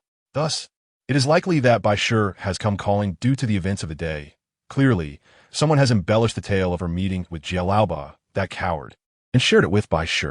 It is said that her temperament is rather unpleasant, leading her to confrontations. Realizing the situation, she holds little hope for Bai Shi's intelligence. After all, being used as a pawn speaks volumes about her wits. However, since Bai Shi has braved the visit, it would be remiss of her not to meet her face to face. As she drapes her shawl over her shoulders and adjusts her attire, she prepares to venture out. Xiao Tao, anxious, interjects, "Lady Chang, perhaps it would be best if you refrain from confronting her. The 8th young mistress is quite unreasonable. It would be unfortunate if she were to harm you." "Indeed, Lady Chang, you've often said that one should avoid unnecessary suffering," Dong Li adds hastily. The 8th young mistress despises anyone who approaches the 8th master. Once, a maid merely cast a flirtatious glance at him, and she viciously marred the maid's face before casting her out. In other words, she is not to be trifled with. She insists on asserting her dominance, even in the most unreasonable of ways. Chang Xi offers reassurance to her 2 maids. "Avoidance is not a viable solution. I fear that she may view me as a target, which would be far worse. Besides, one can evade the first day of the lunar month, but not the 15th. If I do not step out today, shall I not do so tomorrow either?" She recognizes Bai Shi's obstinacy and malice, likely indulged by her family of origin. Otherwise, she could not have developed such a singular disposition. Furthermore, Bai Shi's extreme nature, while distinct from Qin Shi's, shares a common thread. They both seek to achieve their aims through such means. Xiao Tao, increasingly distressed by Chang Xi's determination, finds her resolve wavering. Dong Li, however, has grasped the implications. If the 8th young mistress continues to harass them, not only will Lady Chang's reputation suffer, but she will also find herself in a perpetual state of unrest, which is far more alarming. Thus, she takes the initiative to hold back Xiao Tao, urging Chang Xi to face the irate Bai Shi. "Dong Li, why are you restraining me? We cannot watch Lady Chang put herself in peril," Xiao Tao reproaches her. It is evident that Dong Li, sent by the 4th mistress, does not share the same allegiance to Lady Chang. With a hint of irritation, Dong Li retorts, "You're not the only one concerned for her. I worry for her as well. Xiao Tao, I know you hold Lady Chang in higher regard, but my sentiments are not far behind yours." She lets out some pin-up frustration. Xiao Tao, taken aback, did not expect Dong Li to harbor such thoughts. Dong Li, realizing her lapse in composure, Dong Li gently smooths her unruly hair and smiles ruefully. "I admit, my feelings are not as pure as yours. There are reasons why Lady Chang favors you more. After all, she has far more to consider than Xiao Tao. Moreover, she is yet to fully commit to following Chang Xi wholeheartedly, which places her at a disadvantage." Xiao Tao's eyes glisten with unshed tears. She recognizes that Dong Li is a born servant, her parents residing in this very household, unlike her, who was sold into servitude. Should Chang Xi choose to redeem her, she would leave without a second thought. Dong Li pats Xiao Tao's shoulder. "Come, though we may be insignificant, we must still rally for Lady Chang." With their grievances aired, Dong Li feels considerably relieved, no longer burdened by suppressed emotions. Xiao Tao nods in agreement, and the 2 maids hastily rise to pursue Chang Xi. The small courtyard is not expansive. Chang Xi strides purposefully, quickly arriving at the entrance illuminated by blazing torches. There, a young woman of unremarkable appearance stands with her hands on her hips, vociferously berating her courtyard. This image bears no resemblance to that of a refined lady, but rather resembles a raucous street vendor. Chang Xi furrows her brow, astonished that the Jia family could have misjudged their choice of bride. At some point, Granny Luo has appeared at Chang Xi's side. Typically, she would not remain in the small courtyard at night, but would return to her designated quarters in the main residence, where her husband and children await. The 8th young mistress went missing during a lantern festival in her youth. Fortunately, her fate was not dire. She was taken in by a butcher's family. It was only as she approached maturity that the Bai family reclaimed her. You see that large red mole on her ear? That serves as proof of the Bai family's identification of their daughter.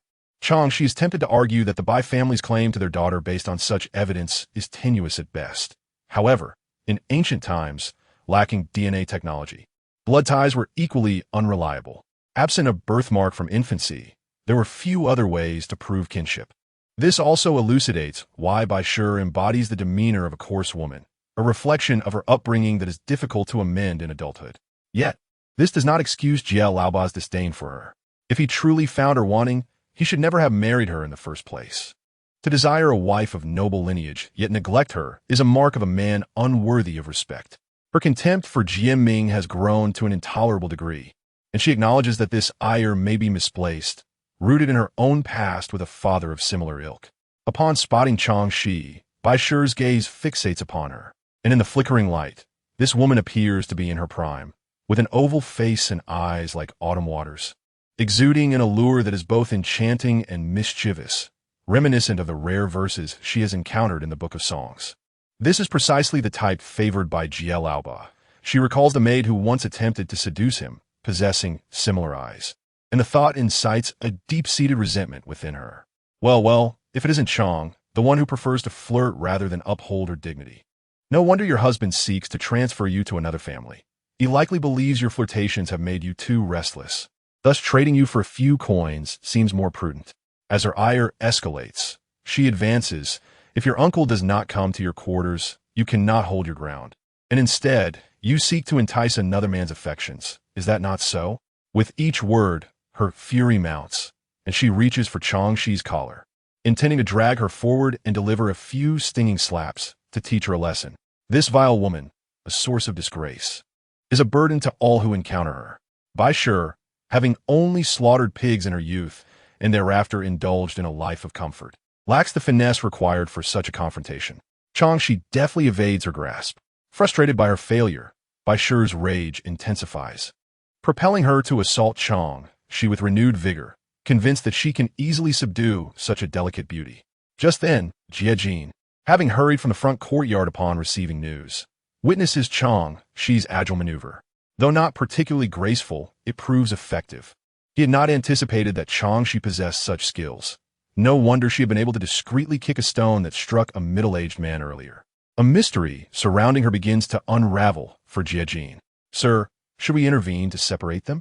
Zhou Nan inquires, gauging his master's expression. Jie Jin leisurely opens his folding fan and stands by, observing with great interest. No need to rush.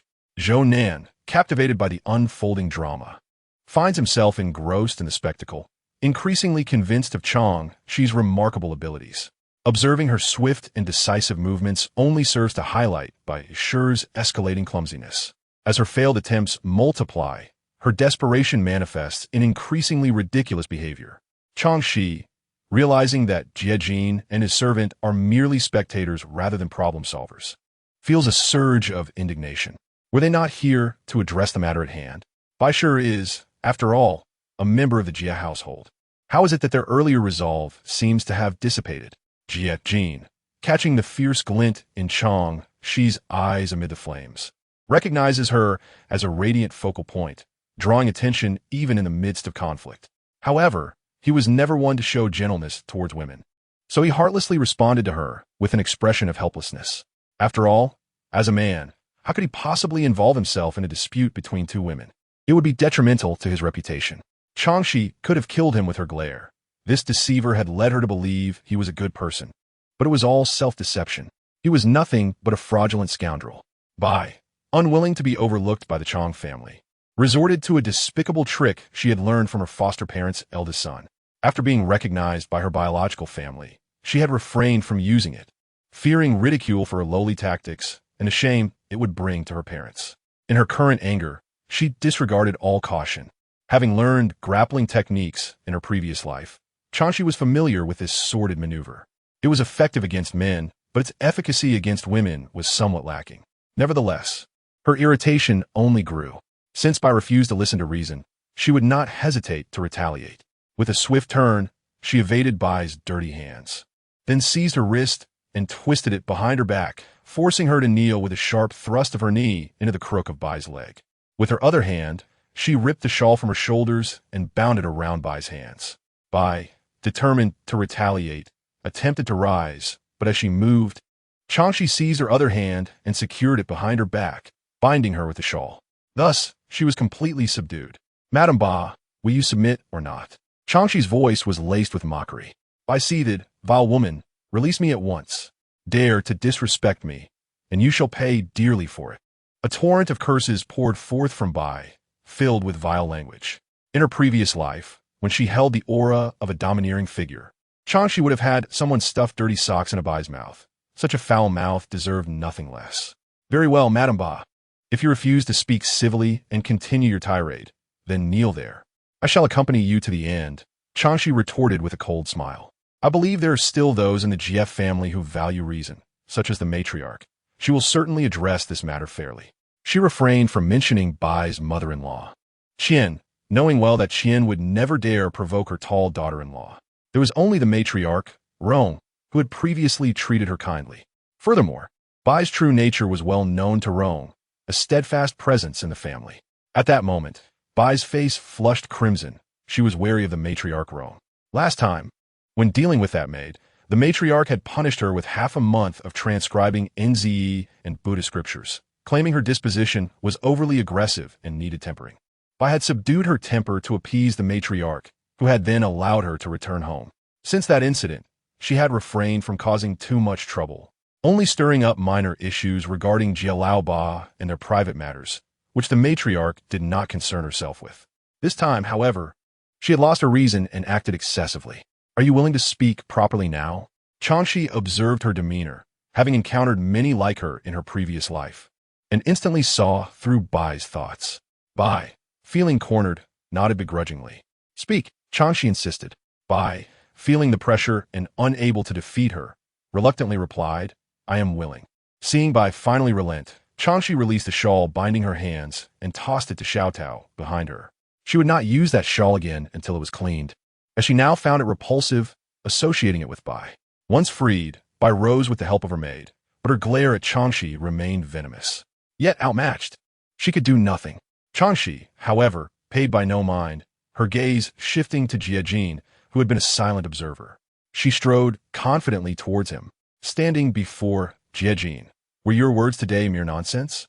After hearing Bai's incessant foul language, she no longer wished to speak politely and instead chose to mimic Bai's tone. Jie Jin frowned, finding her words too coarse and jarring, especially since Chang Xi was genuinely beautiful, and such language did not suit her image. Good girls should not use vulgarity, he remarked. Chang Xi coldly pointed at Bai. You should direct that sentiment to your sister-in-law. Who else could have set the precedent? Jie Jin noticed Bai's embarrassed glance towards him. As the younger brother, he maintained a respectful distance from his sisters-in-law, nodding slightly as a gesture of acknowledgement. Observing the interaction between the uncle and sister-in-law ignited Chang Xi's ire.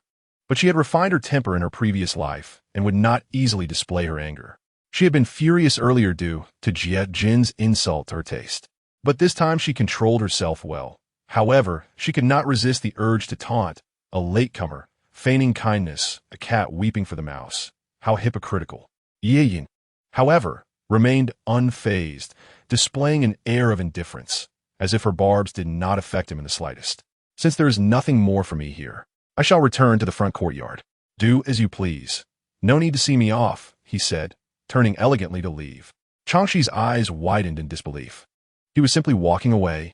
She hurriedly stepped forward to block his path, incredulously pointing at Bai. Wait, she is your sister-in-law, a member of the GF family.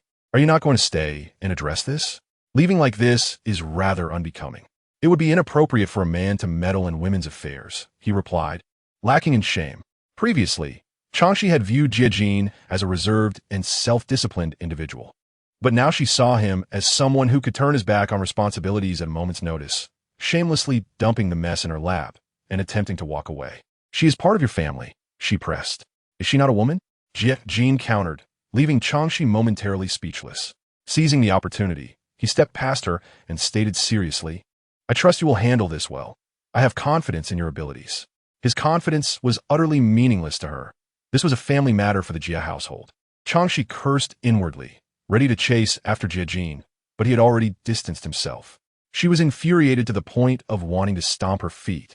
Yet her self-control remained intact, preventing any loss of composure. Resigned, she turned back to deal with Bai. Zhounan, following Jie Jin, voiced his concern, Sir, are you truly not going to intervene? The eighth young madam had a notorious reputation for being unreasonable. Could this Chang Xi truly handle it? How would you have me intervene? Why don't you handle it? Jie suggested without a care for the outcome, confident that the woman would not come to harm. As for Bai's fate, that was irrelevant to him. She was not his wife, and he had no obligation to meddle in the affairs of others. Zhounan recalled the fierce conflict between the two women and instinctively shrank back. He had no desire to involve himself in their affairs for fear of being torn apart by them. Go find Jielao Ba for me, Jie ordered. Zhounan grimaced at the mention of the eighth lord, unsure of his whereabouts in the realm of romance. Although the Jie family had rules against taking concubines, there were always ways around such regulations. Everyone turned a blind eye to the affairs conducted outside the home, and no one dared to confront the men except for Bai. At that moment, Bai had composed herself and sat opposite Chang Xi, separated by a small table. Bai surreptitiously surveyed the modest decor of the courtyard, finding it starkly simple compared to the opulence she was accustomed to, yet it suited the identity of the woman before her. Fourth Aunt Qin was far more adept at handling matters than her mother-in-law, Qian. If Qin were to learn of Bai's thoughts, she would undoubtedly scorn her, asking if Bai understood what true elegance meant. The Qin family places great importance on their eldest son, Xie, which is why they invest considerable effort in arranging for Chang Xi, the principal wife, to avoid any appearance of vulgarity. Although Chang Xi pays no heed to Bai's furtive glances, it is the Bai family's concern if they choose to act disrespectfully. Her priority lies with the future of her grandchildren.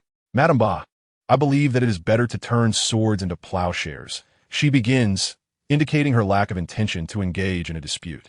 Bai remained silent, her reluctance to admit her ignorance of the conversation's implications evident. Having returned to her family late and harboring a disdain for books, she struggles to remember even a few phrases, often maintaining an aloof demeanor to mask her lack of knowledge. Yet, she harbors curiosity about Chang's background, having heard that she comes from humble origins and was once illiterate, but has since become an avid learner. Could it be possible that she truly excels in her studies? Bai feels a twinge of envy, which quickly morphs into a defensive pride. What does it matter if Chang Xi is accomplished? She is merely a principal wife, while Bai stands as the legitimate lady of the Xie household.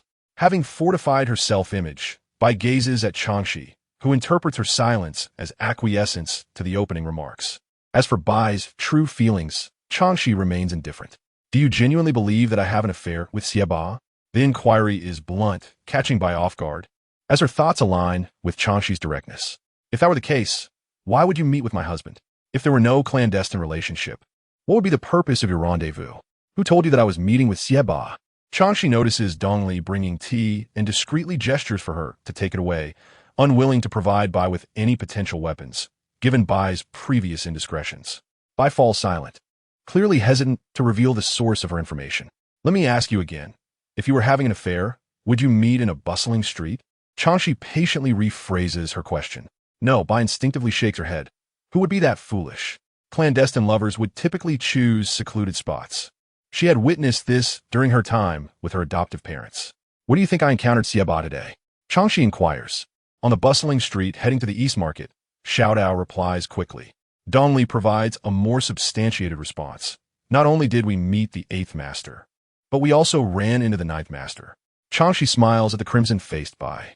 Listen, which woman would choose to meet her lover under her husband's very nose? Am I seeking my own demise? She inwardly dismisses Xie Laojiu, the capricious scoundrel, refusing to acknowledge him as her man. But she must publicly assert this to dispel Bai's suspicions. Bai is thoroughly embarrassed, having not anticipated the involvement of her brother-in-law, and berates the informer in her thoughts, vowing to settle the score later. Sister-in-law, no sister.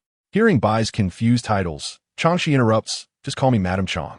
She does not consider herself Xie Jin's wife, nor is she Bai's sister, nor does she have any ties to Xie Laoba.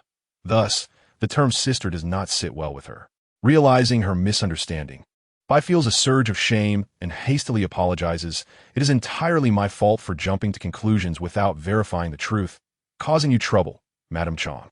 After saying this, she rises to bow in apology. Bai may have many shortcomings, but she possesses the admirable quality of quickly admitting her mistakes. Furthermore, when she initially acted, she did not leverage her status to gang up on Chang Xi, which is commendable. With this thought, Chang Xi's perception of Bai improves slightly. Chang Xi does not act superior, but instead helps her up, accepting her apology. Isn't this better? Being cultured and polite. Everyone will commend you for your knowledge and decorum, which is certainly preferable to your earlier outburst. Bai, flushed with shame, covers her face with her sleeve, recalling her previous disgraceful behavior.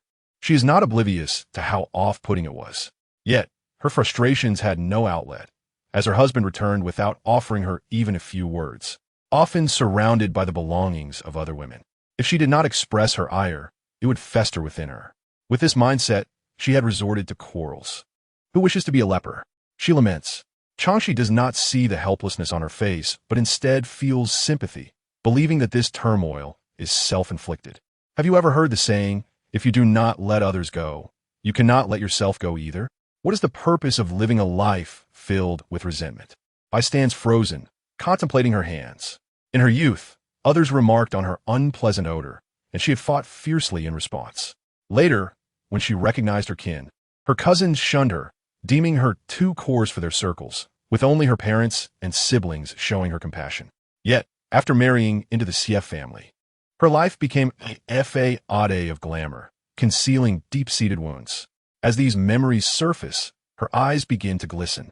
Upon noticing Bai's impending tears, Chang Xi feels a surge of anxiety. She has no intention of playing the role of a therapist. Thus, she hastily dismisses her. It is getting late, Madame Ba. I cannot linger any longer. Dongli, shout out, please see her out. I had hoped to indulge in a good cry, but her emotions are abruptly thwarted. Disbelief fills her eyes as she looks at Chang Xi, her tears forcibly retreating. No, Madame Tang. Chang Xi takes her hand with sincere intent. Madame Ba, you must eat your own meals and walk your own path. No one can substitute for you.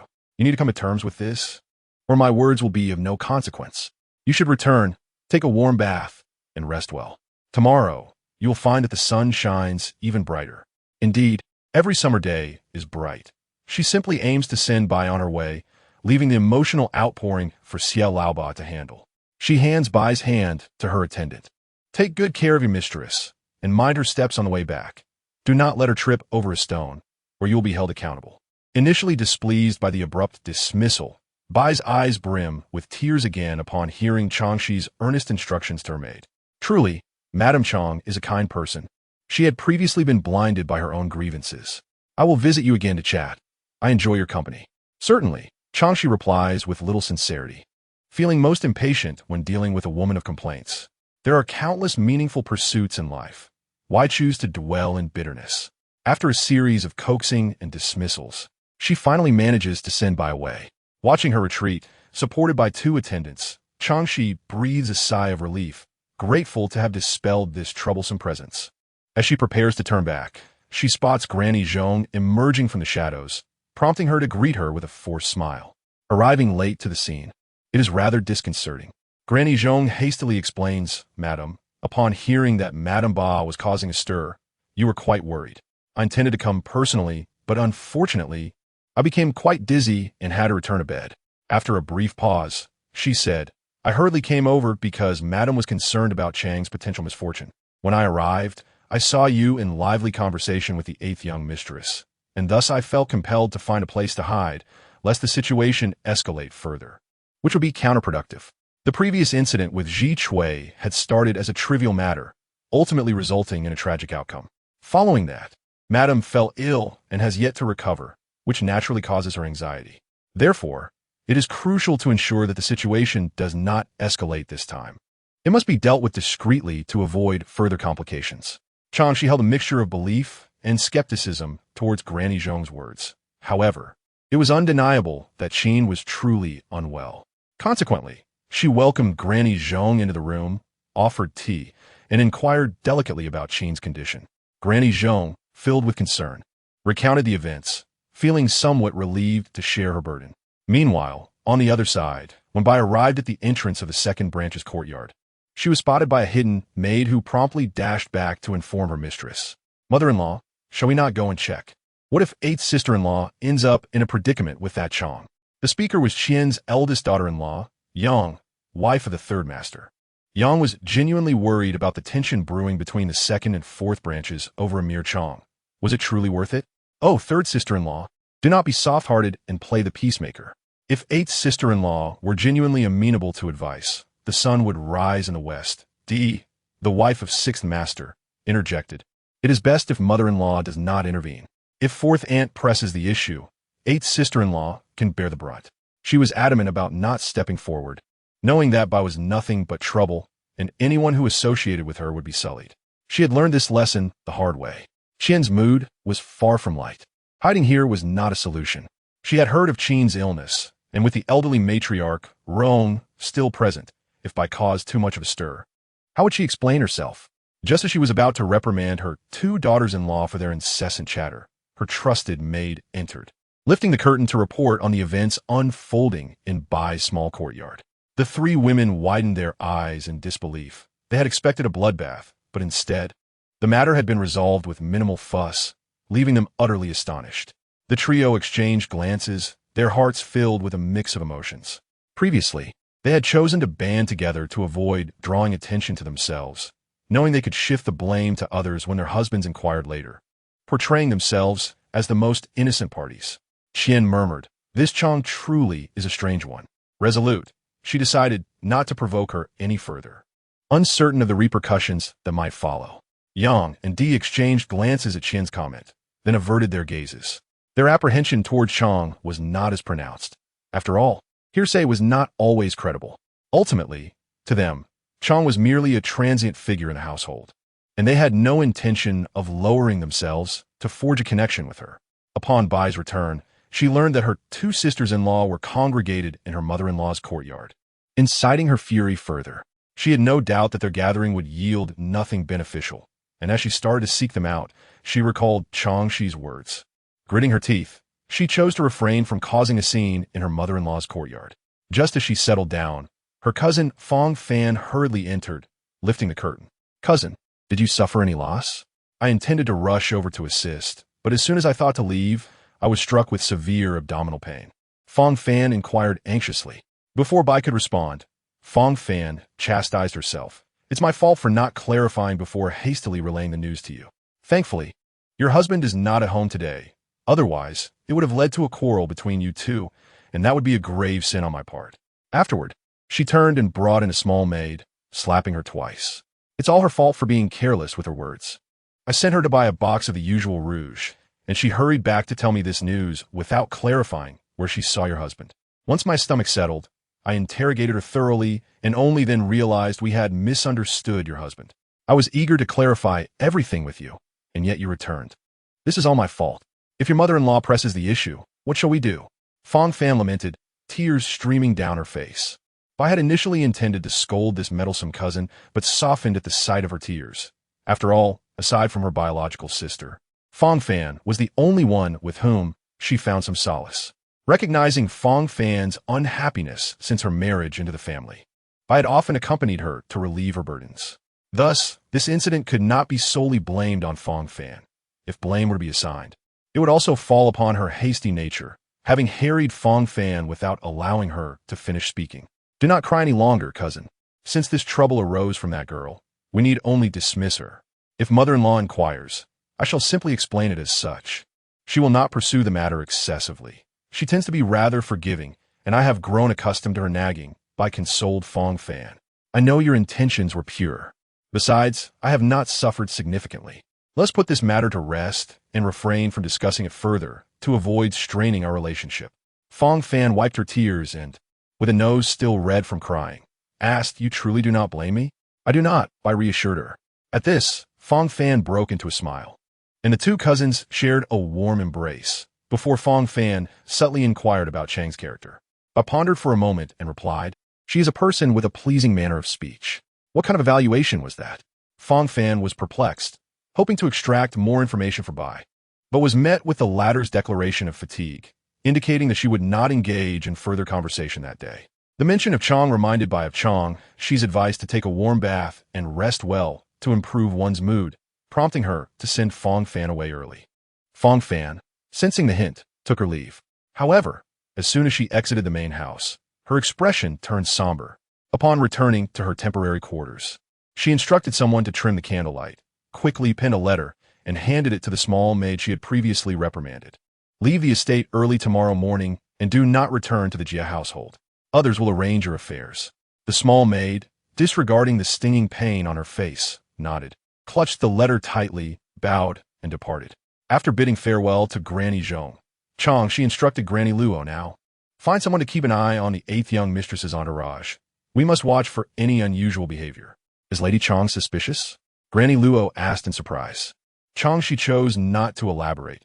Some matters remained shrouded in mystery, and it was prudent to say less. The unusual occurrences could not be overlooked. As for prying information from Bai, she had not even considered it, although Bai might not be particularly astute. Such stubbornness made her tight-lipped about matters she had resolved not to disclose. Hence, Chang Xi decided against engaging Bai, knowing that every action leaves a trace, and she would simply wait to see the outcome. Seeing that Chang Xi was unwilling to elaborate, Granny Luo suppressed her curiosity. "Do not worry, Lady Chang. I will handle this task diligently." Chang Xi nodded, gesturing for her to withdraw as she prepared to rest. After Granny Luo bowed and exited, she hurried off to find someone to observe Bai's courtyard. Such individuals were not difficult to find. The household was rife with rough servants capable of such tasks, as few masters paid attention to the movements of lower servants, given their ubiquitous presence in every corner of the estate. As dawn broke and the first light of day began to creep in, Chang Xi, still shrouded in the remnants of slumber, heard Xiaodao softly calling her name. With great effort, she opened her eyes and hoarsely inquired, "What is it?" Xiaodao would not disturb her rest without cause. "Old Madame Luo has matters to discuss," she replied. Instantly alert, Chang Xi sprang from her bed, hurriedly donned her indoor slippers, and lifted the curtain to meet with old Madame Luo. Noticing the old woman about to pay her respects, she waved her hand dismissively. "Let us dispense with the formalities. What unusual occurrences have transpired?" Seeing Chang Xi's eagerness, old Madame Luo quickly reported, "This morning, a maidservant was expelled from the 8th young madam's courtyard, said to be due to her inadequate service. The 8th young madam would not keep her in the household, and the girl left in tears, quite pitiful indeed." A maidservant dismissed? Chang Xi paid no heed to the personal opinions laced in old Madame Luo's words. Instead, she contemplated the hidden implications behind this small incident. How could she unravel the strands to uncover the truth? Was this maidservant attending to the 8th young madam? Upon hearing Chang Xi's question, old Madame Luo hastened to clarify. No, she was sent to serve her cousin who recently visited. A cousin? Chang Xi blinked in surprise, realizing the involvement of Bai's cousin in the matter, which piqued her interest. She began to pace the room, attempting to piece together the events. Although she could not discern the entire picture, she could see some clarity emerging. First, there was Bai seeking trouble, followed by the expulsion of her cousin's maidservant. Was there a causal relationship between these events? Undoubtedly. This meant that the source of the slander Bai was so unwilling to disclose was now apparent.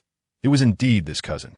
As for the maidservant, she was merely a pawn in this unfolding drama. Whether the cousin was the mastermind remained to be seen, for Chang Xi was unfamiliar with her and needed to identify the point of conflict between them. Without such clarity, this lead would remain disconnected. Noticing Chang Xi furrowing her brow, old Madame Luo ventured an idea. Why not capture that maidservant and inquire? After all, she has been dismissed. With a bit of silver, she will surely divulge everything. Chang Xi, refraining from mocking old Madame Luo's naive notion, instructed, do not alarm the snake in the grass. Instead, find someone discreet to follow her and ascertain her destination and whom she meets. Ensure that this person remains hidden from her sight. Like a mantis stalking its prey while the cicada sings, she intended to be the latter, revealing the unseen hand behind the scenes. Upon hearing this, old Madame Luo understood a windfall was imminent. Indeed, in the next moment, Chang Xi ordered Xiaodao to fetch some money for her. Following Chang Xi meant sharing in the bounty. Old Madame Luo took the money and promptly bowed to take her leave, setting off to arrange for someone to tail the maidservant. With that, Chang Xi felt a sense of calm wash over her as she prepared for her morning routine, finally catching a glimpse of hope in the unfolding situation. She needed to exercise a bit more patience. With this thought in mind, her breakfast tasted particularly delightful, and she planned to visit Qinshi, knowing her condition had worsened. It would be remiss not to check on her. Just as her mind drifted, old Madame Luo returned to report that someone was seeking an audience with her. Who could it be? Upon meeting with Chu, the daughter-in-law of Zhao, Chang Xi was not surprised. However, the timing of Chu's visit was later than she had anticipated, indicating her shrewdness in recognizing that valuable information demanded a premium. Chu, now escorted into the manor, was visibly apprehensive, her first time in such an esteemed household, where every detail was governed by decorum. She felt the weight of her initial excitement dissipate into caution, fearing that one misstep could cost her dearly. Noticing old Madame Luo bowing to Chang Xi, Chu hurriedly followed suit, adhering to the etiquette that too many courtesies are seldom frowned upon. "Sister-in-law, what brings you here?" Chang Xi greeted her with a warm smile, lifting Chu to her feet and granting her the respect she sought. Chu, witnessing Chang Xi's gracious demeanor, felt her initial trepidation ease. Allowing a smile to break through, "Sister, I never dreamed I would step foot in such a place. Thanks to you, I have truly broadened my horizons. I will boast about this to my neighbors for some time." Her words elicited laughter from Xiaotao, who noted the stark contrast between Chu's demeanor now and their first meeting. Dongli held back a smile, clearly struggling to contain her amusement. As Chu noticed the well-dressed maidservants laughing at her expense, her discomfort returned. Chang Xi cleared her throat gently, signaling them to temper their mirth before reassuringly guiding Chu to a seat. "Sister-in-law, have you had your breakfast?" Chu, feeling bashful about admitting she had not, quickly claimed she had eaten. Chang Xi's inquiry was merely a formality, as she had no intention of fostering Chu's greedy ambitions. This series of interactions was designed to suppress Chu's future aspirations. "Then have some tea. Xiaotao, please prepare a cup of flower tea for Sister Zhao." When a maidservant, who had earlier laughed at Chu, served the tea, Chu attempted to maintain her composure, unwilling to appear undignified. Chang Xi discreetly waved Dongli and Xiaotao away, while old Madame Luo had already excused herself. The two maidservants understood and gracefully departed. Without the presence of the lower servants, Chu felt considerably more at ease, even allowing herself to breathe a little deeper. Yet, despite the exquisite tea bowl before her, she lacked the courage to lift it, fearing that she might inadvertently break it and be unable to compensate for the loss. The carefully crafted words she had prepared to manipulate Chang Xi vanished from her mind. She merely grasped at Chang Xi's hand. "Sister, I have come with important news for you." Chang Xi set aside her smile, adopting a serious demeanor. "Sister-in-law, please speak." Observing Chang Xi's solemnity, Chu mirrored her expression, ensuring the information she possessed appeared valuable. She relayed the news that Su Dalong was seeking money from her, concluding with, "He is unfilial. He even strikes his own mother." "Sister, do not be kind-hearted and give him money. No amount will fill his bottomless pit." Chang Xi feigned surprise, then dabbed at her eyes with a handkerchief, affecting a sorrowful expression. "I cannot believe he would resort to such actions against his own mother. How has he become this way?" What a fitting turn of events. When Su Dalong had previously assaulted the original owner, Zhu had not only failed to intervene, but had even cheered her son on. Later, when the original owner retaliated in self-defense, Zhu had rushed to assist her son in punishing the original owner. Thus, she felt no sympathy for Zhu's plight, but rather a desire to exploit it further. "Sister, do not grieve. Without guidance, men often stray." Chu consoled her. "However, do not indulge him, or he will squander even the wealth of gold mountains." Chang Xi pretended to dab at her nose once more, nodding in agreement with Chu's sentiments. "You are right. It was my excessive indulgence that led to his recklessness. Ensure Zhao Dage keeps a close watch on him to prevent further trouble." She paused. "As for mother-in-law, please take extra care, particularly with the finances, so Su Dalong does not pilfer any funds. Rest assured, I will handle Aunt Su." Chu pledged confidently. Zhu, that selfish old woman, had merely stirred the pot with a few words. She had no intention of helping Su Dalong repay his gambling debts. However, she had yet to ascertain the location of Zhu's hidden money. Once she did, she would instruct her husband to retrieve it. Better to benefit her own couple than to let others profit. As this thought crossed her mind, a glimmer of excitement sparkled in her eyes.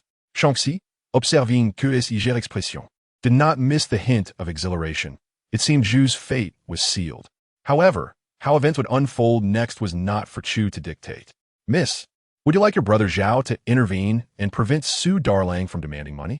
Upon regaining her senses, Chu expressed concern for Chang Xi, yet her fingers subtly tapped the table. Chang Xi immediately grasped Chu's intention to ask for more money. However, at that moment, she had no intention of acquiescing, as she was quite eager for Su Darlang to arrive. It has been some time since I last saw Darling. I must meet him to offer some words of advice. Otherwise, if this continues, when I eventually leave the residence, I shall have no place to return to. She feigned sympathy. Chu touched her nose, refraining from further urging Chang Xi. After exchanging a few pleasantries, seeing that Chu had no significant matters to discuss, Chang Xi decided to dismiss her, summoning Xiao Dao to bring a couple of taels of silver and 2 exquisite pastry packages as compensation for Chu's errand. Upon seeing the money, Chu's spirits soared. Her initial intent was to request something. To exchange mere information for such treasures filled her with joy, and though she professed that Chang Xi had overspent, her hands honestly accepted the coins and tucked them into her sleeve, cradling the pastries, which could last her several days. Only then did Chang Xi summon Granny Luo to escort Chu out. After Chu's departure, she changed into a plain-colored dress, adorning her hair with simple pearl accessories before visiting Qin. The aroma of medicine wafted through Qin's courtyard, and with a slight squint, Chang Xi made her way inside without lingering. She specifically chose a time when Granny Zhong was absent, and a close maidservant of Qin's greeted her. After exchanging a few intimate words with the maid, she finally accompanied her into the inner chamber. Qin appeared significantly thinner, a testament to her recent hardships, lying listlessly on the bed. Upon seeing Chang Xi enter, she attempted to muster a smile. Chang Xi quickly approached. After exchanging pleasantries, she expressed heartfelt concern. "Madam, how could you be so gravely ill? I have consulted a doctor. It is nothing serious. A few doses of medicine will suffice." "Do not worry," Qin reassured her. However, Chang Xi understood that Qin's ailment was rooted in her heart, and medication would be ineffective. Yet, she felt no urgency. This was not the time to reveal her true self. Moreover, seeing Qin lying there, devoid of the capacity to cause trouble, brought a sense of relief to everyone.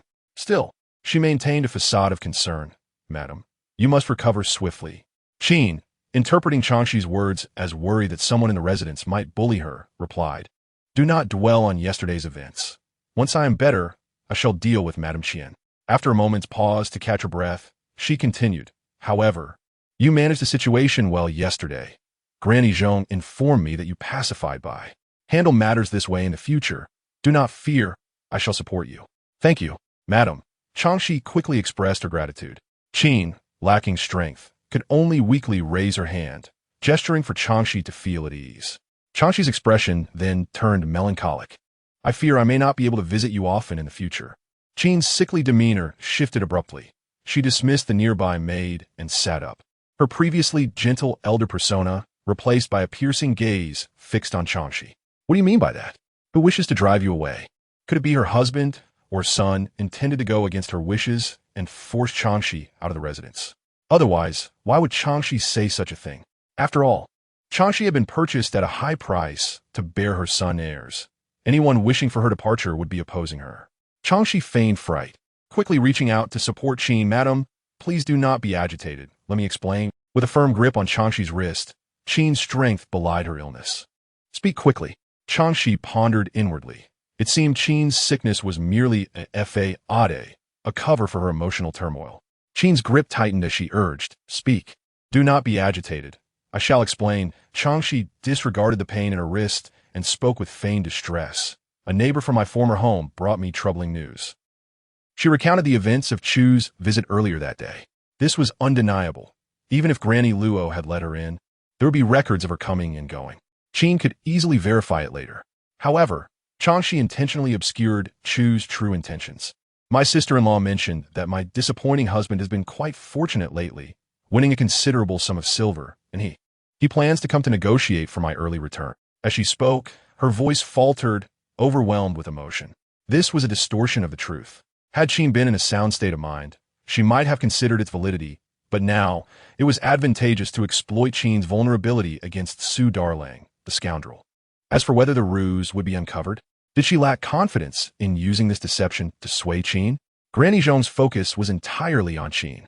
Even if she harbored doubts, she would not risk offending Qin by investigating the truth of the matter. Granny Zhong was, after all, a refined opportunist. She would not engage in actions that bore no benefit. As for Qin, with her emotional turmoil unresolved, she had neither the time nor energy to waste on a mere ant that could be easily crushed. Indeed, Su Darlang was that very ant. Qin did not allow Chang Xi to finish her sentence before erupting in fury. He wishes to breach the contract? How audacious of him! Does he take my family for granted? Madam, please do not be angry. Take care not to harm yourself. When he arrives, I shall refuse to go with him. Even if he strikes me, I shall not leave. Does he dare to strike you? Chang Xi smiled bitterly as she recounted how she had been beaten in the past, embellishing her tale with the resigned expression of one who had grown accustomed to suffering. I became accustomed to it, but eventually realized I could not suffer in silence. So I chose to fight back. Yet how could I possibly contend with both him and his mother alone? Qin's anger surged.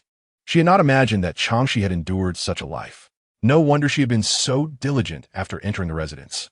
At this moment, Qin felt she understood Chang Xi. Do not fear. Wait for him to come. I shall teach him a lesson on your behalf. Chang Xi had been waiting for Qin to say those very words. Yet her expression remained unchanged as she solemnly bowed to Qin. I am grateful for your protection, madam. Qin expressed satisfaction with Chang Xi's display of gratitude. After exchanging a few more words, a maid entered, announcing Granny Luo's arrival. It must be him, Chang Xi declared, her expression tense. Qin instructed for Granny Luo to be brought in. Upon entering, Granny Luo offered her greetings, confirming that Su Darling had indeed arrived. After a moment's contemplation, Qin motioned for Chang Xi to come closer. Chang Xi complied, and then Qin leaned in to whisper a few words in her ear. Her expression turned astonished. Yet Qin gently patted her shoulder. Do not fear. Follow my instructions, and with Granny Luo's assistance, he will learn to fear you in the future. Will this not tarnish the reputation of the residence? Chang Xi feigned concern. Qin lay back down, supported by her maid, and scoffed. Who would believe a gambler's words? Indeed, no one would take a gambler's words seriously. They would dismiss him as a fool. After performing her part convincingly, Chang Xi nonchalantly proceeded to meet Su Darling. With Qin's endorsement, she was more than capable of dealing with him. Su Darling was taken aback by the opulence of the Jie family. Everywhere he looked, there were ornate beams and beautiful landscapes. Chang Xi had indeed come to enjoy a life of luxury within the Jie household. He began to regret not demanding more silver initially. Given the Jie family's wealth, asking for 1,000 taels was hardly unreasonable. The thought of Chang San'e basking in comfort while he continued to toil filled him with resentment. No, if Chang San'e did not procure a couple hundred taels from him, he would not relent. The Jie family valued their reputation. He would ensure that Chang San'e could not maintain her standing within the household. After resolutely making up his mind, he adopted an air of superiority, causing the guide, Granny Luo, to scoff in disdain. How could such a person possibly be worthy of Lady Chang? It was indeed a case of a beautiful flower being inserted into cow dung. Reflecting on the fourth Lady Qin's instructions, she discreetly rubbed her wrist, mentally preparing to be ruthless later.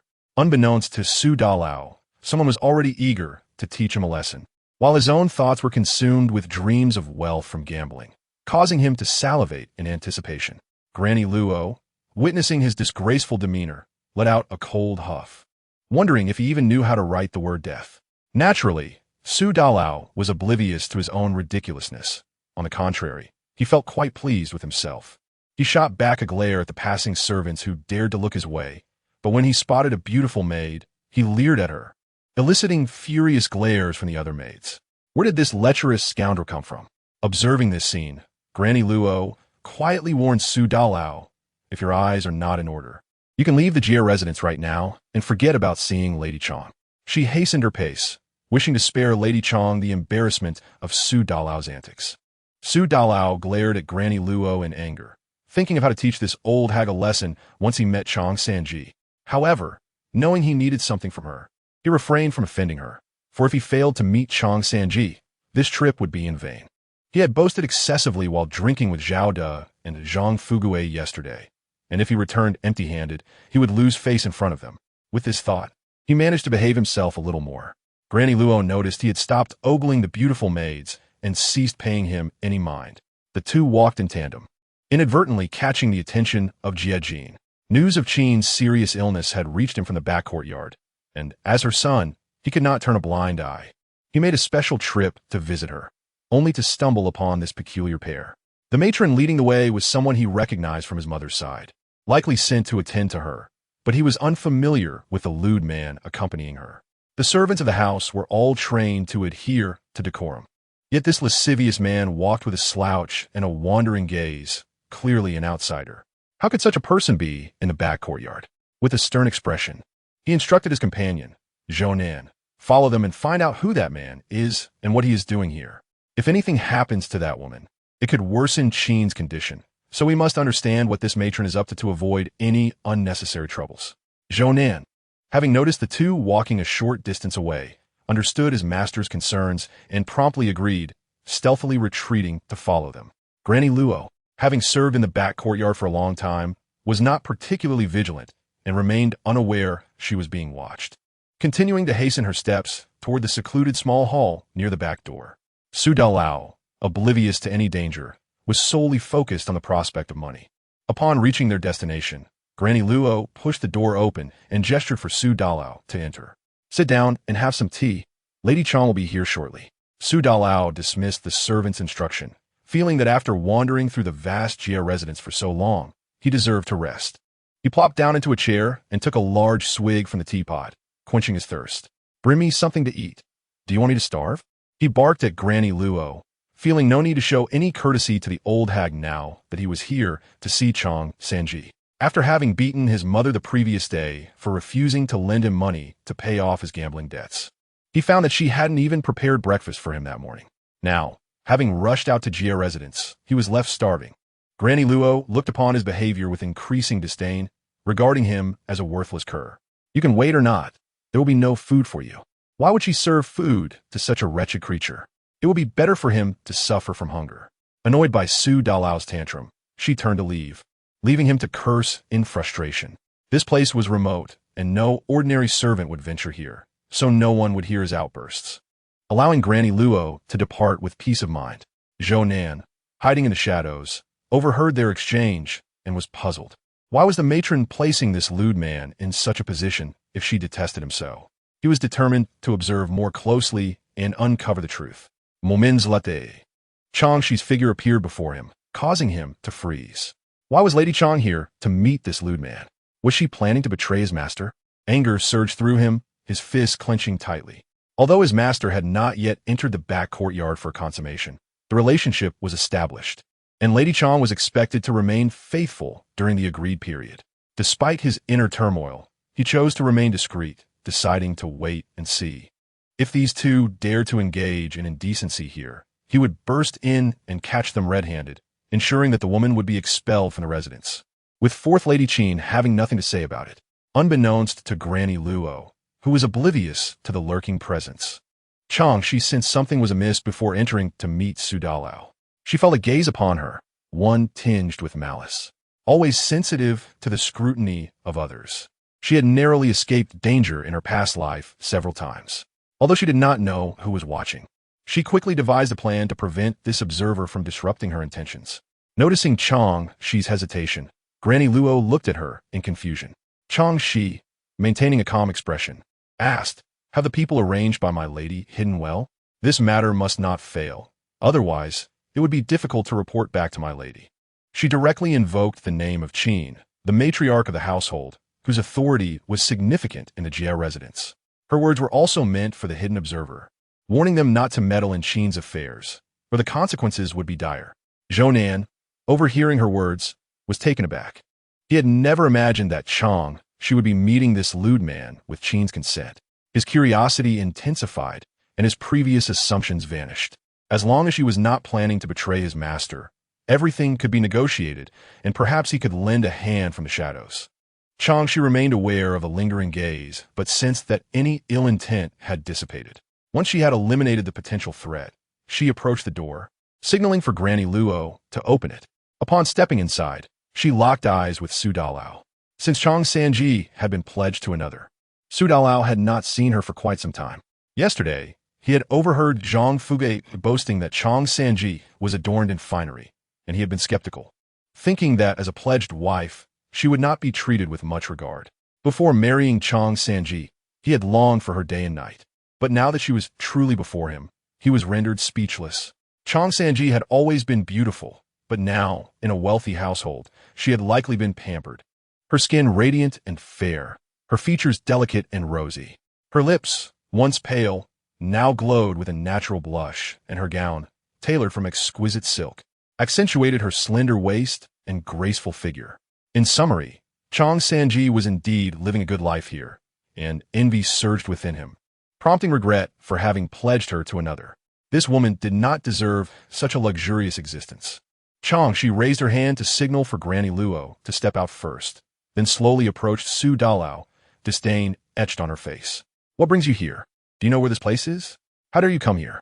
Su Dalao retorted with a venomous tone.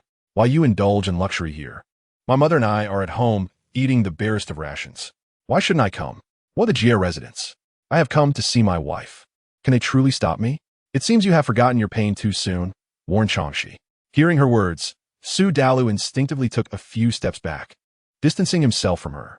He remembered the last time they met, when she nearly ended his life, and it took him a long time to recover from his injuries. "You, don't come any closer. This is the Jia residence. Do you dare to act violently here? Are you not afraid of being thrown out? Coward." Chang Xi mocked him mercilessly. "Just hurry and leave." Seeing her demeanor, Su Dalao grew emboldened, mistakenly believing she would not dare to strike him. He straightened his back and brazenly declared, "You give me 200 taels of silver, and I will leave." "Do I possess such an amount? Do you not? Remove the jeweled hairpin from your head, the earrings and the bangles from your wrists, and hand them over to me." Su Dalao giddily eyed Chang Xi's ornaments, clearly of high quality, and knew they would fetch a handsome sum at the pawn shop. "You dream too beautifully. Why not go eat some more radishes?" Chang Xi sakam ingit Su Dalao shawat. "Chang, do not overstep. I have my ways to deal with you. Do not think that just because you are at the Jia residence, I cannot touch you." After spouting a few threats, he faltered, resorting to intimidation. "Do not forget that your parents are still in Huaihua village. I will not hesitate to trouble them." Chang Xi could not help but laugh at his attempt to use her parents against her. She was not the original Chang San'e and felt no affection for them. Furthermore, from the memories of Chang San'e, it was clear that her parents had shown her little warmth, exerting more pressure on her than on their other daughters. Chang Dadeo and Chang Eri did not rise before the rooster nor labor late into the night as she did. The couple's favoritism was boundless, and it was a mystery why they did not cherish the most beautiful child among them. In short, Chang San'e's brief life had seen little joy. She waved her finger in front of Su Dalao. "Your threats hold no weight here. If you wish to seek trouble with them, feel free. I will not stop you." Su Dalao, incensed, unleashed a torrent of curses. "Chang, do not overstep. If you do not bring the money today, I will not leave the Jia residence. Let us see how the Jia family treats you." Chang Xi had grown weary of his empty threats. It seems Su Dalao had nothing more substantial to say, so she approached him slowly. The mere sight of her advancing sent Su Dalao into a panic, and he retreated, blustering, "Chang, do not think that I fear you. I can easily knock out your teeth. Do you believe me?" Such crude words. Chang Xi covered her ears, unwilling to endure his pathetic performance any longer. She seized the teapot from the table beside where Su Dalao had sat and hurled it to the ground with force. The teapot shattered with a resounding crash, startling Su Dalao. What was she planning? "Ah, Chang," she suddenly screamed. A chill ran down Su Dalao's spine, and he immediately regretted coming to the Jia residence. This was Chang San'e's domain. Why had he foolishly ventured here? Outside, Mama Luo, hearing the commotion, rushed in with several burly servants. "Madam Chang, are you all right?"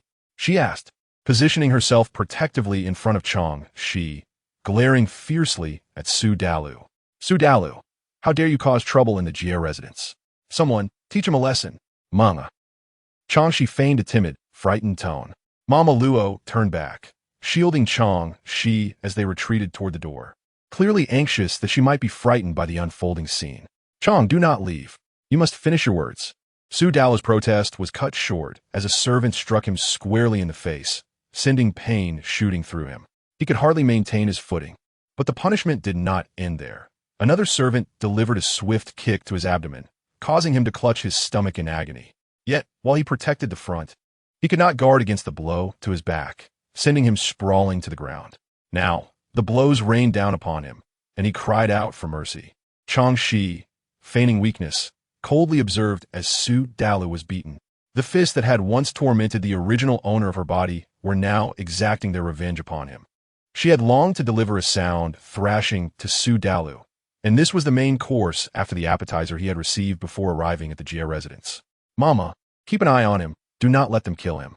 Madam Chang, why concern yourself with his fate? Such a man would be better off dead. Sparing you from future troubles, Mama Luo urged. Having blood on my hands is never good, Chang Xi replied, providing a rationale. She would not allow Su Dalu to die easily. He was to be thoroughly tormented first. Mama Luo sighed, bemused by Chang Xi's inconsistency in compassion. Rest assured, Madam Chang. I know my limits. Chang Xi nodded, choosing not to linger any longer and turning to leave. Mama Luo stayed behind to handle the aftermath, and after a while, the sounds of Su Dalu's pleas for mercy ceased. It seemed he had been sufficiently dealt with, and when Mama Luo checked, she found him unconscious. With disdain, she kicked him lightly and remarked, "Find a sack to put him in and toss him into the cesspool near the gambling den. Be careful not to let him drown in filth." As Zhounin observed this entire sequence from the shadows, he was left utterly astonished. Had he not witnessed it himself, he would never have believed this lecherous man was Chang's husband. He had overheard snippets of their conversation and pieced together a conclusion based on a few keywords. What surprised him most was that Chang Xi managed to persuade fourth Madame Qin to discipline this lecher, stirring a newfound admiration for her. While others might suffer as concubines, she thrived within the Jia residence, cunningly gaining the favor of fourth Madame Qin as her shield. He began to worry for his own master. If Chang Xi treated her husband with such ferocity, how would she regard him? The thought sent a shiver down his spine. He dared not dwell further, lest he envisioned Chang Xi as a serpent-tongued enchantress, weaving deceitful words. He watched as the burly servants hoisted the lecher into a sack and headed toward the back door. No wonder they had chosen such a secluded location to meet. It was not merely to avoid prying eyes, but also to facilitate their subsequent actions. He cautiously followed, slipping out through the Jia residence's rear entrance. This back door was not located on a bustling street, but rather in a quiet alley, typically devoid of foot traffic. After midday, it was especially tranquil. The servants loaded the sack onto a cart and sent one of their own to pull it away. Inside the sack, Su Dalu remained unconscious, unable to make a sound, so as the cart rolled through the streets, passers-by assumed it contained mere goods, casting it no further glance. They continued until they reached a gambling den near the West Market, one of Su Dalu's frequent haunts. Several coarse male servants divided into two groups. One group kept watch while the other seized Su Dalong from the sack, preparing to toss him into a cesspit. Zhou Nan concealed himself nearby, pinching his nose tightly. Yet the foul stench relentlessly invaded his nostrils. The area was devoid of human presence, save for the buzzing flies, as no one wished to linger near such a repugnant sight.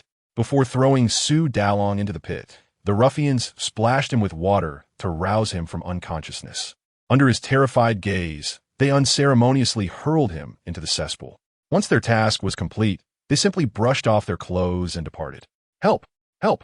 Su Dalong initially failed to comprehend his predicament until the nauseating odor filled his nostrils, prompting him to struggle and cry for aid.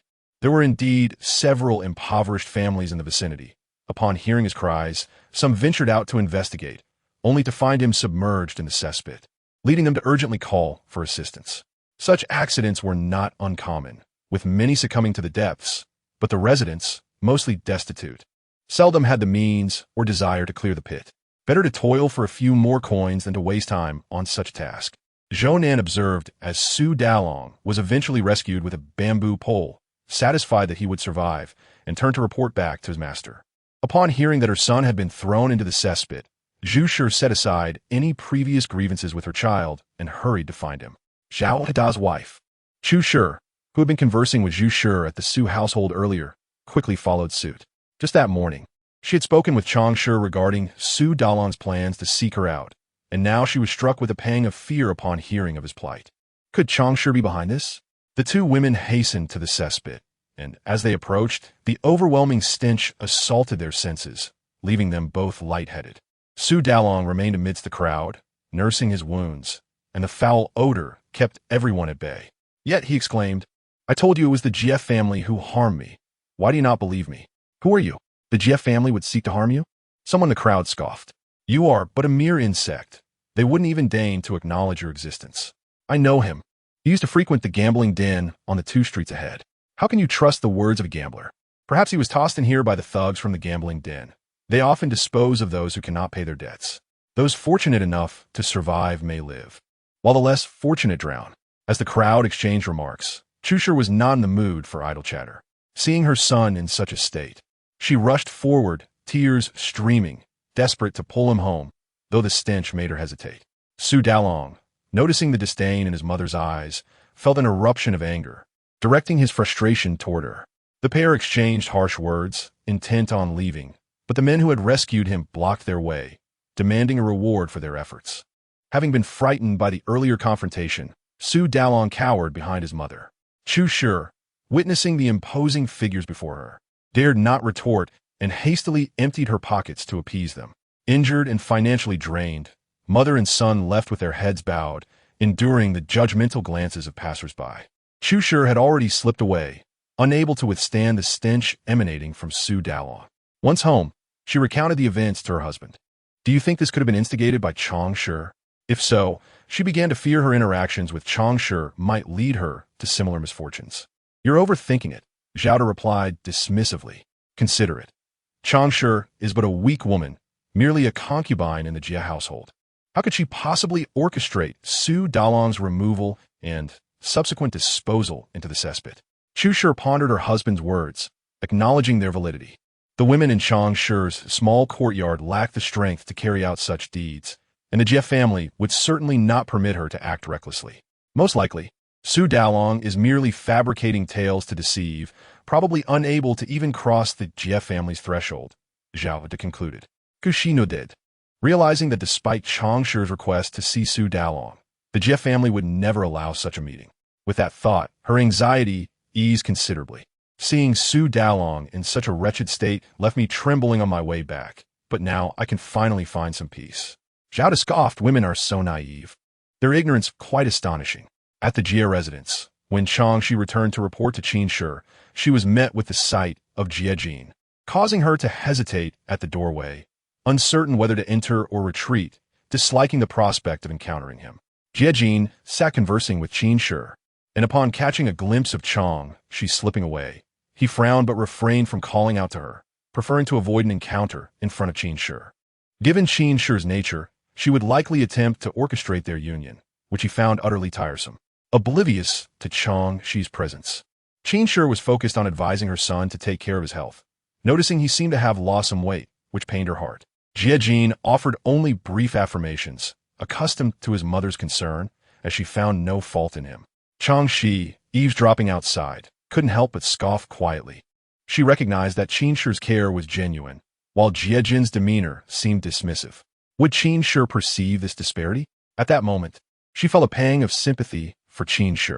Yet, this thought was fleeting. Her concern for their mother-son relationship was not her business. She had no intention of meddling, having experienced her own strained familial ties in a previous life. Years later, reflecting on this scene, Chang Xi would wish she had contemplated it more deeply, realizing sometimes the truth lay right before her, obscured by her own perceptions. As Jia Jin concluded his inquiries about Qin Shi's health and stepped out, he spotted Chang Xi waiting a short distance away. Observing her merely raise an eyebrow in acknowledgement, he called out, Chang Xi. Surprised, Chang Xi paused. This was the first time he had addressed her directly. Though the title seemed somewhat formal and outdated, it was nonetheless aligned with contemporary trends. Hence, despite her reluctance, she found it somewhat acceptable. What does Lord Jia require? Jia Jin instinctively took a step back, having not noticed last night that he was either too close or that he had caught a glimpse of her now. The fragrance of powder emanating from Chang Xi was wafting into his nostrils, making him feel somewhat uncomfortable. In his mind, he secretly disdained the woman for dousing herself in excessive perfume, wondering if she intended to suffocate him with it. Use less perfume in the future. What? Chang Xi thought she must have misheard. What nonsense was this man speaking? She lifted her sleeve to catch a whiff of her own scent. There was hardly any. With her natural beauty, she had no need to cover flaws with makeup, and since she had no luxurious bathing products, she merely used the most ordinary soap beans for cleansing.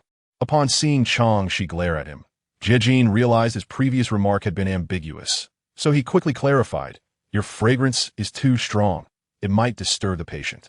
When visiting, it would be best to keep it simple. Are you a bloodhound? What?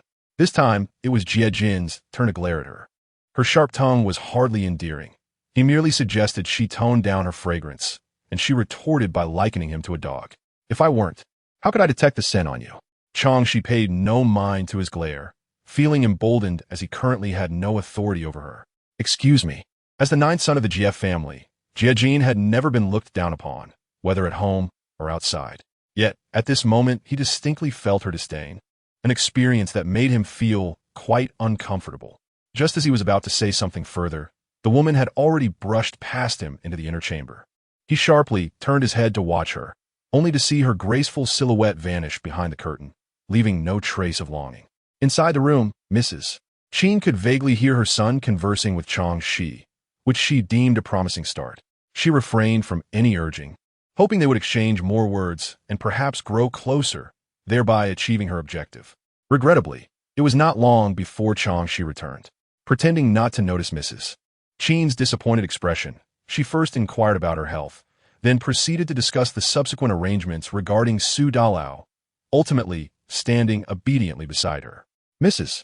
Qin gestured for Chang Xi to sit beside her and gently asked what they had discussed at the door. Chang Xi was well aware that Mrs.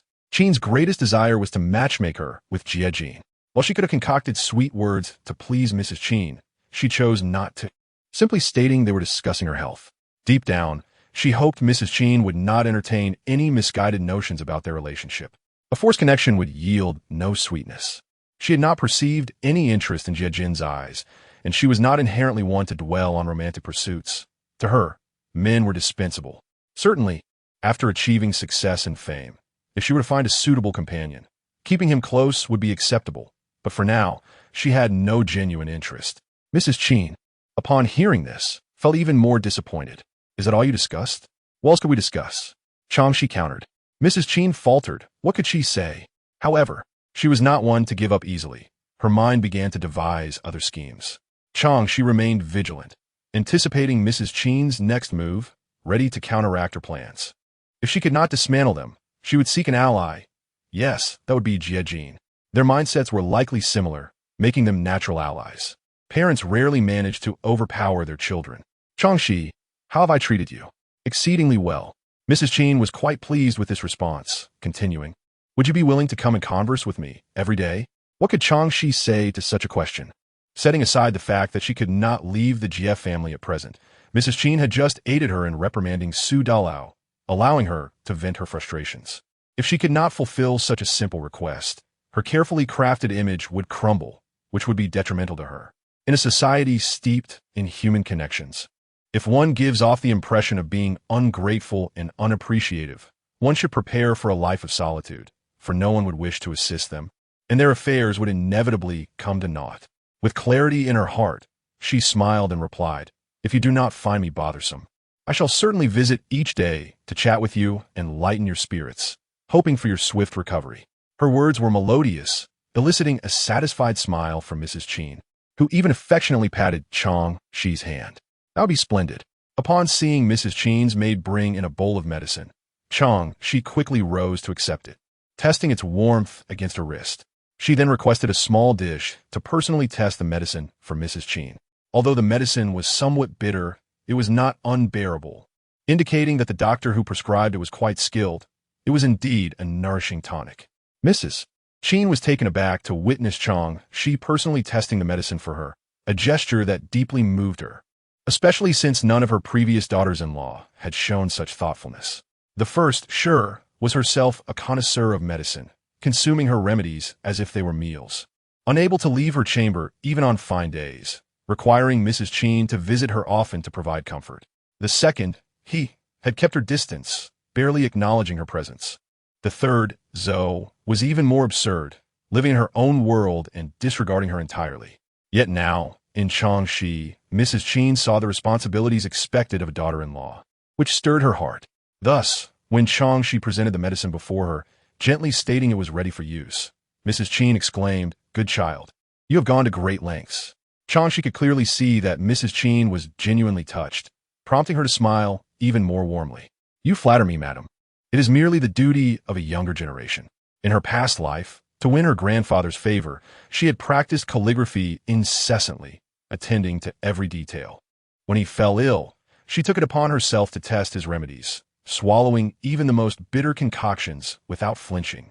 for she needed his support to overcome her father and inherit the family business.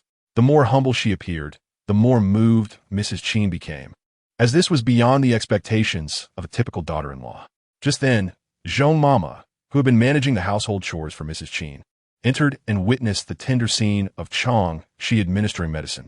A glimmer of tears shone in Mrs. Qin's eyes, causing Zhong Mama's heart to tremble. Having served Mrs.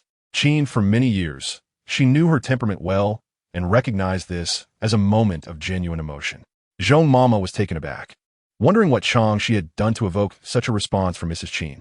It was not easy to win her over, for she had seen many attempts at flattery turn into disdain. In this light, Chang Xi appeared extraordinarily astute. Chang Xi carefully fed Mrs. Qin the medicine, her actions familiar and gentle, surpassing even the attentiveness of the maids. After Mrs. Qin finished her dose, Chang Xi sweetly coaxed her into eating a candied fruit for a pleasant taste. This elicited a smile from Mrs. Qin, who playfully asked, "Do you really think of me as a child?" "Regardless of age, one is always a child," Chang Xi replied with a smile, only then noticing Zhong Mama. "When did you arrive?" "Zhong Mama, I was so engrossed in conversation with Madame that I did not notice your entrance." In truth, she had been aware of Zhong Mama's presence all along, merely waiting for the right moment to reveal it. Zhong Mama adjusted her appearance and entered with a smile, greeting Qin Shi while saying, "Just now, as I stood at the door, I noticed that Lady Chang and the Madam interact as if they were mother and daughter. I was quite astonished and thought the eldest young lady had returned." This remark not only resonated with Qin Shi's current mindset, but also flattered Chang Xi. Indeed, upon hearing this, Qin Shi not only refrained from being angered by Zhong Mama's comparison of Chang Xi to Jie Jiao, but smiled and nodded, saying, "Her temperament is gentle and patient. Jiao Jie is indeed lacking in comparison." Zhong Mama immediately retorted with a laugh, "Madam shows favoritism. When the eldest young lady returns, I shall report this to her." Qin Shi burst into laughter, clearly amused by this comment. Observing this exchange, Chang Xi realized that Zhong Mama was quite adept at pleasing Qin Shi, explaining her favorite status. "With someone like me, how could I possibly compare to the eldest young lady?" "Zhong Mama, you flatter me. It is entirely the madam's kindness." She humbly declined the praise, understanding that some words are best left unsaid, and that such playful banter should not be taken seriously. Modesty is commendable, but one must not be overly humble. Qin Shi remarked in a teaching tone. "Yes, I shall certainly improve in that regard." Chang Xi readily accepted the guidance. Zhong Mama's gaze remained fixed on Chang Xi. Recognizing that her flattery and the madam's affection for Chang, she struck a chord with Qin Shi, affirming that Chang Xi was indeed articulate. After exchanging a few more pleasantries, Chang Xi noticed that Qin Shi seemed a bit drowsy and decided it was an appropriate time to take her leave. As for Zhong Mama, she likely had a few more reports to give to Qin Shi and remained in the inner chamber. Upon exiting Qin Shi's room, she did not encounter Jie Jin, likely having returned to the front courtyard already, but she was unconcerned and headed back to the small courtyard with Luo Mama. "Please prepare some wine and dishes to treat Zhong Mama to a drink," Chang Xi instructed. Upon hearing this, Luo Mama was momentarily taken aback. Today, following the incident with Su Dalong, Qin Shi had bypassed Zhong Mama to give her direct orders, and this would undoubtedly reach Zhong Mama's ears. It was likely that this elder sister would not feel comfortable about it, fearing Luo Mama might be using the opportunity to elevate her own status, given the household's established hierarchy. "Thank you for your guidance, Lady Chang." Luo Mama quickly expressed her gratitude, her loyalty to Chang Xi deepening, as few masters would consider the well-being of their servants in such a manner. Recognizing that Luo Mama had understood her intentions, Chang Xi chose not to elaborate further. Her actions were not solely for Luo Mama's benefit. Zhong Mama served as a proxy for Qin Shi, and from her observations today, it was unlikely that Zhong Mama would fall out of favor with Qin Shi. Thus, it was unnecessary for her to harbor any ill feelings toward Luo Mama. Today, Qin Shi had monopolized her time, disrupting her initial plans, and she anticipated spending a considerable amount of time with Qin Shi. Over time, this could become counterproductive, so she needed to consider how to get Qin Shi back on track. As for aligning with Jie Jin, that was unnecessary at this moment, as Qin Shi's demands could not be refused, and she did not wish to be underestimated because of it. She had always been protective of her image. Maintaining her persona was crucial. However, upon returning to the small courtyard and stepping inside, Her smile vanished. Why was Bai Shi here again? Lady Chang, you've returned, Bai Shi said, initially sipping tea in boredom. But upon seeing Chang Xi, she immediately rose with a smile. I hope you don't mind my uninvited visit. Mind? How could she not? Was this sticky candy intent on clinging to her? Nevertheless, Chang Xi replied, of course not. Eighth young lady, please have a seat.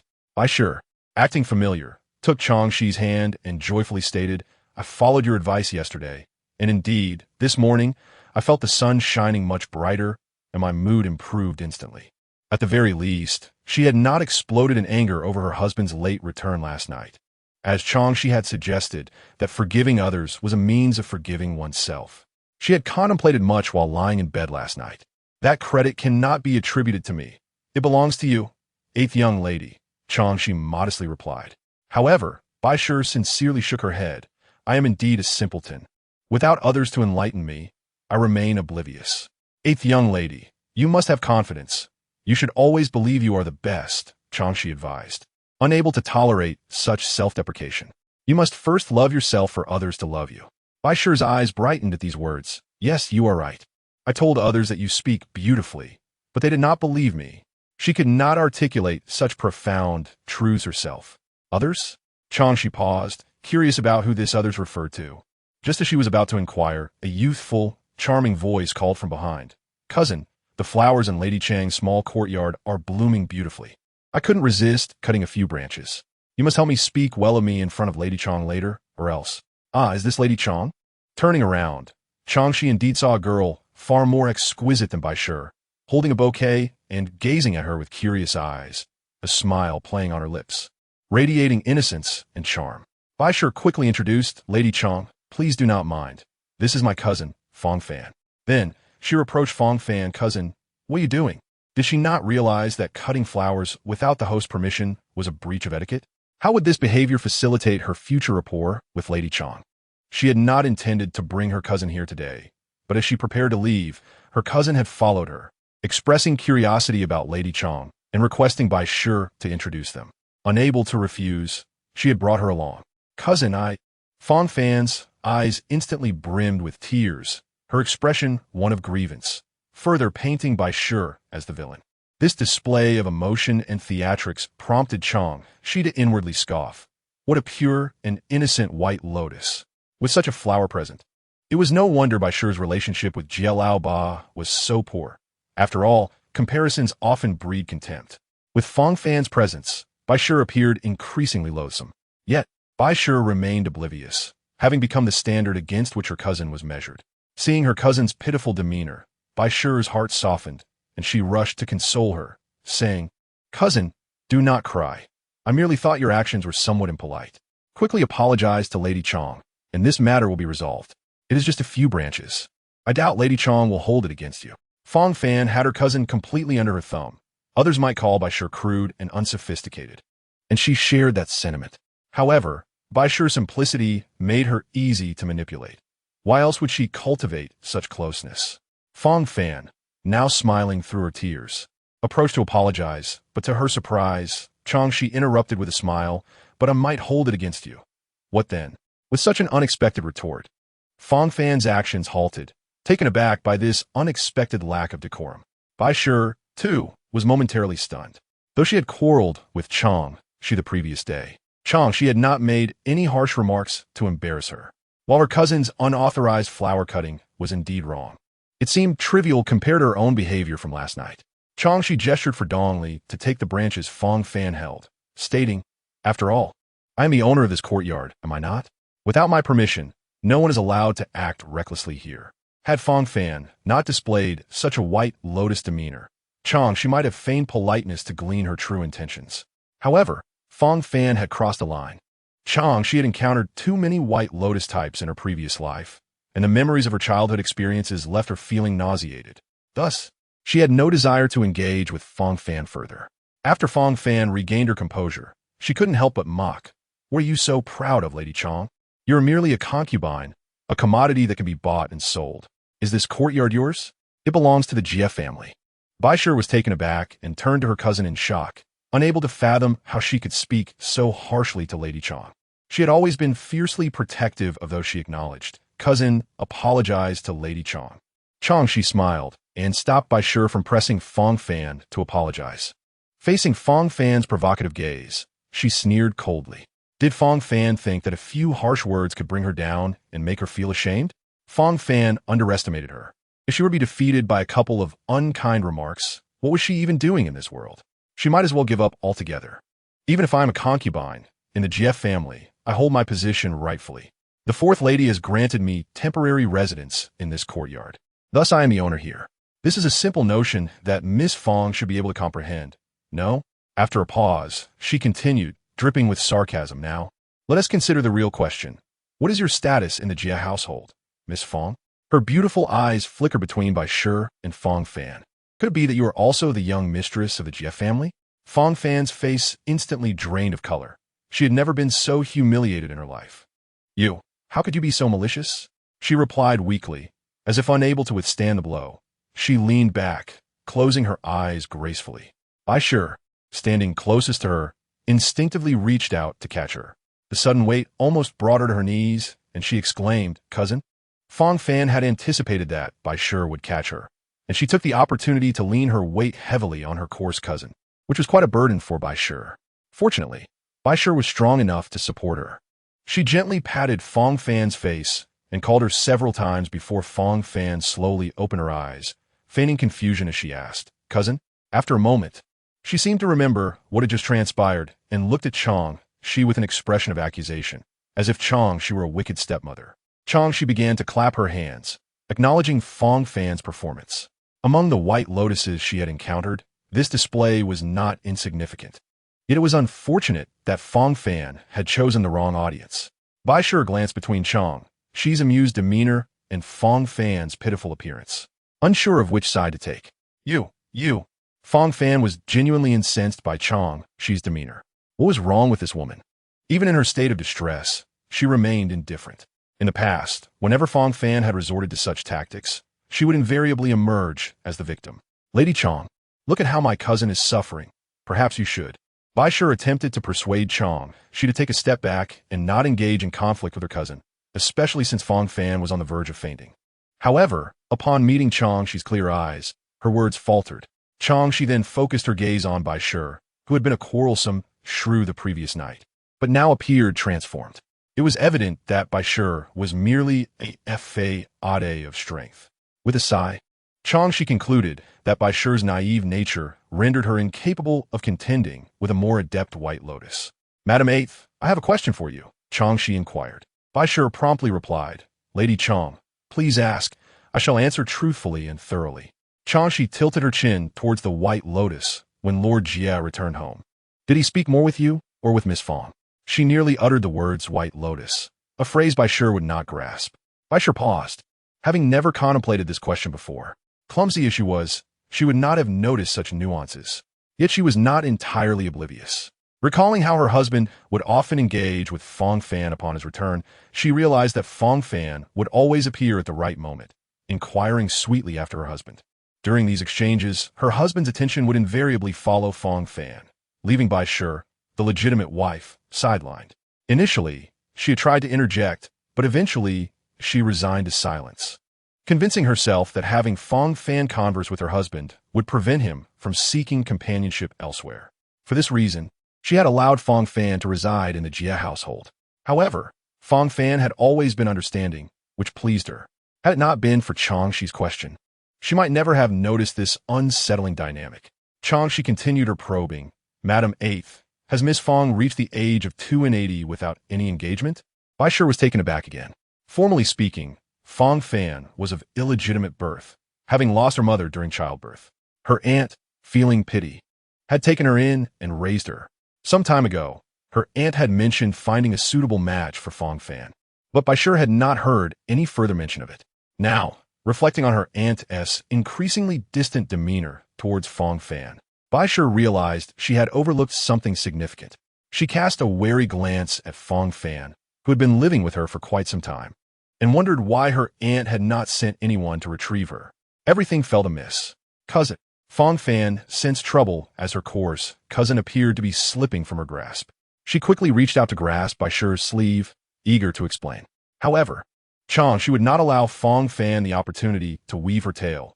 From the looks of Madame Eighth, it seems Miss Fong is still unwed. Sharing a roof with your cousin must be somewhat awkward. Be quiet. Fong Fan shouted angrily at Chang Xi. Cousin, this woman is sowing discord. She cannot bear to see the bond between us sisters. Do not listen to her nonsense.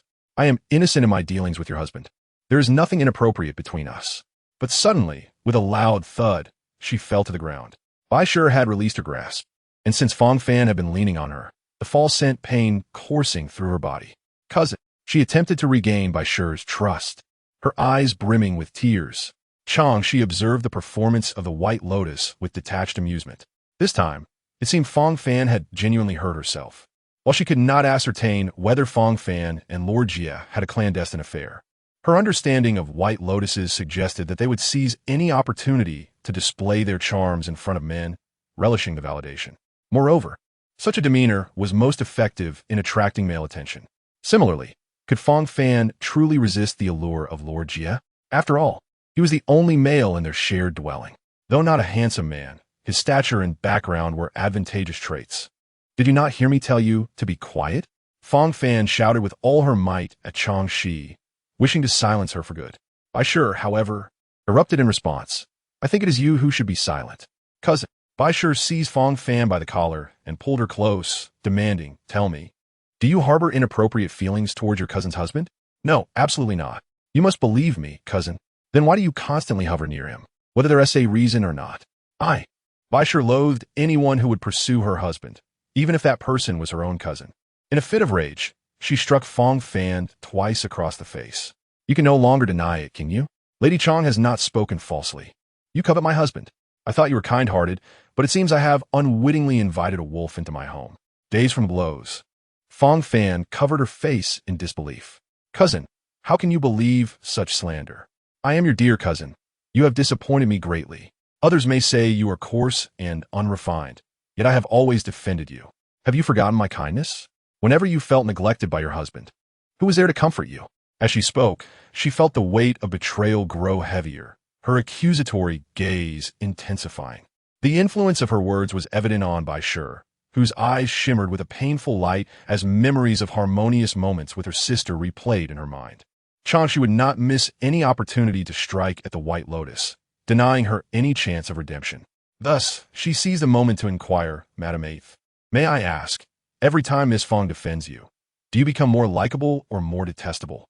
And after each of her consolations, has your relationship with Master Jia improved in any way? I told you to shut your mouth. Can't you hear? Fong Fan nearly rushed forward to choke Chang Xi into silence. However, Bai Shi's face paled instantly, as Chang Xi's words unveiled a truth she had long overlooked. Indeed, after her cousin defended her in public, she only became more irksome, and each time she received consolation from Fong Fan, it inevitably led to a fierce quarrel with her husband, sometimes escalating to physical confrontations, further straining their relationship. Last night's incident, instigated by Fong Fan, had driven her to confront Chang Xi in anger. Subsequently, Fong Fan had shifted all blame onto the young girl, feigning stomach pain to elicit sympathy. It dawned on her that she had been foolishly trusting this cousin, never realizing the malice she concealed. Cousin, please listen to me. With a resounding slap, Bai Shi unleashed her strength, striking Fong Fan again, gritting her teeth as she declared, stop talking. I will no longer believe a single word you say. Fong Fan, reeling from the blow, felt stars swirling in her vision and her face burned with pain. She had now fully grasped the force behind Bai Shi's strikes. Before she could react, Bai Shi yanked her hair and landed a few more punches, causing her insides to ache. When Bai Shi was angered, her fists spoke louder than words. Chang Xi stepped forward, seizing Bai Shi's arm just as she was about to strike again.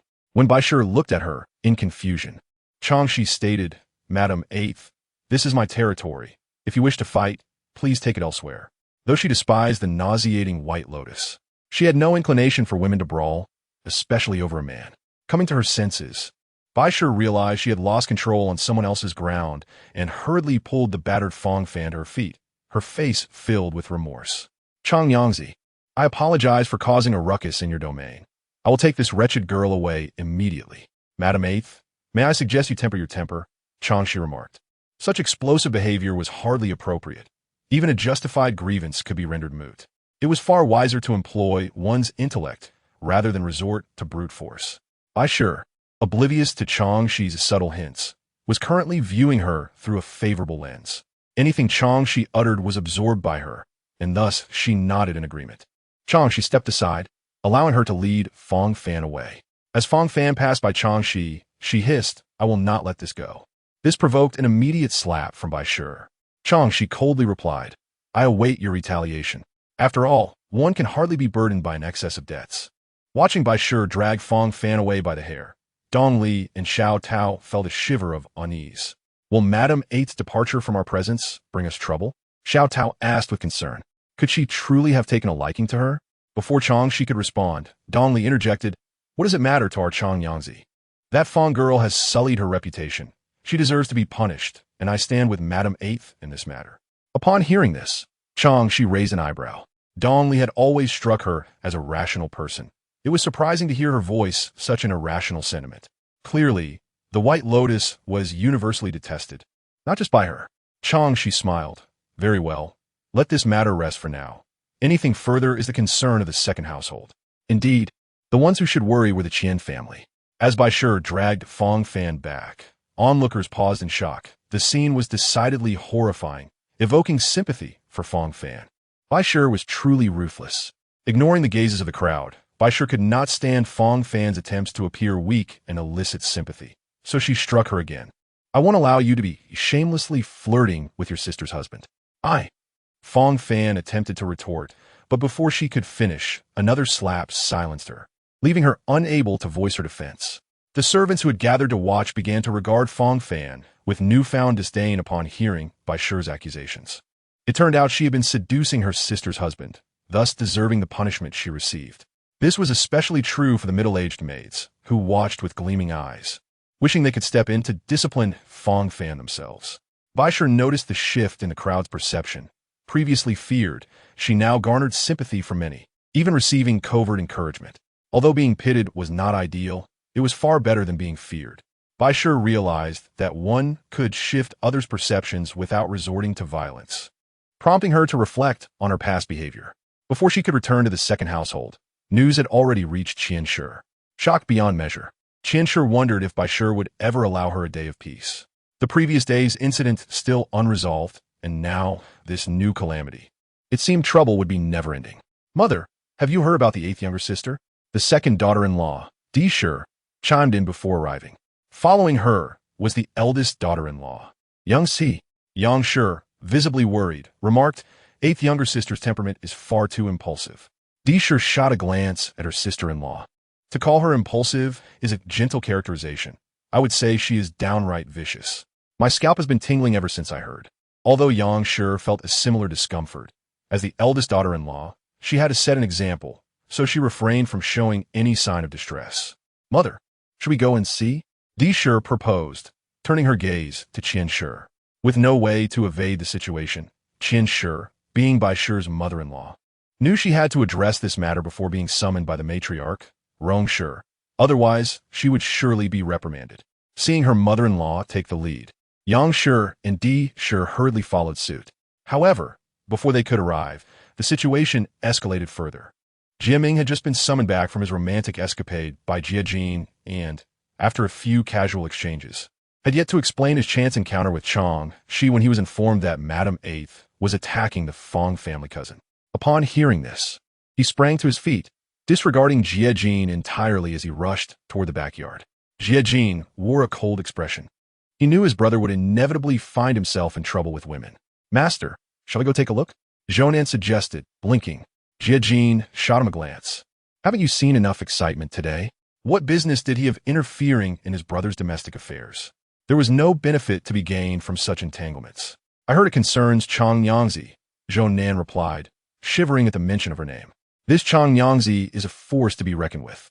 If she can handle her husband as she did, it is no wonder she is dealing with this situation." Jie Jin said little regarding Chang Xi's treatment of Su Daler.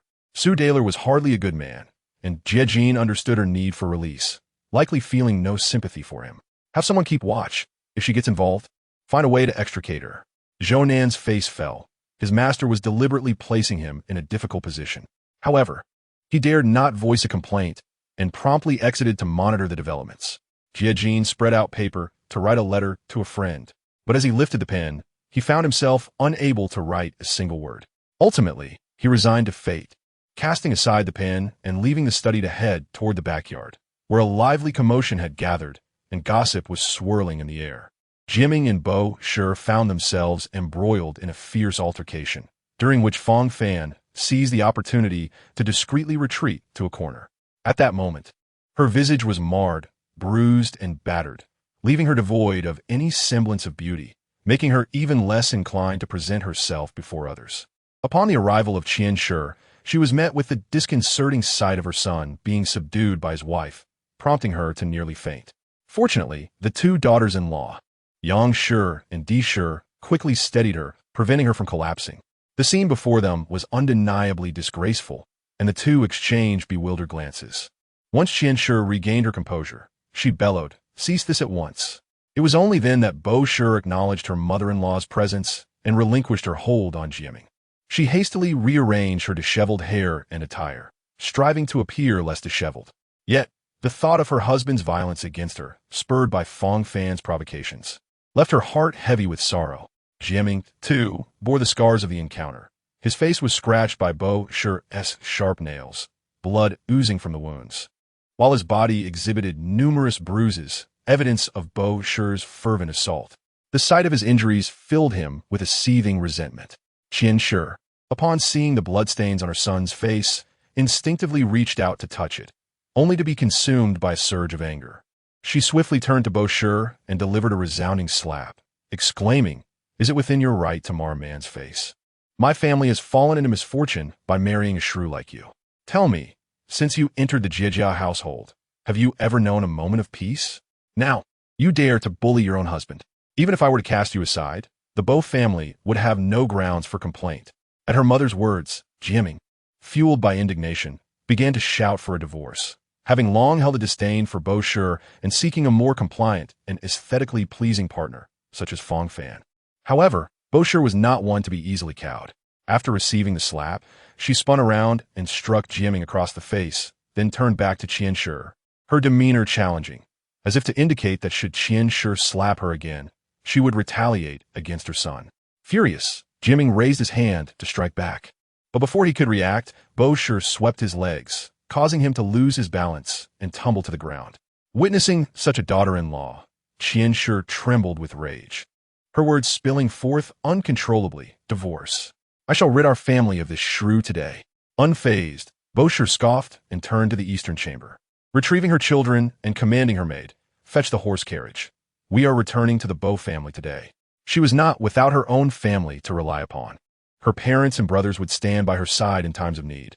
Chang Xi, taken aback, could only watch in disbelief as Bo Shi departed with her children. Realizing the gravity of the situation, she hastily turned to pursue her. The Jie and Bo family had long-standing ties, and if her in-laws learned that she had driven Bo Shi away, they would surely hold her accountable. Jiaming, equally stunned, had not anticipated Bo Shi's resolute departure. Despite their previous quarrels, she had never resorted to such an extreme measure. Fang Fan seized the moment to approach. "Cousin-in-law, this is all the doing of Chang Xi." She then elaborated, embellishing tales of how Chang Xi had sown discord between the cousins and how it affected their marital harmony. "She surely harbors ill intentions. Still resentful over the trouble your cousin caused her yesterday, and now seeks to incite strife between us. Cousin-in-law, you cannot let that wicked woman go unpunished." As she spoke, she feigned tears. Had this been in the past, her act would have been charming. However, with her current disheveled appearance, her crying only rendered her more unattractive. Jiaming, instinctively retreating a few steps, furrowed his brow, now questioning Fang Fan's worthiness as a spouse. "Eighth brother." He heard Jiejin's voice and hastened to join him, distancing himself from the unattractive woman. Upon seeing Jiejin, Fang Fan let out a shriek and, covering her face, dashed towards the western chamber where she was temporarily staying. "What now? This woman is nothing but trouble," Jiaming remarked impatiently. Yet Jiejin gazed in the direction she had fled. "You cannot truly believe her words, can you? What did she say?" Jiaming blinked, momentarily distracted by her unfortunate state and not fully attentive to her words.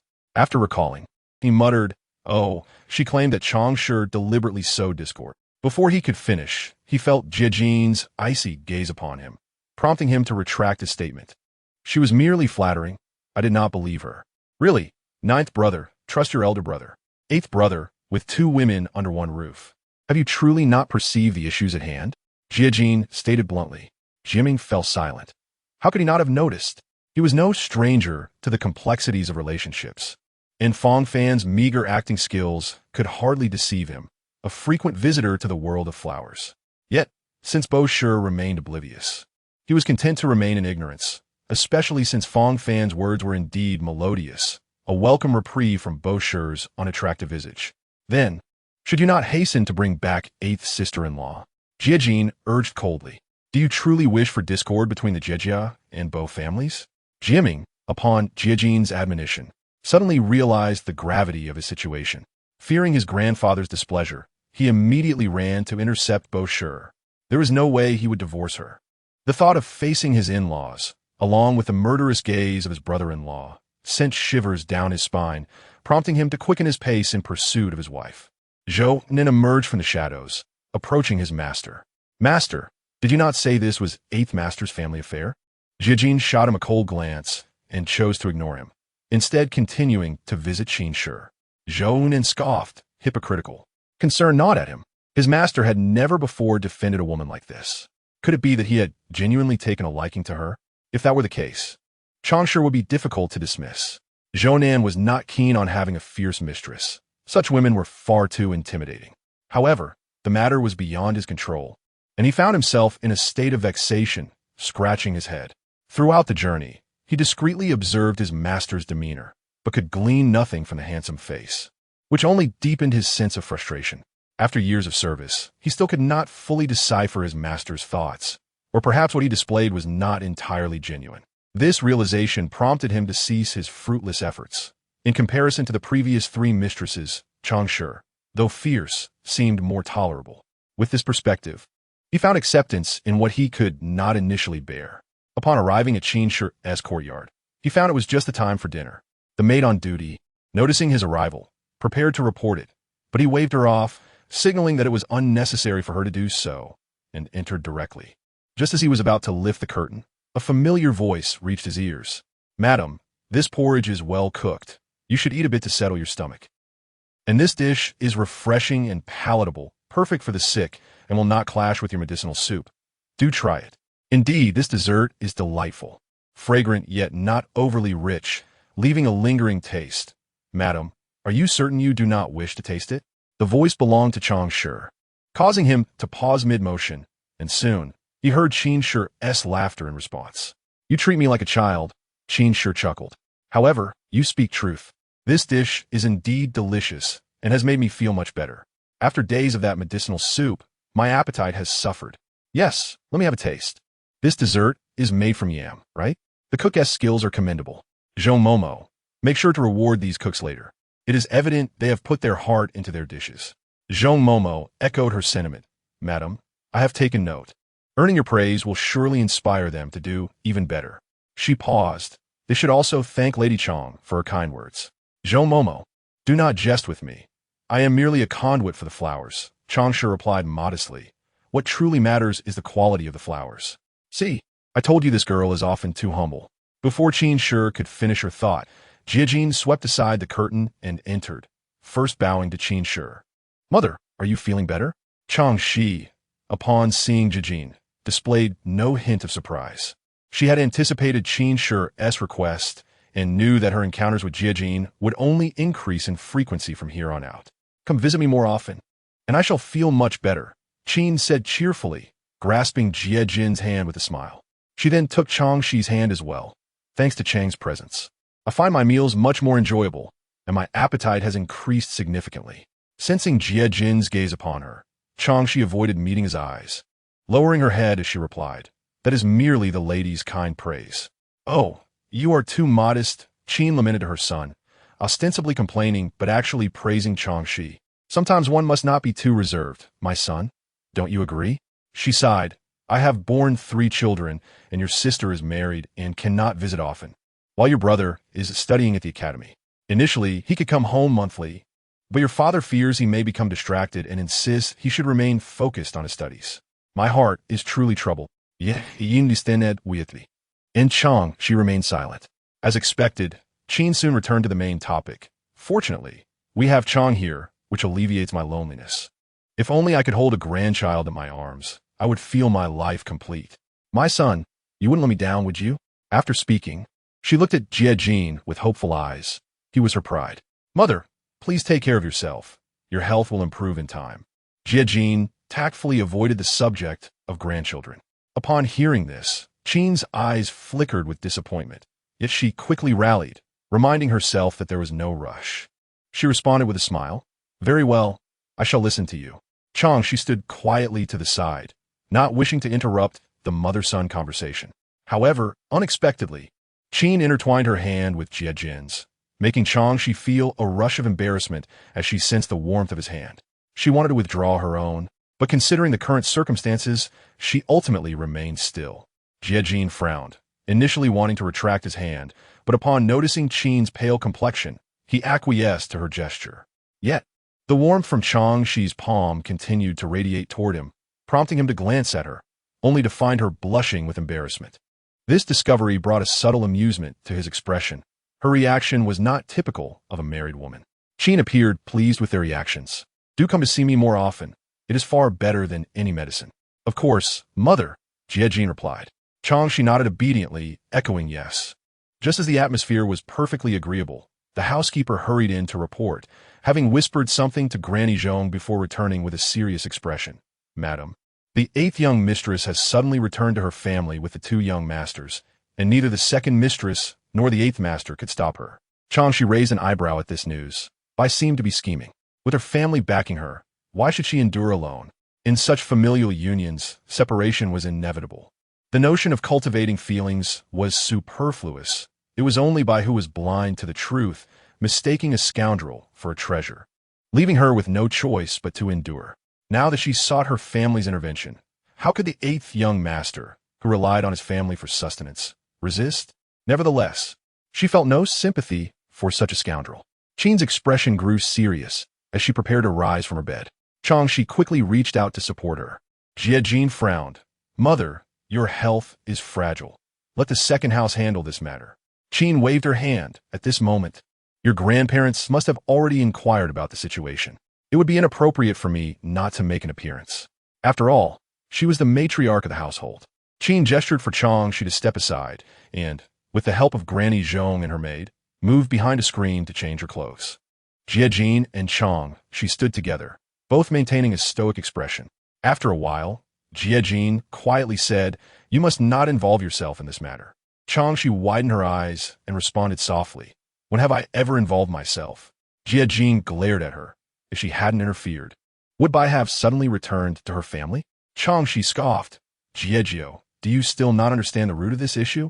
From beginning to end, I've merely been an onlooker.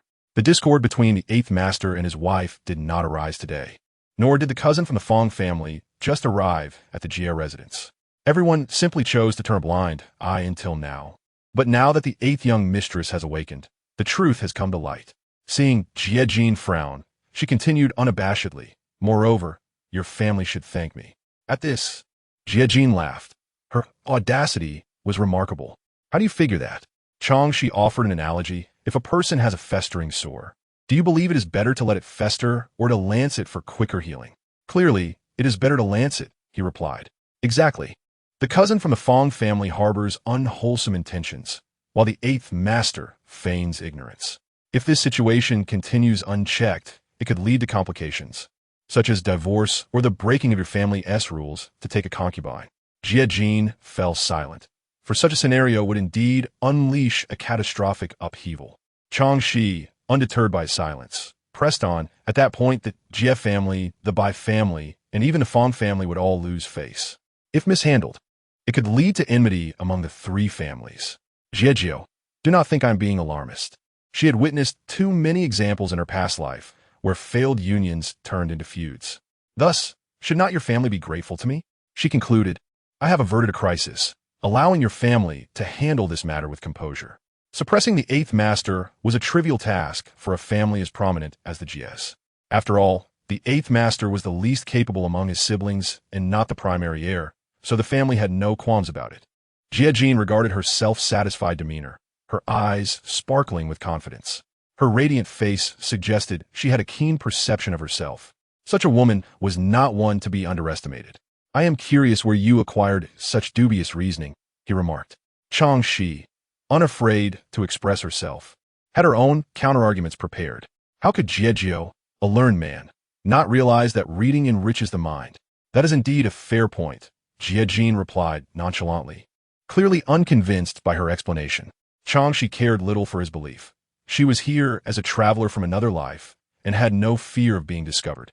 She neither plagiarized poetry to gain fame nor engaged in excessively outrageous actions, adhering to the principles of the Diu law. At most, she would be accused of straying from convention, which had nothing to do with her being a time traveler. Jie gazed deeply into Chang Xi's beautiful features, realizing she was even more composed than he had imagined, and undoubtedly more cunning. He had yet to truly see through her. He had only scratched the surface. It seemed he needed to reassess her in his mind. Otherwise, he might one day fall into a trap she had set, for he believed she possessed the ability to sell him out while counting the profits. Chang Xi remained unfazed by his probing gaze, though she felt somewhat displeased. "Jie, is there something on my face?" Jie paused, intending to deny it, but then realized she was subtly reminding him not to stare at her. He coldly huffed. Her words were not particularly endearing. "Has anyone ever told you that your manner of speaking is unappealing?" He deliberately criticized. Chang Xi raised an eyebrow. "Interestingly, someone remarked just yesterday that my words are pleasant and she enjoys them." After a pause, she added, "Perhaps it is you, Jie, who possesses uniquely discerning ears, making my voice less agreeable to you." In short, she implied that she had no issues and the problem lay with him. Jie couldn't help but chuckle in frustration. Her reasoning was absurd, and if he continued the conversation, he would undoubtedly be led astray by her. At that moment, Madame Qin emerged from behind the screen and was heartened to see Jie and Chang Xi in animated conversation. It seemed that her son had finally come to an understanding. Previously, attempts had been made to match him with his 3 former daughters-in-law, but he had barely exchanged a word with them before hastily excusing himself, leaving only disappointment in his wake. Now, she finally glimpsed a glimmer of hope. "So, I had intended to keep you for dinner, but it seems that it cannot be so. The night falls early. Why not escort Miss Chang home?" Ideally, she wished for him to stay and dine at the Chang residence. Upon hearing this, Chang Xi instinctively glanced at the still bright sky, realizing that in summer, it remained light for quite some time. Madame Qin was speaking rather fancifully. Jie looked at Chang Xi and gave a noncommittal nod, satisfied that he had acquiesced. Madame Qin, supported by the maidservant and attendants, made her way toward the courtyard of the matriarch, Madame Rome. As they watched Madame Qin being escorted away, Chang Xi seized the opportunity to say, "The sky is still quite bright, so there is no need for you to see me off, Lord Jie. I know the way." "Let us go," Jie replied indifferently. Chang Xi was taken aback. He truly intended to escort her? Well, since someone was willing to play the gallant protector, why should she object? With her usual calm acceptance of unexpected situations, she walked alongside Jie, determined not to deliberately trail behind him to avoid suspicion. Jie glanced at her. Her insistence at times piqued his curiosity, especially her current desire to walk beside him. Such behavior was not uncommon among women. Take Madame Qin. For instance, she would invariably follow behind Mr. Jie when out, adhering to propriety and not overshadowing him. Yet, in Chang Xi, he saw no such adherence to tradition. As the pair entered the small courtyard, they drew astonished gazes from those present, nearly causing them to drop their jaws in disbelief. Dongli was somewhat unfazed. Having served Madame Qin and encountered Jie on numerous occasions, her expression remaining unchanged. Xiao Tao, however, was nearly at a loss, standing awkwardly with her hands unsure of where to go, afraid to meet Jie's gaze lest she transgress. Lao Mama, who had followed Chang Xi back, was well accustomed to the situation and approached with a smile, inquiring, "It is nearly dinner time. Will Lord Jie stay for the meal?" If he were to stay for dinner, would that lead to an overnight stay? With hope brimming in her heart, she gazed expectantly at Jie, hoping to hear him agree to remain for the meal. She intended to personally go to the kitchen to place an order, thereby elevating Chang Xi's status in household. Unfortunately, her optimistic fantasies were dashed by the stark reality. Not today, Jie replied coolly, glancing at Chang Xi but offering no further remarks before turning to leave for the front courtyard. Chang Xi, want you say something to persuade Lord Jie to stay? Lao Mama implored, her face etched with urgency. But as her words carried little weight, she hoped Chang Xi might take the initiative. Chang Xi narrowed her eyes, observing Lao Mama's anxious expression. It was understandable for her to be so invested, as she was nominally Jie's principal wife, and her servants all hoped for her to win his favor, thereby elevating their own status. Yet, that was not the path she intended to follow. Lao Mama, have you not heard the saying? What saying? It is said that one should not pursue what is not for sale. After speaking, Chang Xi gracefully turned away, leaving Lao Mama pondering her words in confusion. Xiao Tao, noticing Lao Mama's struggle with comprehension, chimed in, why overthink it, Mama? Look at how Chang Xi doesn't need to do anything. Lord Jie came today, didn't he? There will be more opportunities. No need to rush.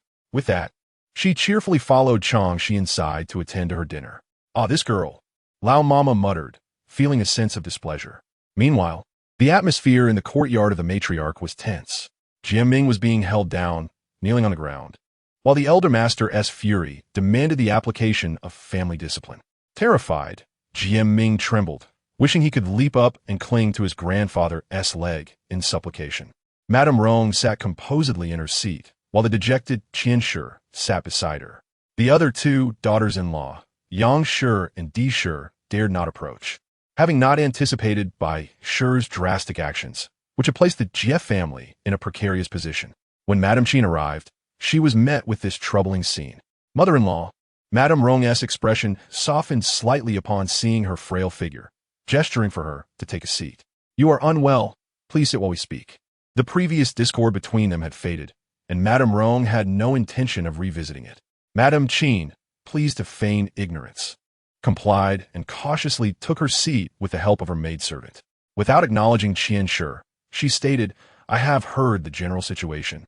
It seems the Fong family girl is unsuitable to remain in the household. I propose we send a message to her mother to come and take her back tomorrow. What do you think, mother-in-law?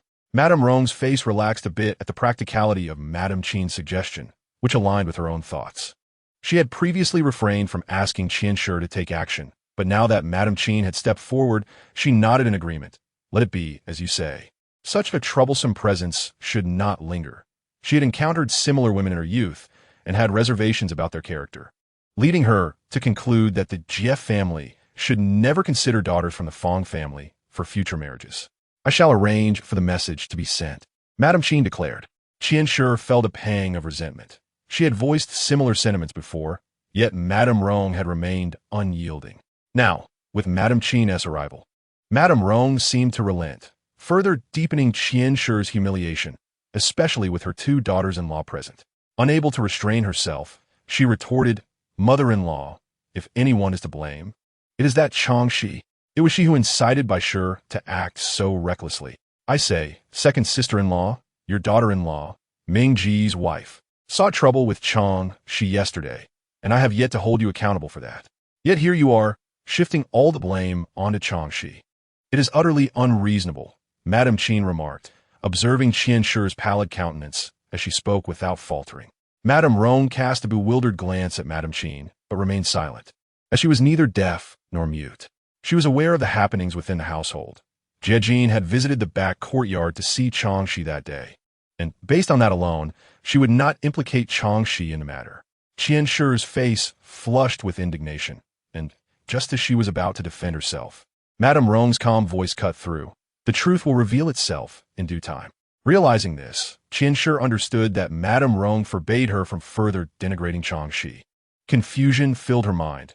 What power did this seemingly insignificant Chang Xi possess to turn matters upside down and emerge unscathed? Despite her frequent, disdainful remarks about Chang Xi, she could not help but harbor a sense of contempt.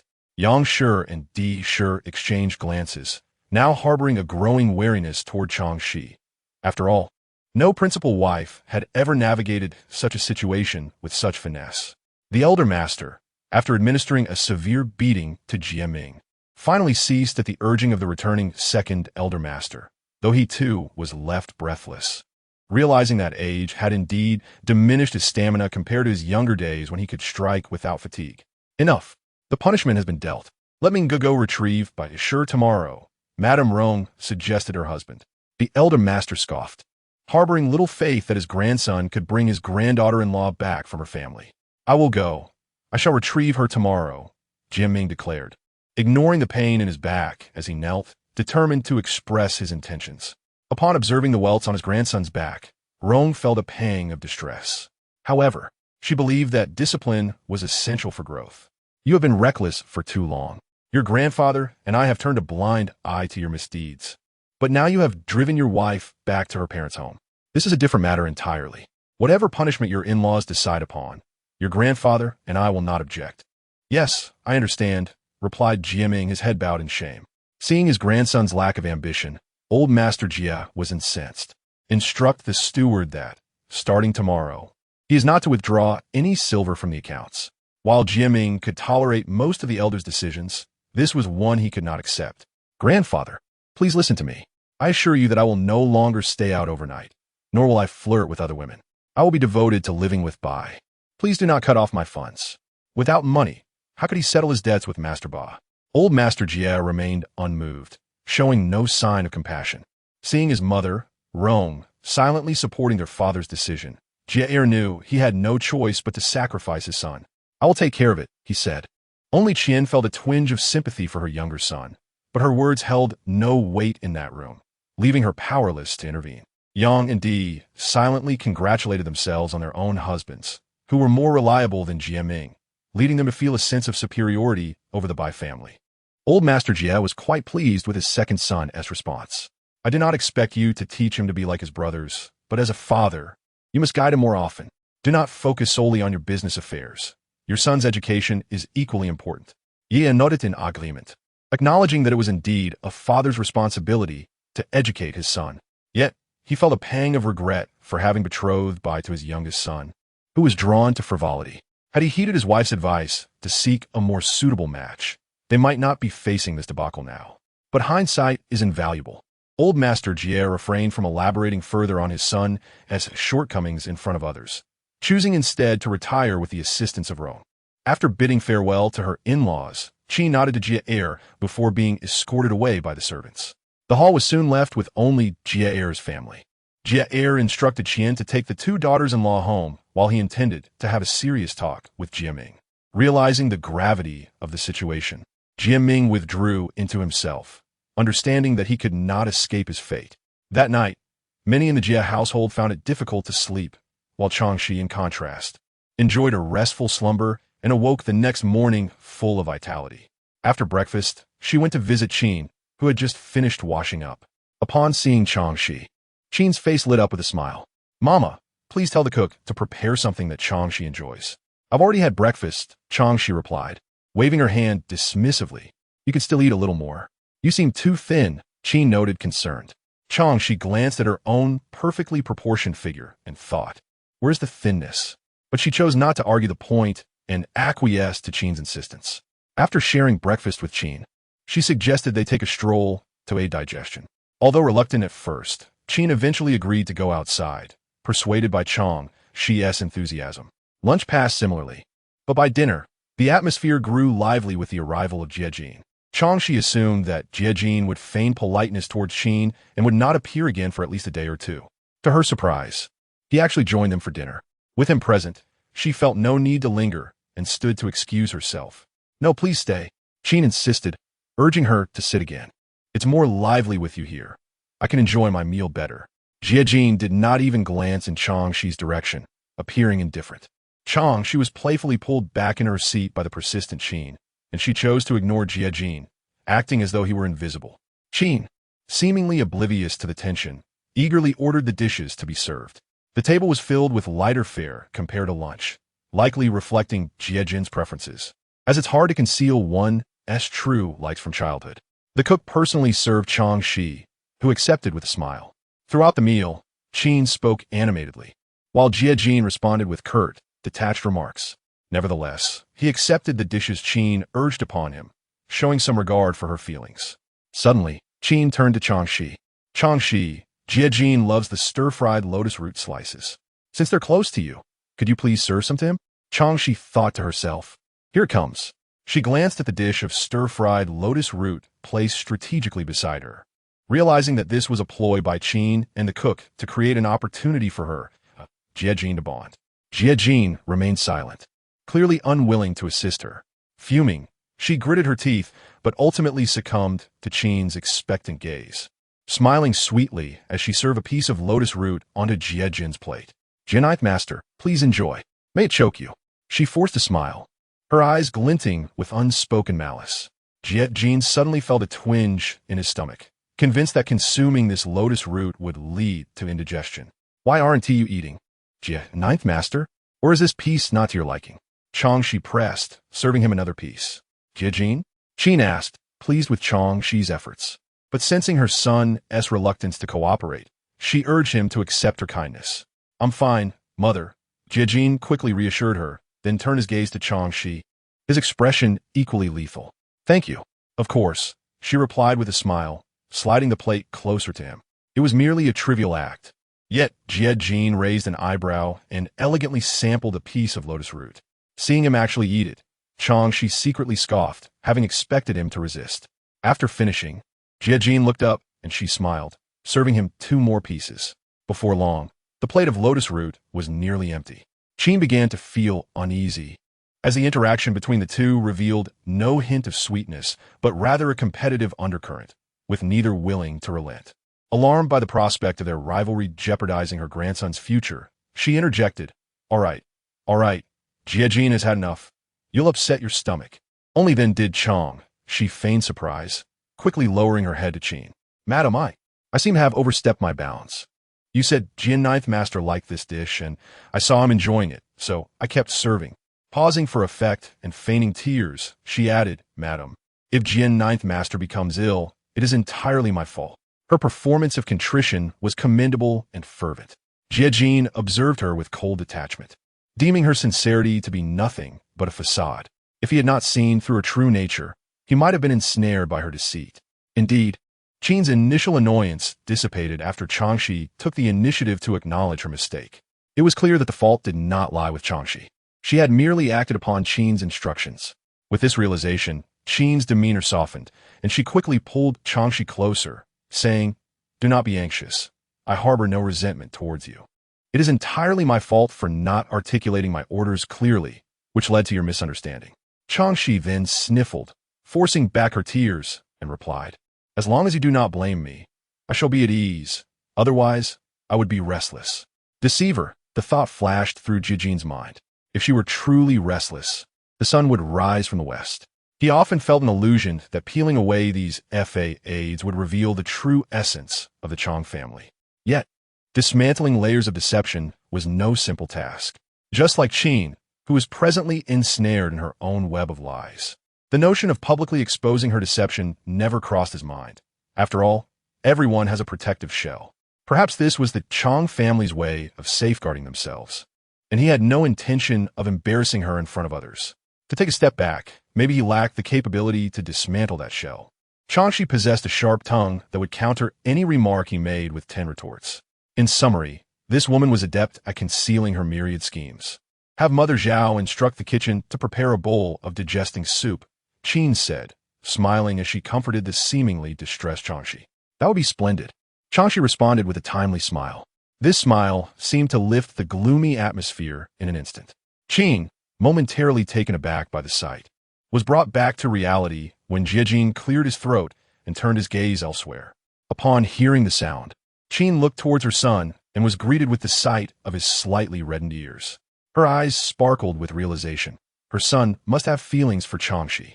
This thought invigorated her spirit, motivating her to continue her efforts. Just then, Mother Zhao brought in the digesting soup, saying, I just had the kitchen prepare this upon noticing how much our masters consume today. I took the liberty of doing so. Please do not blame me, madam.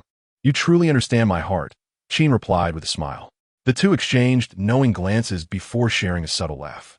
Chang Xi joined in, appreciating the timely arrival of the soup.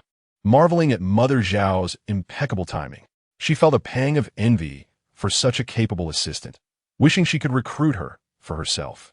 The meal, albeit a bit awkward, concluded, and Qin kept Jiejin and Chang Xi company under the pretense of taking a stroll.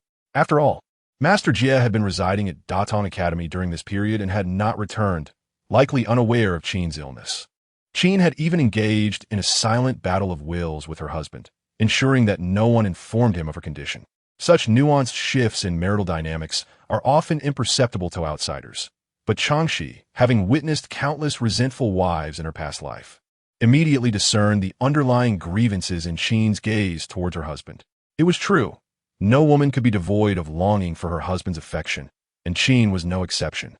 It was not until Qin prepared to rest that she allowed Chang Xi and Jiejin to depart. The two strolled through the night-shrouded Jie residence, accompanied by servants holding lanterns. "Jiejui, how is your stomach faring?" Chang Xi inquired with a smile amidst the dim moonlight. Jiejin's expression darkened. Was she intentionally bringing up the subject? Noting his silence, she remained unfazed, continuing to regard him with her hands clasped behind her back. "Do you wish to promptly conclude our rather awkward relationship?" She gestured between them, indicating the discomfort.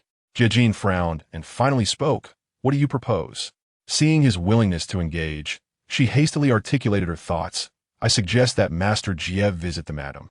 I believe she misses him dearly, though she has yet to voice it. This could hasten her recovery." Jiejin suddenly halted, fixing her with a gaze. "Are you also thinking of your husband?" Chang Xi widened her eyes in disbelief. What nonsense was he spouting? Did he think she longed for Su Dalong? Huh! What a ludicrous jest. Why would she wish for him? Unless it was for his demise. Noticing Jiejin seemed to await her response, she coldly retorted, "Would you yearn for someone who would sell you as an object?" Her words struck at the heart of the matter. Jiejin, initially merely curious, now recognized a significant truth. This woman was deeply affected by her status as an object for sale. She was not passively accepting her fate, but subtly resisting, as she was evidently pained by the notion of being reduced to mere property. For the first time, he offered her an apology. "I apologize. I meant no offense." Was Chang Xi the type to simply brush off such remarks? Certainly not. With her characteristic pettiness and grudges, she replied, "It's too late. I have already remembered." This small episode would resurface years later on a similar night, where Chang Xi would use it to chastise Jiejin, a recurring jest that would haunt him for years to come. Of course, at that moment, Jiejin was unaware of the future implications.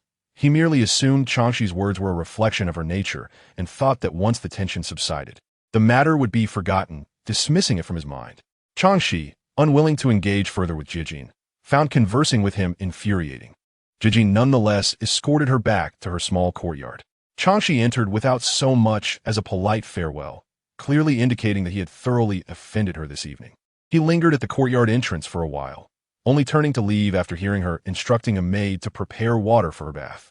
Mother Luo, eagerly anticipating Jiejin's overnight stay at the small courtyard, sighed in disappointment upon seeing him depart.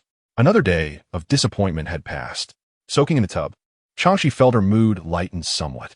Her anger towards Jiejin was half genuine and half a pretext to establish distance between them, giving her a valid reason to ignore him. Leaning against the tub's edge, she closed her eyes to rest, plotting her next moves. The following day, when she returned to Qin's quarters, she was relieved not to encounter Jiejin, fearing Qin might meddle in her affairs. However, in Jiejin's absence, an unexpected visitor arrived. Qin appeared to still be unwell, but upon receiving visiting cards from both the Bai and Fong family simultaneously, she managed to muster some energy. How amusing that they both chose to come at once. She remarked, "Madam, should we not see them one at a time?" Mother Zhao suggested, concerned that the two families might clash. Qin rose to change into garments suitable for receiving guests, casting aside the invitations, and unexpectedly turned to Chang Xi, asking, "What is your opinion?" Chang Xi, taken aback by Qin's inquiry, saw no reason to hold back. "If it were me, I would meet them both together." Mother Zhao winced slightly. What nonsense was this? Wasn't this just asking for trouble? Yet Qin smiled appreciatively, saying, "Your suggestion is indeed clever." She then turned to Mother Zhao, instructing, "Proceed as Chang Xi has advised." Mother Zhao remained hesitant. What if a confrontation erupted and harmed Qin? The suggestion from Chang Xi, though wise, would require significant effort on her part. Although Chang Xi was undoubtedly astute, navigating the complexities of relationships among noble families was no trivial matter. Given her background, she had likely not encountered such interactions before. "Madam?" Mother Zhao attempted to dissuade her. Qin, intolerant of any challenge to her decisions, regarded Mother Zhao coldly. This usually astute and capable woman was behaving unusually today. Recognizing that her advice would be disregarded, Mother Zhao swallowed her doubts, thinking it unwise to provoke Qin's displeasure. I shall make the arrangements. Upon hearing these words, Qin's pale face finally displayed a hint of a smile. By the way, invite that young lady from the Fong family to join us as well. The heart of Mama Zhong tightened once more. She anticipated a stormy clash ahead and knew she must tread carefully. What, do you have doubts? Qin inquired, her brows furrowing. No, this old servant shall fetch her at once, Mama Zhong replied without hesitation. She was adept at reading the room and would not insist on matters that were ill-advised. Thus, she bowed and departed to make arrangements. Do you know why I have invited the young lady from the Fong family as well? Qin turned to the quiet Chang Xi beside her. Chang Xi had refrained from interjecting, understanding that there were times when it was wise to remain silent. However, it was clear that Qin was probing her, so after a moment's contemplation, she responded, Your arrangement surely has its purpose, and I would not dare to speculate recklessly. Your response is quite clever, Qin remarked with a smile, nodding at Chang Xi. Chang Xi smiled quietly, fully aware that Qin intended to create a battleground. After all, Fong Fan was one of the key players in this drama, and her presence was indispensable. With Fong Fan present, the Bai and Fong families would surely tear at each other, thereby elevating the Jie's position to one of neutrality. They could act as mediators, potentially winning the favor of both families or aligning themselves with a more reasonable side, leaving the unreasonable one feeling too embarrassed to continue their ruckus. Regardless of how the situation unfolded, the Jie family would remain unscathed. Indeed, experience speaks volumes. Qin was astute in managing these affairs, though her obstinate tendencies were another matter entirely. At that moment, Qin settled before the dressing table, where her personal maid approached to assist her in tidying her appearance. Seemingly dissatisfied with her pallid complexion, she instructed the maid to apply a light touch of makeup to enhance her complexion. Chang Xi stepped forward to adjust her hairpin and took the opportunity to say, Madam, I think I shall return for now. Once you have finished your business, I will come back. Not being one of the formal ladies of the household, she preferred to avoid entanglement in this murky affair, especially since she was disinterested in witnessing the performance of the White Lotus.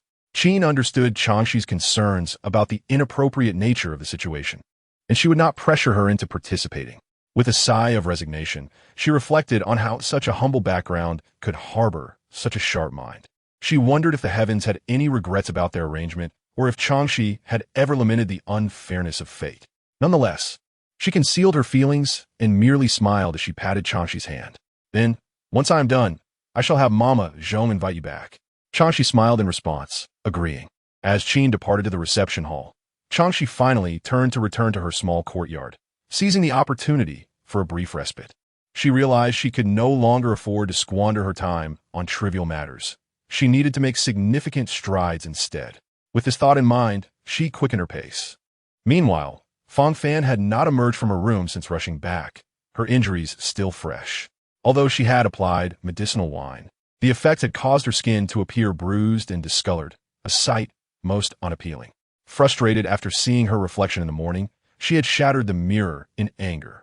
Just as she wallowed in her discontent, Mama Zhong approached to summon her, but Fong Fan declined, citing her need to recuperate.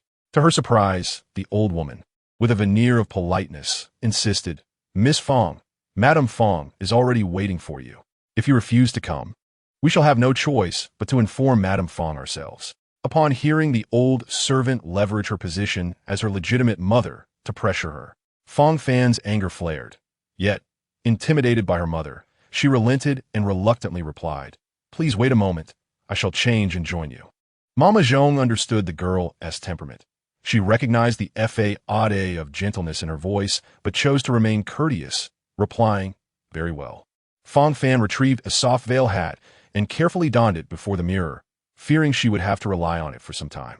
After nearly 15 minutes of waiting, just as Mama Zhong's patience was waning, Fong Fan finally emerged, supported by her maid. Noting the hat that concealed her features, Mama Zhong's disdain deepened, as she believed Fong Fan was aware of her own shortcomings. She led the young lady to the hall where guests were received. In the hall, Qin occupied the position of host, greeting Bai Si, the matriarch of the Bai family, and Madame Fong, the mother of Fong Fan, as they took their seats. Bai Si was the younger sister of Madame Fong, and their families had maintained a close relationship, which was why Bai Shi and Fong Fan had been friends. However, after Bai Shi returned home in tears, Bai Si harbored resentment towards Madame Fong. Had it not been for her daughter's distress, she would have already rushed home to berate Madame Fong. Seeing her sister-in-law seated there with apparent indifference infuriated Bai Si, prompting her to retort. Some people possess a skin thicker than city walls, raising a daughter who cavorts with other men, yet they still have the audacity to venture out among company. If it were me, I would at least hide in my home for a year or so, for I could not bear such disgrace. Madame Fong's complexion shifted between shades of green and white as she absorbed the insult. She had not intended to embarrass herself at the Jia residence. However, upon receiving the invitation, she had sent someone to inquire, only to learn of Fong Fan's disgraceful actions. The news had left her feeling humiliated and trembling. When her husband discovered the situation, he chastised her for failing to raise Fong Fan properly, dismissing her years of effort in educating their children. He ordered her to return Fong Fan immediately to prevent further disgrace to the Fong family. Consequently, she set out early that morning without even drinking a drop of water, determined to resolve the matter swiftly. Naturally, she would not hesitate to shift the blame onto the GF family should the opportunity arise. For her sister-in-law's crude daughter was full of flaws, easily pointing the finger at her. Despite her disdain for her niece, she had previously concealed her feelings in the interest of maintaining friendly relations. Now, provoked by her sister-in-law's scorn, she could no longer remain silent. One must speak with a sense of justice, for the Fong family, regardless of its faults, remains your family too. Would belittling her own family elevate her standing? At times, this sister-in-law's foolishness matched that of her own daughter, speaking without thought. Yet, Bai Si was unfazed by her retort. The Fong family may be esteemed, but one must question the character of those who marry into it. Only heaven knows the truth. Perhaps this poor reputation was brought upon the Fong family by certain individuals, thus tainting its reputation.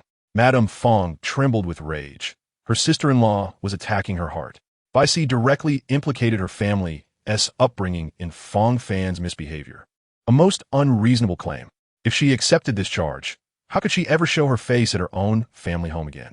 Surely they would refuse her entry. Fong Ruyu, do not speak recklessly. I will not tolerate your slander any longer. Bai Si, coldly smiling, countered, what have I said that is untrue? Is not Fong Fan your own flesh and blood?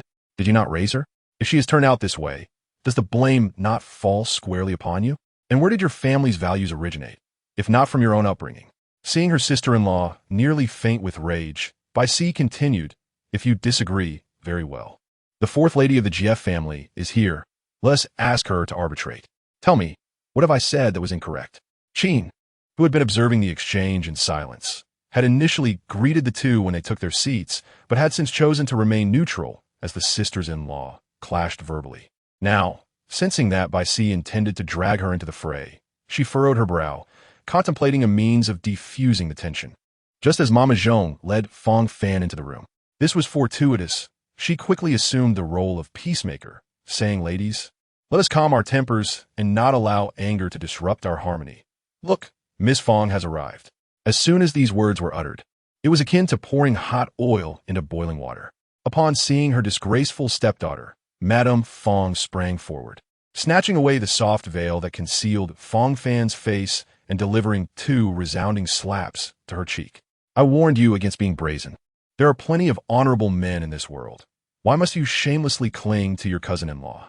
Fong Fan, already nursing old wounds, now bore fresh injuries, left momentarily stunned by the blows. It took a while for her to gather her wits, and with tears streaming down her face, she beseeched her legitimate mother. Mother, I swear it is not true. Do not listen to the malicious words of those who seek to slander me. I have always conducted myself with propriety. How could I be subjected to such unwarranted calamity? Her tears flowed profusely, yet none present showed the least bit of sympathy. They were all cold-hearted middle-aged women. Look at her. Who is she trying to impress with this act? I have seen flower girls in the marketplace who weep more pitifully than she. Madame Bai, Fong Ruyu, was not to be outdone and quickly took a moral high ground to launch her own attack. Nanny Zhong observed from behind the Qin matriarch and noted the heated quarrel between Madame Bai and Madame Fong. Meanwhile, Her own mistress remained composed. Suddenly, Nanny Zhong realized why Qin had orchestrated the situation. She had foreseen this very outcome. Thoughts of Chang Xi crossed her mind. The idea had originally been hers, and she felt a pang of shame for underestimating her due to her humble origins. In the midst of the conflict between Madame Bai and Madame Fong, it was Fong Fan who bore the brunt of the fallout. With every displeasure expressed by either woman, another slap would land upon her, and she lost count of how many blows she had received. Her face felt numb from the pain, and she feared it had swollen beyond recognition. Finally, unable to endure any longer, she cried out, "Enough! I have already said it is not my fault. Why do you refuse to believe me?" Both Madame Bai and Madame Fong regarded her with disdain, clearly unmoved by her pleas. Fong Fan's resentment toward them reached a boiling point. They were 100-fold more detestable than that foolish woman from the Bai family.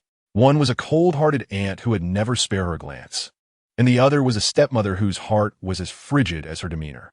Yet, she dared not unleash her fury upon them. Her aunt held favor in the Fong household, and her grandparents and father leaned toward her. As for her stepmother, she wielded the power of life and death over Fong Fan, determining her future marriage prospects. Thus, she refrained from crossing her. Instead, Fong Fan sought to strike at the weakest among them, her gaze shifting past her two most loathed adversaries to the matriarch Qin seated at the head. "Madame Xi, will you not speak? It was your household as stewardess, Chang Xi, who slandered me, inciting discord between me and my cousin, casting me in a negative light. Now, I am left to bear the scorn of my aunt and mother, while she remains untouched by the consequences. Is there no justice in this?" Madame Fong furrowed her brow at this revelation. Though she had only a vague understanding of the situation, her suspicions were not stirred due to Fong Fan's past misdeeds.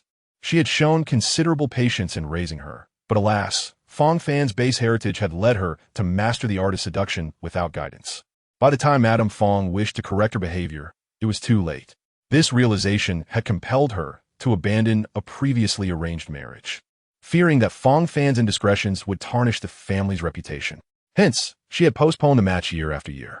When Fong Fan expressed a desire to visit the GF family, Madame Fong had readily agreed, thinking it would provide a respite from her troubles.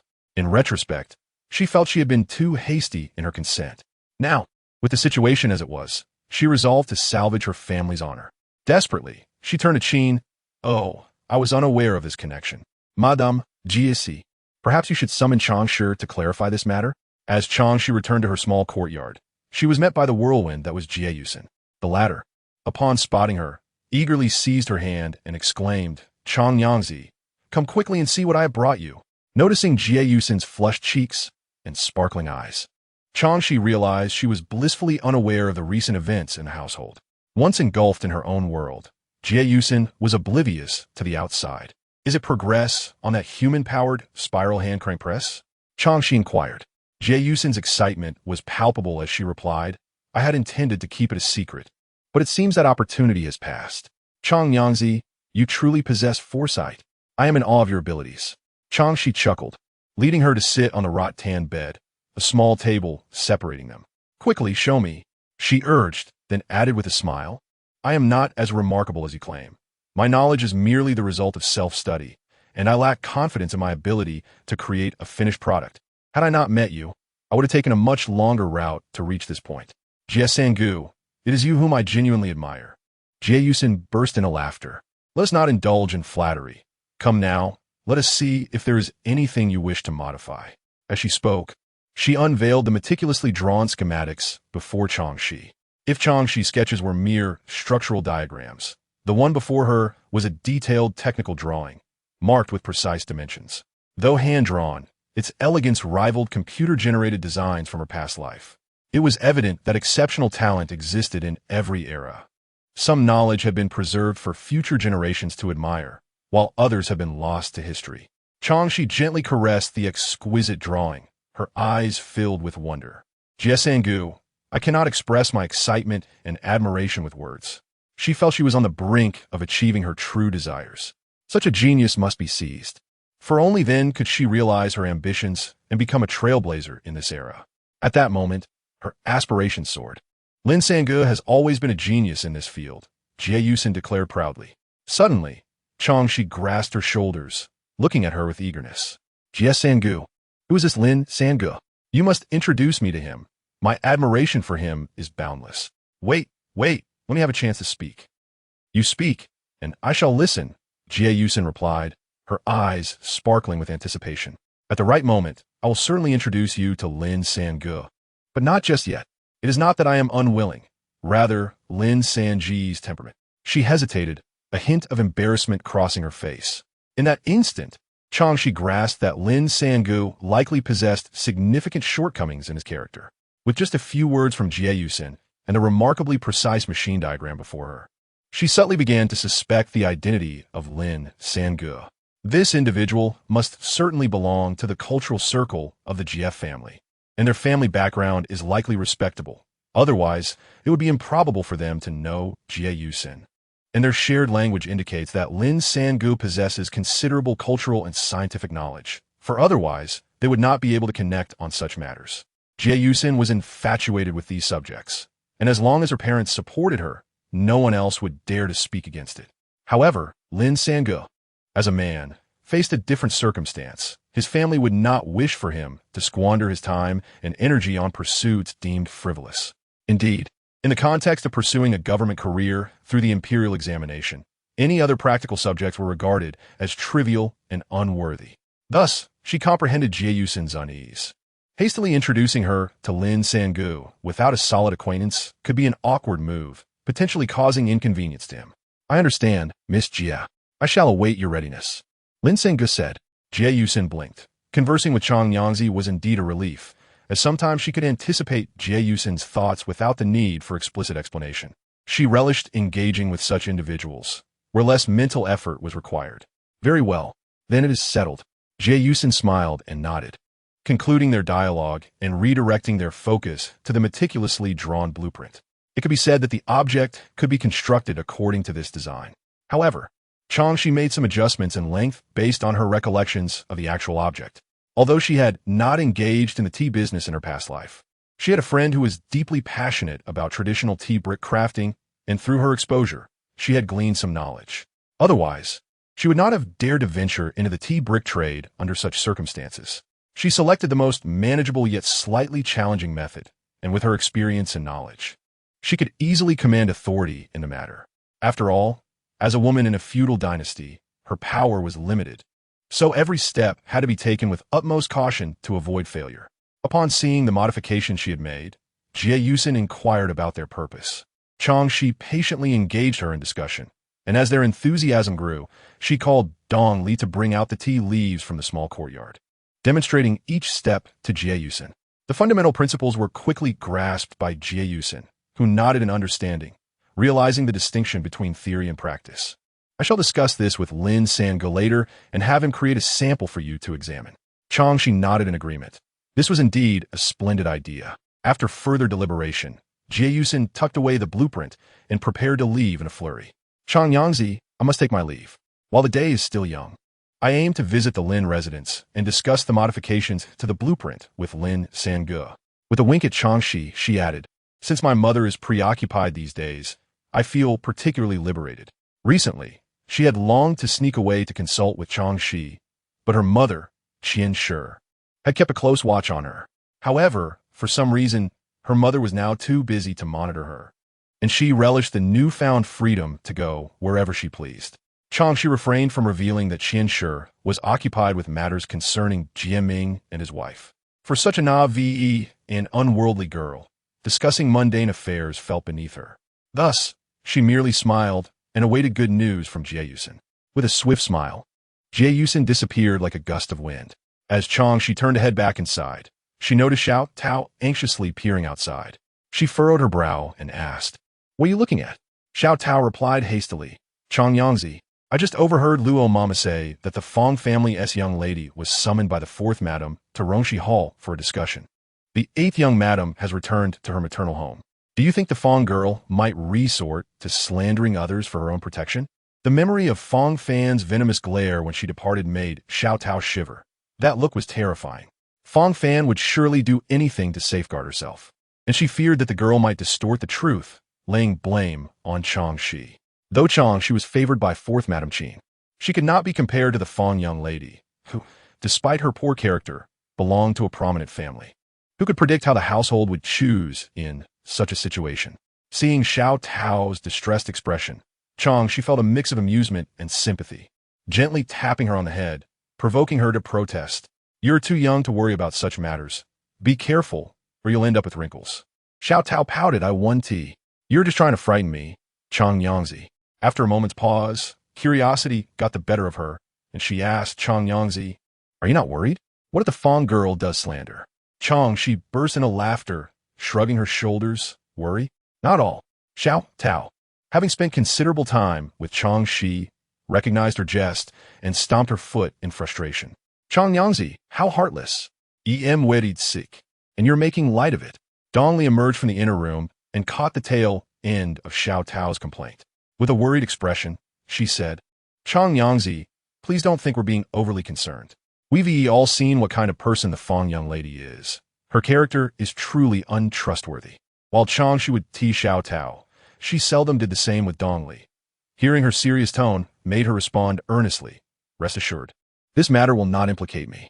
Let us return and enjoy some pastries and tea while we await Luo Mama's report on the situation at Rongshi Hall. Are you really not worried? Dongli found it hard to believe. Where did Chang Xi derive such confidence? Shi smiled, feeding a piece of cake to Xiao Tao, choosing not to answer Dongli. Her confidence stemmed from her own assurance. After all, this was the Jia residence, not the Fong family. In Rongshi Hall, the atmosphere was tense, with Qin Shi glaring coldly at Fong de Foreign. Fong de Foreign, however, met her gaze without flinching.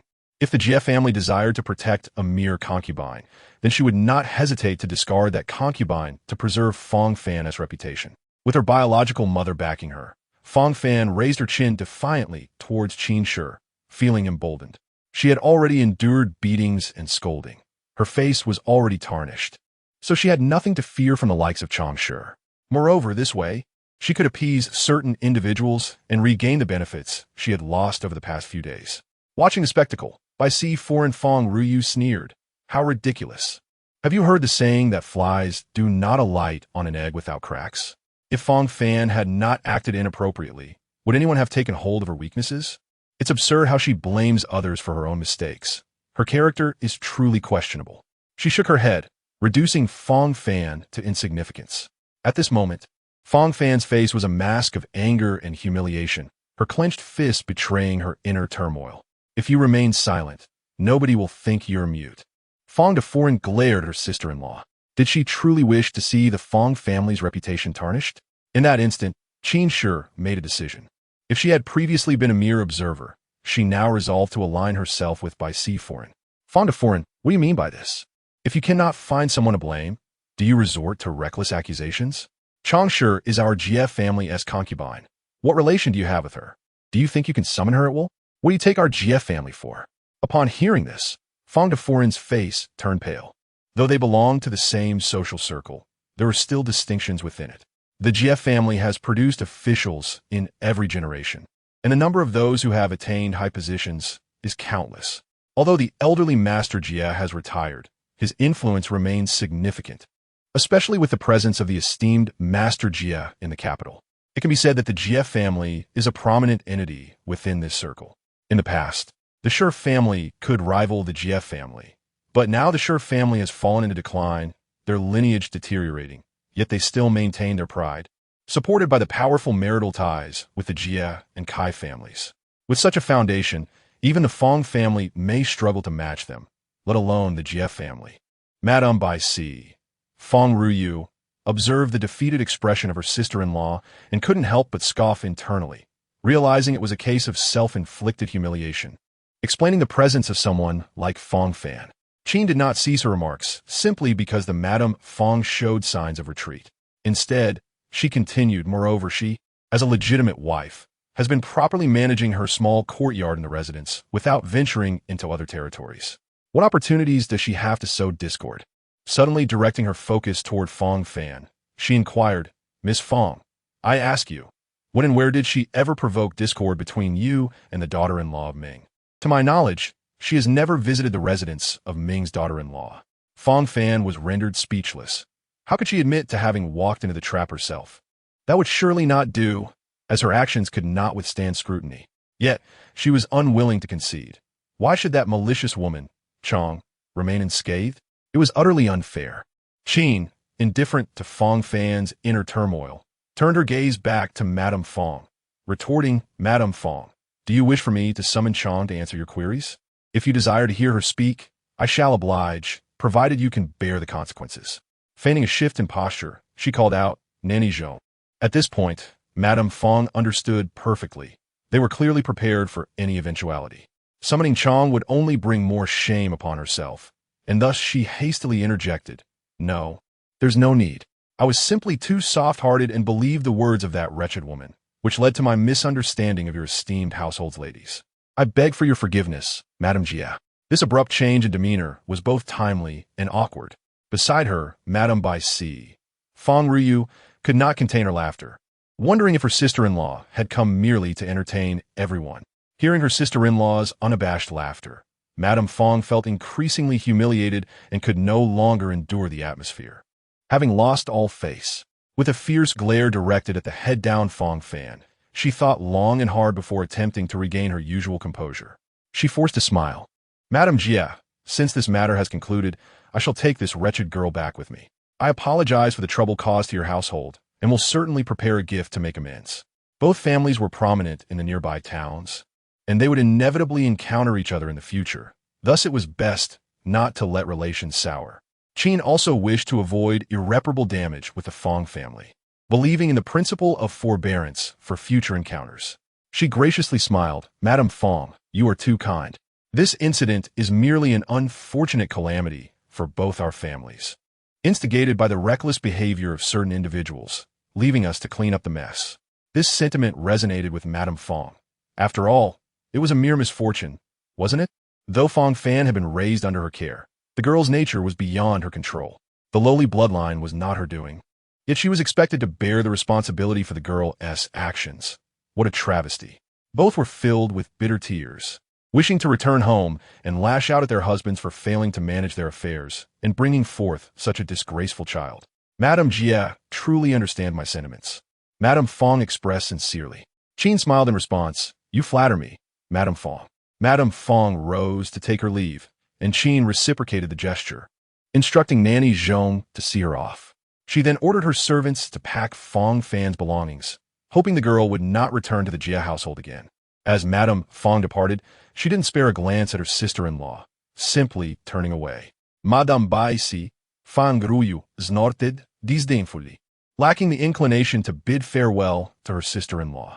The thought of her well-raised daughter causing her own daughter distress made her wish to strike Fong Fan several times. Harboring great resentment toward her maternal family, Fong Fan remained silent, trailing behind her biological mother out of the Rongxi Hall. The sunlight outside did not penetrate her heart. She knew that upon returning home, her situation would likely turn dire, as her mother might hastily arrange a marriage for her. No, she could not remain passive. Marriage was her only opportunity to alter her fate. Thus, while her mother conversed with Nanny Zhong, she discreetly instructed her personal maid to deliver a letter she had prepared the previous night, ensuring it reached her designated contact. Make sure it is delivered in person. The maid nodded understandingly.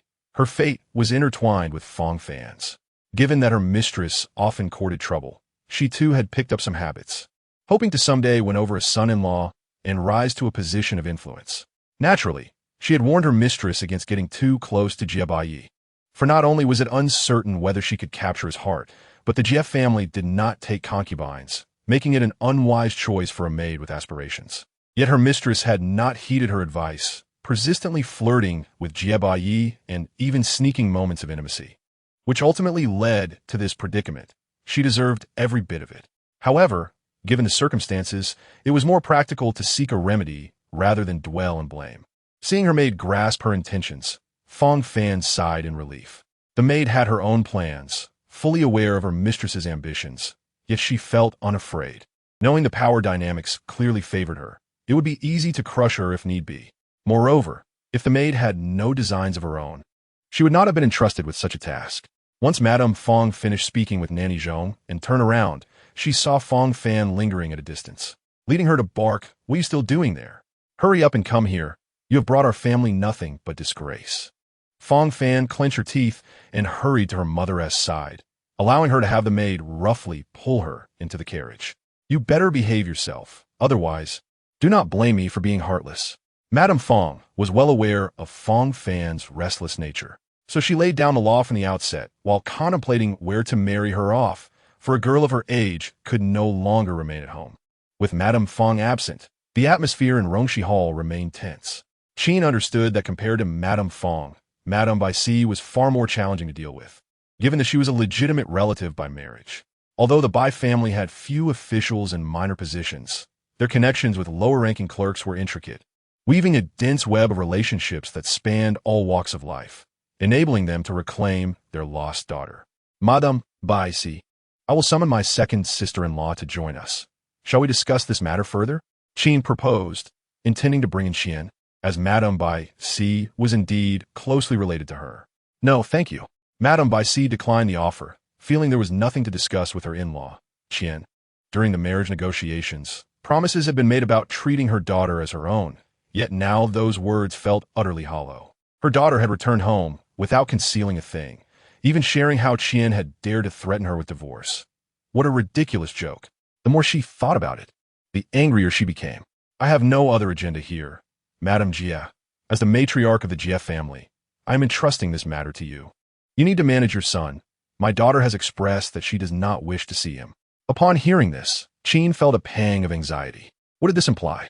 Madame Bai Si offered no opportunity for further contemplation, instead clapping her hands.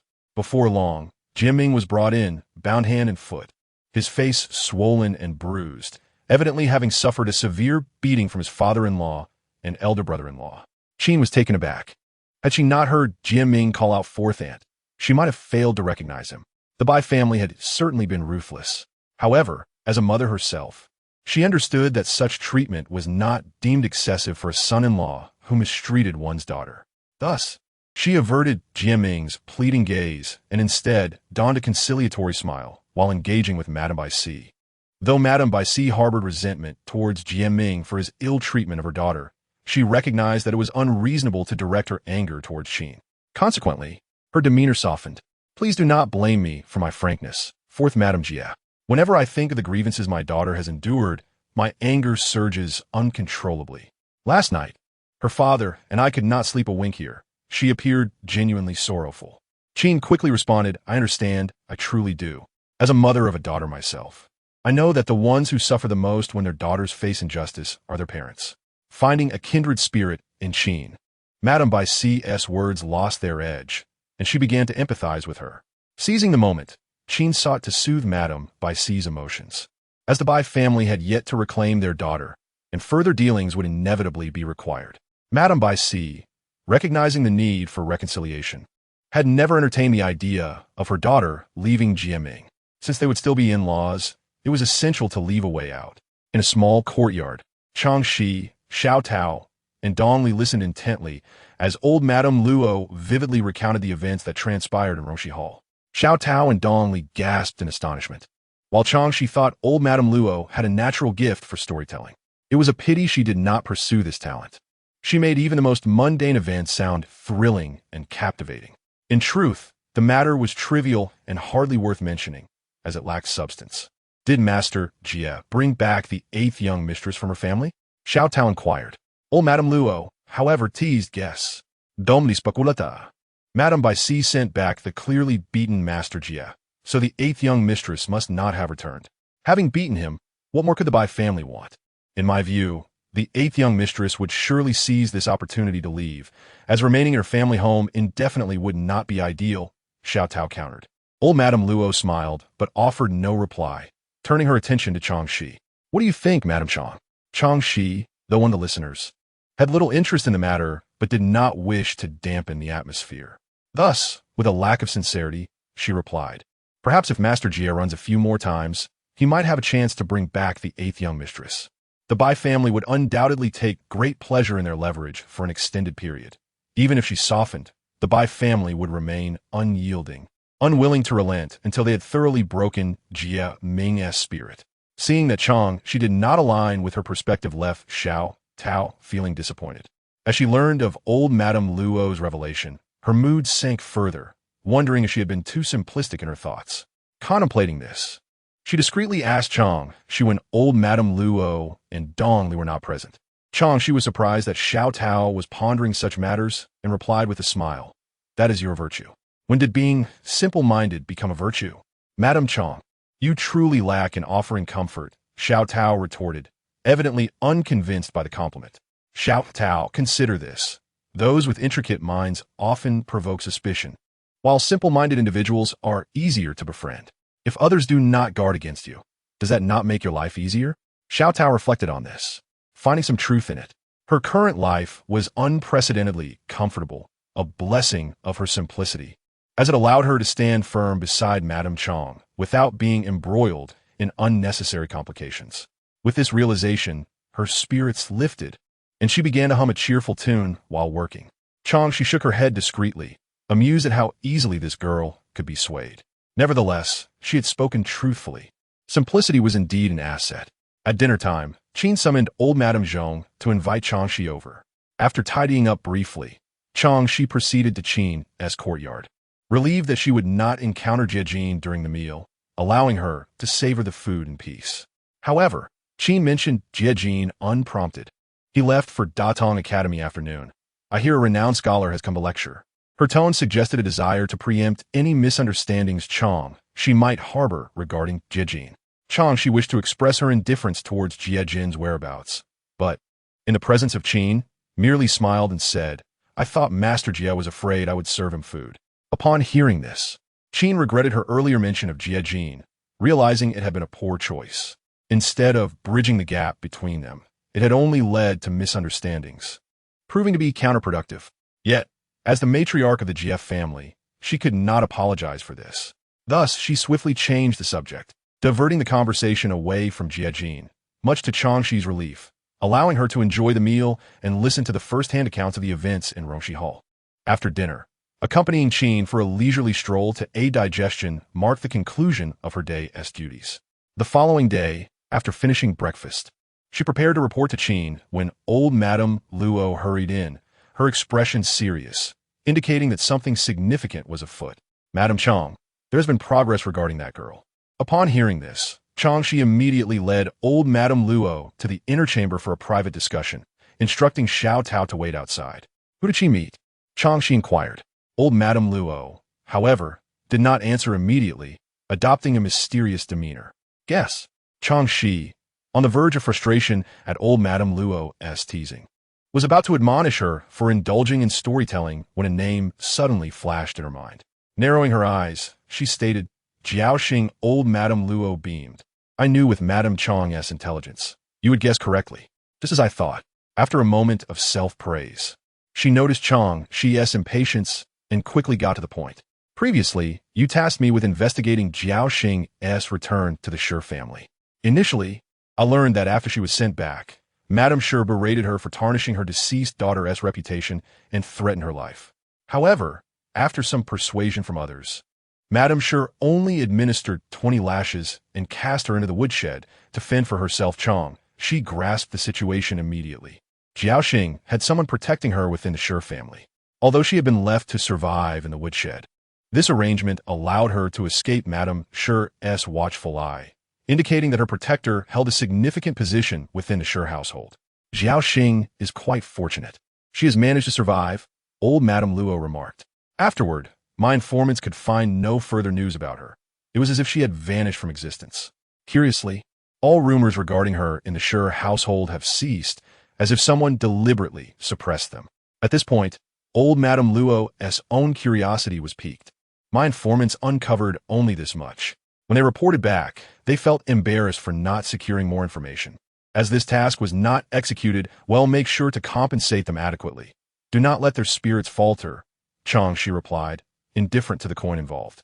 Old Madame Luo promptly assured her, I share your sentiment. The agreed-upon payment will be honored without reduction. This led to the topic of those watching the girl. It was the informant who returned with the news of Jiaoxing meeting with the young girl. However, regrettably, he had not seen her protector, as that individual remained concealed within a carriage, never revealing themselves. After a pause, Noticing Chang Xi's frown, old Madame Luo shifted her tone. However, Lao Mama dared not hesitate any longer and promptly stated, however, he did hear a voice, and indeed, it belonged to a woman. A woman?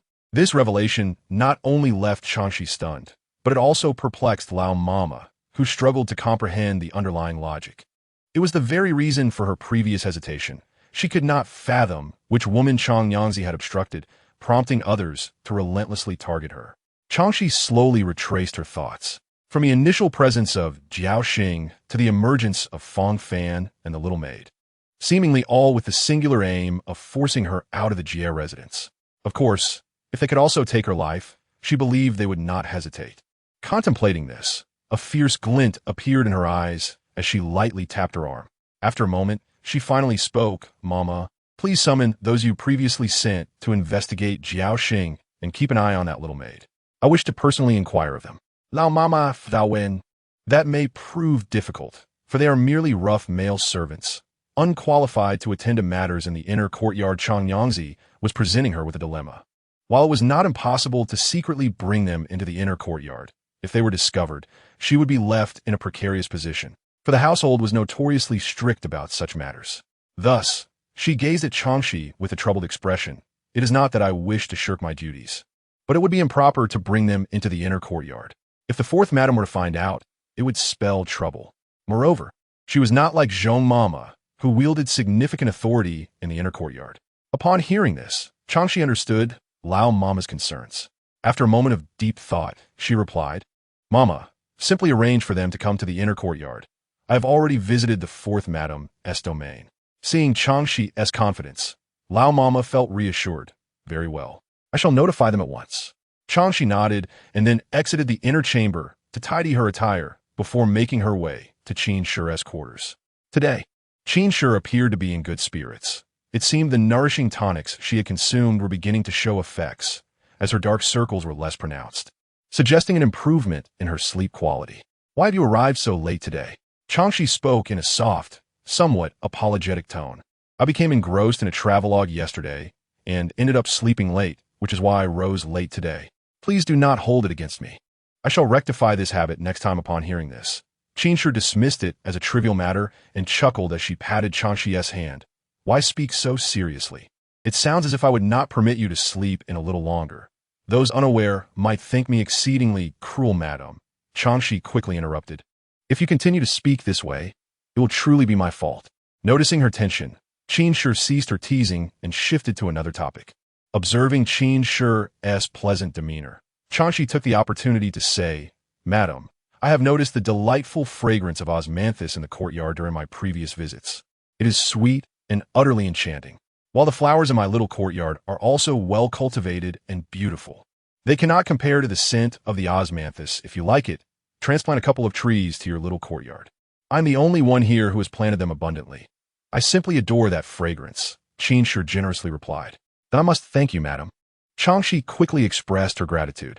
Observing Chang Xi's current demeanor, Qin Shi noted the transformation, realizing the truth in the saying that one's environment influences one's disposition. The present Chang family appeared elegant and poised, hardly resembling someone of humble origins. She gestured for her to rise casually, saying, Have Lao Mama send for a couple of young servants from the outer courtyard to assist with the transplanting.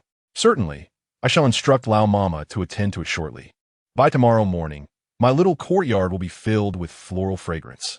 Qin Shi was amused by the charming satisfaction visible on Chang Xi's face. Chang Xi was not a greedy person, but this arrangement was indeed beneficial.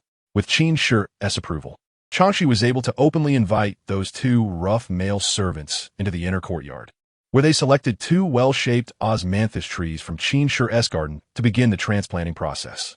With this task at hand, she had a valid reason to refrain from making further visits to Qin Shi in the afternoon. Instead, personally overseeing the two male servants as they dug holes for the trees, thoroughly engrossed in the activity, while no one suspected her ulterior motives, save for Lao Mama, who could only click her tongue in quiet disbelief. Lao Mama could never have imagined that Chang Xi's excuse would lead to the planting of trees in Qin Shi's garden. Was she not afraid of incurring Qin Shi's displeasure? Nevertheless, She found herself unable to keep pace with Chang Xi's line of thought and decided not to ponder it further, opting instead to follow instructions. Thus, she adopted a somewhat resigned attitude. Taking advantage of the situation, Chang Xi dispatched the rough female servants from the little courtyard, leaving only herself, Dong Li, Xiao Tao, Lao Mama, and the two male servants. Glancing up at the blazing sun, she instructed Dong Li and Xiao Tao to brew 2 pots of tea and bring some refreshments before telling the male servants to take a break. Having received Lao Mama as secret instructions, the 2 male servants understood that the beautiful Chang Xi before them intended to ask questions. They promptly set down their tools and stood at attention, too intimidated to meet Chang Xi's gaze, fearing that any perceived disrespect might provoke a wrath. Observing their apprehensive demeanor, Chang Xi acknowledged their discipline with satisfaction and gently encouraged, "Please have some tea and a snack before answering my questions." The elder of the two quickly replied, "Chang Xi, we are accustomed to such tasks and do not find them tiring. You may ask us anything," aware that they were feeling constrained in her presence. Chang Xi decided to address the matter directly, knowing that once she was no longer there, they would feel free to enjoy their refreshments. Firmly resolved, she proceeded to inquire, beginning with Jiaoxing. Did the Shi residents have rumors from the outset, or did they arise only to be suppressed later? This was a matter of sequence, seemingly trivial. Yet since Chang Xi had brought it up, it signified its importance. The elder male servant, who appeared to have been sent to investigate Jiaoxing, reflected for a moment before responding. There were indeed rumors at first, which were eventually suppressed. I had heard quite a few whispers regarding Jiaoxing in the residence. What were they saying? Pray recount them. The elder servant began to recall. Some said that Jiaoxing had ingratiated herself to climb the social ladder, while others claimed that she had never truly devoted herself to serving the eldest daughter. There is even a rumor suggesting that Jiaoxing had sold out her master for personal gain, selling out her master for gain. Chang Xi seized upon this key phrase and pressed further, "Please elaborate." Jiaoxing had been a servant to the Shi family and had earned their trust to serve as a companion maid after the death of her mistress. She remained in the Jia residence. Thus, the notion of selling out her master seemed far-fetched. However, in light of Lao Mama's previous remarks, Chang Xi sensed there was more to this story. There were not many who spoke of this in the Shi residence, and soon enough, the chatter faded. The elder servant continued. I attempted to approach those who mentioned it, but none could specify who had started the rumor. It was merely known that such whispers had circulated in a limited circle. Understanding now, Chang Xi realized that among the various rumors about Jiaoxing, this one bore the most potential for harm and was thus silenced first. What could this person fear? They likely feared this rumor reaching the ears of the 6th Madam, Kai Shi, for the deceased Shi was her daughter. Contemplating this, she suddenly found herself confronted with a terrifying thought. She abruptly halted this line of thinking, recognizing its perilous nature. Her ability to protect herself was still fragile, and it would be unwise to delve deeper. Should she inadvertently alert someone, the consequences could be dire. Seeing Chang Xi's complexion change, Lao Mama expressed her concern. Chang Xi, do you sense something amiss? You speak, and we shall investigate. I cannot believe we cannot uncover any trace. Chang Xi quickly regained her composure, casually fabricating a reason to deflect. I do not find anything amiss. I merely feel sorrow for the first Mrs. Jiao, the Shi family. If she were aware from beyond the grave, she would undoubtedly feel quite aggrieved. Upon witnessing Chang Xi's genuine expression, Granny Luo took her words at face value, pondering how naive Chang Xi could be at times. After all, the Shi family had already lost her. What more could she hope for?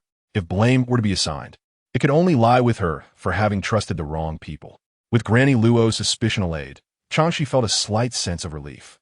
As for the other rumors, they had been quelled, likely to obscure this particularly damaging one. The conclusion drawn from this meticulous unraveling was that Jiaoxing had indeed betrayed the Shi family, and her new master was also a member of the Shi household. Once again, she scrutinized the offspring of the Shi family's head, Master Shi Lu, narrowing her focus until she fixated on one individual. Thus, she inquired of an older male servant, what were the masters of the household occupied with after Jiaoxing was punished? This question was broad, and the older servant wore a troubled expression, as Master Shi Lu had many children, leaving him uncertain of where to begin. Let us start with Madame Shi Lu and a few of her daughters. Upon hearing Chang Xi mention specific individuals, he hastily continued, Madame Lu exhibited no unusual behavior. She managed the household affairs as usual. The second young lady has already been married off and is not in the residence. As for the third and fourth young ladies, they went to the temple to burn incense, claiming it was for the late Mrs. Jiao's memorial service. Oh, and I heard they returned with a good fortune slip, which reportedly pleased Madame Lu so much that she even ate 2 extra bowls of rice. Which young ladies of the Shi family accompanied them to the temple? The eldest and third young ladies went that day as well. However, I have not heard of them obtaining any fortune slips. At first glance, the actions of the Shi women appeared entirely normal, yet Chang Xi detected an unusual undertone. Did Jiao Xing gradually regain her freedom from the woodshed after their return from the temple? The older male servant suddenly grasped her implication, saying, I hadn't considered that angle until you mentioned it. Indeed, ever since they returned with a good fortune slip, Jiao Xing's troubles seemed to fade, and Madame Lu ceased her cries for her punishment. At that moment, the servant regarded Chang Xi with newfound respect, although she had not been present. Her inquiries revealed the details he had overlooked. With this, Chang Xi had gleaned the answers she sought regarding Jiao Xing, and turned her gaze toward the younger male servant. Tell me about the person Jiao Xing interacted with while seated in the carriage. The younger male servant scratched his head, looking sheepish as he replied, I couldn't clearly see who was in the carriage that day. I only heard Jiao Xing call her young lady. This was yet another detail Granny Luo had failed to clarify. Chang Xi pressed on. Are you certain you heard her call her young lady? Did she specify her rank among the young ladies? The younger male servant, surprised by Chang Xi's quick follow-up, shook his head. No, both Jiao Xing and the maid in the carriage referred to her as young lady. Did that young lady say anything? At this question, Chang Xi held her breath, understanding its significance. The younger male servant hesitated before finally stating, I did hear her utter a few words. Her voice sounded youthful, likely belonging to a girl of tender years. If you were to hear that voice again, would you recognize it? The younger male servant, without hesitation this time, replied with certainty, yes. Though she spoke little, her voice was distinctive. I would certainly be able to identify it upon hearing it again. Granny Luo, perplexed, mused over the challenge of identifying someone solely by voice, given the vast number of young ladies in the Shi family, both married and unmarried. The task seemed daunting. Madame Chang, it will be quite difficult to find a match. She attempted to dissuade Chang Xi from pursuing this line of inquiry, pointing out the considerable expense involved. As infiltrating the Shi household was no small feat, even gaining proximity to the masters would be complicated. After all, not everyone could navigate the intricacies as Chang Xi could. Chang Xi, however, smiled with confidence. Do not worry, Granny. I have my own plans. This piqued Granny Luo's curiosity, but observing Chang Xi's demeanor, she sensed she would not elaborate further, leaving her to ponder the matter in silence. With the answer she desired in hand, Chang Xi turned to head back inside, allowing the 2 male servants to indulge freely. Madame Chang, do you have a suspect in mind? Unable to contain her curiosity, Granny Luo quietly inquired.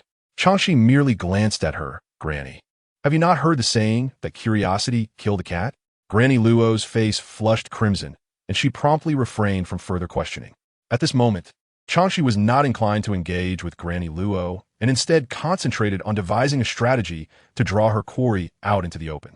However, fate had other plans, and an opportunity unexpectedly presented itself. For Chang Xi, this issue was of utmost urgency. She could not allow this individual to remain hidden while she passively managed the situation. She despised the feeling of being out of control and needed to identify this person, for knowledge of both friend and foe is essential for triumph. Thus, she racked her brain, contemplating how to lure her suspect to the Ji residence, which she deemed the most optimal and cost-effective solution.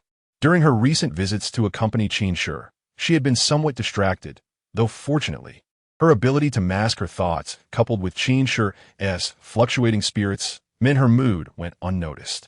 Yet today, upon entering Qin Shi's courtyard, she sensed an air of gloom. It was evident that Qin Shi had not rested well the night before. Sure enough, upon entering, she spotted Qin Shi's personal maid gesturing to her, indicating that her mistress had yet to awaken.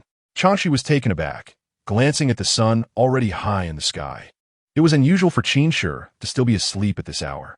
Seizing the opportunity, she pulled the maid, Hong Xiu, aside for a discreet inquiry. Knowing Chang Xi was held in high regard by Qin Shi and that she treated the servants kindly, Hongxiu felt comfortable confiding in her. Last night, Madame experienced a nightmare, repeatedly calling out the name Ji Chui. Madame Chang, do you think Ji Chui's spirit has returned to seek vengeance on our mistress? Chang Xi recognized this notion as absurd. Once a person has passed, they are gone. If spirits were more powerful than humans, why bother being alive? Everyone might as well become ghosts. However, she could not voice such thoughts, so she feigned surprise, immediately pressing. How so? Ji Chui has been gone for some time. Why would Madame still remember her? Hongxiu recounted how, before Ji Chui's demise, Qin Shi had threatened her, concluding with a sigh, in truth, Madame is not so cruel. She merely wished for Ji Chui to reveal what she knew. Who would have thought Ji Chui would take it to heart and choose to end her own life? This has left Madame troubled. After a pause, she added, a few days ago, the physician prescribed some soup that allowed her to sleep more soundly at night, but lately, it seems the effects of the medicine are waning. Madame's sleep has become increasingly fleeting, prompting Granny Zhong to seek out the physician again to adjust the prescription. Chang Xi understood that this was a case of developing a tolerance. While she grasped the situation, she refrained from making her knowledge too apparent. After all, if she understood this, her character would seem too extraordinary, as pharmacology is not common knowledge. From the words of the close maid, it is evident that the medicinal soup containing sedative ingredients has a diminishing effect on Madame Qin, unless the dosage is increased. However, increasing the dosage poses a risk, as prolonged use could deplete Madame Qin's vitality and even her mental fortitude. Hongxiu cast a hesitant glance at Chang Xi, who furrowed her brow at the unspoken implication. If you have something to say, Miss Hong, please speak plainly. I am listening. Only then did Hongxiu whisper, Madame Chang, your words are always cherished by the lady. Perhaps you could persuade her to invite a Taoist priest or a shaman to perform a ritual. This suggestion stemmed from a hope that Chang Xi might encourage Madame Qin to seek someone to exorcise her troubles. Perhaps it would alleviate her inner turmoil. If Madame Qin were to suffer, the maids would surely endure hardships as well. Upon hearing this, Chang Xi scrutinized the maid for a considerable time, pondering whether she was being used as a pawn. If this suggestion were so easily proposed, why hadn't they brought it up themselves? If the maids lacked the necessary influence, surely Grandma Zhong, a trusted confidant of Madame Qin, could suggest it. Recently, she had been the one managing affairs in the household, and Madame Qin had entrusted her with considerable authority. Therefore, if Grandma Zhong could advise Madame Qin, why hadn't she done so? It seemed she preferred to seek scientific solutions from doctors rather than resorting to spiritual practices. In truth, it was clear that Madame Qin held a skepticism towards such beliefs. If she did not, how would she have come to accept the Master's proclamation that she and Jie Jin were fated to bear children? If she had believed it back then, why not now? This indicated a deeper understanding of certain truths that Madame Qin and Grandma Zhong grasped. And surely the maid was not ignorant of this either. Realizing this, Chang Xi contemplated the maid's motives. Why was she so eager to make her the scapegoat? After some reflection, Chang Xi found no grounds for conflict with Hongxiu. She had always treated them with respect, addressing them as Miss and ensuring her demeanor reflected deference. Thus, what was the purpose behind Hongxiu's actions? She could not help but feel wary. Ever since she discovered the likely identity of the instigator behind the scenes, she had to remain cautious. Such hidden machinations often employed insidious tactics. Feeling the intensity of Chang Xi's gaze, Hongxiu could no longer withstand it and laughed nervously. I was merely jesting, Madame Chang. The Jie family is of literary pedigree. How could we believe in such superstitions? She added with a hint of concern. Please do not take it to heart, Madame Chang. I truly meant no offense. I implore you to keep this matter to yourself and not let the lady know I spoke of it. Rather than a request, it felt more like a warning to Chang Xi to avoid stirring trouble, lest they all suffer the consequences.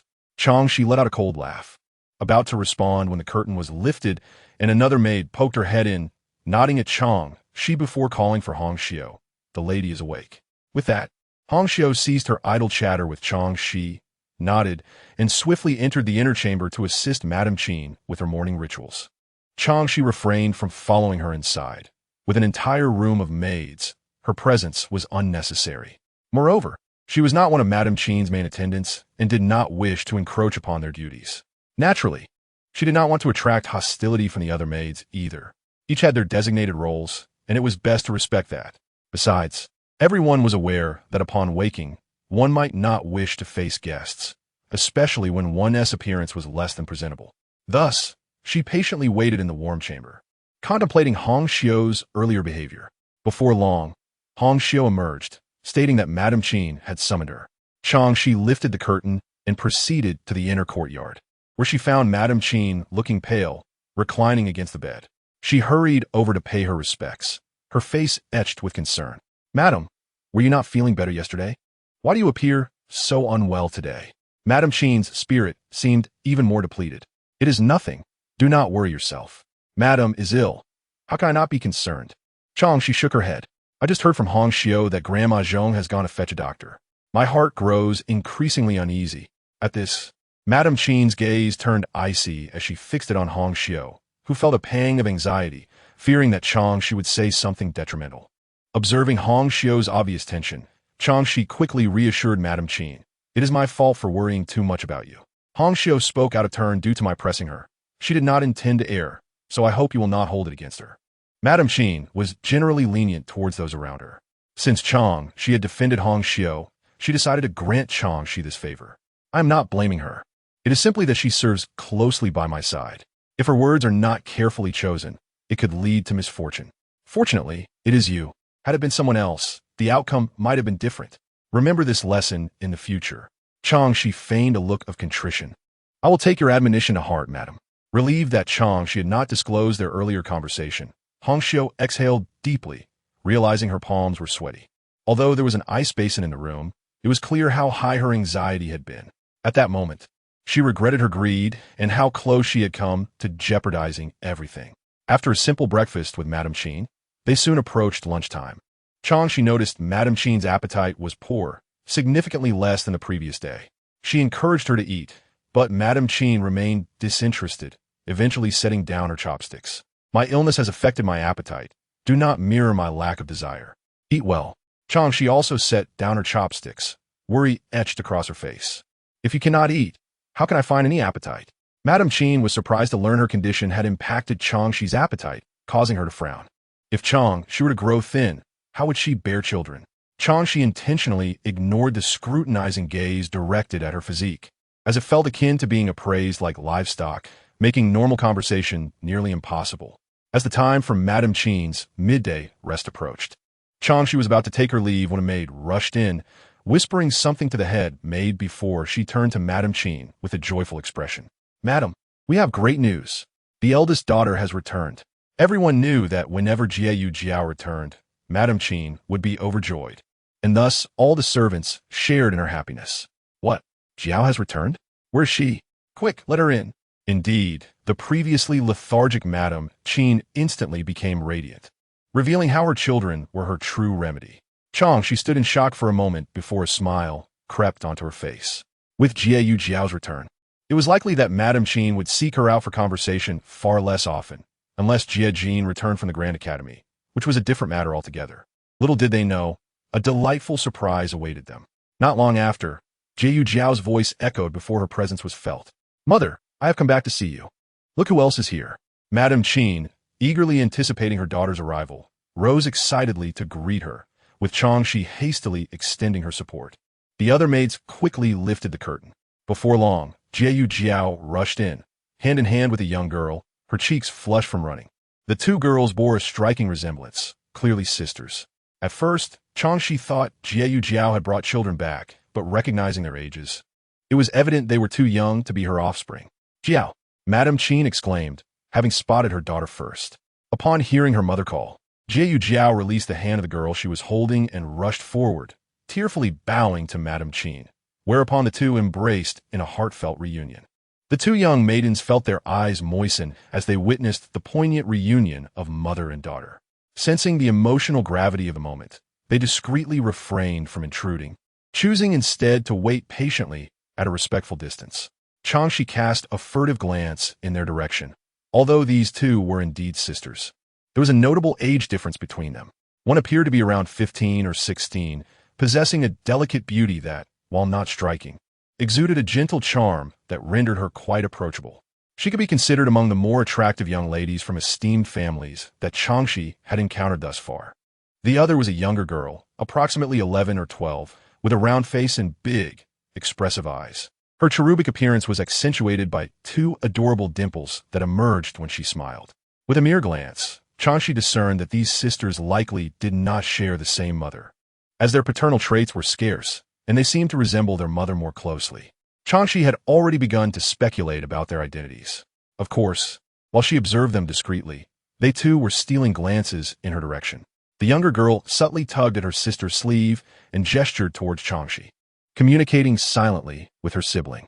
The elder sister, observing Chang Xi, reached out to lovingly tousle her younger sibling's hair and nodded in acknowledgement of the unspoken message. The little girl then made a face, clearly expressing her disdain for Chang Xi's status, while the older girl appeared embarrassed, casting a glance of apology towards Chang Xi for her sister's rudeness, hoping she would not take offense.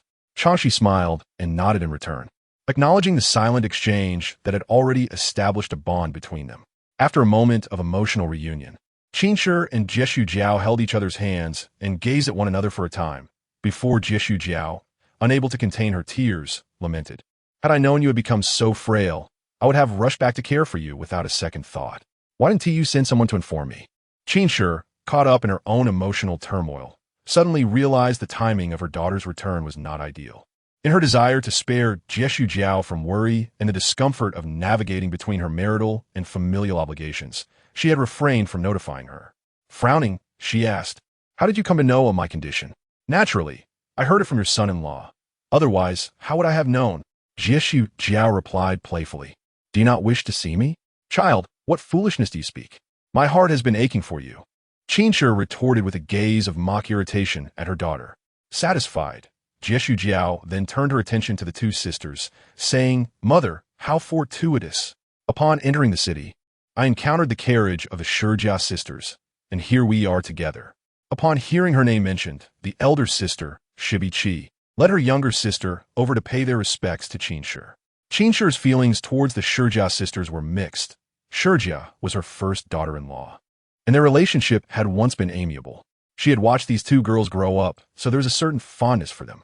Thus, she welcomed them warmly, gesturing for her maidservants to assist them in rising. "Qi, how are your parents?" With warmth in her gaze, Qin Shi inquired.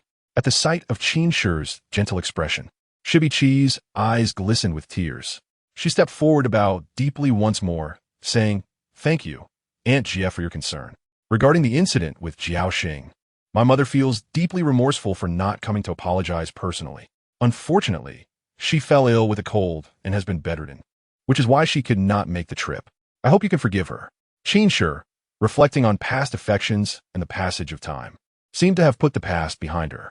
She sighed with a sense of resignation and extended her hand to assist Qi in rising. "I was merely upset in the moment, leading to my hasty decision to send her away. It is good that your mother does not dwell on it." Qi shook her head. "My mother does not dwell on it. She deeply regrets having left that maid in the Jie household, which resulted in her causing trouble. Upon returning, my mother gave her 20 strikes and sent her to the woodshed to fend for herself." Qin Shi felt satisfied with this resolution. While Jiao Xing was indeed troublesome, she did not deserve severe punishment. Let this serve as a lesson for her to remember and avoid making such mistakes in the future. That is certainly the case. My mother has now sent her away from the garden, keeping her in the front yard as a mere servant, which is a concession made for the eldest sister's sake. Qi reflected. Seeing that the Shijia family had taken action against Jiao Xing, Qin Shi chose not to dwell further on the matter. She then beckoned the youngest daughter of the Shijia family to her side.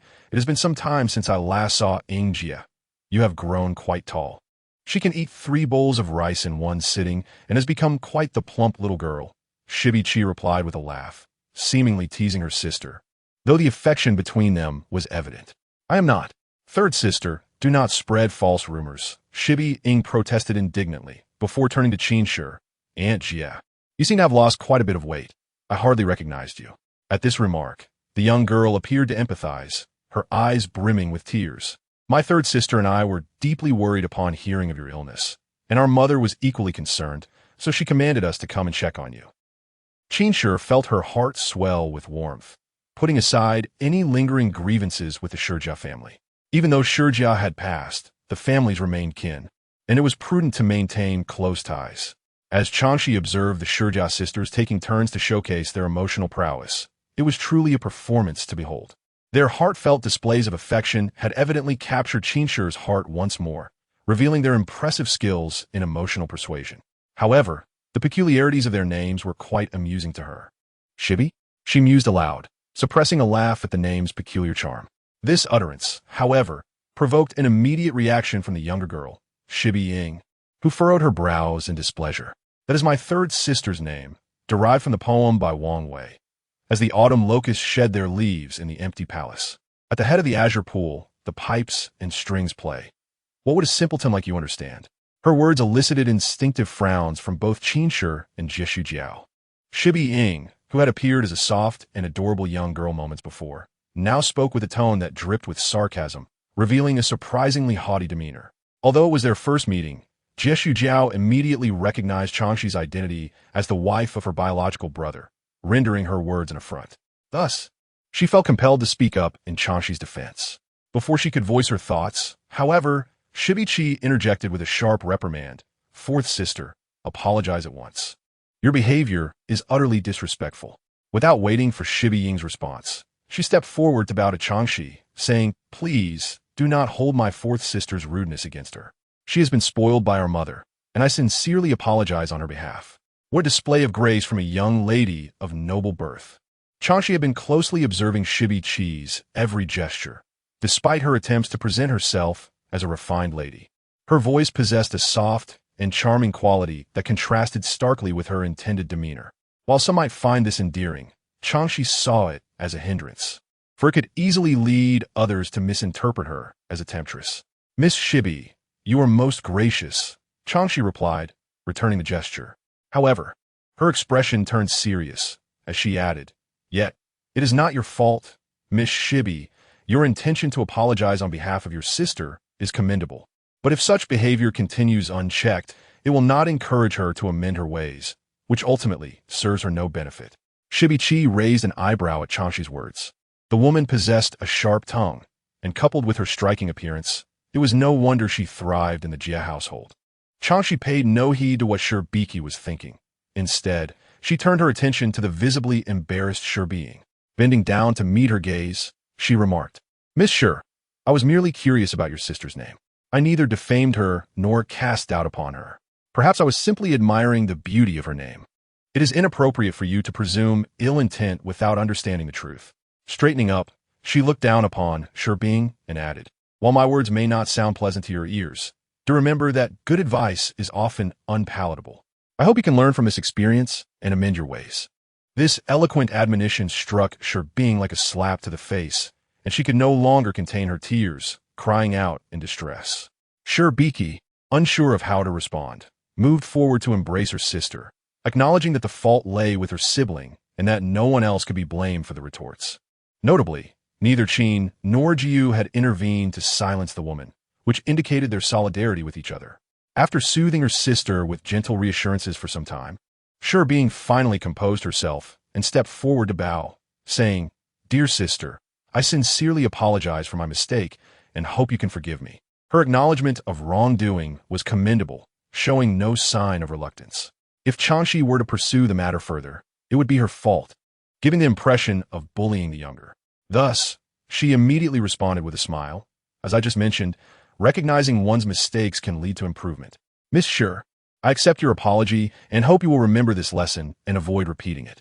I will certainly improve, Shi Bing insisted earnestly, observing the resolution of the quarrel. Jiu expressed her admiration for Shi Biki's understanding nature and brought her to Chang Xi, saying, Allow me to introduce you. This is Lady Chang. Then addressing Chang Xi, she continued, These are the third and fourth daughters of the Shi family, but it seems you're already familiar with them, which saves me the trouble of further explanation. As the saying goes, one must engage in a little conflict to foster acquaintance. Lady Chang, I hope you will take care of us moving forward, Shi Biki said, bowing again, deliberately omitting any mention of Chang Xi's status as a wife. Shi Bing mimicked her sister's gesture, though she lacked the same grace, still reeling from the earlier confrontation. Chang Xi, however, did not hold any grudge against the young girl and gracefully returned their salutation. It was merely a misunderstanding. It is good that we can clear it up. Qin concluded, Let it be known that no one is to hold a grudge. We ladies must be magnanimous and not harbor petty thoughts. Indeed, the other young ladies responded, bowing in agreement. With the arrival of Jiyu and the Sure sisters, Qin felt her spirits lift and invited Chang Xi to stay, as the presence of more people would help dispel any lingering gloom. She settled on the couch beside Yinan, watching the girls converse, her smile unwavering. The pleasant atmosphere was disrupted when Grandma Zhong entered with a physician, causing Qin's expression to sour, clearly disapproving of Grandma Zhong's intrusion. Oblivious to the lively gathering, Grandma Zhong exclaimed her innocence, explaining that her concern for Qin's health had prompted her unannounced entry. "Please forgive me, my lady," she implored. Qin finally relented, softening her demeanor. As the physician prepared to examine Qin, Chang Xi was the first to bow and excuse herself, followed by the Sure sisters, leaving only Jiyu, her biological daughter, behind. This was a private matter, not meant for everyone to witness. "These girls, I have said nothing, yet they have taken it upon themselves to distance themselves," Qin muttered. "Mother," Jiyu called, knowing her mother's temperament, aware that such remarks could lead to repercussions. Qin glanced at her daughter, feeling somewhat dissatisfied with her response, which reflected a lack of respect for her upbringing. Jiyu, knowing her mother's nature, brushed off the reaction and focused intently on the physician's examination, worried about her mother's health. Meanwhile, in the warm chamber, Sure Biki deliberately sat closer to Chang Xi, smiling as she said, "I feel an inexplicable kinship with you, Lady Chang. I wish to converse more, so please do not take offense at my eagerness." "How could I? Miss Sure, you are overthinking it," Chang Xi replied with a smile, embodying the adage of not striking a smiling face. The Sure and Jie families are long-standing friends and even relatives. I have come to visit Aunt Jie due to her illness and will likely stay for quite a while. I would love to visit you during my stay. That would be most welcome, Chang Xi replied warmly. If you come, I will gladly welcome you. Really? Sure Biki beamed with joy, her face lit with excitement. Once I settle the guest house, I hope you will join me for tea, flower viewing, and poetry. Chang Xi waved her hand dismissively. I am afraid I cannot compose poetry, merely having read a few books. I only wish to appear somewhat knowledgeable. Poetry and prose are not my forte. Hearing this, Sure being scoffed inwardly, clearly interpreting Chang Xi's modesty as insincerity. Sure Biki, picking up on the cue, tactfully refrained from further discussions about poetry. Even without poetry, it is lovely for us sisters to share conversation. Then let me invite you both to my residence tomorrow, where I will prepare delightful tea and snacks for you. Chang Xi seized the opportunity. Sure Biki had intended to cultivate a relationship with Chang Xi gradually, but she was surprised by Chang Xi's eagerness to extend an invitation. Should she accept or decline? Contemplating, she met Chang Xi's sincere gaze and set aside her doubts, responding with a smile, "Very well. I shall come and hope not to be a bother." "You will not be a bother, indeed. I look forward to learning from Miss Sure how to embody both knowledge and grace," Chang Xi complimented, earning a brighter smile from Sure Biki and establishing a more familiar rapport. When Jiyu escorted the physician out, she was taken aback to see Sure Biki and Chang Xi sharing laughter as if they were long-lost sisters, realizing why her mother held Lady Chang in such high regard. Even she, having just met her, found herself drawn to Chang Xi's poised demeanor. It is curious how a beautiful woman initially draws attention for her looks, yet Lady Chang exudes a warmth that makes one unconsciously overlook her striking appearance. Achieving this without inciting jealousy from other women is no small feat, yet Lady Chang managed it effortlessly. After instructing someone to fetch medicine, Chang Xi and the Sure sisters quickly gathered around. "How is Aunt Jie?" Sure Biki asked eagerly. Chang Xi chose not to compete for the question, but instead watched Jiyu intently, clearly awaiting her response. Jiyu informed them. The physician said it is due to excessive worry that has upset her spleen and stomach. A few medicinal broths and a good night's sleep should alleviate her condition. "That is a relief," Sure Biki responded, visibly comforted. Chang Xi had grown weary of hearing such reassurances, recalling how the previous physician had said the same, indicating the local doctors had their merits but could not mend emotional wounds. However, Jiyu remained oblivious to Chang Xi's expression, urging everyone to leave, intending to invite them back after Qin felt better post-medication. Sure Biki, sensing the moment, took her sister's hand and said, "I shall go pay my respects to the old lady and return to visit Aunt Jie later." Chang Xi, too, recognized that with Jiyu attending to her mother, her presence as an outsider was no longer necessary. Before departing, she said to Jiu Jiao, "Miss Jie, should the madam require anything, please send someone to call for me." Jie Jiao nodded in acknowledgement and personally escorted Chang Xi out. Upon returning to her small courtyard, Chang Xi immediately instructed Xiao Tao and the others to redecorate the space, personally arrange the menu, and finally announced to the puzzled onlookers, "Tomorrow, I shall host a gathering." A gathering? The others exchanged glances, unsure of what scheme Chang Xi was concocting. "Is it for the third young lady?" Xiao Tao inquired curiously. It was not surprising she asked, as Chang Xi had recently grown close to Jiu Xin, and it seemed only natural to invite her. Moreover, Jiu Xin was approachable, and Xiao Tao held her in high regard. Dong Li and Granny Luo exchanged knowing looks, mirroring Xiao Tao's thoughts. Chang Xi, however, shook her head with a smile. "No more questions. Just prepare things. The guests will come tomorrow."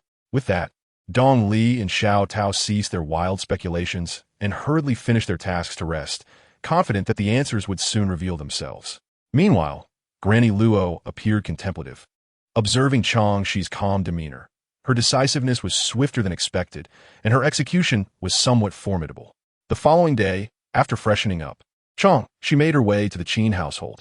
Although Jie Jiao had returned to attend to Madame Qin, Chang Xi felt it inappropriate not to show her face. So she chose to check in here first. To her surprise, she discovered someone had arrived even earlier. Shi Baiqi, who had just returned the day before, was already engaging in conversation and making Madame Qin laugh. Her animated gestures were more akin to a lively performer than a refined young lady, recounting a tale of a mouse pilfering oil, and she did so with remarkable flair. Madame Qin laughed heartily, and a nearby maid, seeing tears of joy streaming down her face, hurriedly brought a handkerchief to dab at her eyes. Madame Qin, wiping away her laughter-induced tears, pointed to Shi Baiqi and said, "When she stays here for those few months each year, my laughter never ceases. She truly is like a monkey. To bring such joy to Aunt Jia is my honor," Shi Baiqi replied, finishing her story and returning to her usual self. Just as Jie Jiao was about to speak, she turned to find Chang Xi had arrived. She quickly smiled and said, "Come over. Have you had breakfast yet?" Chang Xi approached with a smile, first greeting Madame Qin, then nodding to Shi Baiqi, before turning to Jie Jiao and saying, "I have eaten, but I did not expect to arrive late and miss the delightful story. What a pity."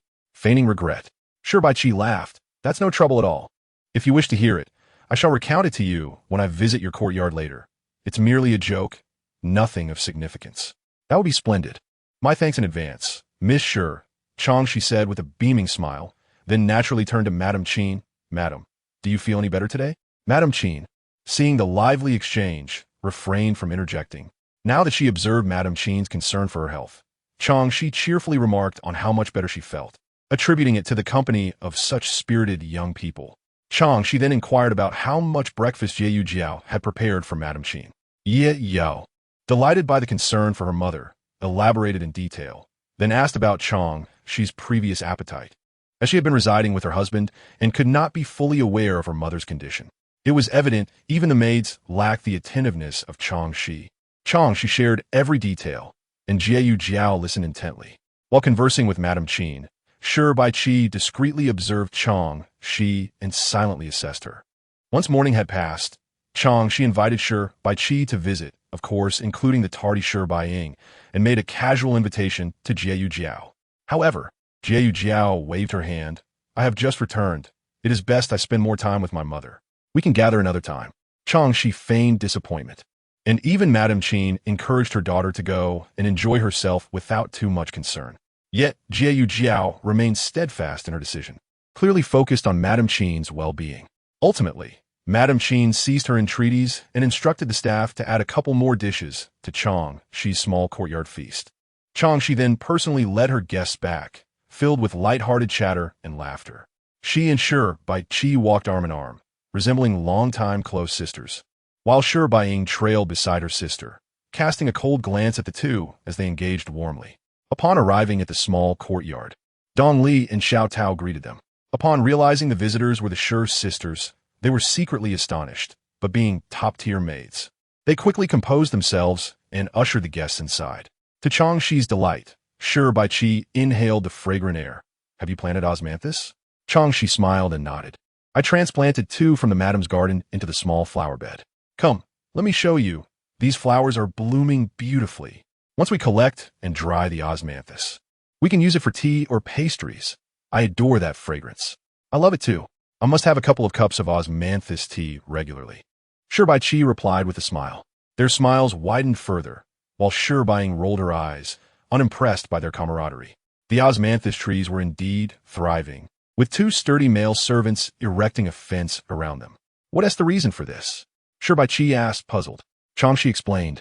I thought to create a little scenery in the courtyard, and I'm unsure if any of the courtyards here house ornamental pheasants. I fear they might ruin these osmanthus trees. Chi wholeheartedly agreed. In the past, our household kept ornamental pheasants, and they wreak havoc on the garden. Eventually, my mother had enough and decided to turn them into a dish. Then, with a hint of mischief, she added, honestly, the meat of the pheasant is quite delicious. If they come back to destroy the flowers, perhaps you might secretly stew them. Upon hearing this, Chang Xi's eyes lit up. That sounds splendid. After all, if they are eaten, there's no evidence left. Chi burst into laughter. Do not take that seriously. I was merely jesting. However, Chang Xi replied earnestly, I find it quite practical. When I stew them, I shall call you to share. Chi's eyes sparkled at the prospect. Leaning closer to Chang Xi's ear and whispering, stolen goods always taste far better than purchased ones. Indeed, Chang Xi replied with a knowing smile. CBT pudding get? Sharing a moment of mutual understanding. I simply do not care for that flavor, interjected Shirbai with a childlike tone, causing the two women's smiles to falter. Shirbai, with wide eyes, provocatively asked, What? Am I not allowed to speak the truth? Of course you may. Everyone has the right to express themselves. Chang Xi was the first to regain her composure, holding no prejudice against the outspoken girl. In fact, she found a certain charm in her candidness. She, feeling rebuffed, fell silent. Chi, apologetically leaning towards Chang Xi, murmured, My sister often speaks this way. Please do not hold it against her. I try to correct her, but she quickly forgets. She wore a look of exasperation. Chang Xi, unfazed, replied, A young girl expressing herself is not a bad thing. In a world where honesty is rare, it has its own charm. Chi nodded in agreement. Fortunately, you have a generous spirit. Had it been someone more petty, they would have held a grudge, and I would have been the one to suffer, being the elder sister. Chang Xi sympathetically patted her hand, portraying a knowing understanding of her role as a good sister. Shirbai, with her head bowed, seemed to ignore the exchange. After admiring the osmanthus trees, the trio made their way back indoors. The coolness emanating from the ice basin inside dispelled the heat from outside, providing a refreshing atmosphere. Dong Li presented several summer refreshments, asking, Madam Chang, shall we begin dining now or wait a bit longer? Let us have a little something to whet our appetites before the main meal. It shall not be too late, Chang Xi replied. Dong Li nodded and respectfully bowed to the sisters before discreetly stepping away. Being still possessed a hint of childlike innocence. Upon noticing the chilled, candied hawthorn on the table, its vibrant red hue and subtle sweetness enveloped her senses, prompting an involuntary swallow as she gazed longingly at the treat. Chang Xi, discerning her thoughts with a single glance, extended a to her, remarking, I encountered someone selling these on the street during the sweltering summer. Having tasted one, I found it delightful, hence I instructed the kitchen to recreate it. Fourth Miss Sure, do indulge. The sweet and tangy flavor is most appetizing. Being hesitated, turning her gaze toward her sister, Shirbichi. Shirbichi furrowed her brow. If you desire it, then accept it. This is a kind gesture from Lady Chang. Only then did Being take the chilled candied hawthorn from Chang Xi's hand, murmuring her thanks before eagerly sampling it. My little sister is quite the glutton, Shirbichi remarked with an exasperated smile. Mother fears she will grow unseemly if she continues indulging. Recently, she has been restricted from eating much, and this clever little one has turned her sights on me, hoping to attribute her indulgence to my influence when mother inquires.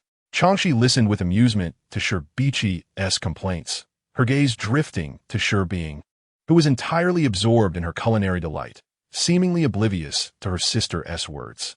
The dynamic between these two sisters was quite intriguing. At the table, while Shirbichi sampled only a few dishes before setting them aside, Being relished her food, her gaze toward Chang Xi becoming less intense. Enough now. If you eat more, your stomach will protest, Shirbichi admonished her sister. Reluctantly, Being set down the candied hawthorn she had just picked up, clearly obedient to Shibichi's words.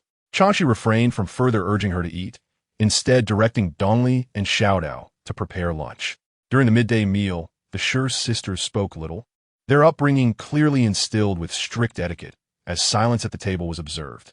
Chang Xi, having conducted her probing, chose not to incite further conversation with Shibichi, knowing she had gleaned sufficient insight, awaiting only corroboration from the other party involved. Not long after lunch, the Shi sisters appropriately expressed their intention to take their leave, mindful of not disturbing their host's rest, a matter of decorum. Shibichi reiterated her invitation to Chang Xi for a return visit in a few days, insisting she must grace them with her presence. Chang Xi smiled and nodded, feigning no doubt. With that, Shibichi took her sister's hand, guided by a maid from the Jie residence back to the guest quarters. I don't think she's a bad person. If our elder sister were aware, she would certainly not blame her for taking our brother-in-law. Being whispered. A single meal has won you over? Shibichi scoffed. Besides, you were but an infant when our elder sister was alive. What do you know to make such bold claims? She cast a glance at her half-sister, her eyes icy and profound. Being fell silent, realizing she could not out-argue her elder sister. Their mother was quite incensed regarding the matter of Jie Jun's new marriage, feeling that the Jie family had disregarded their deceased eldest daughter's memory. Of course, she conveniently overlooked the fact that Jie Jun had taken 2 additional wives, a decision she had opposed vehemently, but their father had acquiesced due to pragmatic considerations, leaving her with no choice but to begrudgingly accept, which in turn sowed seeds of discontent toward the Jie family in her heart. Thus, when the Jie family sent back Jiao Xing, their mother merely punished her with 20 lashes. After Shibichi interceded, their mother relented, pardoning Jiao Xing. However, she did not send anyone to the Jie family to clarify the situation. Upon learning of this, their father had scolded her harshly, prompting her to urgently dispatch the sisters to the Jie residence to foster goodwill and explain the matter regarding Jiao Xing, aiming to prevent lingering grievances from festering. But how had their father learned of Jiao Xing's dismissal by the Jie family? She covertly glanced at Shibichi's profile, shivering at the thought. Once Chang Xi had bid farewell to the Shi sisters, she instructed Xiaodao to summon the 2 rough male servants. She settled on a couch by the window, basking in the sunlight that cast a delicate play of light and shadow upon her. So, did you recognize her? She inquired. The younger of the male servants stepped forward, responding with certainty. On that day, I heard the lady's voice in the carriage, the older sister from today. Her voice is quite distinctive. Did it leave you weak in the knees? Chang Xi teased. The servant's sun-kissed skin flushed crimson, though fortunately, it was not easily discernible. Indeed, having only heard her voice without seeing her, he had envisioned the voice's owner as an ethereal beauty, leading to several shameful dreams he dared not share. This time, his fantasy had been realized, yet he was left disillusioned. The voice's owner appeared utterly ordinary, devoid of any remarkable traits, a disappointing contrast to her alluring voice. Chang Xi chose to overlook the disappointment etched on the servant's face, instead instructing Xiaodao to reward the 2 male servants before allowing Mama Luo to escort them out of the courtyard. She remained seated, immobile. At last, she confirmed that the orchestrator behind the schemes was indeed Shibichi. As for whether she operated under the influence of others, she dared not assert definitively. However, she was certain that Shibichi was not a mere pawn, but rather a formidable character in her own right. Why would Shibichi target her? The answer was becoming increasingly apparent, rooted in the absurdity of romantic entanglements. From the moment she stepped foot in the Jie residence, the conspiracy had been set into motion. Anyone who drew near Jie Jun was destined to become Shibichi's adversary. This individual harbored an obsessive and fervent attachment to Jie Jun, for only such an intense sentiment could sustain the pursuit of a venture so detrimental to one's moral standing. Reflecting on it, how young was Shibichi at that time? A mere child, younger than Being, had begun to orchestrate such intricate schemes. Weaving an extensive web of connections in the shadows, she could only marvel at the audacity. Some schemers are indeed born with their talents, and they excel at masquerading. How should she contend with Shibichi? She squinted, lightly tapping her fingers on the table, lost in contemplation. Should she destroy her? Or, Chang Xi remained in her position by the window for the entire afternoon, uninterrupted by Dongli or Xiaotao, while Mama Luo discreetly kept her distance, recognizing that Chang Xi preferred silence. Even now, Mama Luo found it hard to believe that Bichi could be the one behind the schemes against Chang Xi. Bichi had always left a favorable impression, being well-mannered and gracious, and Mama Luo had watched her grow up. During the time when the Shi family was still in good standing, Bichi often visited the Jia residence, her youthful demeanor marked by innocence. Shi, the matriarch, had doted on her younger sister, frequently inviting her to stay. In the last months of Shi's life, Bichi had practically resided in the Jia household, hardly returning to her own family. When Shi passed, Bichi grieved deeply, fainting during the funeral and subsequently falling ill, remaining in the Jia residence for her convalescence. It was only when the 9th master married his second wife that Bichi returned to the Shi family, her status as the former sister-in-law rendered awkward. Nevertheless, she continued to visit often, though her stays grew shorter over time, until the 9th master's third wife, Zhou, passed away, prompting her frequent visits to the Jia family once more. In retrospect, Mama Luo still found it hard to reconcile the notion of Bichi as a deceitful individual, yet the two rough male servants sent were undoubtedly under her guidance. The possibility of deception was nil. With a deep sigh, she lamented the disparity between appearances and reality, realizing she had misjudged her character. It was only when the Qin family sent someone to invite Chang Xi for dinner that she finally rose from her reflective position by the window, concluding her musings. This time, the Qin family had not sent Mama Zhong, likely having gone to fetch the Shi sisters. She regarded the respectful Hongxiu with a smile. "Why, it's you, Hongxiu. Madam has sent someone to invite Lady Chang for dinner, and since I happen to be free, I wish to express my sincere apologies for yesterday's incident. Please do not hold it against me. I was blinded by my own foolishness." As she spoke, Hongxiu bowed her head in genuine contrition. Chang Xi observed the kneeling Hongxiu with an inscrutable expression. In truth, she had already orchestrated Hongxiu's moves as a pawn in her game yesterday, and if utilized wisely, this pawn could yield remarkable results. While Bichi operated in the shadows, she too maneuvered discreetly, with the advantage of being hidden while Bichi remained in plain sight. It was likely that Bichi never suspected that she had already unraveled her scheme. After instilling a sense of pressure in Hongxiu, she leaned closer and whispered, "My dear Hongxiu, what benefits have you gained from your dealings with Miss Shi that would compel you to betray Lady Si?" Upon hearing this, Hongxiu, who had assumed that her apology would surely be accepted, was suddenly thrown into a state of uncertainty. She looked up at Chang Xi, her eyes wide with disbelief. How could she know that Bichi was the mastermind behind her actions? Recognizing the surprise on her face, Chang Xi confirmed her earlier suspicions. She leaned in closer and candidly confessed, "I was merely testing you." At this revelation, Hongxiu was filled with shame and fury. She had never anticipated that Chang Xi would deceive her, leaving her utterly unguarded. Now, she regretted underestimating Chang Xi's capabilities and realized she had once again paid the price for her folly. Previously, she had attempted to manipulate Chang Xi into taking a risk, nearly leading to her own downfall. Now, she had unwittingly revealed her own hand. Consumed by self-loathing, she lamented that had she known she could not outmaneuver Chang Xi, she would have refrained from provoking her in the first place. Overwhelmed by despair, she fell to her knees, clutching Chang Xi's skirt as if it were a lifeline, pleading, "Lady Chang, I truly understand my mistakes. I shall never dare to repeat them. Let's put this matter behind us, shall we?" If the matter reached Lady Si, she would be expelled from the estate and married off to an inconsequential servant, a fate she could not accept. Thus, this incident must not be exposed. Though she had considered seeking Bichi's assistance, she realized that if Bichi could easily rid herself of Chang Xi, she would not have allowed Hongxiu to act covertly. Ultimately, the crux of the situation rested on Chang Xi's intentions. If she wished to ruin her, Hongxiu would be powerless to retaliate. Lady Si would trust her, and it was clear that the only person she would retain would be Chang Xi. Without any trump card to play against her, Hongxiu felt utterly lost. Chang Xi observed Hongxiu for a moment, recognizing that after shattering her spirit, it needed to be rebuilt, otherwise, her performance would be in vain. "Hongxiu, you are an astute individual. One who possesses no value for exploitation will not be retained.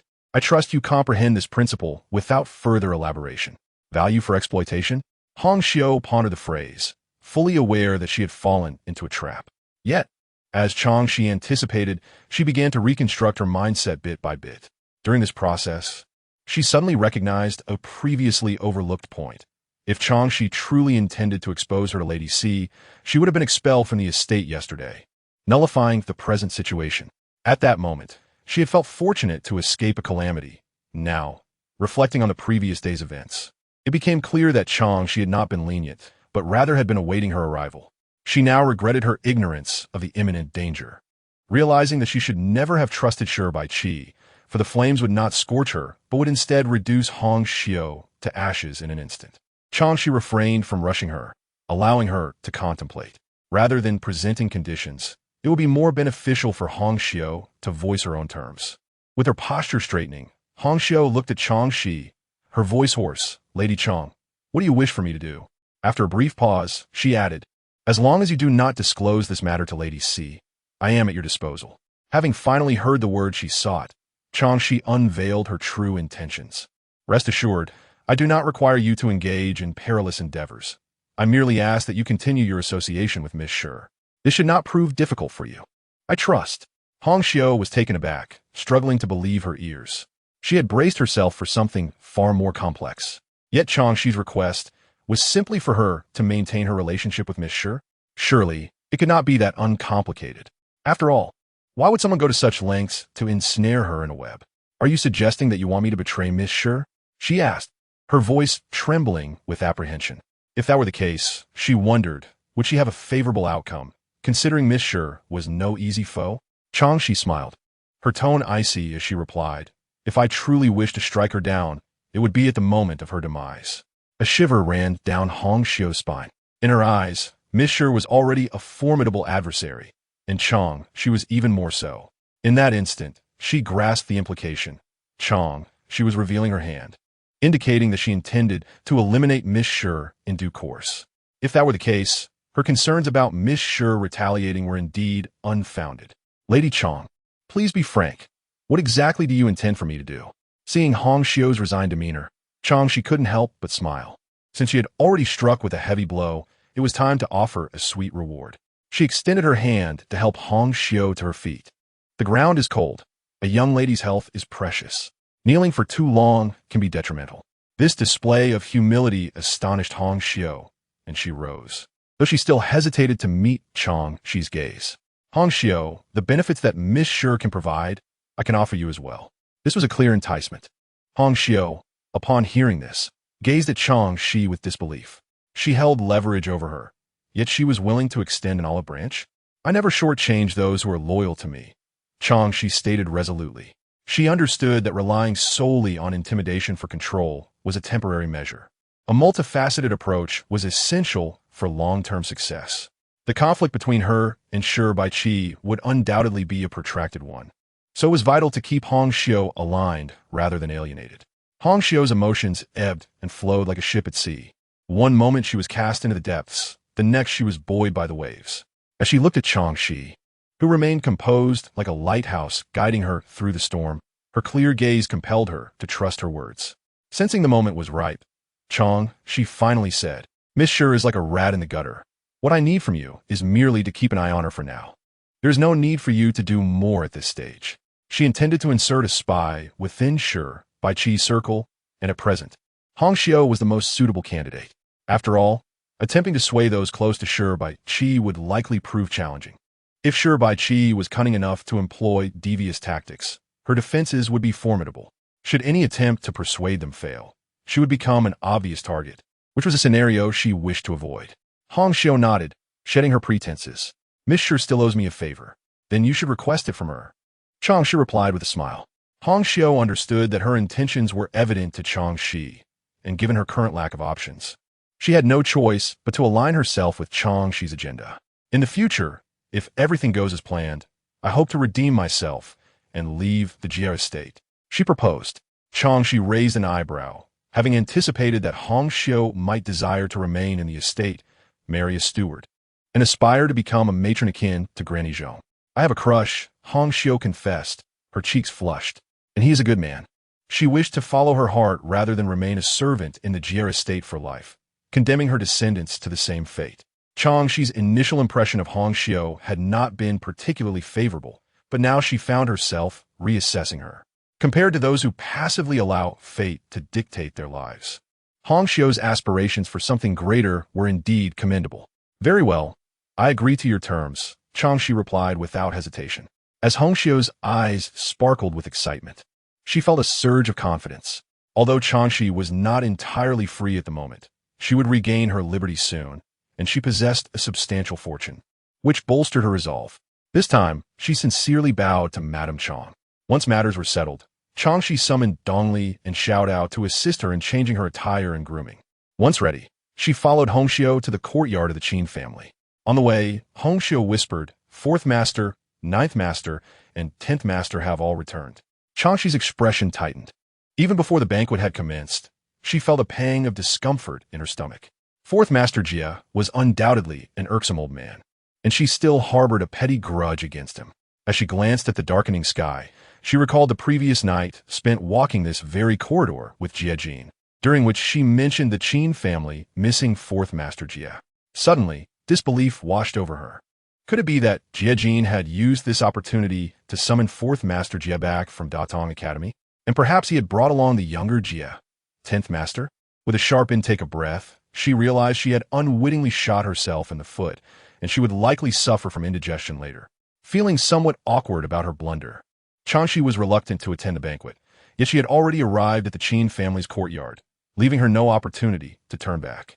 Thus, she steeled her expression and stepped inside. Jia Jin stood by the window and caught sight of Chang Xi entering the courtyard, bathed in the last rays of the setting sun. Her flowing garments made her appear like a celestial being descending from the heavens. "Ninth brother, what are you looking at?" came a voice from beside him, jolting him back to reality. He coughed a few times to disguise his momentary distraction.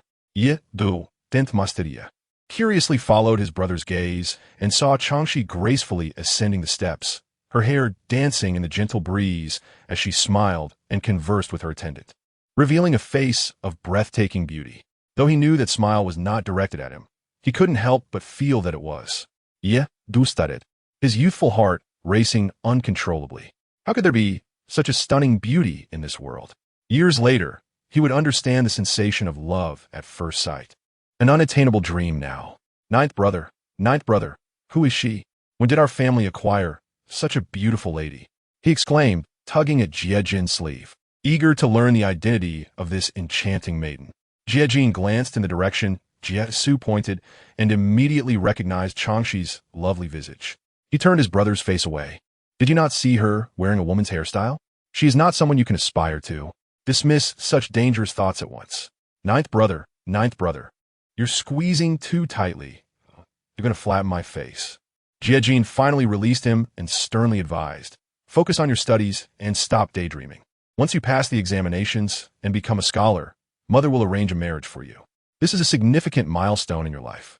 At the mention of marriage, Yeku spirits drop it. Accustomed to the plain appearances of the women in his family, he could only imagine that his future wife from a prestigious family would also be unremarkable. He felt disheartened. "I'm still young. There's no rush." Before he could finish, he saw the captivating woman who had mesmerized him stride in, approaching him step by step, causing his heart to race once more. Upon entering, Chang Xi noticed the absence of Madame Qin and Jia Yujiao, as well as Fourth Master Jia. Only Jia Jin and a young man of about 15 or 16 remained. A glance was all it took for her to deduce the identity of the latter, likely the youngest son of the Qin family, Jia Su. Compared to his striking elder brother, Jia Su was somewhat ordinary but exuded a sunny charm, making him quite pleasant to behold, albeit he bore the Jia surname. She hesitated for a moment, but ultimately approached the two brothers graciously, avoiding any accusations of rudeness. As Jia Su watched her approach, he felt uncertain about where to place his hands, his eyes unwilling to part from her beauty. Only when she addressed him as 10th Master Jia did he snap back to reality, incredulously pointing to himself. "You know me?" Chang Xi smiled and nodded. "Of course. I have heard of 10th Master Jia's reputation. Meeting you today, it does not disappoint." But why didn't he recognize her? That seemed illogical.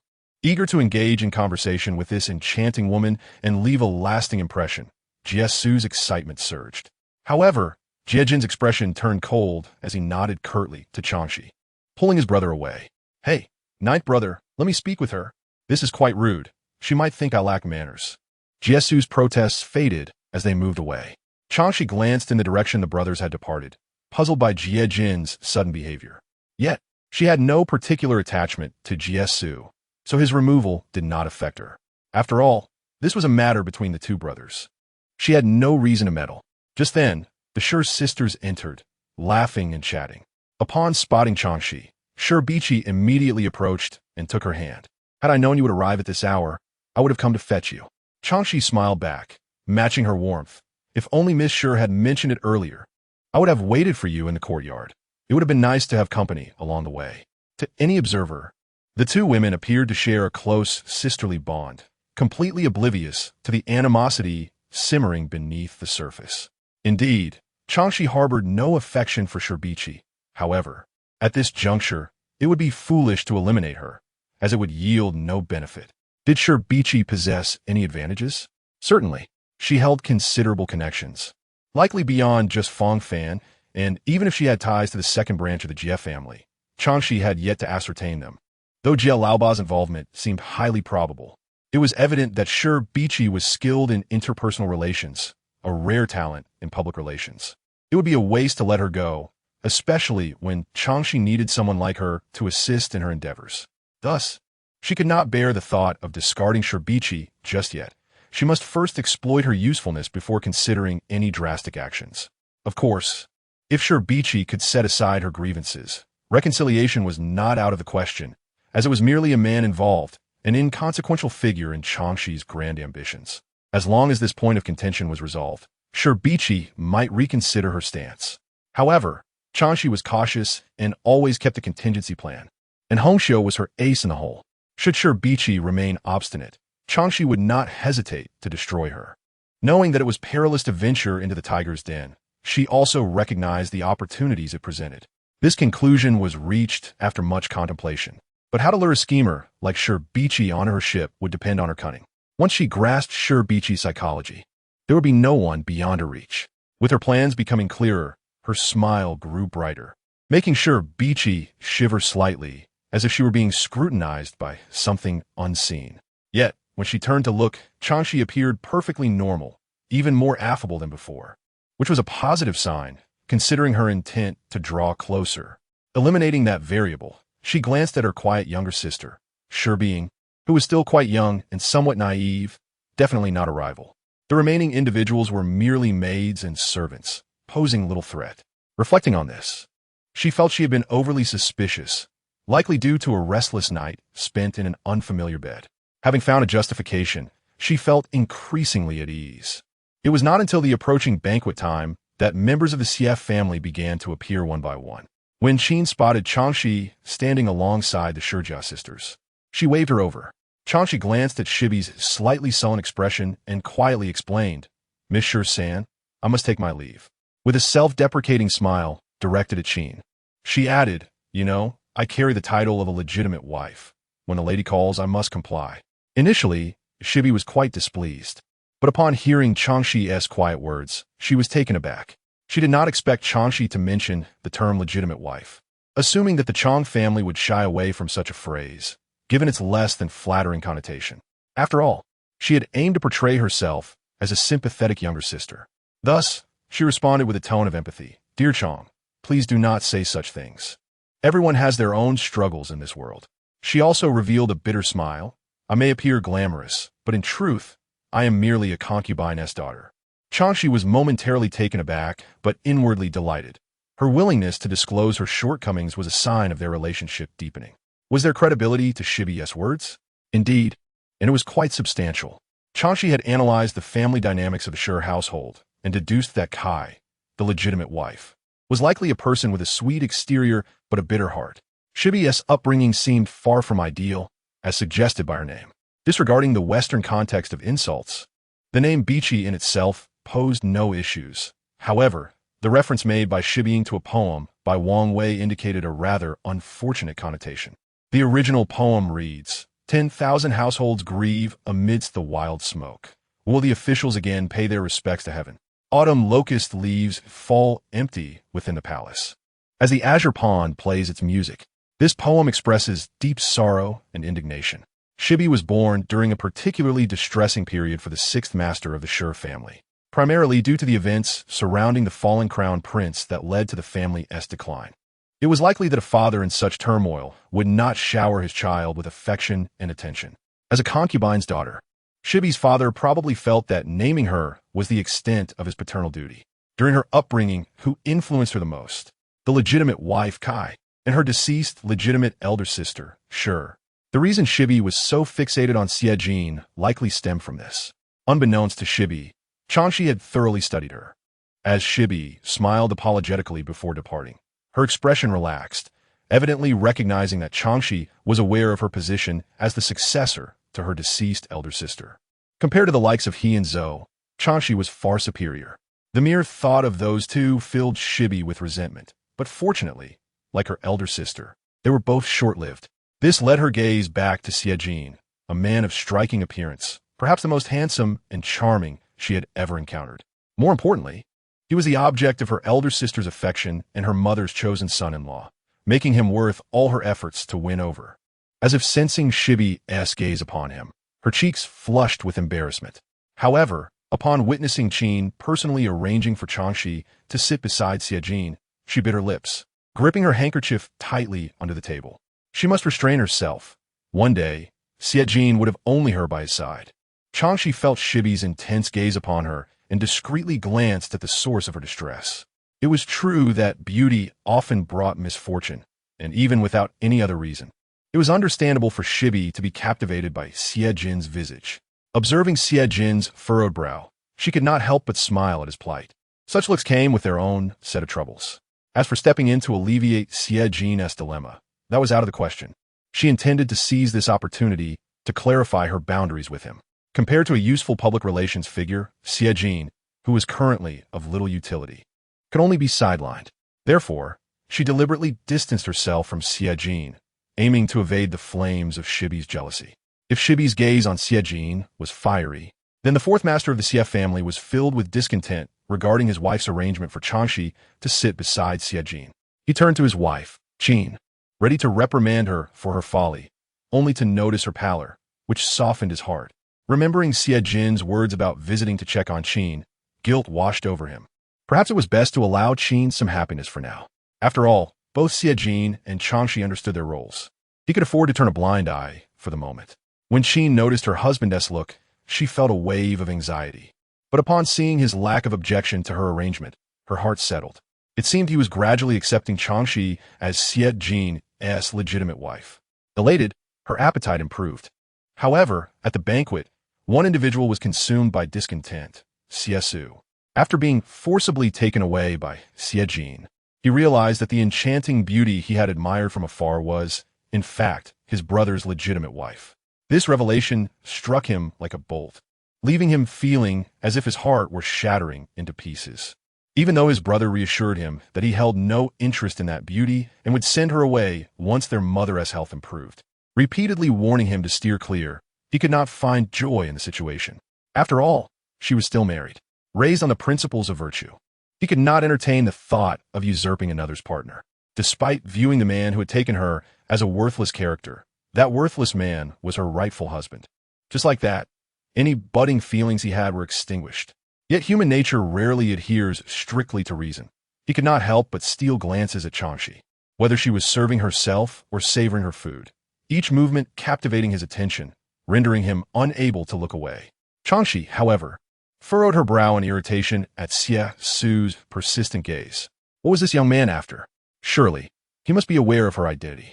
Did he truly believe in the old adage that nothing is more delightful than dumplings? Overwhelmed by his scrutiny, she decided to confront him. When he looked her way once more, she smiled and said, "Master Xie, are you unable to reach the dishes before you?" Then, with a smile directed at Qin, she added, "Madam, would it be permissible to place these two dishes before Master Xie?" Qin first glanced at her younger son before looking at the two dishes before Chang Xi, which indeed seemed to be his favorites. With a smile, she replied, "Why not? Let us place them before Su Gur, lest he be preoccupied." She then instructed Granny Zhong, "Fetch two more dishes that Chang Xi enjoys." Granny Zhong responded with a smile and departed to instruct the kitchen staff to prepare two more dishes. Upon seeing those dishes placed before him, Xie felt his face flush. She undoubtedly understood his intentions. This was her way of telling him she was not interested in him. In that instant, shame washed over him, and his heart, newly awakened to feelings, sank as if plunged into a frigid lake, impossible to retrieve. Xie cast a cold glance, noting that his younger brother was still oblivious. He had been quite straightforward. Why did he persist in his folly? Given the Xie family's standing and the connection between him and Chang Xi, could Xie truly expect to marry her openly? He feared their mother would be the first to vehemently oppose such an arrangement. This was an impossibility. In the end, both Xie and Chang Xi would suffer the consequences, and that would benefit no one. Merely warning Xie was insufficient. Young people often acted impulsively. Thus, he leaned closer to Chang Xi and whispered, "Do not provoke Xie. The repercussions are beyond your capacity to bear." He feared Chang Xi might entertain other notions, so it was best to extinguish any potential sparks before they ignited. Chang Xi, upon hearing this, nearly overturned the entire table of dishes onto his head. What did he take her for? Upon encountering a male, does she immediately rush towards him?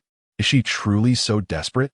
At this moment, she cooled her expression and remarked, "There is no need for you to concern yourself, Master Jia. I have no interest in young men." After a pause, her words became even sharper. "Instead of worrying about me, it would be more prudent for you to pay attention to your younger brother. If you manage him well, then there will be no issues. Wouldn't you agree?" The expression on Jie face darkened instantaneously. "I'm looking out for your best interests." "Ha!" Chang Xi scoffed, unconvinced, for they shared no camaraderie. "I appreciate your goodwill, but it is unnecessary.